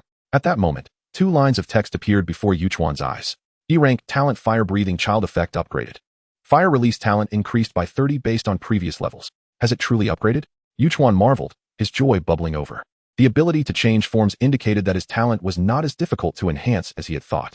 Yuchuan has grown stronger, Kakashi remarked, having observed the entire exchange. Impressive, Rin murmured, a glimmer of admiration in her eyes. She had not forgotten that Yuchuan was primarily a medical ninja, a genius capable of apprenticing under Tsunade. Yet, his ninjutsu, jinjutsu, and swordsmanship were equally exceptional, bordering on the unbelievable. Obito cast a glance at Rin's profile, his expression freezing. Damn it, how could we lose again? This is an embarrassment to the Uchiha clan. He had overlooked the fact that if he faced Yuchuan, he would be defeated even faster. Chapter 68. Crying in the teacher's embrace, Jisue smiled and extended an invitation, suggesting they train together when time allowed. Uchiha Obito possessed the potential to awaken the Mangeki Sharingan, indicating that his innate talent was substantial, albeit his initial growth was somewhat sluggish. In contrast, Uchiha Shui would soon experience a meteoric rise in strength during the Third Shinobi World War, quickly establishing himself as an elite among the Jonin. It was evident who would nurture the fire release talent. No further thought was necessary. Very well, Senior Yuchuan, Shui readily agreed. Unlike other members of the Uchiha clan, he was not averse to engaging with ninjas from other clans. Moreover, Yuchuan was no ordinary person. His status and capabilities warranted such connections. "See you tomorrow," Yuchuan said, not lingering any longer. After exchanging pleasantries, he turned to leave. As he walked past a ramen shop undergoing renovations, he paused, drawn to the sign that read Ichiraku Ramen. Was it about to open soon? His curiosity piqued. He studied the shop, but the famed Otsutsuki Ichiraku was nowhere to be seen, only construction workers bustling about. With a sigh, he redirected his gaze and made his way back to Tsunade's home.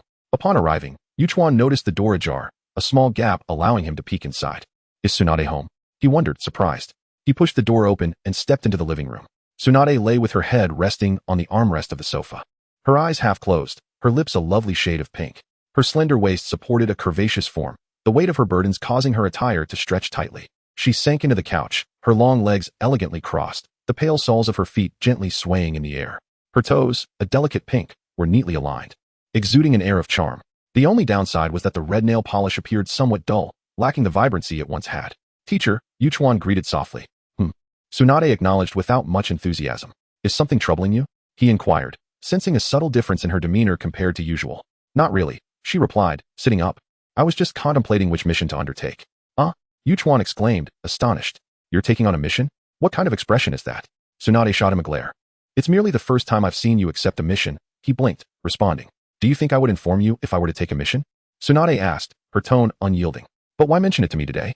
Yuchuan quickly realized a flaw in his reasoning. "Because you'll be going too," she replied with a light laugh. "Are you afraid?" "Why would I be afraid?"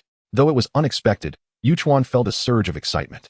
He had yet to venture beyond the village. Previously hesitant to leave the ninja academy due to fears of Danzo, he now felt more secure with Tsunade by his side. "Missions are no trifling matter," Tsunade warned, playfully flicking his forehead. "Just don't come crying to me when you find yourself in a life-or-death situation." Yuchuan paused, taken aback. He had indeed never taken a life, yet he understood that in the world of ninjas, failing to do so could lead to his own demise. Crying in the teacher's embrace wouldn't be so bad, he mused, tilting his head to admire her nurturing presence. Though crying does take time, Tsunade chuckled, ruffling his hair. There's no time for tears on the battlefield. Battlefield? Yuchuan felt a stir of realization. He remembered that Asuma Sarutobi and Kurenai Yuhi had graduated at the age of 9, shortly before the onset of the Third Shinobi World War. In other words, less than 2 years remained. "I want to cry," he declared, shaking his head. "Having lived 2 lives, my mental fortitude surpasses that of my peers. Your current abilities are commendable. I shall select a mission that poses a slight challenge." Tsunade smiled, her confidence in him evident. "But not too difficult," Yuchuan interjected, clearing his throat, "as I have yet to graduate." "You clever little rascal," Tsunade remarked, affectionately patting his head.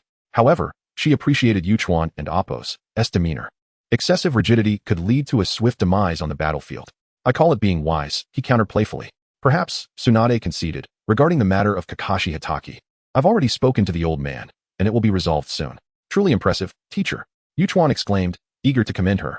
"How insincere," Tsunade retorted, withdrawing her hand. "Now, go prepare dinner." "Yes." Yuchuan straightened, affirming his commitment to the task. As he entered the kitchen, Tsunade's smile faded, her thoughts returning to the dilemma of which mission to accept. Too difficult, and she feared for Yuchuan's safety. Yet too simple would fail to provide him with the necessary experience. It was her first time feeling so conflicted over a mission. "Teacher, dinner's ready." Moments later, Yuchuan emerged from the kitchen, carrying bowls and utensils. "Was there anything noteworthy at school today?" Tsunade asked casually as she took her seat and picked up her chopsticks. "Nothing significant," Yuchuan replied, serving himself some tempura shrimp. "I sparred with Shursui, Uchiha Shursui," Tsunade recalled. "I've heard about him from the Uchiha ninjas at Konoha Hospital. They say he's a rare talent." "Indeed, he is quite formidable," Yuchuan nodded. "He can also use fire release, Phoenix Fire technique." Tsunade's surprise was palpable. While being able to perform the technique was impressive, considering his age made it all the more astonishing. "Who emerged victorious?" she queried, her gaze fixed on him. "Naturally, it was I," Yuchuan boasted, lifting his chin with pride. "I would never disgrace my teacher." "Just you wait," Tsunade smiled, her expression brightening. "This means your jinjutsu and swordsmanship must have reached the nin level?" "About that," Yuchuan said, savoring the flavor of the shrimp. "Is that so?" Tsunade pondered, after dinner. "I'll take you to meet someone." "Who?" Yuchuan asked, puzzled. "There are several proficient in the Konoha-style swordsmanship within the village. He happens to be one of them." Tsunade explained. "Moreover, he has integrated jinjutsu with Konoha-style swordsmanship, making him an excellent match for you. His name is Marahoshi Kogen." The name resonated within Yuchuan's mind. He recalled this legendary lower ninja, who, in his youth, had sought rapid success, leading to the tragic deaths of his comrades. In atonement, he swore to the second Hokage, Tobirama Senju, to remain a lower ninja for life. Even the third Hokage, Hiruzen Sarutobi, had been rebuffed when attempting to promote him to Jonin. His true strength was formidable enough to be recognized among the elite. Tsunade, after sharing this, added, "Given my grandfather's legacy, he refused to teach you.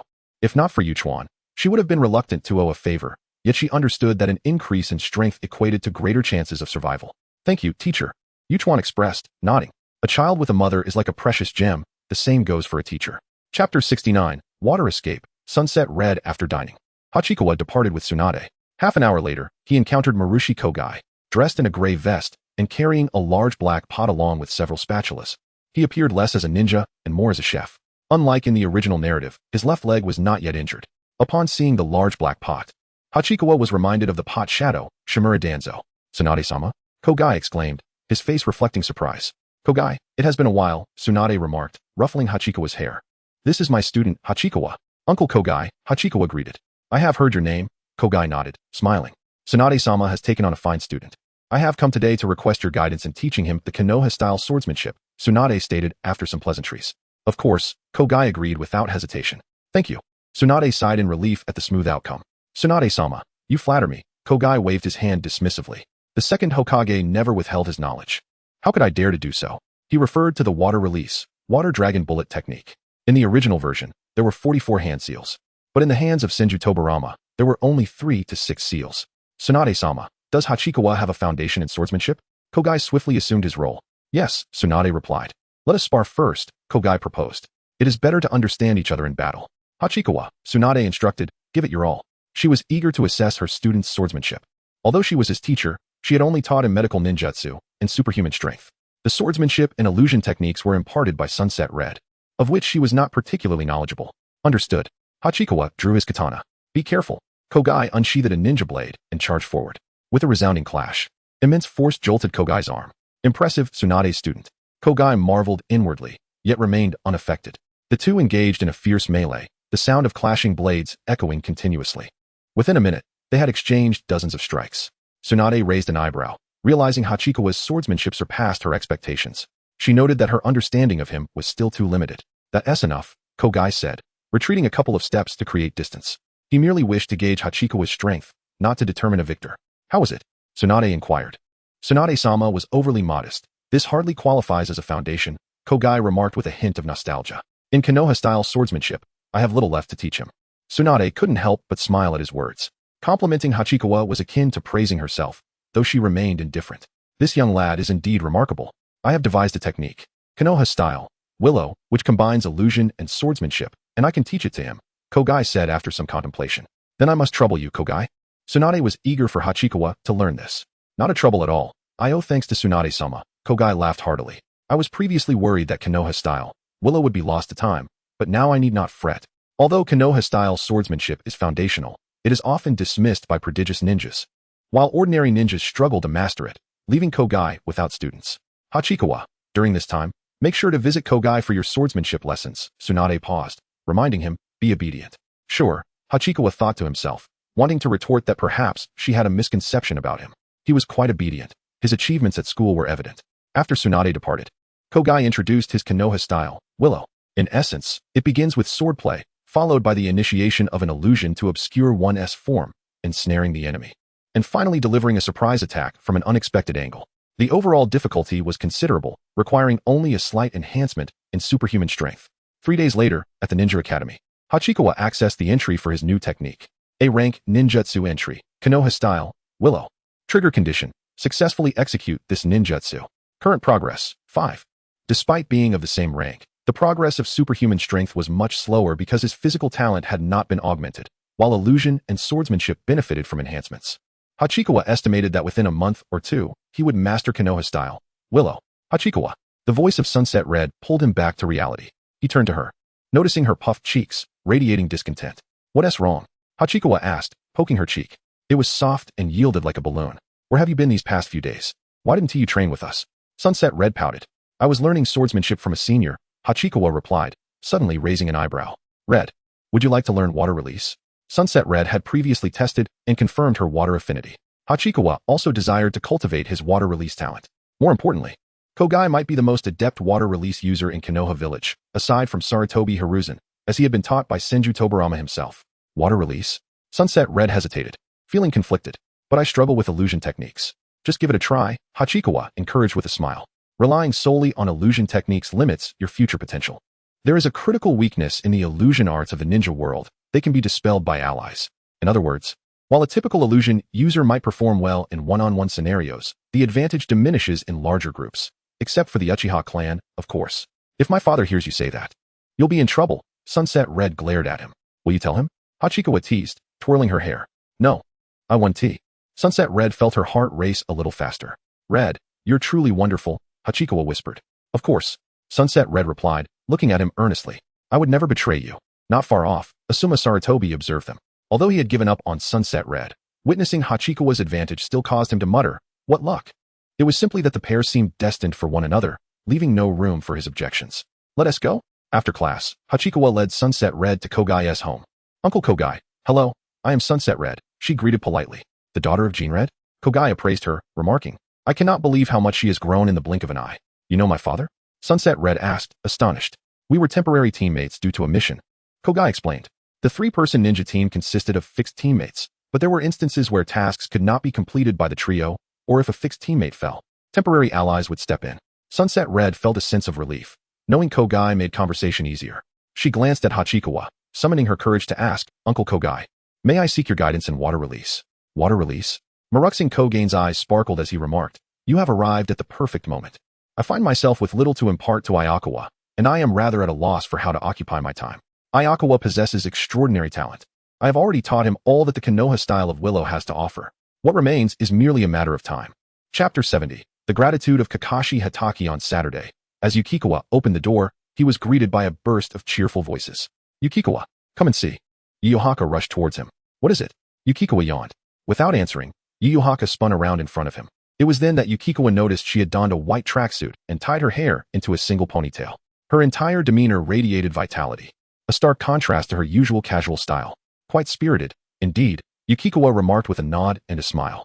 Yes. Yu Yu Haka beamed brightly. What are you all doing? Yukikawa's sister, Yu Yu Haka, appeared puzzled as she stepped out of her room. Isn't it Saturday? Are you going out? We're heading to Uncle Gukiai's place, Yu Yu Haka replied earnestly, her fists clenched. I must learn water release today. Gukiai? Water release? Yu Yu Haka's eyes widened in astonishment. What is going on? This daughter not only seems to be losing her wits, but has also made a decision that defies tradition? Has she forsaken Genjutsu? Let me explain, Yukikawa began, recounting the events while omitting the fact that he had encouraged Yu Yu Haka to learn water release, instead attributing it to Gukiai's willingness to teach her out of respect for Yu Yu Haka. I didn't expect that Gukiai still remembers me. Yu Yu Haka expressed her delight upon hearing this. Yu Yu Haka blinked knowingly. She was aware of Yukikawa's white lies, but chose not to expose him. Red, Yu Yu Haka cautioned. Although Uncle Gukiai is a lower ninja, his abilities should not be underestimated. Follow him closely and learn diligently. Upon reflection, learning water release isn't a bad idea. After all, Genjutsu can always be dispelled. As a girl, Yu Yu Haka's pursuit of water release seemed more fitting than Yukikawa's focus on taijutsu and kenjutsu. Moreover, Yu Yu Haka was aware that Gukiai's water release techniques were learned from the second Mizukage, or rather, the Hokage. Ultimately, it was Yu Yu Haka who stood to gain. Dad, we're off. After breakfast, Yu Yu Haka tugged at Yukikawa, pulling him outside. Slow down. Yu Yu Haka's mother called out. Don't engage in vigorous activity right after eating. Got it. Yu Yu Haka replied without turning back. The March sunlight was neither too hot nor too cold, providing a comfortable ambience. The two walked hand in hand down the street. Given it was Saturday, pedestrian traffic was light, with only a few shops preparing to open. When did a new ramen shop open here? Yu Yu Haka noticed a nearby Ichiraku ramen. Let us come by to try it once it opens, Yukikawa suggested, spotting a man in a white chef's uniform. Without a doubt, it was hand-pulled noodles. In the original story, Ichiraku ramen was a remarkably safe haven. Even when pain ravaged the entire Konoha, Ichiraku remained unscathed. Many humorously referred to the hand-pulled noodles as the hidden powerhouse, Otsutsuki Ichiraku. All right, Yu Yu Haka nodded, her face alight with anticipation. The focus wasn't merely on what they would eat, but rather on who they would share the meal with. Soon, they arrived at Gukiai's home. Uncle Gukiai. Yu Yu Haka and Yukikawa greeted in unison. Good morning, Gukiai replied with a warm smile. Having lived alone for so long, he felt a sense of joy with the presence of the two little ones. After some pleasantries, they began their training. Yukikawa, wielding his katana, commenced his training regimen. Red. Over the past few days, I have covered the basics of water release. Gukiai pondered for a moment before continuing. Today, We will learn water release, water surge, which is a fundamental technique with manageable difficulty. Yes, Yu Haka exclaimed, nodding eagerly. The power of this technique depended on the chakra one could muster. Guki formed hand seals and unleashed a wave of water, not large, merely the size of an arm. He demonstrated again, this time producing a torrent akin to a river. Incredible, Yu Haka exclaimed. This feels far more practical than Jinjutsu. Yukikawa smirked slightly, relieved that Yu Haka's mother wasn't present. Otherwise, she might have given him a stern talking to. Yet, he knew she would be infuriated rather than resorting to violence. Setting aside any peculiarities, Jinjutsu was not vastly inferior to water release. Yu Haka likely referred to the visual impact, as water release indeed possessed a more striking aesthetic. Yukikawa refocused on his training. Meanwhile, at the Hokage's office, Kakashi Hatake hesitated for a few moments before raising his hand to knock on the door. Come in. The voice of Sarutobi Hiruzen resonated. Hokage-sama, Kakashi entered. Ah, Kakashi. Hiruzen greeted with a smile. What brings you here? I am here to express my gratitude regarding the rumors. Kakashi bowed slightly. He was indeed aware of the whispers circulating around him, but he had always adhered to his own ninja philosophy and paid little heed to idle gossip. However, just days prior, he noticed that all the rumors had suddenly vanished. The only person with the capability to orchestrate such a change in Konoha was likely the third Hokage, Sarutobi Hiruzen. Upon realizing this, Kakashi felt a sense of relief. To him, Hiruzen embodied the will of fire. If he accepted him, it meant Kakashi had done nothing wrong. It was Tsunade's request. Hiruzen chuckled. Tsunade? Kakashi blinked in surprise, realizing that this was unexpected. Although Tsunade held a high position in Konoha, she was not like Shimura Danzo, who meddled in every matter. Coincidentally, Tsunade is currently in the mission hall. You may go and find her, Hiruzen casually mentioned as he picked up his pipe. Thank you. Hokage-sama. Kakashi bowed once more before departing the Hokage's office. Watching Kakashi's retreating figure, Hiruzen took a puff from his pipe. He understood Kakashi well. If Tsunade had done him a favor and wished to compete for the Hokage position, Kakashi would likely back down or even support her. In the mission hall, Tsunade meticulously selected and finally assigned Yukikawa his first task, to escort a Konoha intelligence officer from the Land of Water.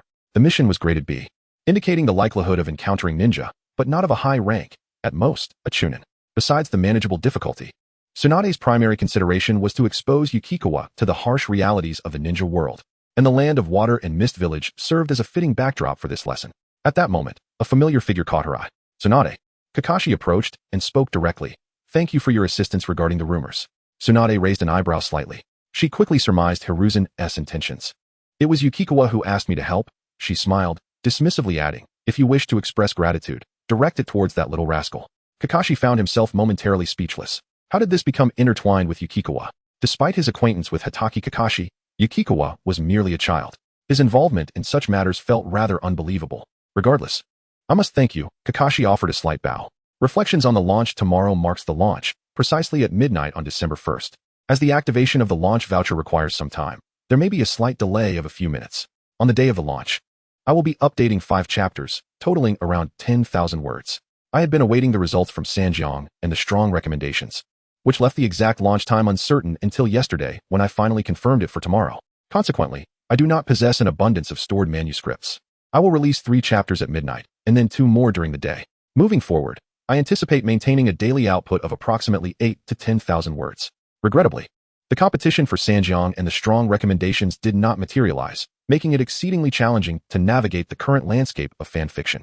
In conclusion, I humbly request your initial subscriptions. The competition on the website is particularly fierce, with all recommendations contingent upon performance, thus making the first subscriptions exceedingly significant. I extend my heartfelt gratitude to all the esteemed supporters. Lastly, the monthly votes are about to expire. I kindly urge everyone to cast their votes. Chapter 71. The first mission with a keen gaze fixed upon a nearby tree. Yuhi Kurenai formed a series of hand seals, channeling her chakra. A stream of water surged forth from her throat, resonating with a crisp sound as it struck the trunk, leaving behind clear marks. Momentarily taken aback, Kurenai then turned on her heels and dashed towards Aburame Shino, her excitement palpable. I did it, Shino, she exclaimed exuberantly, observing her lively demeanor. Especially the way her ponytail danced, Shino extended his hand and gently ruffled her hair. Congratulations, he said. Kurenai's cheeks flushed crimson as she lowered her gaze, allowing him to playfully tousle her hair. At that moment, Shino noticed Kakashi Hatake approaching from a distance. She has considerable talent, remarked Marushi Koga, a senior ninja, who added, with dedication, she could become an exceptional water-style ninja. Thank you, Uncle Koga, Kurenai replied, suddenly realizing the implications, and quickly stepped back. Shino casually withdrew his hands. It's nothing, he said. Koga chuckled heartily. Being around you two makes me feel rejuvenated. You're already quite youthful, Uncle Koga, Kurenai sweetly remarked. That's true. Koga's smile widened. Kakashi had now approached, but refrained from interrupting. Koga, it's been a while, Kakashi greeted with a warm smile. Despite being a low-ranking ninja, Koga was powerful and had collaborated on missions with many higher-ranked ninjas. I'm looking for Shino, Kakashi stated, outlining his purpose. Let us conclude today as training here. You both should return tomorrow, Koga advised, glancing at the sky. Understood, Shino nodded. Absolutely. Kurenai's enthusiasm remained undiminished. A faint blush gracing her cheeks, likely a remnant of her earlier excitement with Shino. Kakashi, what brings you here? Shino inquired, a hint of curiosity in his voice. I came to thank you, Kakashi offered, explaining the rumors surrounding him. I didn't do much. It was primarily my teacher, Shino replied, shaking his head. I understand. But your reminder was invaluable, Kakashi acknowledged, aware that Tsunade's identity and prowess were pivotal in the situation. Do you know where I heard about it? Shino asked, dispelling any mystery. It was from Kakashi, he stated directly. Kakashi was momentarily taken aback. Kakashi, really? A warm sensation washed over him, feeling a swell of pride for Kakashi's thoughtfulness. He cares about you, Shino added meaningfully. He admires your ideals and aspires to be the kind of ninja you are. Kakashi's lips curled into a slight smile, unable to suppress his joy. Unlike Kakashi, who was often taciturn and reserved, hearing such high praise from Shino was unexpected. In that instant, he resolved to be a commendable role model for his son. Thank you, Shino, Kakashi said, patting Shino on the shoulder. It's an honor for Kakashi to have a friend like you. You're too kind, Uncle Kakashi. I'm equally glad to be Kakashi's friend, Shino replied with a smile. At that moment, 2 lines of text materialized before Shino's eyes. D-rank talent entry Tianzi effect upgraded. Seal formation speed increased by 100. An upgrade? Was it due to his persuasion of Kakashi? Or perhaps it was the influence on Kakashi? Regardless, it was a significant gain for him. An increase of 100 in seal formation speed was a tangible enhancement. For instance, the water release. Water dragon bullet technique typically required 44 hand seals. According to the relative theory, Shino now performing this technique would only need to execute 22 seals within the same time frame. Time is of the essence, especially in the throes of battle. Goodbye, Uncle Kakashi. Shino bid farewell to Kurenai as they departed. Kakashi had intended to treat them to barbecue, but was met with a polite refusal, promising to do so next time. Upon reaching a fork in the road, Shino paused. He released Kurenai's hand and said, You head home first. I'll go find my teacher. All right, Kurenai replied. Though a tinge of reluctance lingered, she complied without protest. When I get back, I'll bring you some takoyaki, Shino promised with a smile. I'll be waiting. Kurenai's spirits lifted, her excitement evident. The two waved goodbye until Shino turned away, at which point Kurenai withdrew her gaze. Thoughts of whether Kakashi would encounter the task that had led to his previous failure and subsequent despair crossed Shino's mind. He had exerted all his effort concerning this matter. The reasons behind Kakashi's despair were manifold: criticism from comrades, losses in the Land of Fire, and the silence from Konoha's higher-ups. In a state of isolation, his resolve crumbled, leading him to consider ending his life. With Tsunade now in the picture, it signified a shift in Konoha's leadership stance. Even in the face of significant losses, suicide seemed an unlikely outcome. Of course, all of this remained speculation on Shino's part. The truth could only be ascertained with time. In the original narrative, the specifics of that mission were never disclosed, leaving Shino unable to issue any warnings in advance. Teacher, I'm back, Shino announced as he opened the door and stepped into the living room. Tsunade, as usual, was sunk into the couch, yet before her lay a scroll. Konoha's scrolls varied in type: jutsu scrolls, summoning scrolls, and mission scrolls, among others. This was indeed a mission scroll. Without hesitation, Shino picked it up and unfurled it. The contents were detailed but could be summarized as a directive to retrieve Konoha's intelligence personnel from the Land of Water. Since it involved a retrieval, it was likely that someone was pursuing them, increasing the probability of an encounter. Here, Tsunade said, sitting up and producing a wallet. What is this for? Shino asked, surprised. Our destination is the Land of Water, a long journey ahead. We must be well prepared, Tsunade explained earnestly. You should have learned some outdoor survival skills in school. This money is for you to purchase necessary supplies for the journey. Got it. I'll head out now, Shino replied, recognizing that Tsunade was using this mission as a practical lesson beyond mere combat skills.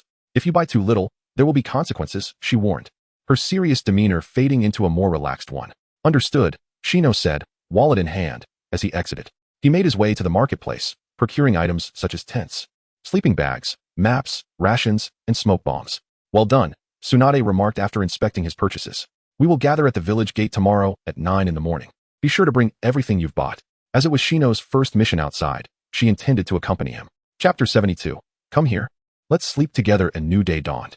At the dining table, Yukihara was sulking, having just learned that Yuchuan would be away on a mission for 1 to 2 weeks, or even longer. The crux of the matter was not the duration, but rather the suddenness of the news. Yukihara, would you like some milk? She asked, forcing a smile despite her irritation. I don't want any. Yukihara turned her face away, showing no regard for the offer. Yukihara's expression stiffened, caught between wanting to speak and holding back. This mission came up unexpectedly. I only found out last night, Yuchuan said as he poured a glass of milk for her. Next time, I'll take you along. Really? Yukihara turned back to him, her eyes brightening. Absolutely. Yuchuan nodded, affirming his promise. Typically, after graduating from ninja school, one would be assigned teammates. Yuchuan had already planned to have Tsunade discreetly select Yukihara as his partner. As for the other teammate, he had yet to decide. Yukihara took the milk, savoring a sip, while the unnoticed Yukihara clenched her fists in frustration. Damn Yuchuan. You really have to take care of Yukihara. She sighed, feeling helpless. Will you see the ocean in the land of water? Yukihara asked curiously. You should be able to, Yuchuan replied, taking a bite of his omelette. Do you like the sea? Not particularly. I just want to see it. Yukihara pushed the milk towards him. You drink it. No need. Yuchuan shook his head. I'll pour it myself. I can't finish it, Yukihara admitted shyly. Then can I have it? The overlooked Yukihara interjected. Dad, you're an adult now. Why are you still drinking milk? Yukihara quickly rejected the idea. All right. Is this how it's going to be? The tension finally lifted from Yukihara's heart. I can't keep this daughter anymore. After breakfast, Yuchuan and Yukihara left home. Remember to come back early, Yukihara said, her mood dampening at their impending separation. I will. Yuchuan replied, affectionately ruffling her hair. Please explain to Kakashi and the others that I want to be able to train with them for a while. Understood, Yukihara nodded. Go to school now, Yuchuan said, retracting his hand and watching her. Yukihara hesitated, glancing back several times before finally bidding him farewell and leaving. Yuchuan waved goodbye and turned towards the village gate.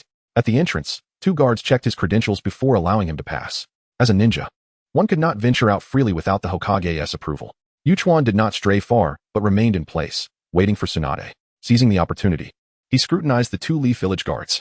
Clearly, they were not the same as the original characters, Gingzi and Kamizuki Izumo. Teacher, you are late, Yuchuan remarked after 15 minutes when he finally spotted Tsunade. Being late is a privilege of teachers, Tsunade said, tapping his forehead. You little brat. Don't meddle in things that don't concern you. You're a ninja.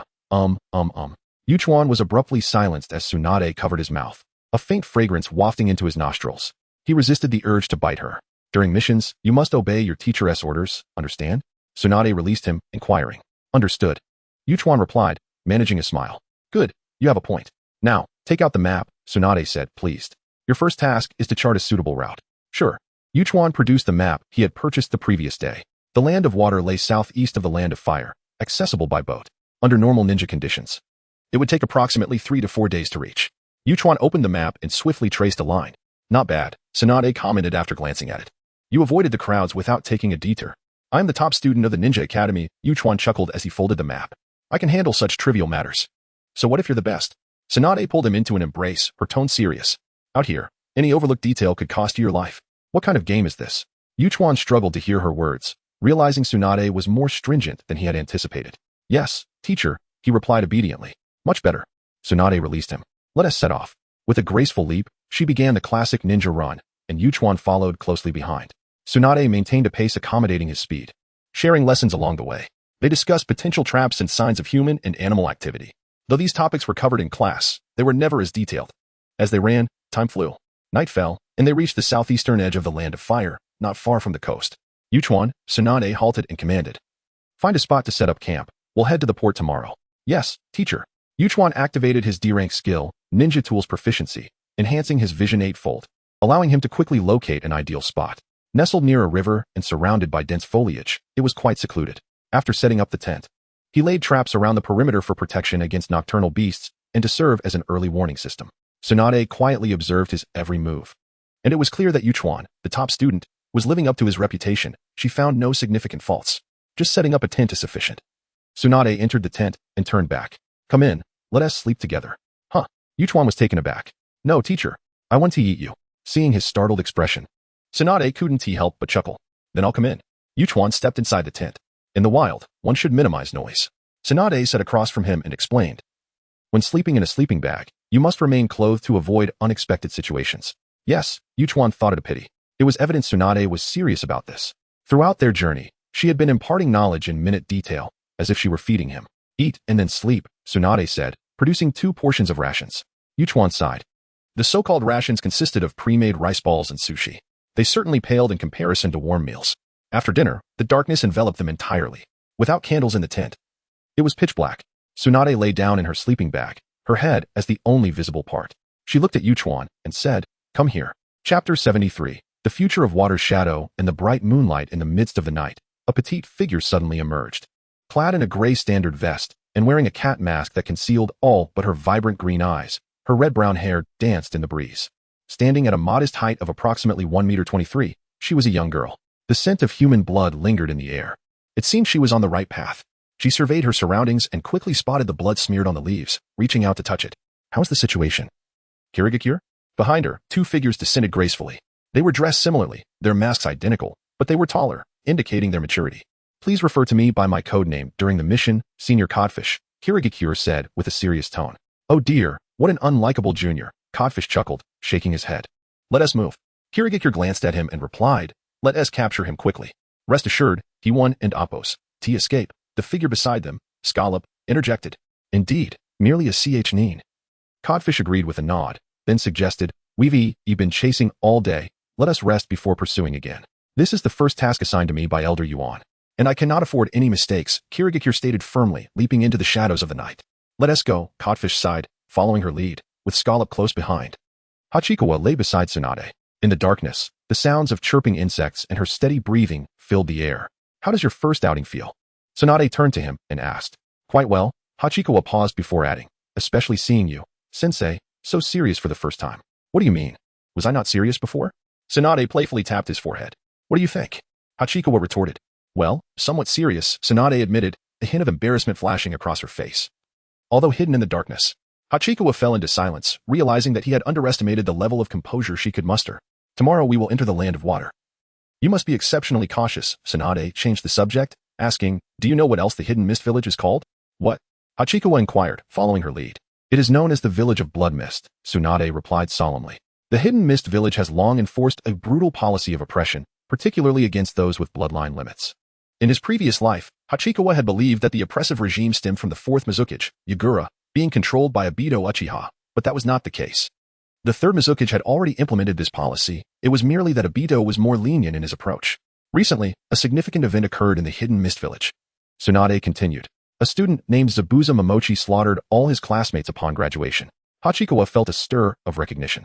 Zabuza, in the original storyline, was one of the legendary 7 ninja swordsmen of the mist. After failing to assassinate the fourth Mizukage, he became a rogue ninja and later met his demise at the hands of Team 7, led by Kakashi Hitaki. He was accompanied by a small companion named Haku, who had an affinity for ice release and favored cross-dressing. Such bloodshed was not uncommon in the hidden mist village. Tsunade reached out, gently ruffling his hair. "You must exercise extreme caution." "Yes, sensei," Hachikawa nodded earnestly. "Let us sleep. We must rise early tomorrow." Tsunade withdrew her hand and closed her eyes. Before long, her breathing became steady and rhythmic. A new day dawned.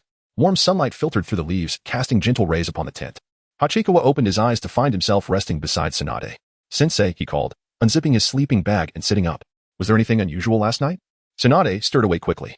Although she favored sleeping in, she was a competent ninja during missions. "My traps did not trigger," Hachikawa replied, stepping outside the tent for a brief inspection. "That is a relief," Tsunade yawned, gathering her sleeping bag and stretching. "Take out the map," she instructed, munching on a rice ball. Hachikawa unfolded the map, laying it before her. "This is our rendezvous point." Tsunade pointed to a location on the map. "Remember the route well. You must not forget it when you meet him." "And you?" Hachikawa asked, momentarily taken aback. "I will observe from a distance," Tsunade replied calmly. "I will only intervene if you encounter an insurmountable enemy." "I understand." Hachikawa felt a surge of pressure. Though he possessed formidable abilities, it was still his first encounter with an adversary. Here, Tsunade presented him with a Konoha forehead protector. "Wear this. It will lend you credibility." "All right." Hachikawa began to take it, but noticed Tsunade had moved behind him. "Stay safe," she said, a complex expression on her face as she placed the forehead protector on his brow. The last ninja she had adorned with a protector was Shinsuke. "I will." Hachikawa nodded slightly. After breakfast, they dismantled the tent and set sail towards the land of water. Upon disembarking, Tsunade waved a brief farewell before vanishing from sight. Hachikawa took a deep breath and activated his eightfold mirror. Although he hadn't mastered sensing ninjutsu, the mirror's perspective proved invaluable at this moment. He oriented himself towards the meeting place and soon arrived at a small grove. Their rendezvous point was marked by the northernmost tree. The Konoha intelligence agent who had escaped from the hidden mist village would be hiding there. Hachikawa refrained from revealing himself immediately. opting to observe from a distance through the eightfold mirror. After a moment of scrutiny, he frowned slightly. There was no one in the tree. Could something have gone awry? He pondered silently, choosing to remain still and wait. Time passed without indication, until suddenly, he turned sharply. He heard the sound of heavy footsteps approaching. Through the mirror, he spotted a young man, battered and in a disheveled state, followed closely by a diminutive figure. An operative from the hidden mist? Hachikawa instinctively grasped the hilt of his katana. If the young man, a Konoha intelligence agent, were to perish, it would signify the failure of their mission. He had to intervene. However, the petite figure from the hidden mist seemed rather peculiar. Is she already an operative at such a young age? There was no doubt she was a prodigy. So, who was protecting her? Hachikawa loosened his grip on the katana and formed hand seals. Shadow Clone Jutsu. Another version of Hachikawa appeared beside him. As he watched the operative approach the young woman, he swiftly hurled 4 shurikens. Without waiting to see the outcome, he turned and fled. Who? Kirigakure heard the sound of slicing air and quickly retreated, narrowly avoiding the 4 shurikens that clattered to the ground. Be careful. The sound of the cod echoed. Terumi-Mei steadied herself, realizing that 4 shurikens lay before her, one of which was affixed with an explosive tag. With a thunderous boom, the explosive tag detonated. Did it succeed? Using an eightfold magnification, Yuichuan glanced over and then shook his head. Before Terumi-Mei, a wall of water rose, blocking the explosive tag. However, it was not entirely without effect. The cod had rescued Terumi-Mei, following the direction of the shurikens. The scallop discovered the clone left by Yuichuan. The clone technique proved ineffective, yet Yuichuan was already aware of their numbers. There are still 2 more chapters to write during the day. They will be published together upon completion. Chapter 74. The Clash of Geniuses. What is the situation on your end? Codfish inquired, casting a glance at Scallop. A leaf brat, Scallop replied, shaking his head. But it's merely a clone. I haven't discerned the location of the real one. A brat? Koyomi-Mei interjected curiously. How old? About your age, Scallop answered. It's unlikely he is alone, Koyomi-Mei mused. Scallop, you continue the pursuit, and Codfish, please investigate if there are any other ninjas nearby. It seems that young one is destined for misfortune, having caught the attention of our little prodigy. Codfish could not suppress a chuckle. Koyomi-Mei refrained from revealing her intentions, but her assertive nature dictated that those who suffer must inevitably repay the debt. Let's move. Scallop sped away, racing towards the direction the youth had fled. Be cautious. Codfish cautioned before vanishing from sight. Koyomi-Mei, her expression serious, formed hand seals to employ her sensory ninjutsu. There, she exclaimed, darting into the thicket. Splitting into 3 teams? Hachikawa observed their movements through his binoculars. After a moment of hesitation, he resolved to retreat. Typically, aside from the exceptionally gifted, ninjas joining the Umbu are at least special jonin. He certainly could not contend with them, so he would leave it to Tsunade to handle. Hachikawa turned to face Koyomi-Mei approaching him, 2 kunai appearing in his hands before vanishing from sight. Water release. Water formation wall. Koyomi-Mei reacted swiftly, conjuring a wall of water from the ground. The kunai struck the wall, creating 2 deep craters. Koyomi-Mei and Appo's pupils dilated. The might of those kunai was astonishing beyond reason. In that fleeting moment of distraction, 2 more kunai flew towards her, colliding with the previous ones. With a deafening crash, the water wall was breached. Instinctively, Koyomi-Mei drew a kunai, attempting to deflect the closest one while evading. A powerful force surged towards her. Koyomi-Mei's expression shifted as she unhesitatingly released her grip, rolling away to create distance. No sooner had she caught her breath than she heard a commotion above her. Looking up, she beheld a crescent of bladed light. How is this possible? Wasn't he over there? Am I to perish here? In the next instant, a dragon's roar echoed. To her left, a stream of water coalesced into a dragon, roaring as it surged towards her. It was Codfish coming to her aid, simultaneously searching for nearby leaf ninjas while keeping an eye on Koyomi-Mei. As a prodigy valued by the elder, any mishap concerning her would be intolerable. Yet he was taken aback by how swiftly she seemed to falter. Having qualified to join the Umbu, Koyomi-Mei was undeniably formidable. Her mastery of water release surpassed that of an ordinary chunin. Hachikawa frowned slightly. Without further delay, he opted for the most advantageous approach. Drawing his blade, he executed a kick that struck Koyomi-Mei directly. Her mask shattered upon impact, and she was sent hurtling backward. Hachikawa forced himself to pivot midair, slashing at the water dragon. The wind chakra coursed along the blade, exuding an intimidating brilliance. The water dragon split in 2. Cursed. Koyomi-Mei's cheek swelled painfully.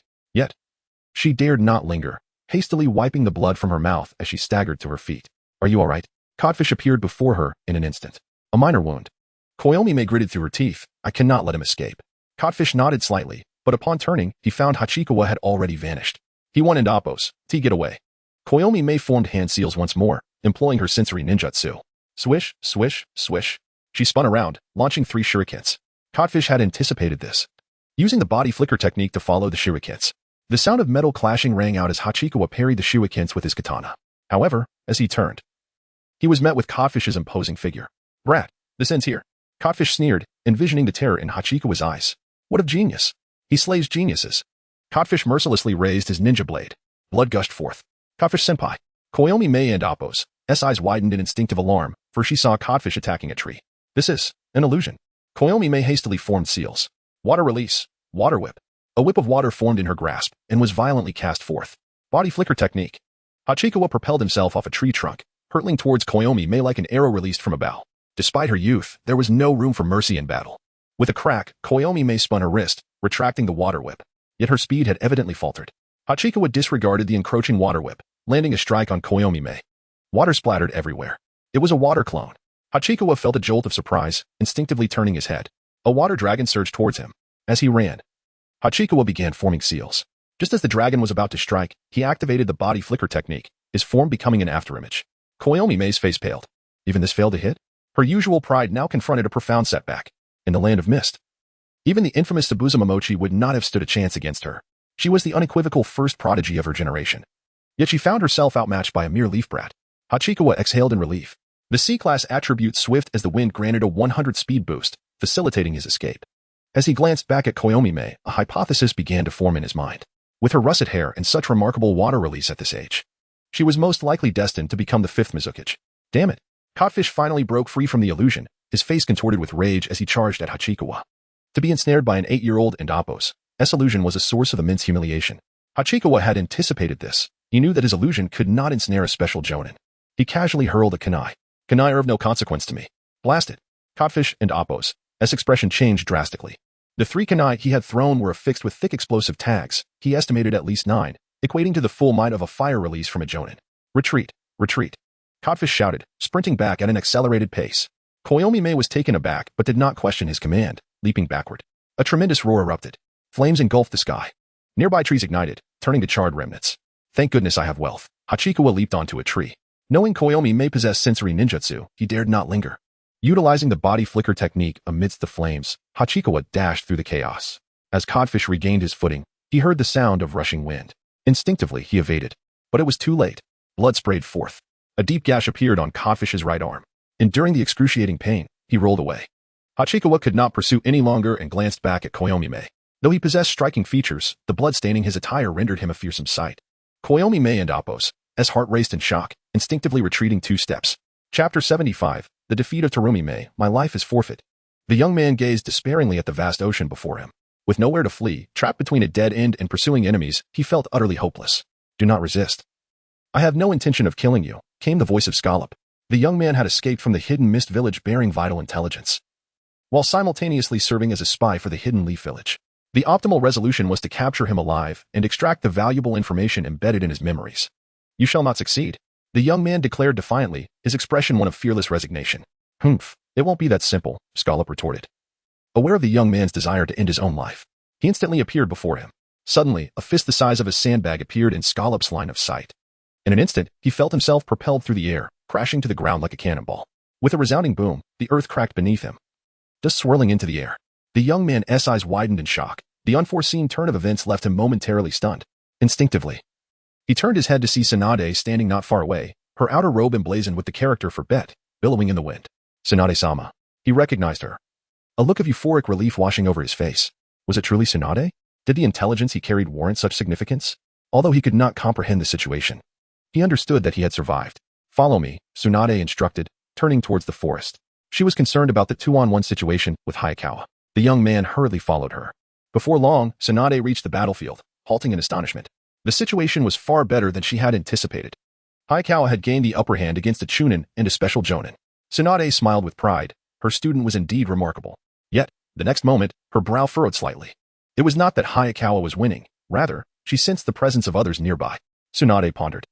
It seemed the opposing party shared her objective of honing the talents of their village, though she had not anticipated their paths would converge. This could prove troublesome. While she was unafraid of a confrontation, she was encumbered by 2 liabilities. In the forest, the battle resumed its volatility. Although Terumi may have been intimidated by Hayakawa, she quickly regained her composure. Water release, water dragon bullet technique. She swiftly formed hand seals, channeling her chakra. However, just as the technique reached her throat, Hayakawa was already upon her. Too slow, he declared, wielding his blade against her. Despite Terumi Mei's rapid hand seal formation, it paled in comparison to his instantaneous movement and enhanced speed. At that moment, a terrifying gust of wind erupted, reminiscent of a meteor crashing into the sea. Hayakawa's expression froze as he beheld an enormous blade hurtling toward him, its length nearly double his height.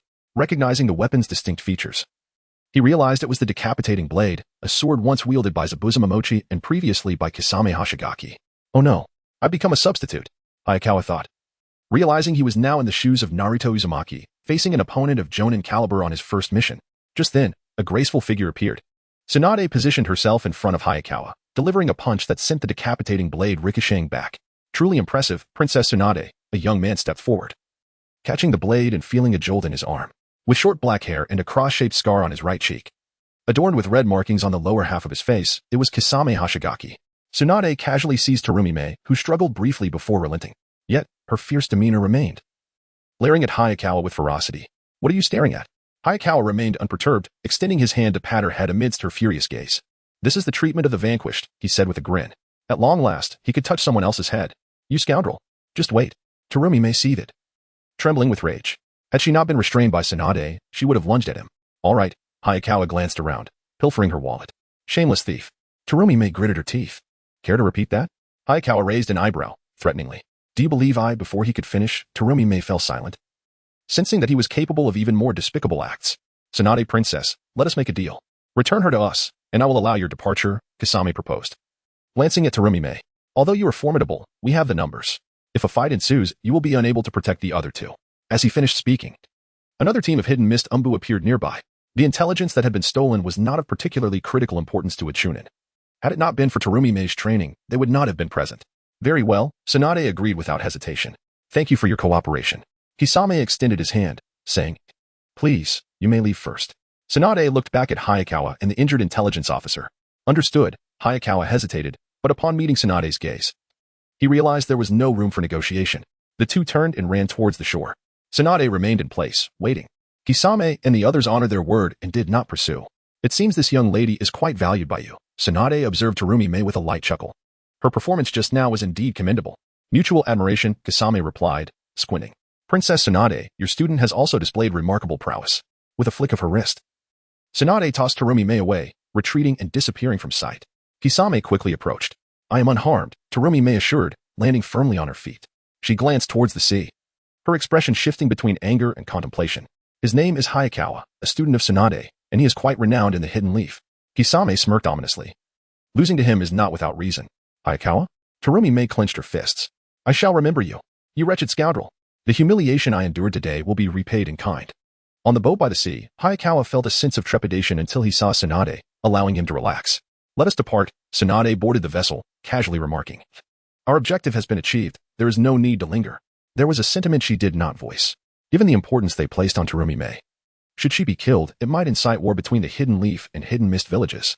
The Hidden Mist, while lesser in strength than the Hidden Leaf, posed no threat. It was the Hidden Cloud that might take advantage of the chaos. Most importantly, Tsunade was concerned for Hayakawa's safety. She did not wish to place him in peril. Understood. Hayakawa nodded slightly. He comprehended Tsunade's rationale. At that moment, two lines of text materialized before his eyes. He paused, a flicker of joy igniting within him. D-rank talent attribute, abundant water. Trigger condition, defeat young Terumi-me. Effect, water release talent enhanced by 30. Indeed, the future in damp, Appos, S water shadow. It has effortlessly bypassed the E rank, achieving the D rank. Chapter 76, Tsunade, the Iron Fist of Love. Hayakawa opened Terumi-me's wallet, revealing a stack of money. He counted, discovering a total of 2,700 Ryo. Alongside the cash, there were 2 hot spring discount vouchers and a bottle of blue nail polish. Hayakawa smirked. It seemed the future Mizukage was somewhat impoverished. Lady Tsunade, the young man presented the information he had pilfered from the Hidden Mist village. Well done. Tsunade acknowledged with a slight nod. After casually stowing the wallet away, she took a seat across from Hayakawa. A freshly graduated ninja encountering an enemy for the first time usually feels out of sorts, yet here you are, flirting with a young girl, she remarked.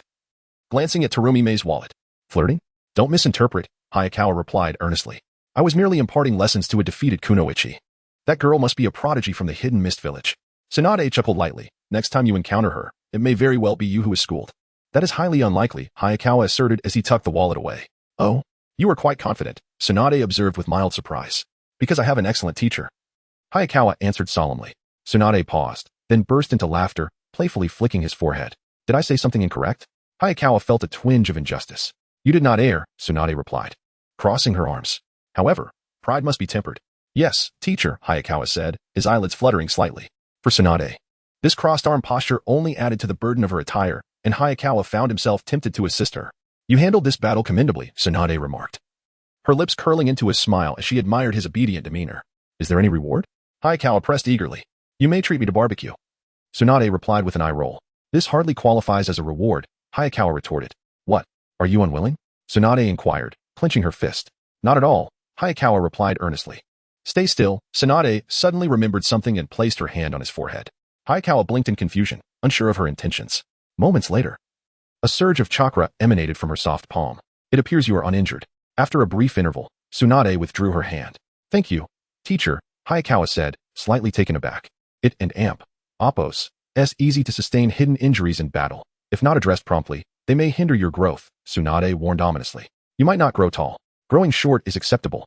I fear growing immature, Hayakawa smiled, assuring her, with you as my teacher, such a fate is improbable.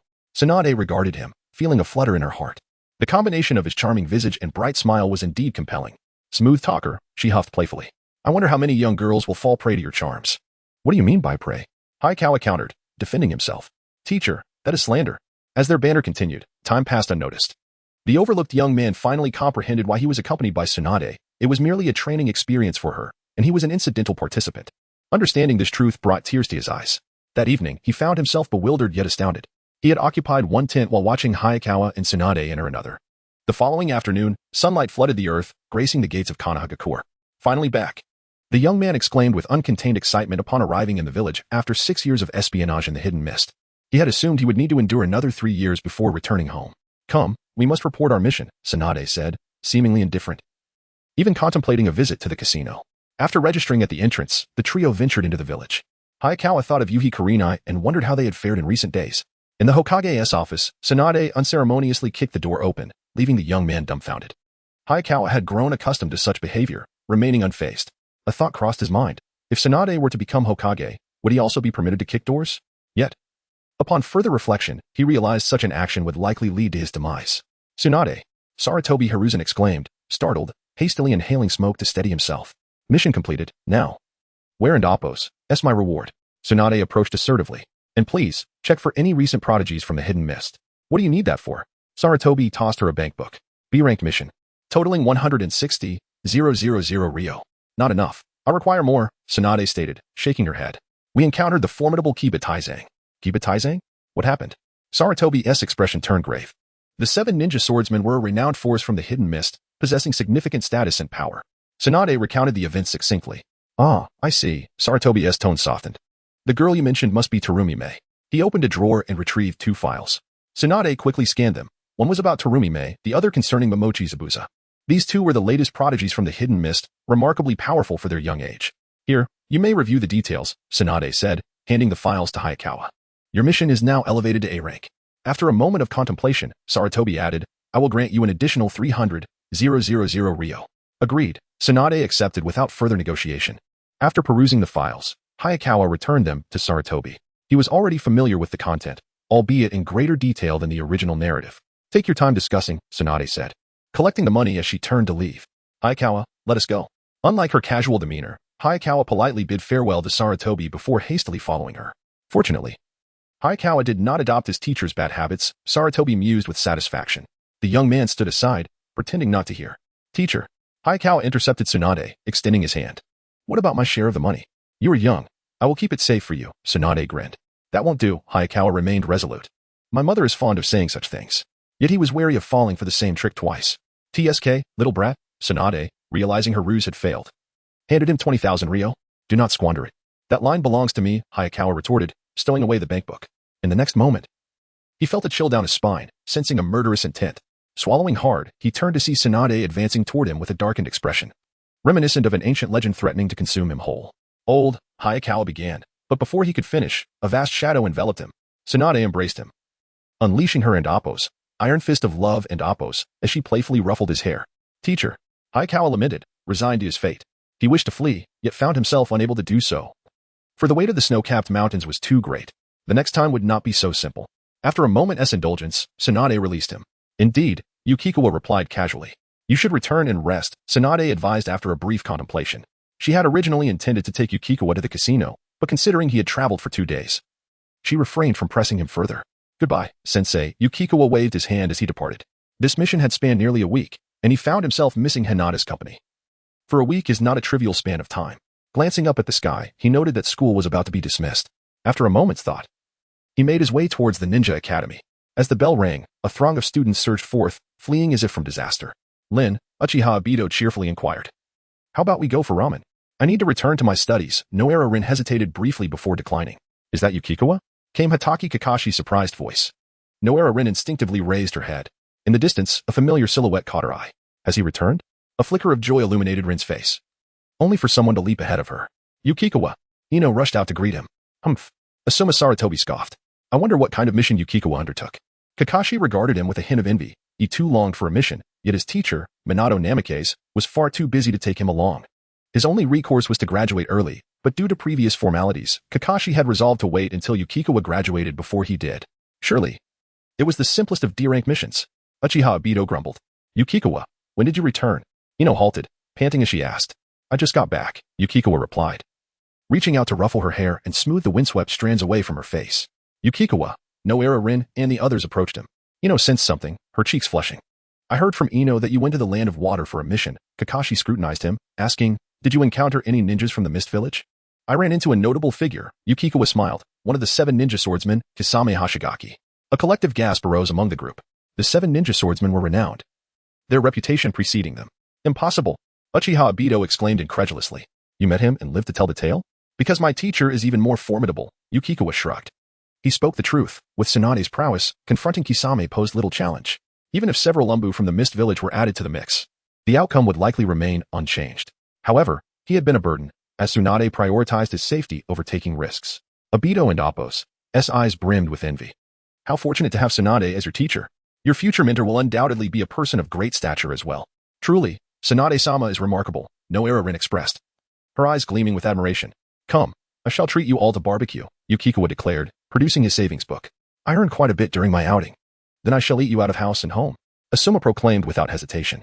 Yukikawa mused that someday he would encounter a student named Choji Akimichi, at which point Asuma would truly grasp what it meant to be consumed by hunger. Obito's complexion turned a shade of green. Lin, didn't you say you were going back to study? Why are you following us? Chapter 77. The grand opening of Ichiraka Ramen in the tranquil village of Kiri in the night. An unsettling silence enveloped the surroundings. No. Is he out of his mind? Kei-mei abruptly sat up in bed. Just moments ago, she had dreamed of Yuchuan, reliving the moment when he had snatched her wallet. How infuriating. Kei-mei clenched her fists and struck the blanket with a punch. Throughout her life, she had been exceptionally gifted, a true prodigy, never having experienced such a humiliating defeat. What troubled her the most was that her conqueror was merely a peer. She recalled the information she had seen about Yuchuan during the day. His forte lay in medical ninjutsu, not in swordsmanship or illusion techniques. Yet, it was precisely in swordsmanship that she had faltered. Kei-mei bit her lower lip, her face flushed with anger. She vowed to reclaim her wallet. A new day dawned. The melodious chirping of an unknown bird greeted the morning. Yuchuan rose, stretching lazily. He had slept soundly the previous night. The past few days spent in a tent could not compare to the comfort of his bed. Home truly was the best. Yuchuan donned his attire and proceeded to the bathroom for his morning routine. Good morning, Akane Yui stepped aside to make space. Unfazed, Yuchuan positioned himself beside her and began to brush his teeth. Yui Akane glanced over, feeling a twinge of discomfort in her stomach. Holding a bowl of ramen, she said expressionlessly, eat. Before long, the 3 of them gathered around the dining table. Yuchuan, when is your next mission? Akane Yui inquired, picking up her chopsticks, suddenly concerned. I'm not sure, Yuchuan replied, shaking his head. The teacher hasn't mentioned it. Given his understanding of Tsunade, he estimated it would be next month. As this delay had already severely impacted her gambling endeavors, she would likely spend the next few days at the casino. Yui Akane interjected. Your primary task now is to study. He did not want her to undertake missions, fundamentally believing that her skills were insufficient. I know. Akane Yui puffed up her cheeks, somewhat displeased. It's all right, Yuchuan reassured her. After graduation, there will be plenty of opportunities. True, Akane Yui nodded in agreement. A moment of silence enveloped Yui Akane. Has what I said been of no use at all? Yet, she expressed concern. But I heard that classes will be divided after graduation. It's not a significant issue. Yuchuan smiled. My teacher is Tsunade. I'll have her assist when the time comes. Really? Akane Yui's eyes sparkled with excitement. Indeed. Yuchuan affirmed confidently. That is wonderful, she exclaimed. Yui Akane instinctively shot Yuchuan a glare. You're quite the schemer, aren't you? However, Having Akane as Yuchuan's teammate would yield nothing but benefits, especially since his teacher was Tsunade. After breakfast, Yuchuan and Akane Yuhi arrived at the home of Uncle Marahoshi. With an hour until class, they could not afford to waste time. Yuchuan unsheathed his katana and resumed practicing the Konoha style. Willow. Goodbye, uncle. The two concluded their training and made their way to the ninja academy. Akane, Yuchuan patted her shoulder, asking, Uncle Marahoshi lent you a water release training scroll. May I take a look? Of course, Akane Yuhi readily handed it over, curious, are you planning to learn water release? She recalled that Yuchuan's affinities were lightning and fire, not water. After our encounter with the water release ninja in the land of water, I felt quite overwhelmed. So I wish to understand it better, Yuchuan explained. Once I master water release, I'll help you defeat her. Akane Yuhi declared, shaking her tiny fists. Sounds good. Yuchuan replied with a smile. Upon arriving in the classroom, Asuma Saratobi greeted them, having just enjoyed a barbecue with Yuchuan the previous day. By the way, Yuchuan. This is for you. Akane Yuhi hurried to her desk and retrieved a set of class notes. Thank you, Yuchuan said, momentarily taken aback. Accepting the notes despite not particularly needing them. How irritating. Asuma Saratobi suddenly felt overwhelmed by a wave of jealousy. Do you have a problem with that? Akane Yuhi shot him a glance. Saratobi, defeated in a one-on-two confrontation, sat down, overwhelmed. Returning to his seat, Yuchuan opened the class notes. It was evident that Akane Yuhi had put great effort into it. Her handwriting was neat and detailed. Yuchuan, a voice called. It was Rin Noera. What's up? Yuchuan looked up, noticing her gaze fixed on his notes. Is there something you don't understand? This is. Rin Noera paused abruptly. Having seen the notes in front of Yuchuan, realizing someone had beaten her to it. It's nothing, she thought, feeling a twinge of disappointment, but her expression remained composed. She shook her head and turned away. What just happened? Yuchuan scratched his head, feeling perplexed. The school bell rang. As soon as Eiji Hiroshi entered the classroom, Obito Uchiha rushed in right behind him. Sorry, teacher, Obito Uchiha exclaimed, kneeling quickly. Return to your seat, Eiji Hiroshi replied, shaking his head, then proceeded to the podium. Everyone, take out your textbooks. Today we'll discuss code signals. Yuchuan set aside the class notes and pulled out a book, not the textbook, but rather a water release training journal. Kei-mei had bestowed upon him a 30 enhancement to his water release talent, which he must not squander. Additionally, mastering would release necessitated his understanding of water release. Footsteps echoed as Yuchuan turned to meet Eiji Hiroshi's gaze. He blinked, then nonchalantly resumed reading the water release training journal. Eiji Hiroshi hesitated, contemplating whether to voice his thoughts. Alas, he grew weary of glaring. Yuchuan showed no signs of remorse, compelling Eiji Hiroshi to abandon his intentions. As time flowed, school soon came to an end. Yuchuan had been training with Asuma Saratobi, Kakashi Hitaki, and Akane Yuhi, but had temporarily separated to practice Konoha style, Willow. Later, Akane Yuhi joined him to learn water release, resulting in 2 groups for training. Today was no different. However, Yuchuan learned an unexpected tidbit from Asuma Saratobi. Shursui Uchiha had joined their training sessions, frequently sparring with Kakashi Hitaki. This twist was absent from the original narrative, serving as a butterfly effect of Yuchuan's influence. Hey, kids. As Yuchuan and Akane Yuhi strolled down the street, they suddenly heard someone calling out to them. Soon, a man clad in a white chef's uniform appeared before them. I am Handcrafted, the chef of Ichiraka Ramen. He produced 2 discount coupons, stating, next month, our ramen shop will officially open with discounts for all. We welcome both of you. Thank you, Yuchuan replied, tucking the coupons away. We will definitely visit. As a fan of the original story, he could not miss the grand opening of Ichiraka Ramen. Furthermore, he was eager to discover the flavor of the ramen that had left Naruto Uzumaki so enamored.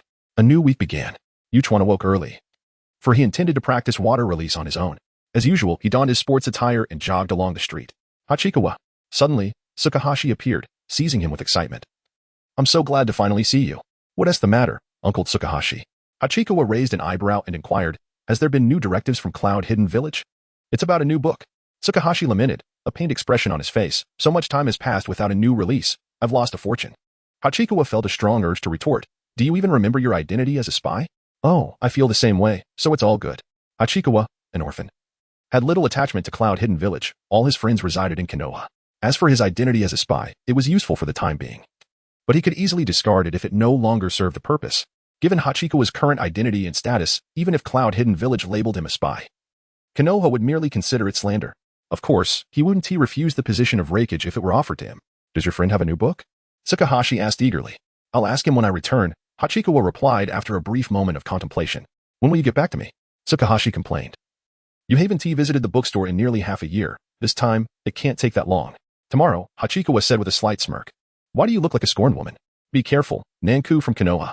All right, I'll wait for you. Tsukahashi sighed in relief. As Hachikawa ran, he pondered over the new book idea. Soon, inspiration struck him. He intended to release his treasured epic, titled Black Beast. In his previous life, he had even purchased a figure of Serestan. At the third training ground, Hachikawa arrived early, and since it was Sunday, the training area was devoid of people. He stood still for a moment, exhaling deeply, then formed hand seals. Water release, water chaos wave. Chakra quickly gathered in his throat, but it failed to be expelled. Hachikawa began to cough violently, choking on the water and simultaneously declaring his failure in performing the jutsu. Undeterred, he rested for a brief moment before continuing. E-level ninjutsu entry, water release, water chaos wave. Trigger condition, successfully perform this jutsu. Effect, this jutsu automatically reaches proficiency level. An hour later, Hachikawa acquired a new entry. Wiping the sweat from his forehead, he decided not to linger any longer and returned home. To synthesize wood release, he needed to master water release at the Jonin level. There was no point in rushing. For now, he aimed to learn Konoha style, Willow. 3 months passed, and soon it was April. At a Chiraka ramen, wow, so many people. Yuhi Kurenai exclaimed upon seeing a long queue. Hachikawa frowned slightly. It indeed seemed excessive. A glance revealed over 30 individuals waiting. Hachikawa. Uzumaki Kushina called out in surprise. Sister Kushina, Hachikawa greeted, turning to acknowledge her. Senpai Minato. What a peculiar situation. Namikaze Minato couldn't help but comment. Why do you call her sister but refer to me as senpai? That's because Hachikawa and I share a close bond. Kushina shot him a glare, stating matter-of-factly. Minato could only concede defeat. Hachikawa simply preferred not to call him big brother, as it conjured unwelcome images in his mind. Hachikawa. At that moment, Saratobi Asuma's voice rang out. Accompanying him were Hataki Kakashi, Noera Rin, and Uchiha Obito. Hachikawa. Kakashi. Might Guy shouted while running on his hands. You certainly are quite popular, Minato remarked with a hint of nostalgia. Chapter 78. Uchiha Shursui awakens. Where is Shursui? Yukike scanned the room, noticing that most of his friends had arrived, yet Uchiha Shursui was conspicuously absent. Given his character, it was unusual for him not to show up. He hasn't trained with us these past few days. Saratobi Asuma expressed his concerns, suggesting that something might have happened. Do you know anything, Obito? Kakashi Hitaki inquired. Since Yukike's had been learning the Konoha style from Mara Hoshikoga, it was Shursui who had been sparring with him in swordsmanship. However, in terms of skill, Kakashi was undoubtedly superior, though Shursui was no slouch, far surpassing his peers. He's been home lately, Uchiha Obito recalled. Here we are. Yugao waved her hand and asked, Yukike's. What would you like to eat? Yukike snapped back to reality and glanced at the menu on the wall. Remembering Naruto's favorite ramen, he replied, chashu pork ramen. Yugao echoed. Me too. Rin, what do you want? Obito enthusiastically suggested, I think tonkatsu ramen is excellent. Then let's go with tonkatsu ramen, Rin decided, hesitating before accepting the suggestion. Hey. 2 bowls of tonkatsu ramen. Obito called out eagerly. Kakashi, accustomed to overlooking things, ordered a vegetable ramen for himself. Very well, Kushina commented, glancing over. Children should eat more vegetables. So should we order vegetable ramen? Minato asked with a smile. We're not children. We'll have large bowls of chashu pork ramen. Kushina declared with boldness. Sister Kushina is truly amusing, Yugao remarked with a brightened expression. Don't imitate her, Yukike's whispered, not wanting Yugao to turn into a domineering figure. Yugao nodded and asked, how did you get to know her? Through my teacher, Yukike's replied, picking up 2 pairs of chopsticks. Yugao paused for a moment. Then her expression shifted to realization. Yukike's teacher was Tsunade, while Minato's was Jiraiya. Given that they were both part of the legendary 3 of Konoha, it was natural for them to be acquainted.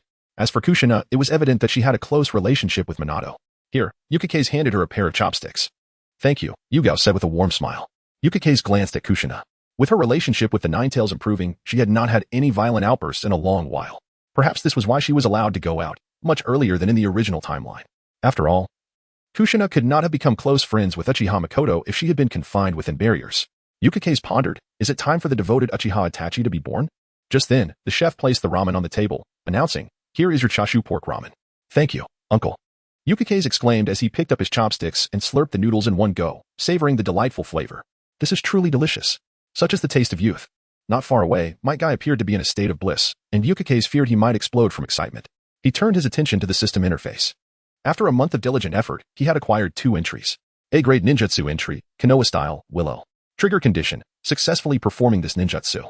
Effect, this ninjutsu automatically reaches proficiency level. This success was largely due to Yukike's talent in swordsmanship and his affinity for in release, otherwise he wouldn't have progressed so swiftly. Additionally, the learning difficulty of Konoha style, Willow was not as arduous as that of the brute force techniques. D-grade talent entry, water release, Genin. Trigger condition, possess 3 water release ninjutsu entries. Effect, all water release ninjutsu power increases by 30. Note, learning more water release ninjutsu may promote to C-grade entry, water release Chunin. The second entry was quite similar to the previous wind release, Genin, offering no surprises. The 3 water release techniques Yukike's had learned included water release, water chaos, water release, water tooth blade, and water release, water body flicker technique. Ah, Yugao set her chopsticks down, a satisfied smile gracing her face. It feels wonderful to be full. If you like it, we can come here often. Yukike's handed her a napkin. Yes, she replied, wiping her mouth. Youth is truly vibrant, Minato teased upon witnessing the exchange. What? Am I getting old? Kushina's voice, laced with mock threat, interjected from the side. That was my intention, Minato shuddered and hurriedly clarified. Yukike's, we're off. Kushina said with a rapid change of demeanor, smiling brightly. Do come visit me with Tsunade when you have the chance. Sure, Yukike's acknowledged.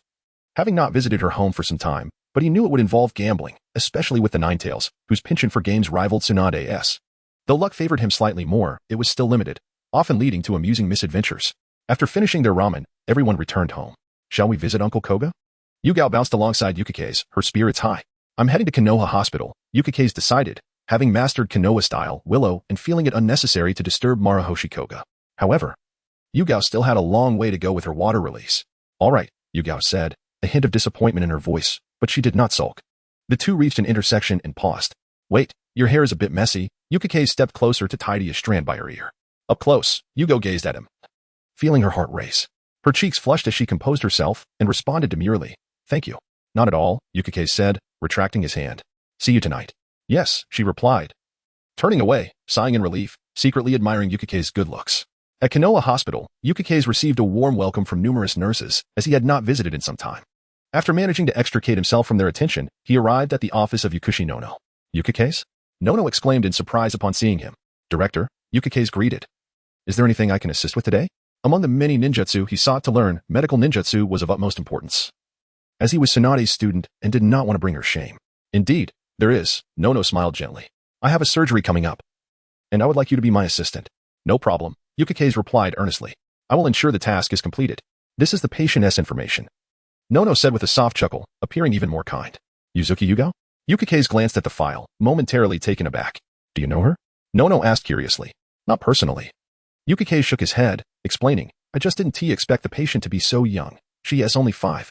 Yuzuki Yugao, in the original story, was the girlfriend of the character known as the Moonlight Gale. Her abilities are commendable. She is a particularly skilled jonin, excelling in the Leaf Village's swordsmanship. The time has come. Let us proceed to the operating room, remarked Yukushi Nanoyu, glancing at the clock on the wall. Indeed, Hakawa donned a specially crafted white medical uniform. You are of similar age, remember to console her. Yukushi Nanoyu continued as they walked. She is quite distressed. A fracture indeed causes immense pain. Hakawa empathized. My lord, Nanoyu. At the entrance of the operating room, a young man approached. We shall commence the surgery for your daughter momentarily, Yukushi Nanoyu assured him gently. She will be well soon. Thank you, Lord Nanoyu. The young man expressed his gratitude, but upon noticing Hakawa, he paused and inquired, why is there such a young medical ninja? His tone carried a hint of apprehension. This is Hakawa, Yukushi Nanoyu introduced, a pupil of Lady Tsunade. Oh, so it's you. The young man grasped Hakawa's hand, saying, I entrust her care to you. I shall do my utmost, Hakawa replied, reflecting on the esteemed status of medical ninjas. No ninja would dare to offend a medical ninja without cause. This is partly due to the scarcity of medical ninjas in the ninja world. In the Leaf Village, due to Tsunade, there are relatively more medical ninjas, while other villages experience a dire shortage.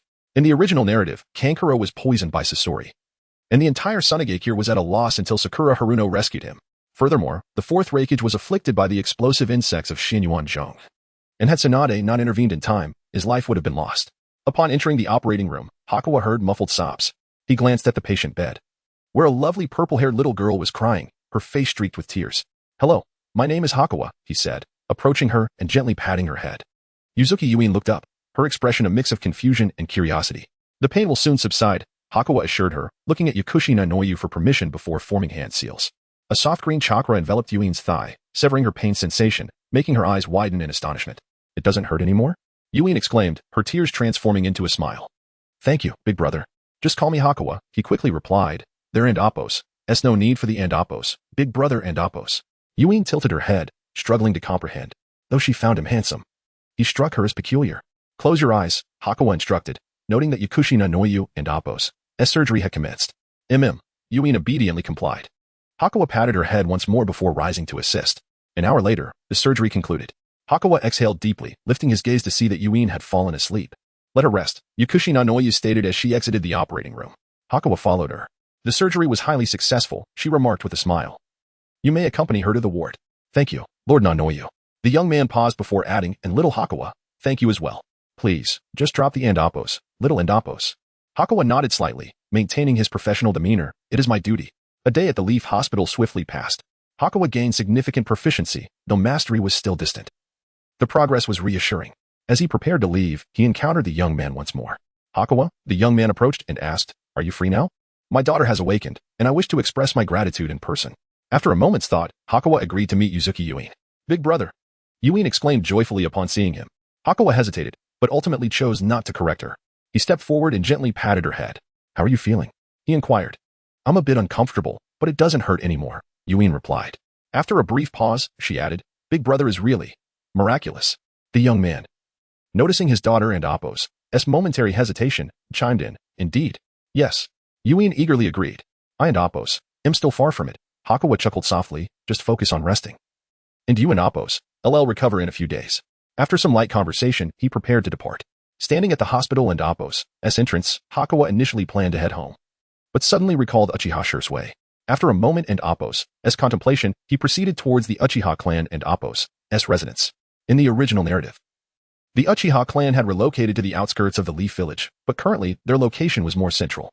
Generally, ninjas would refrain from approaching the Uchiha clan due to the perceived elitism. However, Hakawa was different, having treated many Uchiha ninjas at the Leaf Hospital. And being a student of Tsunade, he was fortunate not to face prejudice. After confirming the address, he headed to Uchiha Shursui's home. Before he arrived, he heard the familiar sound of slicing wind, an unmistakable sound of blade training. Looking up, he saw Uchiha Shursui wielding a ninja sword at the entrance of his home. Shursui. Hakawa called out from a distance. Hakawa? Uchiha Shursui turned his head upon hearing the voice. Hakawa felt a jolt. Shursui and Appo's eyes were a vivid crimson.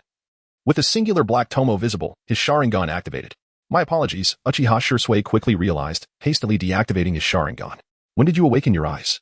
Hakawa inquired with curiosity as he approached. Just a couple of days ago, Shursui replied solemnly, his expression darker than usual. Hakawa pondered. The awakening of the Uchiha clan's Sharingan often necessitated intense emotional stimuli, indicating that Shursui had likely encountered some troubling events. Hakawa, what brings you here? Shursui asked calmly. I noticed you haven't trained with them recently, so I came to check on you, Hakawa explained. In a couple of days, Shursui replied thoughtfully, acknowledging that he had just awakened his eyes and needed time to adapt to the newfound power. Shall we spar? Hakawa inquired. No? Shursui hesitated, a hint of confusion in his voice. I am quite intrigued by the Sharingan of the Uchiha clan, Hakawa remarked with a light chuckle. Obito often claims that once awakened, he could defeat both me and Kakashi. Obito might be exaggerating a bit. Shursui scratched his head. While awakening the eyes does enhance strength, it does not render one invincible. So, shall we spar? Hakawa pressed once more. Let's do it. Shursui's spirit lifted. As a prodigy, he naturally possessed a degree of pride. Having lost to Hakawa previously, he had longed for the opportunity to reclaim victory. Chapter 79, The Might of Konoha's Flow. The Willows be cautious, Senpai Hachikawa. Uchiha Shursui formed a hand seal, promptly creating distance between them. With remarkable swiftness, he expelled a searing fireball from his mouth, a quintessential technique of the Uchiha clan, the fire release, great fireball technique. The wave of heat was palpable, and Hachikawa could feel the intense warmth bearing down upon him. A direct hit would be catastrophic. Body flicker technique. Hachikawa accelerated, drawing his katana, still as swift as ever. Yet this time, I can perceive it. As Shursui activated his Sharingan, Hachikawa's speed seemed to diminish dramatically. This was the extraordinary power of the Sharingan. Even the one-tomo Sharingan endowed him with formidable insight. Had it been the three-tomo variant, he could have replicated and simultaneously executed the enemy's ninjutsu, achieving a synchronistic effect. In the original narrative, Kakashi Hitaki, utilizing a three-tomo Sharingan, became renowned as a copy ninja, mastering thousands of techniques. With a clang, Shursui parried Hachikawa's katana with his ninja blade. Previously, he had succumbed to the body flicker technique, but now the effectiveness of his defense was markedly limited. Truly, the Sharingan is impressive. While Hachikawa acknowledged this, he exerted pressure with both hands. Shursui felt a surge of power reverberate back, causing his hands to tingle slightly. Without hesitation, he stomped his foot and retreated. Fire release, Phoenix fire technique. Shursui unleashed a series of small fireballs from his mouth. Hachikawa did not evade. Instead, with his katana, he traced through the fireballs with precision, slicing them apart. By the time he regained his senses, Shursui had vanished from sight. The sound of rushing wind filled the air. Hachikawa turned to see a pair of crimson Sharingan eyes, and he was inevitably ensnared in a state of distraction. It's an illusion. While ordinary illusionists require hand seals to cast genjutsu, Uchiha clan members can invoke it through the Sharingan without the need for seals, rendering it nearly impossible to defend against. Genjutsu, release.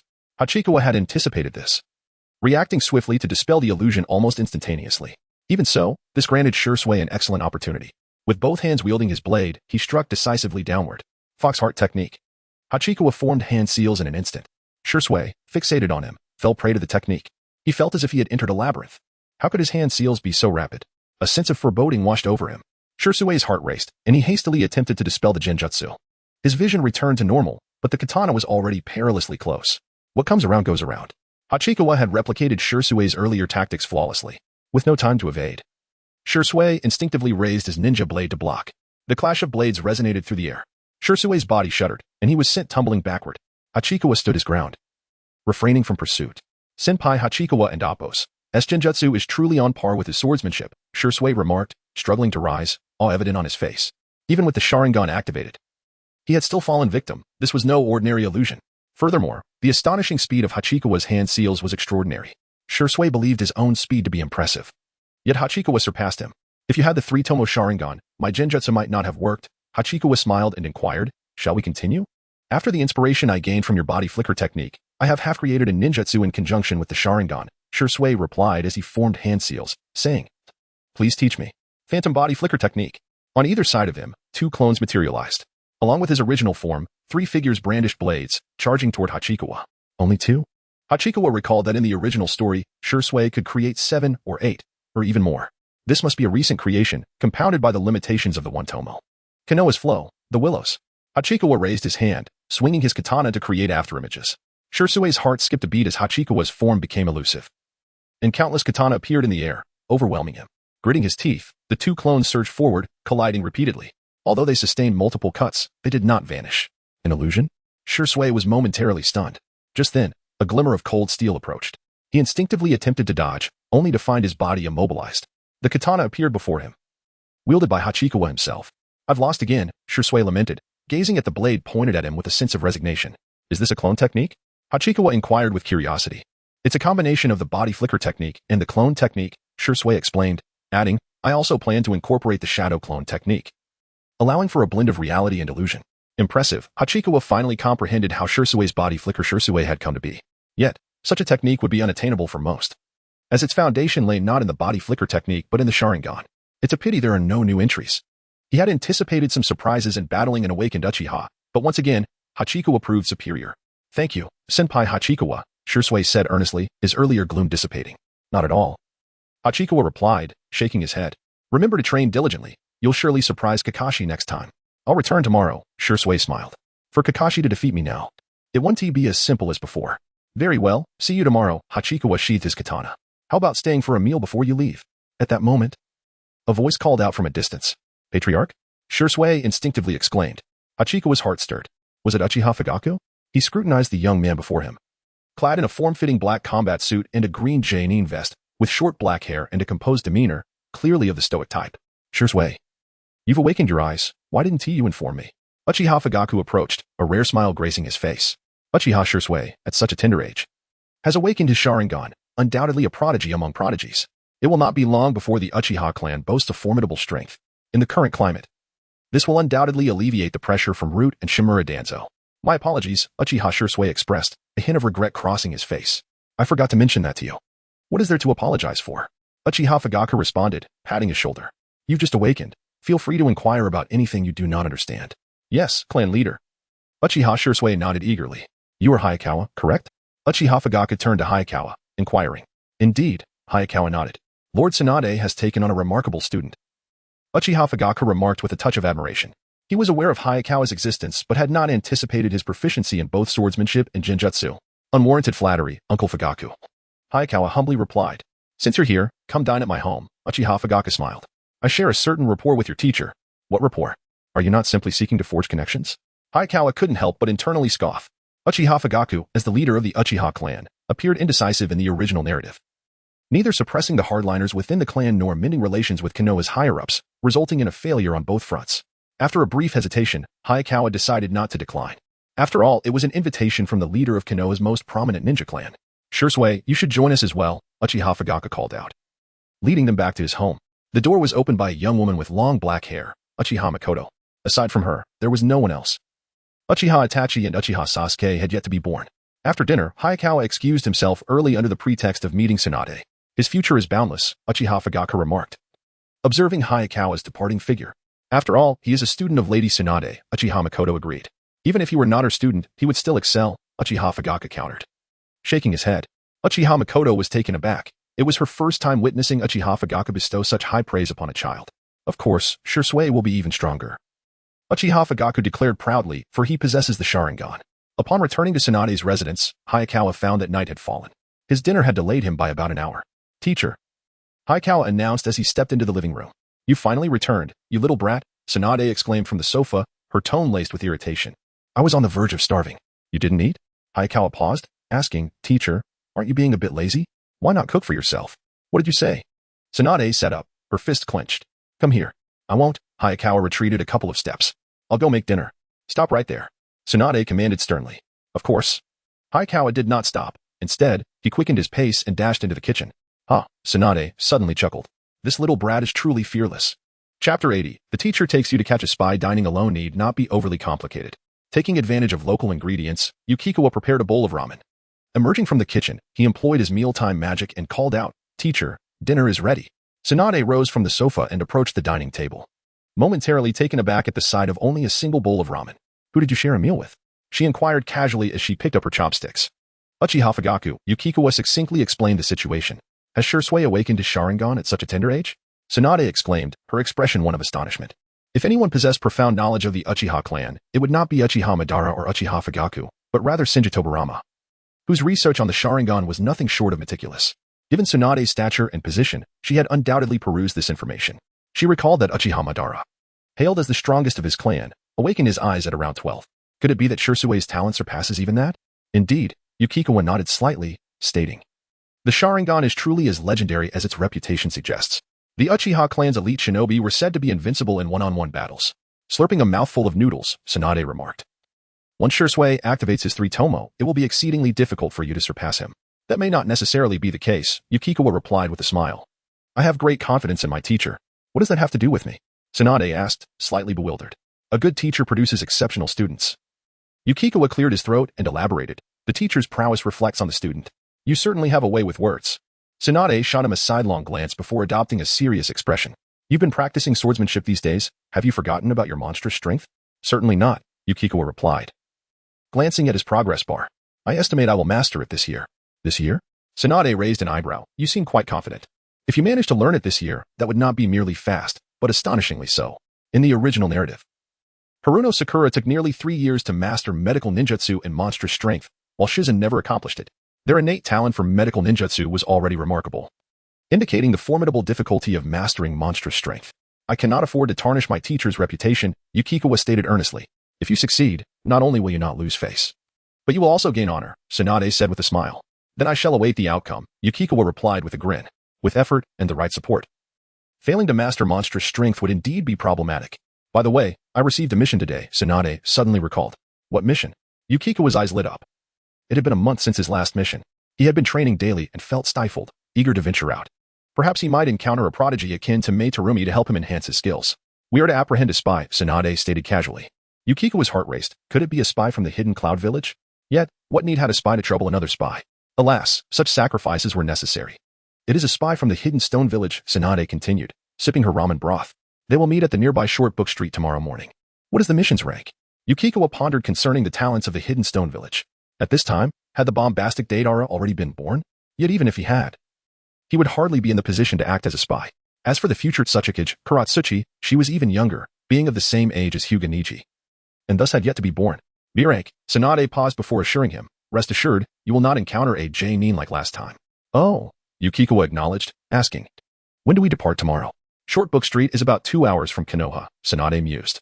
At 6 in the morning, remember to arrive early to prepare breakfast. I am your student, not your servant, Yukikawa could not help but retort. And have I charged you tuition? Tsunade shot him a glare. Having you cook is quite the privilege for you. Ah, right, Yukikawa responded dismissively. Little brat. Tsunade put down her chopsticks, standing up slightly and leaning forward. Are you asking for a fight? Her face was serious, as she invoked the authority of a teacher. Yukikawa trembled slightly. What has obscured my vision? He forced himself to look up, sincerely stating, you are right, teacher, I shall wash the dishes now. Tsunade merely scoffed. This little brat was too slippery. leaving her feeling unsettled. After washing the dishes, Yukikawa stepped outside. 2 hours of training had left the ground in disarray, marking the end of his monstrous strength practice. A new day dawned, and Yukikawa arrived promptly at Tsunade's residence, rousing her from slumber and preparing breakfast. After she finished her morning routine and passed by the kitchen, she paused, catching sight of Yukikawa bustling about. A flicker of nostalgia crossed Tsunade's face. She had grown accustomed to his presence. The thought of his absence was unsettling. Teacher, stop staring and bring out the bowls and chopsticks. Yukikawa glanced at her, commanding without reservation. Tsunade snapped back to reality and promptly approached him, ruffling his hair before retrieving the utensils. Yukikawa had grown accustomed to her antics, silently noting it down, assuring himself that he would repay her in due time. After breakfast, the two set out. I've specifically summoned 2 Umbu to accompany us. They will escort the spy back to Konoha, Tsunade said excitedly, rubbing her hands together. As for us, we shall indulge in a few games at the casino. Yukikawa now understood her ulterior motive for accepting this mission. Shortbook Street, mentioned in the original narrative, was a bustling thoroughfare, renowned as a den of vice, where Tsunade frequently visited the casino. With Yukikawa accompanying her, and her fear of blood no longer a hindrance, her visits had become less frequent. 2 hours later, they arrived at Shortbook Street. Even at 8 in the morning, the streets were teeming with people. Yukikawa glanced around and noticed several scantily clad women beckoning patrons at the entrance of an izakaya. Tsunade's gaze was already drifting toward a nearby casino. Clearing her throat, she instructed, just like last time, you will handle the mission alone. Yukikawa nodded slightly, already aware from the previous night, and was not surprised. When he looked up again, Tsunade had vanished. After scanning his surroundings, Yukikawa quickly identified his target, a modest and named Amaterasu. According to the mission details, he was to capture the hidden Stone Village spy and the ninja he would meet, likely 2ch Nin. Transformation Jutsu. Yukikawa's form rapidly grew amidst a cloud of smoke, transforming into an unremarkable 30-year-old man. He entered the inn and checked in. Once the attendant departed, Yukikawa swiftly climbed out the window and soon reached the room of the hidden Stone Village spy. Is there only one person? Peering through the window, Yukikawa spotted a middle-aged man inside. After a moment's contemplation, he decided to knock on the door directly. Who is it? The middle-aged man asked warily. Room service, Yukikawa replied. There's no need, the middle-aged man retorted. Illusion, Hell's reflection. With that, Hakawawa formed a hand seal and, in an instant, kicked open the door. Locking eyes with the middle-aged man, just as the man was about to speak, he felt the scene shift around him. He found himself in the Hokage's office, where the third Hokage, Sarutobi Hiruzen, glared at him. Your secrets have been revealed. No, please don't kill me. The man's face contorted with profound fear. The illusion of Hell's reflection reveals the deepest fears of its target. As a spy, his greatest dread was exposure. Hakawawa stepped forward and delivered a punch, dispelling the illusion physically. The middle-aged man immediately succumbed to a childlike slumber. Hakawawa propped him up on the table and, in a swift motion, leapt to the rafters to avoid detection through windows or cracks in the door. Time passed slowly. Moments later, a rhythmic knock echoed through the room, a pattern of 3 long and 2 short taps repeating. Hakawawa recalled the ninja code taught in class. This was evidently a special communication method from the hidden rock village. He leapt down and opened the door. You. The young ninja's pupils dilated at the sight of the unfamiliar Hakawawa. Yet, in the next heartbeat, he fell into a stupor. Hakawawa swiftly followed suit, knocking him unconscious. Youth has its advantages. They can simply fall asleep. Illusions are indeed convenient. A figure darted past, revealing Tsunade, who had been lurking in the shadows. She had witnessed the entire sequence of events. How should one put it? It was quite clever. He had rushed in recklessly. Tsunade had anticipated his youthful impetuosity, assuming he would scoff at the notion of underhanded tactics. She had prepared herself to educate him. But that was unnecessary. A bit regrettable, really. This young man was so exceptional that she missed the joy of being a mentor. Shizen. Tsunade clapped her hands and called out. 2 masked Umbu, come here. Take them back to the old man. Tsunade casually produced a mission scroll and added, also, please submit this task. Understood. Shizen tucked away the scroll and, alongside her companion, hoisted the 2 unconscious spies before turning to leave. Let us go, Tsunade exclaimed, her excitement palpable. We're heading to the casino. Yes. Hakawawa sighed. Tsunade, well-versed in her routine, entered a casino. Tsunade-sama. It has been quite some time since your last visit. The casino owner's eyes sparkled upon seeing her, nearly calling her a prized catch. Humph. Tsunade confidently declared as she took her seat at the gambling table. I intend to win back everything I lost. The last time she visited Shortbook Street, Hakawawa had not yet arrived. But now, things were different. With a casual motion, Tsunade lifted Hakawawa onto her lap. The familiar fragrance enveloped him. Hakawawa inhaled deeply and resigned himself to nestling into her embrace. What was happening? Hadn't he heard that Tsunade was unmarried? Though the casino owner was perplexed, he quickly realized the potential complications. Haha. Tsunade laughed joyfully. Hakawawa frowned. He had been enjoying a peaceful slumber when suddenly disrupted by a blow, which was utterly intolerable. Chapter 81. A kiss on Tsunade's forehead. When Hayakawa awoke once more, it was already nighttime. He found himself nestled in Tsunade's embrace, his face resting against her shoulder, enveloped by a faint, delicate fragrance. Instinctively, he opened his eyes, and what greeted him was the bustling street, still the bustling Shortbook Street. As he turned his gaze to the left, he could see Tsunade's neck, as white as snow, adorned with cascading golden locks. Are we heading back? Hayakawa shifted slightly, immediately feeling the softness of the cushion beneath him. What are we going back for? Tsunade raised an eyebrow, a smile gracing her features. We won so much money today. We must celebrate properly. And where will we sleep tonight? Hayakawa yawned and inquired. Don't worry, there will definitely be a place to rest. Tsunade halted her steps. Before them stood a lavishly decorated izakaya. Welcome. Two patrons greeted them as a young woman clad in a cheapao approached. Bring me your finest sake, Tsunade declared with exuberance. Certainly. The young woman smiled, replying, please, come in. Come down. Tsunade looked down at Hayakawa, bending slightly to release him from her hold. Thank you, teacher. Hayakawa thought to himself, lamenting the loss of his makeshift pillow. Tsunade ruffled his hair and entered the izakaya. Scanning the surroundings filled with patrons, she asked, do you have private rooms? Yes, but it will cost extra, the young woman promptly responded. That's fine. Tsunade made her way toward the private room. Teacher, drink less. Hayakawa cautioned as he sat across from her. I know my limits, Tsunade flicked his forehead, emphasizing, how many times must I tell you? I am the teacher. Not the other way around. That would be preferable, Hayakawa thought, unconvinced she could manage herself. Tsunade shot him a glance. Just as the sake jug was placed on the table, and she decided not to engage in further debate with the young man. An hour later, Hayakawa found himself quite exasperated. Come. Tsunade, now tipsy, her cheeks flushed, clung to Hayakawa. You drink with me. We should leave, teacher. Hayakawa seized the cup from her. In no rush. Tsunade shook her head, saying, just one more drink, the last one. She reached for the cup again. Hayakawa resisted, only to be toppled over by her. His vision went dark as he was buried beneath the weight of her antics. Fortunately, once Tsunade secured the cup, she released him. Teacher. Hayakawa could not help but exclaim.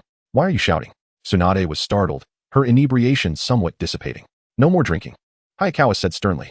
Fine, no more. Tsunade met his gaze for a moment, surrendering with a hint of grievance. Hayakawa sighed. Someone indeed needed to keep an eye on Tsunade. Let's go settle the bill. He stood up, glancing back to see Tsunade secretly lifting the cup again. Just one sip. Tsunade raised her index finger. Absolutely not. Hayakawa stepped forward, grasping her hand and leading her outside. You insufferable brat. Tsunade grumbled. I am your teacher. Hayakawa ignored her, paying for their drinks and pulling Tsunade away from the izakaya.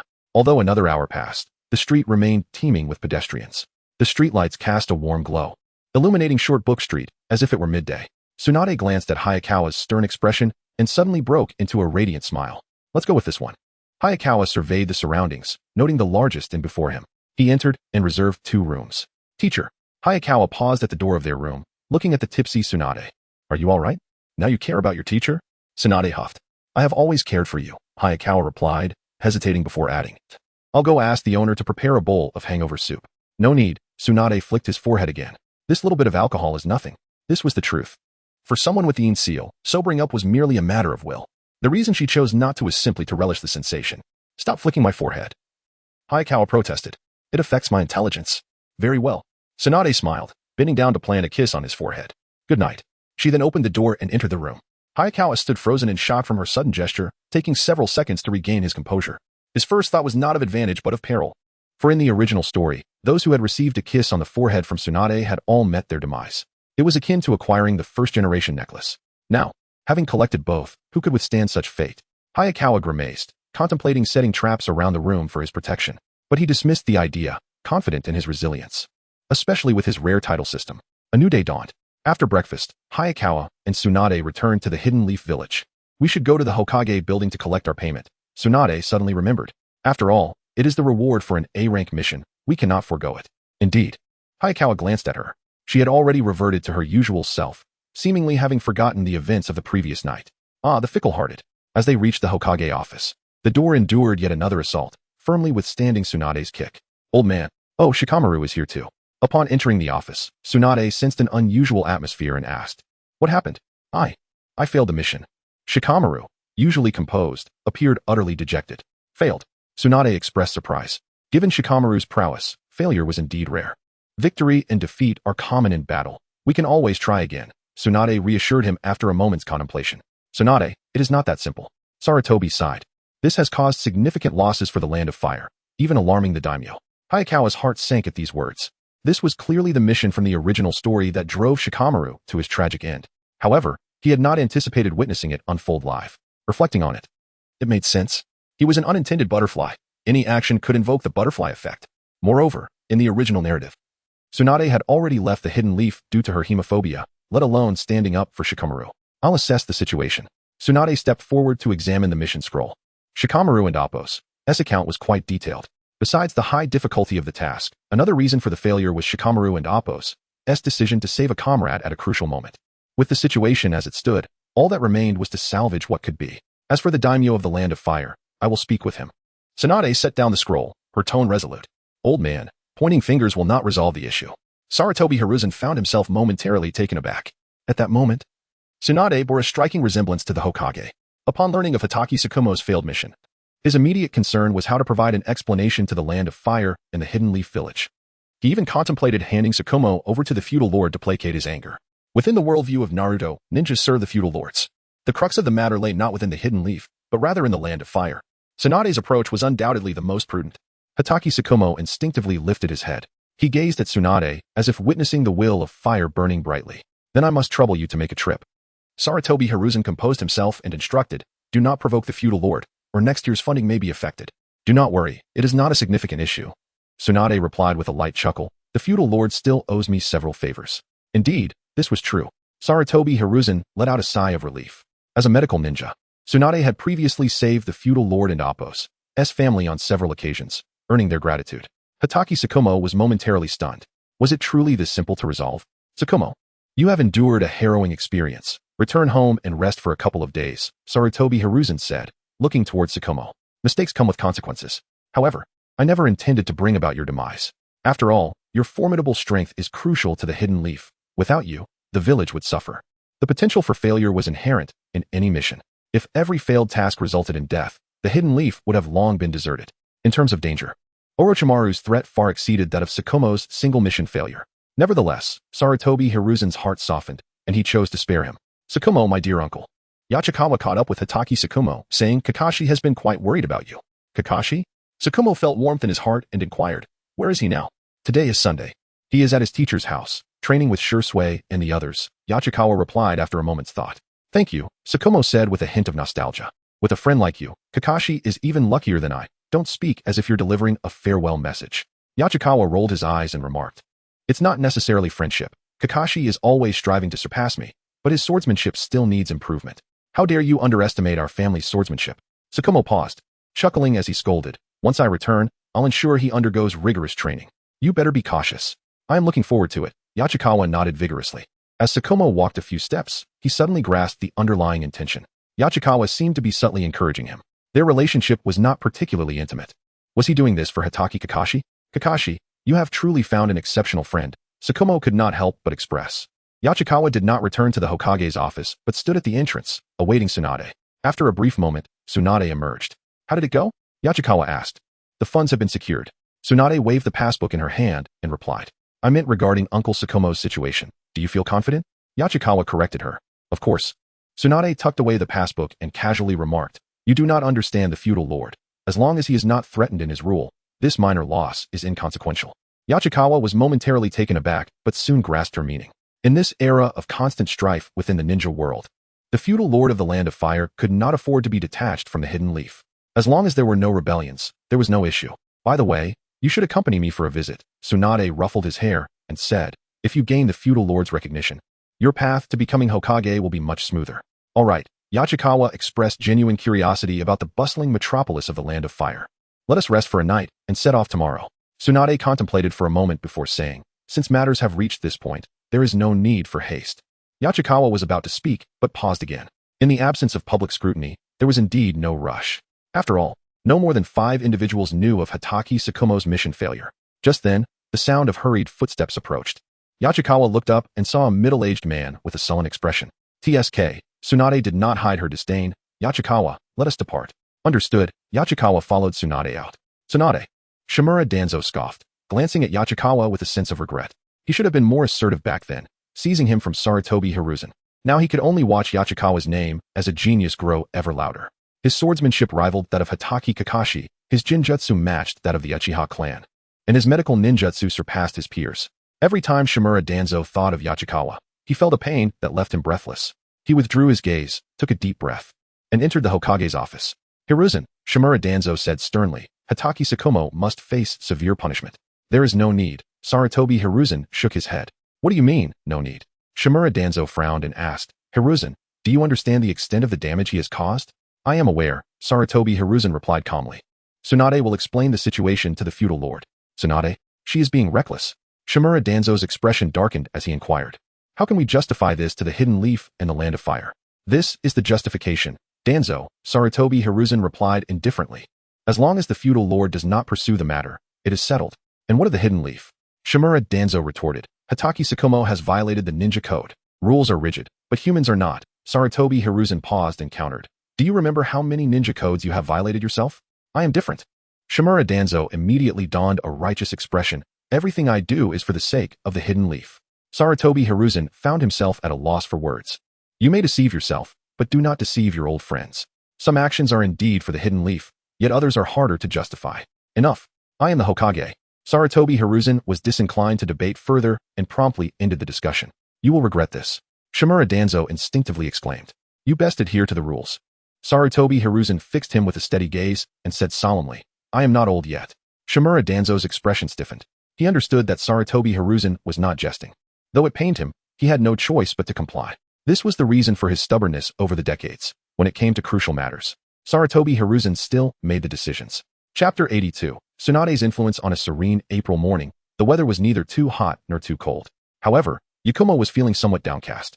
Just moments ago, Hayakawa had informed her that he would be visiting the metropolis of the Land of Fire today. When will you return? Yakumo inquired, kicking a stone off the path with a huff. Soon, Hayakawa replied, taking her small hand in his. At most, 2 days. Yakumo's spirits lifted. What mission could possibly be so quick? It's not a mission, Hayakawa chuckled. I'm just accompanying my teacher to meet the daimyo. The daimyo? Yakumo's eyes widened in astonishment. I've heard that the daimyo is incredibly powerful, governing the entire Land of Fire and the Hidden Leaf Village. Your assessment isn't entirely incorrect. Hayakawa mused. In theory, that is indeed the case. Can I go with you? Yakumo's face brightened with hope. Not this time. I have my own matters to attend to. Hayakawa paused, then promised, once school is out, I'll have Uncle Makoto take us to the metropolis of the Land of Fire for some fun. All right. Yakumo beamed. I'll tell my dad after school. He'll definitely agree. Hayakawa nodded slightly, his gaze suddenly sharpening as 3 familiar figures emerged ahead, Kakashi Hatake, Rin Noura, and Obito Uchiha. It was not unusual to encounter them on the way to the Ninja Academy. Today, Hayakawa was heading to the metropolis of the Land of Fire with Tsunade, but he hadn't asked Eiji for leave, so he made a special trip to escort Yakumo. Rin, you won't believe it. Kakashi lost to Shursui. Obito exclaimed excitedly. No way. Rin gasped, looking at Kakashi in disbelief. In her mind, although the two had sparred, it was mostly Shursui who had come out on top. He was younger and, in terms of swordsmanship, had a considerable gap compared to Kakashi. He did lose once.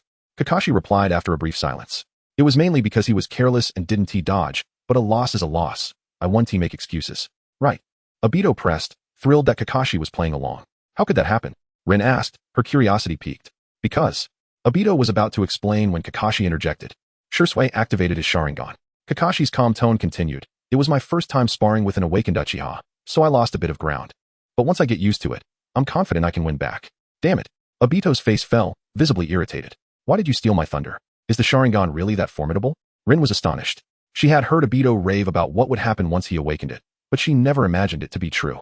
She was profoundly struck by the might of the Sharingan. No wonder the Uchiha clan was regarded as the foremost ninja clan in Konoha. Of course, Obito beamed. I'm sure Hayakawa wouldn't stand a chance against Shursui.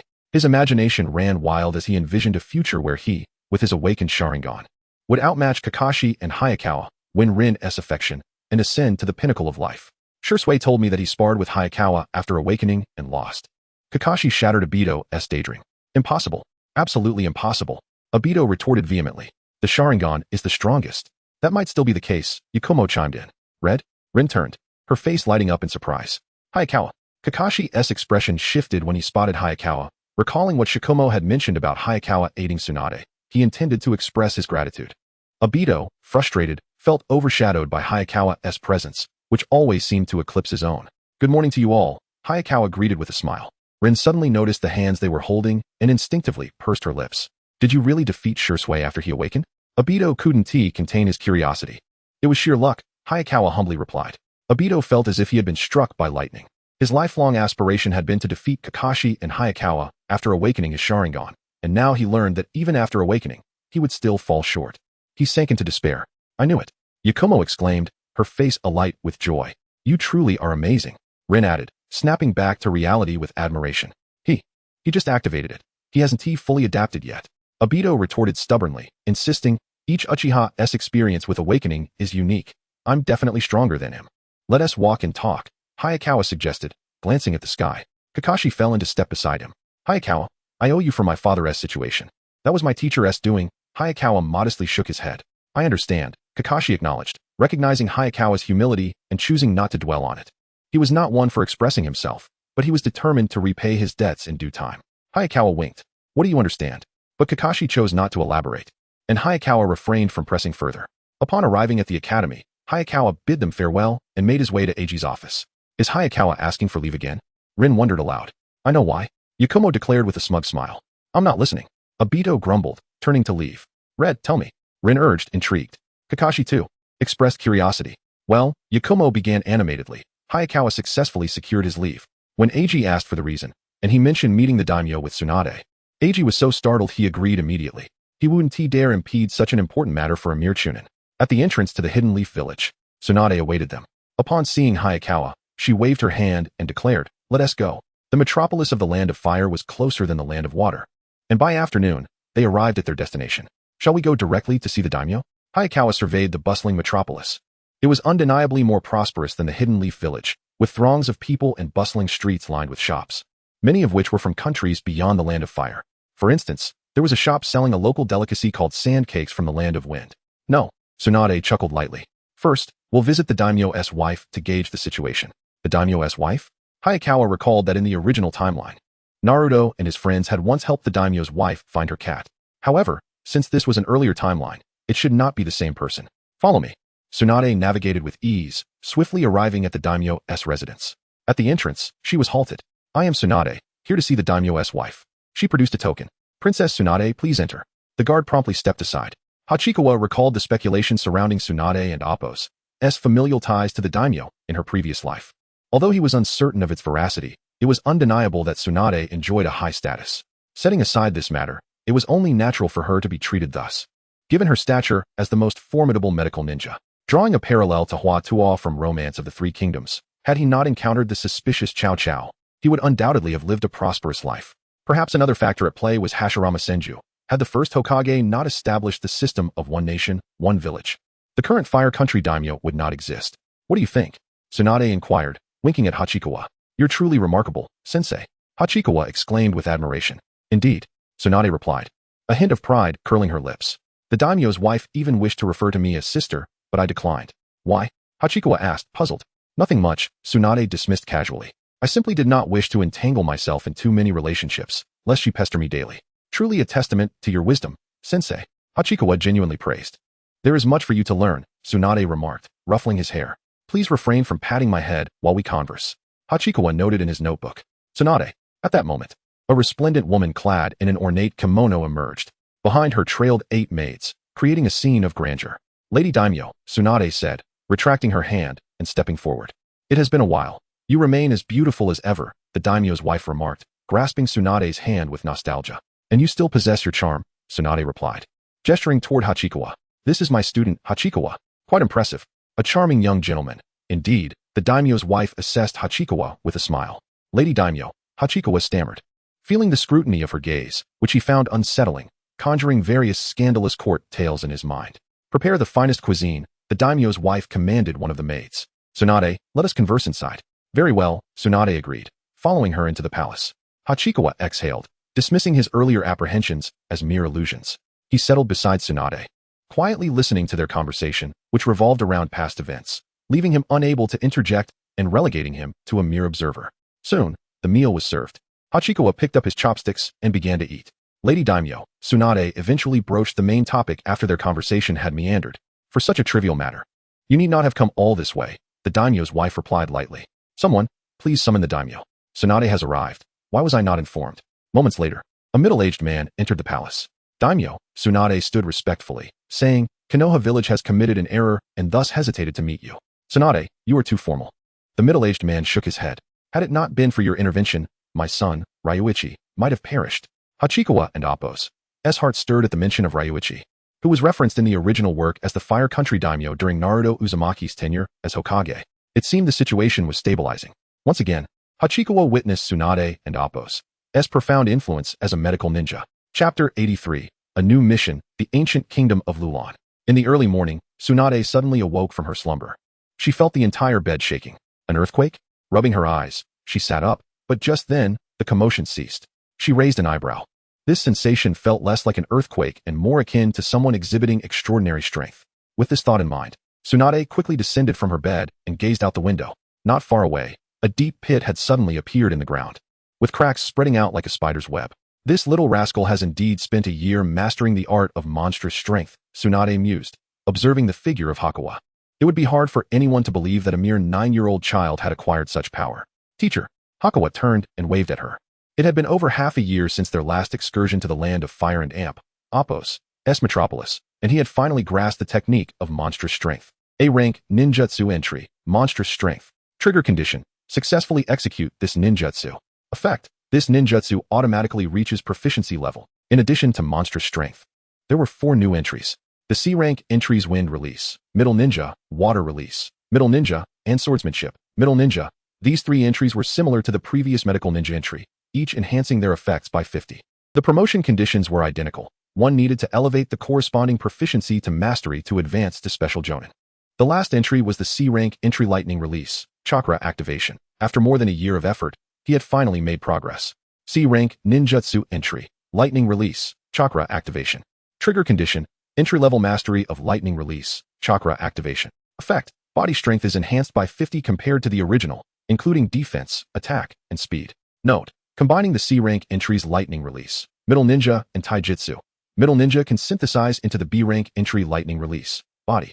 It must be said that such prolonged efforts were indeed worthwhile. A simultaneous enhancement of 3 attributes, defense, attack, and speed, was nothing short of comprehensive. In the original narrative, the 4th Raikage's lightning release chakra mode and the invincible lightning release armor rivaled the speed of Minato Namikaze, even allowing him to evade the Amaterasu with his physical prowess, which was quite extraordinary. Of course, in addition to speed, both defense and attack were equally remarkable. The 4th Raikage once severed the horn of the 8 Tails with a single hand. It was no coincidence that he served as the supreme commander of the ninja allied forces during the 4th Great Ninja War. Hakawa stroked his chin, contemplating. The synthesis pathway involving lightning release, middle ninja and taijutsu. Middle ninja was not particularly difficult. With time, he could achieve it. Yet, he was curious about the effects of the B rank entry lightning release, body. Very good. Tsunade approached, not withholding her praise. Truly worthy of being my student. Teacher, who brags about themselves. Hakawa retorted, somewhat taken aback. If it weren't and Appo's for my guidance, how would you have managed to learn monstrous strength? Tsunade smiled, inquiring, whose contribution is the greatest? Certainly yours. Teacher, Hakawa replied sincerely. That is more like it. Tsunade nodded in satisfaction before asking, when do you have a break? The day after tomorrow, Hakawa explained. These 2 days are the final exams for the 3rd grade. Today is theoretical, and tomorrow is practical. Very well. Tsunade chuckled lightly, saying, we shall not waste the 2 months of break. We will embark on missions. All right. Hakawa agreed without objection. Having mastered monstrous strength, he might surprise and overpower a jonin under unforeseen circumstances. Of course, direct confrontations would be considerably more challenging. The jonin of the 5 great villages carried significant weight. Perhaps he could triumph over a jonin from a smaller village. Go take your exam. Tsunade waved her hand, adding, I'll check the mission hall for suitable tasks. Teacher, I wish to learn lightning release. Hakawa suddenly recalled something and stated. Tsunade furrowed her brow slightly. She was aware that Hakawa possessed both lightning and fire attributes. However, being primarily a medical ninja, she believed that he should focus on accumulating proficiency in medical ninjutsu rather than diverting his attention. Yet, she also remembered his exceptional performance at the Konoha hospital. His proficiency in medical ninjutsu was indeed remarkable. The only medical ninjutsu left for him to learn were A rank and S rank, which were classified as forbidden techniques. However, these medical arts were still somewhat premature for him. It was not a question of talent, but rather physical limitations. He lacked sufficient chakra and needed to wait another 2 years. Very well, Tsunade consented. I and Appo's LL also asked the old man for a few lightning release techniques. In Konoha, it was not as simple as wishing to learn ninjutsu. As a ninja, there were 3 pathways. One could learn from a teacher, inherit from a clan or parents, or receive rewards from the Hokage. Learning or teaching privately without permission would result in punishment if discovered. However, with Tsunade as his mentor, this was no longer a concern. Apart from forbidden techniques, he was free to learn as he pleased. Thus, Hakawa directly requested lightning release techniques from Tsunade. As for wind and water release, he lacked the innate attributes. And given his young age, he decided to play it safe. After breakfast, Hakawa went to school, while Tsunade headed to the Hokage building. The mission hall was located on the second floor of the Hokage building. Upon entering, Tsunade immediately spotted a familiar figure. Tsunade-sama, Minato Namikaze hurriedly approached to greet her. Are you here to take a mission? Tsunade nodded slightly, inquiring. Yes, Minato scratched his head, saying, the Hokage just assigned me a troublesome task. To those capable. More as expected, Tsunade couldn't help but smile. If she were Hokage, she would surely not overlook a ninja capable of the Flying Thunder God technique, as it proved exceedingly convenient. Are you also here for a mission, Tsunade-sama? Minato's eyes brightened suddenly. Yes. Tsunade noted the change in his expression and waved her hand, saying, I am here to train Hakawa. Your mission is too difficult and not suitable. No, this one is quite fitting. Minato chuckled, asking, why not take a look? Is that so? Tsunade extended her hand to receive the mission scroll. I initially planned to form a team with 2 Jonin and 1 Chunin. Minato said with a broad smile. If Tsunade-sama and Hakawa join, it would be perfect. The kingdom of Lulan in the land of wind? Tsunade exclaimed in surprise as she examined the mission scroll. It is said that beneath the ancient kingdom of Lulan lies a dragon vein brimming with boundless energy, Minato explained. According to intelligence from the Umbu, the minister in Lushan of the kingdom of Lulan intends to exploit this dragon vein to forge some dreadful weapon, aiming to unify the ninja world. Unify the ninja world? Tsunade scoffed. He certainly has grand ambitions. What does Tsunade-sama think of this mission? Minato inquired after she finished reading. Acceptable. Tsunade pondered briefly before replying. I will accompany you. With Tsunade-sama present, it will be manageable, Minato sighed in relief. It shouldn't take too long. What's this? Tsunade returned the mission scroll, asking, are you eager to return and see Kushina? Minato, having been seen through, couldn't help but smile awkwardly. How about departing the day after tomorrow? Tsunade explained that the next couple of days were reserved for final examinations. No problem, Minato Namikaze readily affirmed. See you the day after tomorrow. Tsunade turned and ascended the stairs. Upon reaching the door of the Hokage's office, she pushed the door open and entered. Sarutobi Hiruzen was taken aback and hastily concealed the book he was holding, titled The Black Beast. What were you looking at? Tsunade squinted her eyes and inquired. Why is your face so flushed? Is it? Hiruzen coughed awkwardly and replied solemnly. It's simply the warm weather. It's spring, Tsunade remarked with a cold smile. A bead of cold sweat trickled down Hiruzen and Appo's forehead.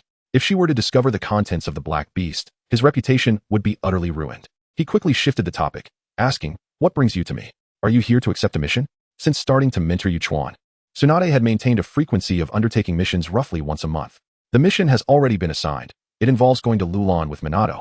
Tsunade, disinterested in further inquiries, stated her purpose. I need several basic lightning release jutsu for Yuchuan. Yuchuan? Hiruzen paused in surprise and asked, does he still have the energy to learn lightning release techniques? As a new generation genius and Tsunade's student, he was constantly keeping tabs on him. To his knowledge, Yuchuan had already mastered swordsmanship, genjutsu, and medical ninjutsu. For a typical ninja, mastering one would be the limit. Yet he had learned 3 and was now seeking to learn lightning release. One cannot measure genius by common standards. Tsunade smiled softly and replied, he has already mastered the strength of a monster. What? Hiruzen and Appo's expression turned to one of astonishment. After all, he is my student. Tsunade said with a slight lift of her chin, pride evident in her voice. You truly have found a remarkable student, Hiruzen agreed. His achievements will not pale in comparison to Minato's. While the Flying Thunder God technique is indeed significant, an exceptional medical ninja is equally invaluable. Say, Hiruzen called out. An amassed Umbu ninja appeared. Retrieve 3 basic lightning release jutsu scrolls. Hiruzen instructed after a moment and Appo's thought. Understood, the Umbu nodded and departed. 3. Tsunade expressed her dissatisfaction. Old man, can't you be a bit more generous? Let him learn them first before taking them. Hiruzen explained, taking so many at once is unsafe. Very well. Tsunade reluctantly acknowledged his reasoning. After the scrolls were secured, she exited the Hokage's office. Before long, afternoon arrived, marking the end of the theoretical examination. Yuchuan bid farewell to his friends and made his way to Tsunade and Appo's residence. A new mission, Tsunade declared as she sat on the sofa. Tossing the mission scroll to him, Yuchuan caught it and opened it. Lulan. His heart raced at the revelation. This was a story derived from the Naruto movie The Lost Tower. In the original tale, after Uchiha Sasuke's defection, Yamato, Uzumaki Naruto, Haruno Sakura, and Sai undertook the mission. They pursued a ninja named 100 Legs to Lulan. Thanks to Minato's flying thunder god seal and the eruption of the dragon vein's power, they were transported back in time. This past was precisely the present in which Yuchuan found himself. In other words, he was destined to encounter the future Uzumaki Naruto and his companions. Chapter 84. The first again, Yuchuan Ninja School. Today marks the final day of the 3rd grade, coinciding with the end-of-term examinations. Yuchuan and Yuhai Kurenai arrived early, well before the examination began. He sat in the seat of Sarutobi Asuma, contemplating the mission he received yesterday. Theoretically, according to the original plot, he would encounter Yamato and the others. However, in reality, that was not guaranteed, especially with his unexpected presence as a variable. The only certainty was that he would meet a future ninja, though their identity remained unknown. This was due to Lushan, who was in fact the ninja known as 100 Feet, being pursued by Yamato and his companions. Fortunately for him, he had traversed 6 years earlier, thus renaming himself in Lushan and rising to the position of a minister in the kingdom of Lulan. As for the so-called terrifying weapon, it was essentially a combat puppet powered by dragon vein energy. Are you worried about being defeated by me? Sarutobi Asuma entered the room and, upon seeing Yuchuan deep in thought, instantly wore an excited grin. How could that be? Yuhai Kurenai immediately countered, you've never won against him. What is there to worry about? That was in the past. Sarutobi Asuma retorted, his face flushed. We haven't fought today, so how can you say I will lose? Regardless, I will take action, Uchiha Obito suddenly interjected. Don't cause trouble. Sarutobi Asuma waved his hand dismissively. Although Uchiha Obito performed adequately in practical combat, his theoretical knowledge was abysmal, consistently placing him at the bottom. How infuriating. Uchiha Obito exclaimed angrily, this time, I will definitely defeat you. That remains to be seen. Sarutobi Asuma replied smugly. I've recently learned fire release techniques, and my strength has significantly increased. Fire release? Uchiha Obito blinked in surprise. Didn't you learn wind release techniques? I possess both wind and fire chakra natures, Sarutobi Asuma stated, clapping Obito on the shoulder. If you lose to my fire release, then, that is impossible. Uchiha Obito shuddered, quickly responding. The Uchiha clan, aside from their Sharingan, excelled in fire release. He could hardly bear to think of how his clanmates would perceive him if he lost to fire release. Go for it, Obito, Noera Rin chuckled softly. Hee. Uchiha Obito immediately disregarded Sarutobi Asuma and grinned at Rin. I promise I won't let you down. Just do your best. Noera Rin replied hesitantly. She understood Uchiha Obito well enough to know that his hopes for a good outcome were slim, yet he remained inexplicably confident. Fear not, Uchiha Obito assured, thumping his chest. His eclectic training will only serve to hinder him. How can that possibly be a hindrance? Sarutobi Asuma argued. Look at Yuchuan. He learns even more diverse techniques than I do. You are not. Uchiha Obito suddenly halted. How had their conversation turned to praise his rival? Did he subconsciously consider Yuchuan the strongest? You'll find out after we fight. There's no need to argue, Hatake Kakashi remarked calmly. Truly my lifelong rival. Might Guy trembled with excitement. Kakashi, I can finally engage in another youthful duel with you. Hatake Kakashi couldn't help but smirk. Logically, Yuchuan was stronger. Might Guy should have sought him out. However, he often took leave, spending only a few months at school throughout the year, thus Kakashi became the target. Another reason was that Yuchuan was simply too powerful. Currently, Might Guy had just begun learning the 8 gates, and his strength was limited. Moreover, even if he mastered it, he wouldn't use it against his comrades, as the 8 gates possessed immense destructive power and adverse side effects. In the original story, Rock Lee required Might Guy's approval to utilize the 8 gates, and his targets were primarily outside village ninjas. At that moment, the class bell rang. I'll be heading back. See you later, Yuchuan said as he stood up. If only you could swap places with Asuma. Yuhai Kurenai began, but stopped herself, sensing the potential for hurt. Even so, Sarutobi Asuma understood her implication. He froze in place, his expression turning ashen. Noera Rin instinctively covered her mouth, suppressing laughter. Uchiha Obito, about to chuckle, realized he was not much better off than Sarutobi Asuma, and could only sigh. When would Rin understand his feelings? Everyone, do your best, Yuchuan smiled as he returned to his seat. Moments later, Hiroikaro appeared at the classroom door. He scanned the room, confirming that everyone was present. In order, we will proceed to the playground for the examination. Hiroikaro clapped his hands. The group rose and followed him to the playground. Many classes were already preparing there, but upon seeing them, they cast curious glances. After all, Class A of the 3rd grade was a legend within the school, particularly due to Yuchuan and Hatake Kakashi. Sarutobi Asuma was also impressive, yet his identity as the Hokage's son overshadowed his efforts. I will call out names. Those mentioned, step forward for a spar, Hiroikaro announced. Holding a roster. First up, Uchiha Obito against Mizuki. In practical examinations, performance mattered more than victory or defeat. For instance, in the case of Yuchuan, those who fought against him invariably lost, but that did not imply they were lacking. After all, Yuchuan was exceptionally strong. It was merely a matter of who could endure longer and perform better. Watch my performance. Uchiha Obito winked at Noira Rin and dashed forward. Mizuki, a civilian ninja, could only utilize the basic body flicker technique taught in school and soon fell to defeat. How was that? Uchiha Obito asked with a smug expression. Quite well. Noira Rin smiled. Just Mizuki, Sarutobi Asuma scoffed. Wait until you see my fire release. My Uchiha fire release is the strongest. Uchiha Obito retorted defiantly. The examination continued. After half an hour, it was Uchiha Obito's turn against Sarutobi Asuma. In practical tests, one match was seldom sufficient. Typically, 3 or more bouts would be held. You are bound to lose. Uchiha Obito proclaimed as he began, performing hand seals. Under his incantation, he successfully unleashed a large fireball. For reasons unknown. He often faltered when executing the fire release, great fireball technique, but this time he succeeded. Sarutobi Asuma simultaneously formed seals. Fire release, dragon fire technique. He tilted his head back and released a long flame resembling a dragon, colliding with the fireball. Both fire techniques were of C rank. Yet Uchiha Obito's lack of proficiency led to Sarutobi Asuma emerging victorious from the clash of flames. How is this possible? Uchiha Obito stood frozen in disbelief. What an opportunity. Sarutobi Asuma seized the moment, executing a sliding kick that sent Obito tumbling to the ground. Uchiha Obito instinctively attempted to struggle, but was swiftly restrained. Sarutobi Asuma wins. Hiroikairo announced the result. Uchiha fire release is nothing special. Sarutobi Asuma rose, a triumphant smirk gracing his lips, reminiscent of a dragon king returning. Bastard. Uchiha Obito seethed, blood boiling. Once I unlock my eyes, I will make you beg for mercy. I'll be waiting. Sarutobi Asuma dismissed his words entirely. The phrase has almost become a catchphrase for Uchiha Obito, yet he has yet to open his eyes. Yuchuan and Hatake Kakashi. Hiroikairo disregarded them and announced the next bout. Suddenly, silence enveloped the surroundings. For the third-year Class A, this was a fierce competition, although Yuchuan emerged victorious each time. For the others, witnessing their duels was an eye-opening experience. How about we use only ninjutsu for this match? Yuchuan suggested, noticing Hatake Kakashi drawing his blade. Kakashi paused slightly. Ninjutsu? Have you learned any? I picked up one yesterday on a whim, Yuchuan replied casually. Kakashi's expression darkened. You plan to use a hastily learned ninjutsu against me? Is that not humiliating for me? Be careful. Yuchuan raised his hand. Lightning release, thunder arrow. In the next instant, a blinding bolt of lightning coalesced in his palm. Gasps arose from the crowd. It was the first time they had witnessed Yuchuan utilizing lightning release. Kakashi and Appo's gaze sharpened. Just as he displayed a wary expression, Yuchuan casually flicked his hand, unleashing multiple strands of white lightning. Alarmed, Kakashi wasted no time and formed hand seals. Earth release, earth flow wall. The ground surged, and a thick earthen wall abruptly rose, adorned with 4 dog heads. The white lightning struck the wall like arrows. In that instant, the wall trembled violently, but ultimately held against the onslaught. Before Kakashi could breathe a sigh of relief, a second wave of white lightning shot forth from Yuchuan and Appo's palm. With a resounding crash, the earth wall was completely breached. Kakashi reacted swiftly, using Shunshin to escape.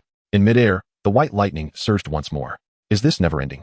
Kakashi steadied himself and slammed his hand to the ground, conjuring another earth wall. In a spectacle of astonishment, the crowd witnessed a series of earth walls and thunder arrows.